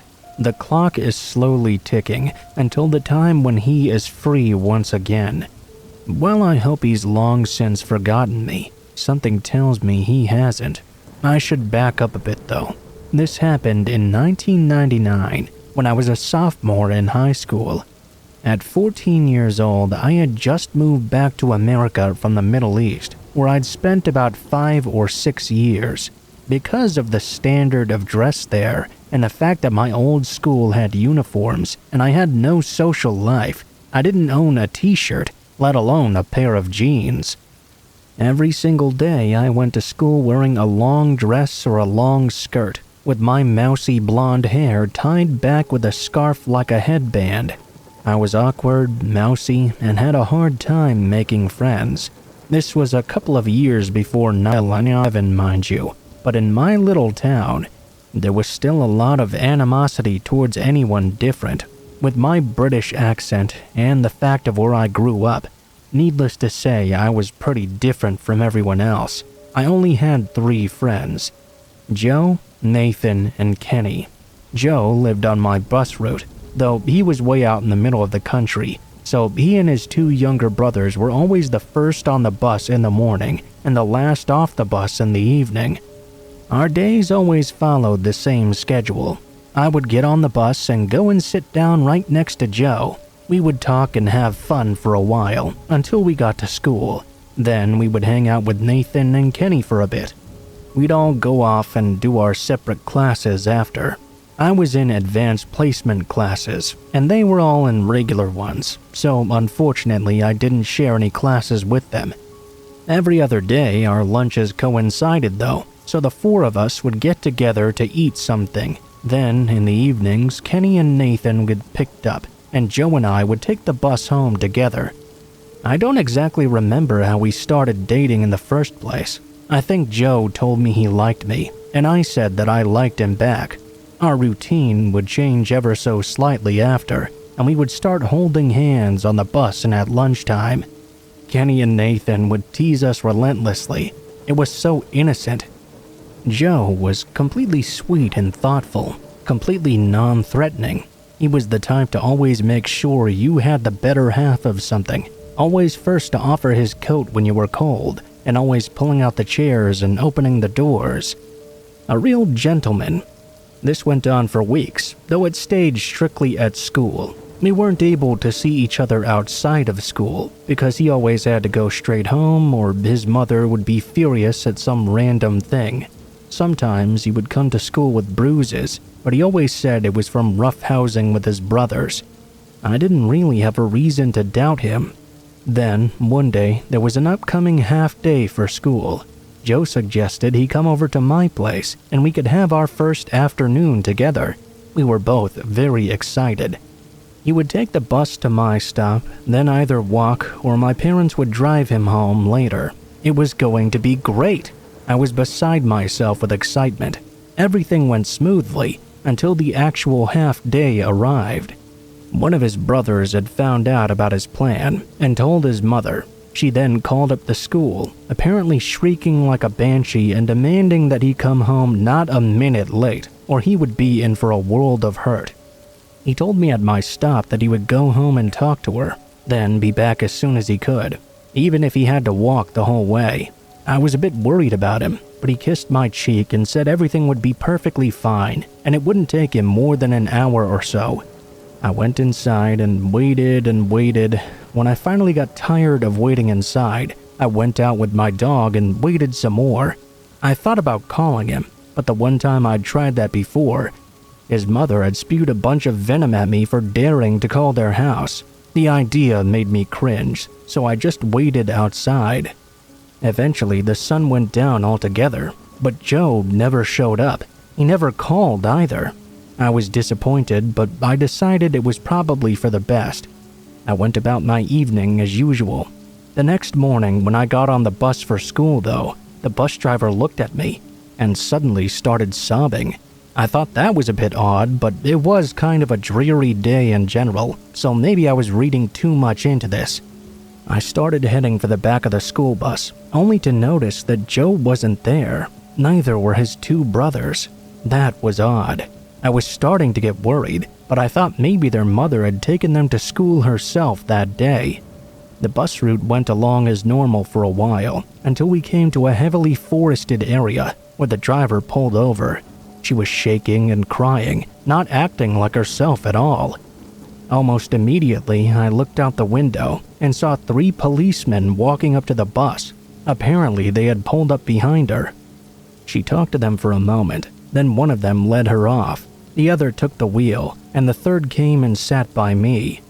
I had to sit next to an officer. I thought I must be in trouble for something, especially since there were so many open seats. The man was very nice though. He chatted with me about school and life until we got to campus. Then both of the remaining officers followed us inside. I went to meet up with the boys where I usually did, but Joe was nowhere to be found. Neither of them had seen him yet. We just hoped he was okay. We went about our morning, and first period, I received a page to come to the office immediately. I thought it was about some scholarships I had been working on, but I thought it was weird they would pull me out of class for that. When I got there, the principal, the counselor, and the police were all there. I suddenly felt like a caged rabbit. Then, they told me what really happened the night before. When Joe got home, he had told his mother he was coming to see me no matter what, and that was final. Obviously, they argued about it. She grounded him, and then it came to blows. I found out later that his mother had been very abusive to him. It doesn't excuse what happened, but it does add some understanding, at least to me. After the confrontation was over, he laid in bed all night, planning on what he was going to do.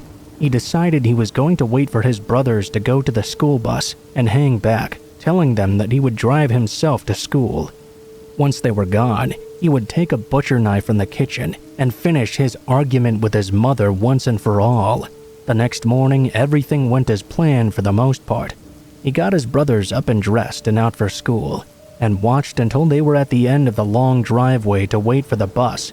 Then, while his mother was sleeping, he went into her room and stabbed her multiple times. Meanwhile, on the other side of town, the gloomy weather was causing troubles with the bus. I don't know the details, but I know it was running a few minutes late starting its route.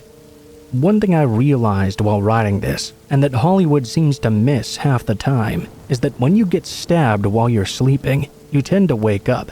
She did so and screamed, and tried to fight back. He was too determined and strong though.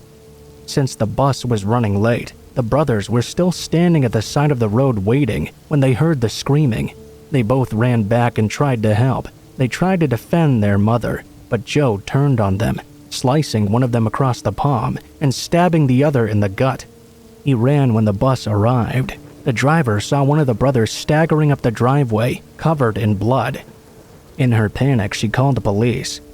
Eventually, he made it to the corner store a little ways away. Some stories say he crawled there, but I can't really confirm, nor do I really want to. After the police finished questioning me, I was sent home. I remember lying on my parents' bed, staring at the TV, while live coverage of his capture played. I remember even seeing the news chopper filming as the police helicopter followed after Joe. He ran across a field. There was a cop perched out the door and braced on one of the landing struts as the chopper got lower. The cop jumped out and tackled him to the ground. That was the last time I ever saw Joe. The part that creeps me out, though, was what happened afterwards. He pled guilty and was sentenced to 40 years for murder and 20 for the assault on his brother. Not long after, the letters started. I never kept any, but they were all long, crazy ramblings about how we would be together forever, how he killed them for me, and how he truly loved me and would do anything to be with me. No regret, no remorse. He was truly happy about what he did if it meant I was going to be his. We moved a while later, and the letters stopped. I'm happily married now and getting on with my life. Every time I think about him, I remember that he's up for parole in 2020. What happens when he gets out?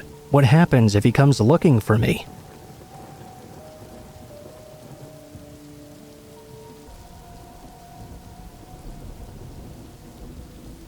When me and my best friend were younger, we would ask our babysitter to take us to the school playground at night so we could play hide and seek together.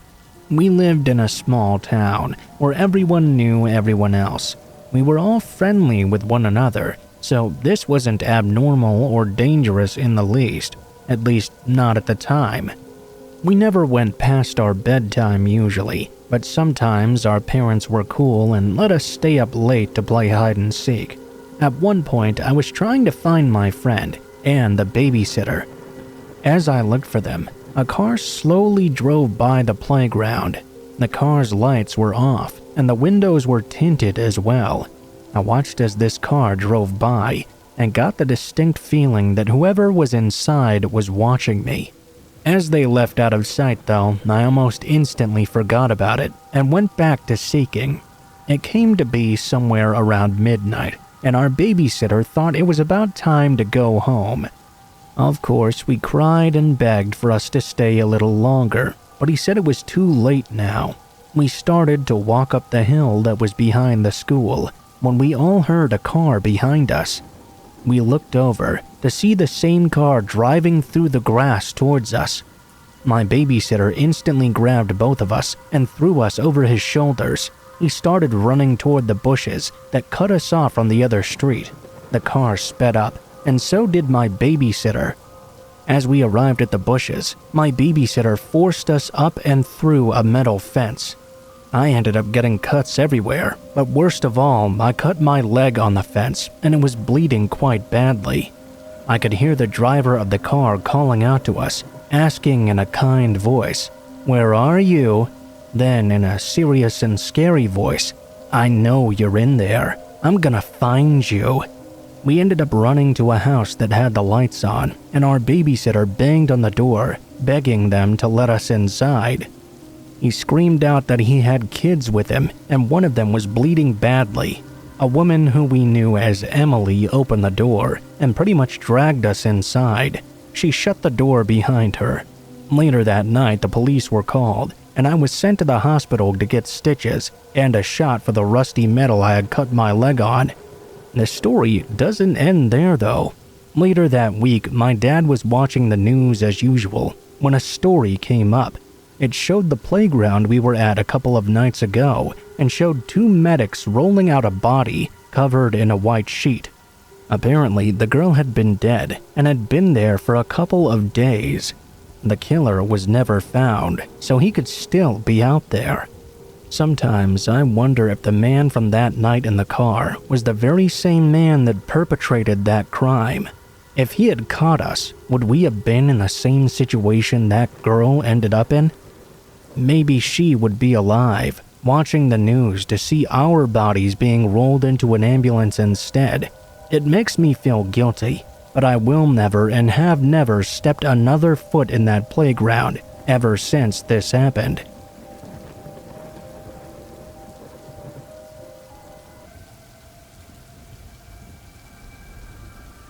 There used to be an old abandoned school in a town by my house. It was heavily boarded up though and super hard to get into. A friend and I actually managed to get inside once by climbing up the side of the school via a pipe and a fire escape combo and slipping in through a window on the roof. We explored the basement, which was flooded and really creepy. Seeing stairs just disappear into water was such a strange sight. We had just left the gym area when we suddenly heard footsteps coming from the doors on the other side of the gym. It was especially scary, considering it sounded like it was coming from only a single person, not another group of intrepid explorers like us. Whoever it was blocking our path to the exit.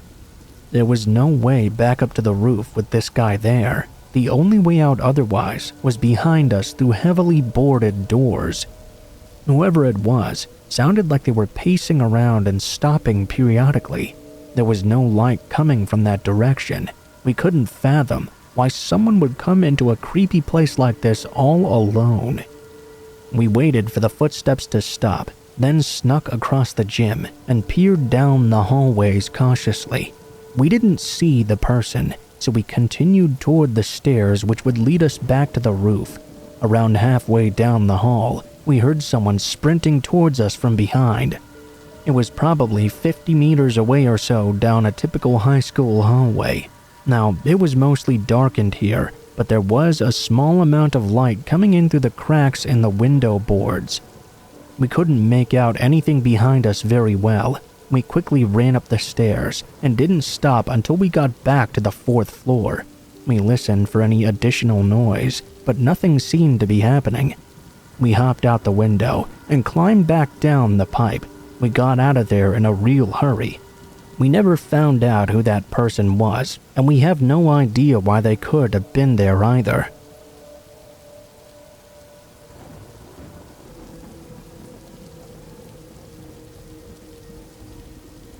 I'm telling this story on behalf of my best friend Tom, who I've known ever since childhood. He served with the Army for several years, as an infantry with the 1st Battalion 75th Ranger Regiment. After he returned home from his combat tour in Afghanistan, he had more than a few stories to tell. I'm immensely sad to say that we lost Tom in a car accident recently. However, this one story from his time in Afghanistan, I've always felt was a good one to share. Tom also agreed. He visited horror communities occasionally, but had never found the time to sit down and share his experiences. Because of that, there are many stories that will forever remain just between me and him. But I know this one is one he always really wanted to share, so I'm gonna do my best to pass it along. I want to note that the details are somewhat hazy, as it's been a long time since I last heard him tell it. In 2013, Tom's unit was deployed to Afghanistan, specifically the Kandahar province. He had gone through immensely difficult training, up to and including jumping out of several airplanes to get to where he was now. As such, he was eager to finally do his job. He ultimately participated in 19 combat missions during his 4 months in country. Almost all of them night raids aimed at high-value targets, local Taliban cell commanders, and other persons of interest. You see, the Rangers and other special operation forces like that specialize in nighttime operations. They train at night and operate frequently under the cover of darkness. The band lacked widespread night vision optics, whereas each individual ranger was equipped with some of the finest. The accessories to complement them with that advantage too, on top of their large numbers and superior training. It was hard for them to not feel like they owned the night whenever they went out. This wasn't always the case though. One night, Tom's platoon was tapped for yet another high-value target raid. After the briefing and preparation process, the 30 or so guys boarded the Canucks and proceeded to the targeted location. Disembarking under the cover of darkness, they went to secure the area. Tom was a member of a two-man machine gun team. His team leader, Corporal Kyle, manned the M24 machine gun. As his assistant gunner, it was Tom's responsibility to carry spare linked ammunition belts, call out fire adjustments, and act as a bodyguard. After leaving the chopper, Tom and Kyle moved forward to their designated blocking position, a vantage point in which a fire team can set up and intercept enemy forces. The target in this case was a small village, seemingly abandoned and heavily deteriorated, with crumbling masonry and multiple bombed-out huts. The entire place was incredibly unsettling, showing no signs of life other than a single black cat. The moon was high in the sky, bathing the ramshackle collection of seemingly ancient structures in an eerie light. After ensuring everything was set up, Tom surveyed the village, focusing on a damaged stone wall less than 50 meters away. There was a hole punched out in the center of it, just large enough for a man to stick his head and shoulders through. He watched the hole intently for almost the entirety of the time. He had his gun lined up at the ready, expecting the barrel of a gun to appear at any moment, but it never did. The rifle teams proceeded into the village and searched it from top to bottom, finding no trace of the high-value target they were after, nor any signs of life at all. Kyle and Tom relocated to link up with several members in a large ditch over 100 meters away from the target site. They continued to watch the perimeter as discussions were being held on how to proceed. That's when all hell broke loose. One of the platoon's senior sergeants came running over, yelling at Tom and the other rangers to get the f*** out of the ditch. The comms net exploded with orders to fall back to the LZ for immediate extraction. Tom and Kyle were beyond confused. The Canucks double-timed it back to the location and landed, allowing everyone to board. After a final head count to ensure no one had been left behind, the helicopters lifted off and returned to the airfield. The mission had lasted less than an hour, seemingly ending as soon as it all began, without a single shot being fired. No contact with anyone either.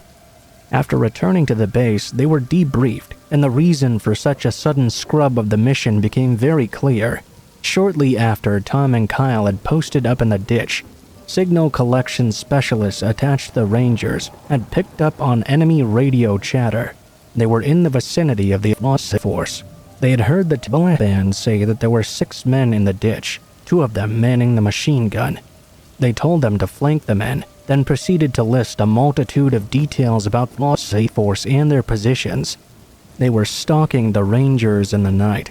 Based on the chatter, it was clear an unknown number of insurgents were setting up a deadly ambush. Other than the intercepted broadcast, these Rangers had been completely unaware of their presence. None of the men on the ground had seen any indication of enemy activity. The trained canines hadn't picked up on any scent. The drones and Overwatch aircraft circling the area didn't see a thing, even with thermal vision.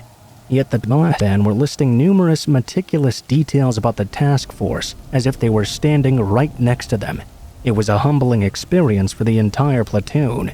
For Tom, that mission always sent a shiver up his spine looking back on it, even though later ops during the same campaign involved full-scale firefights and even other ambushes as well.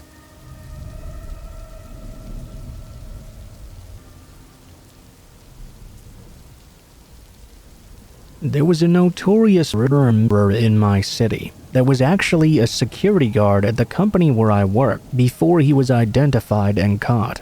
After he was apprehended, we discovered that he had kept the body of a small child in a cold water tank on the premises just a few yards away from where we all worked. Apparently, it had been there almost 2 years or so, but had never been found or even suspected until he gave the information to the police himself. The man is still in jail nearly 25 years later. It's even been proven with DNA that he was actually responsible for several murders in the area as well. He's serving compound life sentences. In actuality, the man was very friendly with me and my colleagues. As we came in and out of the building every day, he would smile and joke with us. In fact, the two of us even had an ongoing morning gag while he still worked there, well before his crimes were discovered. When my baby daughter was born, my wife and I brought her into the office to show her off. One day, I let this security guard, who was the father of an 8-year-old himself, hold my baby, as the body of a toddler he'd burned was just a few feet away.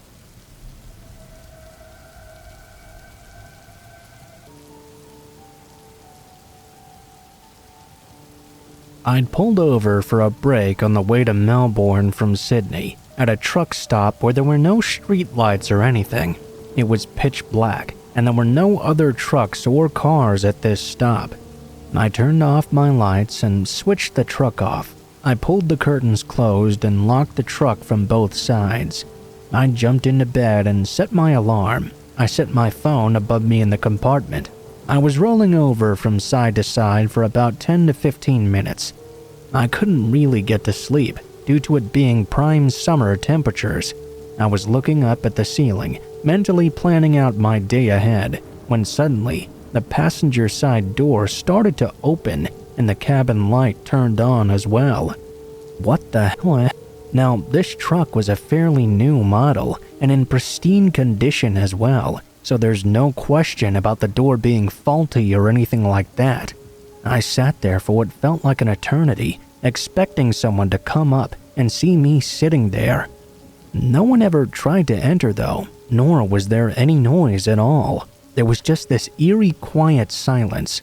Eventually, I grabbed my torch and jumped down. I went out and walked around the truck to see what was going on. There were no other trucks around though, nor were there any cars either. It was just me all alone there.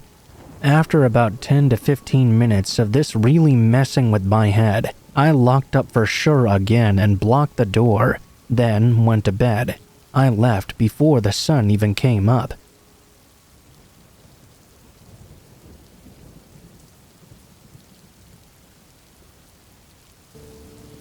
I remember one night I was in bed getting ready to go to sleep.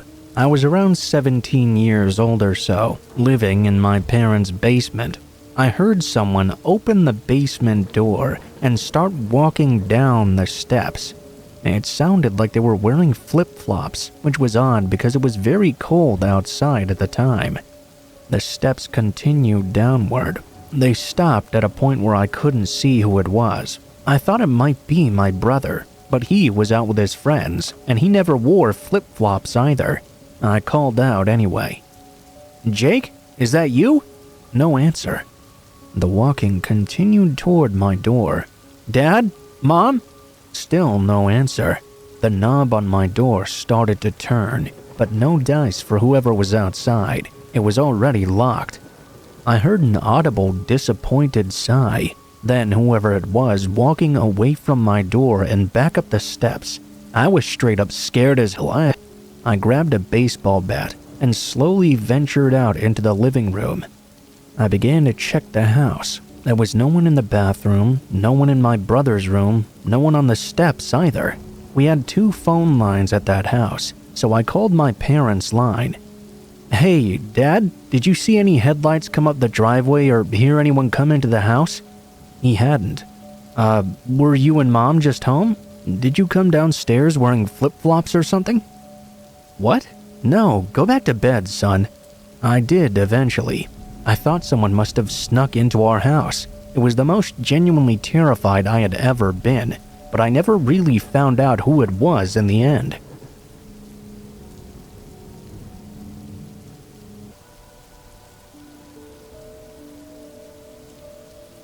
In 2004, I moved out of my parents' house into a very small one-bedroom apartment. It wasn't in the best neighborhood, but it was all I could afford at the time.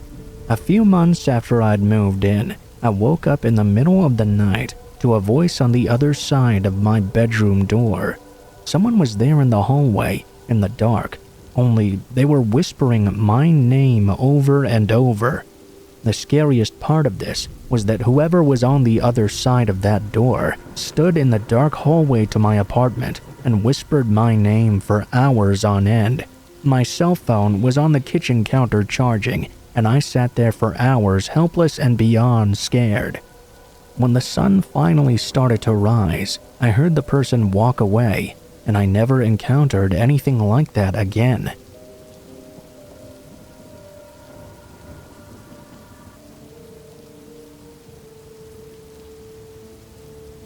I was a bouncer at a bar years ago. It was a normal Friday night, completely packed with the usual customers.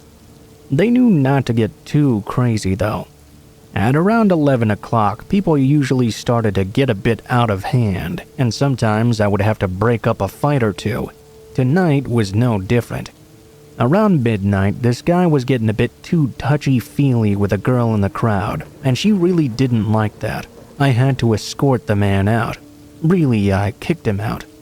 You know, surprisingly, these guys I kicked out were always good guys who had just a bit too much to drink. Usually, I'd see them again and they would apologize profusely for their behavior. This Friday night, shortly before closing time, a man threw his drink at the bartender and cut his head open as well. I grabbed the guy and threw him outside. They would normally struggle for a second or two, then realize they had no chance of overpowering me.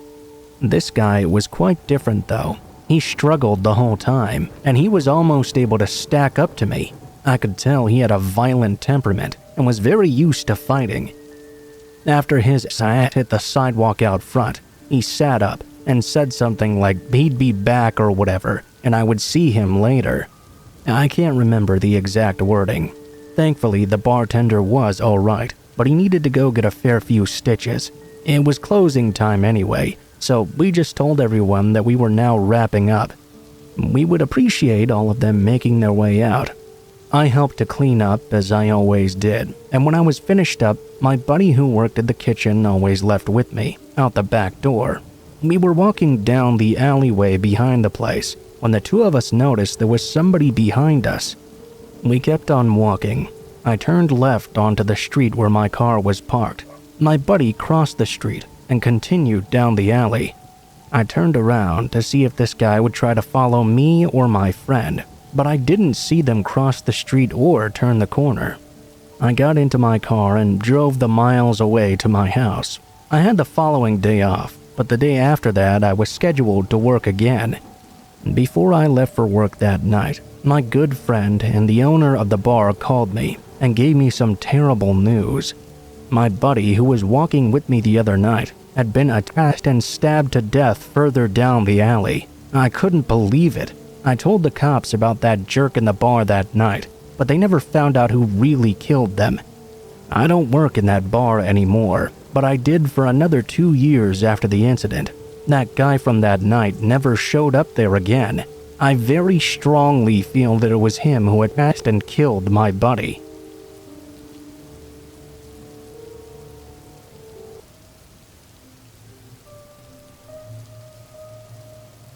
My work has me walking and running around the whole plant all shift. We usually cover around 12 to 16 kilometers on a good day. Combine this with Ontario's negative 30 degrees Celsius winters and a deadly crosswind caused by open shipping doors, making for a pretty varmate shift. I was close to death 4 hours in, so my coworker told me she'd cover for me while I went and took a quick nap in my car. I parked in the assembly plant's parking lot across the street from ours, so the supervisor couldn't see me. No more than 15 minutes into my 3 a.m. nap though, I was startled awake by someone tapping on my window. Looking around, I could see the parking lot was basically deserted. Whoever woke me up just then must have either ran away in the split second it took me to open my eyes, or evaporated into thin air or something. I decided to head back into work and told my coworker about what happened. Her response confused me. "Oh, yeah, that happens all the time. With everyone working the night shift, we don't know who's doing it. Apparently, they only do that whenever they see someone sleeping. I haven't taken a nap in the parking lot since. It's pretty freaky."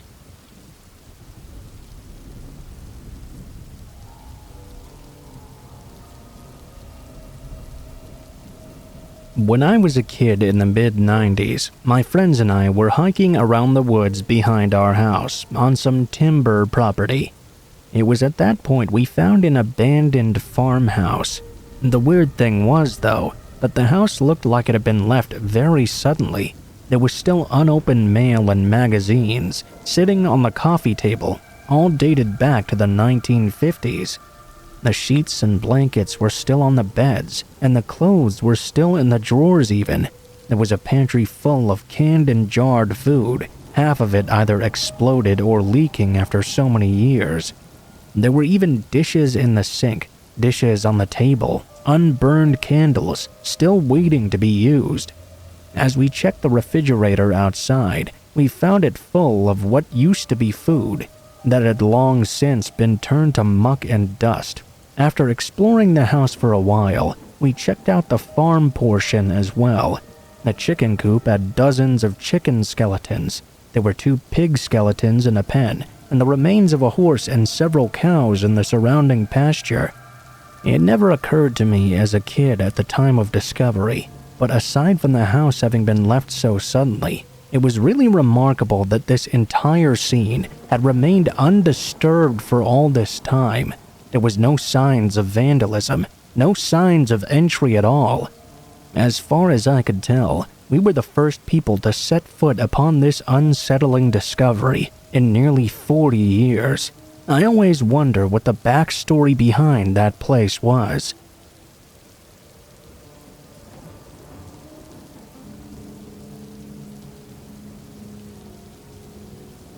I like primitive camping. Me and my wife go out sometimes by ourselves. We usually bring the dog along with us and spend a couple of nights out there. This time, we invited some friends along for the drinking shenanigans. On the first day, we heard a vehicle coming down the road. It wasn't too odd, but there were about 10 more sites on this several miles of road. It was a dirt road with nothing there but these primitive camping sites. One way in, one way out. What is odd, though, was that this vehicle appeared to be some sort of meat-packing truck. It was really old, and all the lettering on the side of the truck was faded or gone already. It was fading beige and completely decrepit looking. None of us could actually see the person driving it, but there were no tags or plates on the back at all. We all began to get pretty creeped out because of this, but collectively kind of decided it wasn't as weird as we thought. We just went back to enjoying our night out. Flash forward to the next morning. My mom called me, and she was panicking, freaking out. Apparently, some hikers had just been abducted right near where we were. There are several girls at our site, including my wife. She was convinced it was that car. I wanted to know how nearby this had happened, so I pulled up my GPS and an article I found out about it, with their last known locations. I found out they had been kidnapped less than a half a mile away from where we were. I legitimately don't remember what happened after that, but I was scouring away on the news for years. It's hard to find an article these days. I want to say they found one of the girls tied to a tree. Apparently, there are quite a lot of people that get abducted and murdered on or near that parkway. I'm pretty sure that whoever was driving that meat truck was never found, and I'm also pretty sure they're the one that did that night.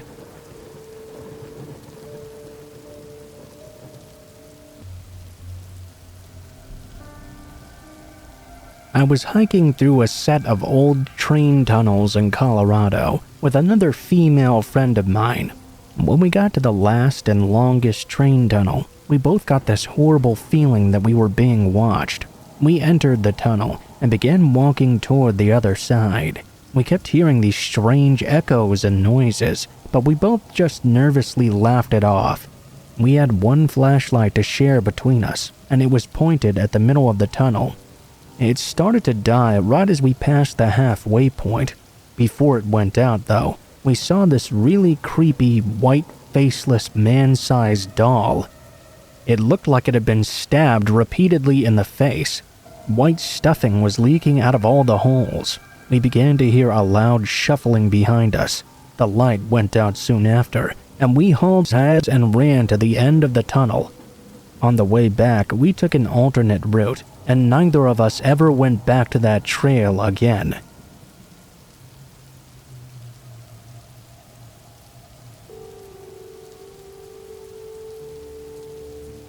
The night that this happened to me was many years ago. Probably about 20 years ago now, actually. My single father moved myself and my two little sisters to a not terrible but also not great suburb of Denver, Colorado. The divorce had really shattered him and our home. My mother left him for another man, and the burden of raising 3 girls befell on him. Skip forward a couple of months. My sisters were 8 and 6 now. We had grown fairly accustomed to the neighborhood by then, and the surrounding areas as well. My dad had a schedule of working 10 a.m. to 6 p.m. out in Denver, where all the best pay was. Because of this, the responsibility for my 2 little sisters became mine. I was the eldest, after all.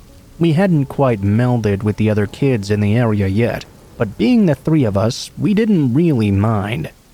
We were capable of entertaining ourselves. We used to ride our bicycles everywhere, to all the surrounding neighborhoods, the hiking trails along the river, and pretty much everywhere else, even along the train tracks.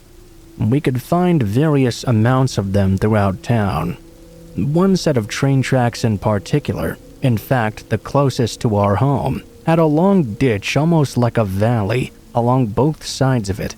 I think in retrospect it must have been some sort of barrier to prevent the river from flooding out the neighborhood across the street. Anyway, on one side of the tracks, it was a sheer drop-off with heavy bushes and undergrowth preventing the ground from being easily accessible. On the other side, there had been a path carved out. It appeared to be carved out by vehicles, maybe servicing the train tracks perhaps in prior years. It was extremely deep though, and they called it Dead Man's Ditch. As I said, we used to ride our bikes around town a lot, especially in the summertime during the day, while our dad was at work. We would sometimes travel further away than he really allowed us to. We also had a game we played similar to Punch Buggy, combined with a license plate game. If any of us saw a license plate with double or triple characters consecutively, for example double B's or triple zeros, we would announce it and then attempt to hit one another. It was a barbaric game, but we were siblings having fun, so it wasn't too outlandish. I'm not going to share mine nor my sister's names here, but on this particular day we had been riding around for hours already, and were well past the hottest part of the day. It was cooling down and gearing up for sunset. We had made our way back toward home, and were less than a 2-minute bike ride from our house. I had been hanging a ways back, so both of my little sisters were in front of me. The youngest was out front, the middle coming up on her left, and myself 6 feet behind both of them. Just a few minutes prior to this, a silver sedan had driven past us going the opposite way. The car's plate number had double 6s on it, which I had called first as we were heading up the street. I heard a vehicle accelerating patiently behind me. This set off red flags, because where we were riding, we actually affected the oncoming lane. This vehicle was heading the same way we were. I turned to look and see, and automatically glanced first at the license plate. A silver sedan, Mr. 66. It seemed he was back now. I could see the driver, and he appeared to be a Hispanic man in his mid-40s, wearing a blue and red flannel shirt. He didn't say a single word though. He just looked at me for a second, then sped up, veering around us. I watched in horror as his open driver's side window lined up with my baby sister. He reached out and grabbed her hand and a handle for her bicycle. He slowed down a bit, trying to pull my sister off her bike and into his open window. Something must have happened to his car though, because as sudden as he had grabbed her, he released her again and slammed both hands back on the steering wheel. She took the chance and pushed like hell on her bike, racing towards Dead Man's Ditch. My other sister and I followed suit. After a moment of what I now recognize as tunnel vision, I heard the acceleration of the sedan behind me. By this time, we were all hysterical. I was trying to desperately see through my tears. This guy was clearly not going to give up. Whatever his deal was, he didn't want to let go of my sisters. Dead Man's Ditch was approaching quickly. Thinking on my feet, I directed both sisters down into the ditch, assuming 6 wouldn't destroy his own vehicle, attempting to follow us. My youngest sister cowered in fear at the top of the ditch, being afraid of falling down so far. My middle sister didn't need to be told twice though. She slid down the hill like it was nothing. As I caught up to them, the car was right against my back tire. I told them to just go. I was pretty sure this guy was going to kill us. I remember my other sister taking a huge breath and finally going down the hill. I held my breath until I was right behind her. All 3 of us made it down to the bottom. The man pulled his car right up to the opening of the path. He got out. I could see he was naked, wearing only the aforementioned flannel shirt, and boasting a giant bra on, which he proceeded to tug and wave in our general direction. I stood between my sisters and this creep. After a few minutes of exposure, I guess he decided we weren't worth the destruction of his car. He jumped back in the driver's seat and drove away. My sisters and I were hysterical, although my 10-year-old mind had switched to business mode. My tears ceased, only followed by my concern. I now somehow needed to get my sisters home safely. We waited for about a half an hour, but the car never came back around. We braved emerging from the trail and hightailed it home. When we got home, we told Dad everything, and he was understandably outraged. He actually took us around in his car to drive around the neighborhood and try to find the man's car. We couldn't find it. My dad called the police once we got back home, and we filed a report. Unfortunately, with only a description of a silver 4-door car with a license plate beginning with 66 and a Hispanic older man, that wasn't enough to track him down. They filled in Dead Man's Ditch a couple of months later, but not before it had managed to save our lives.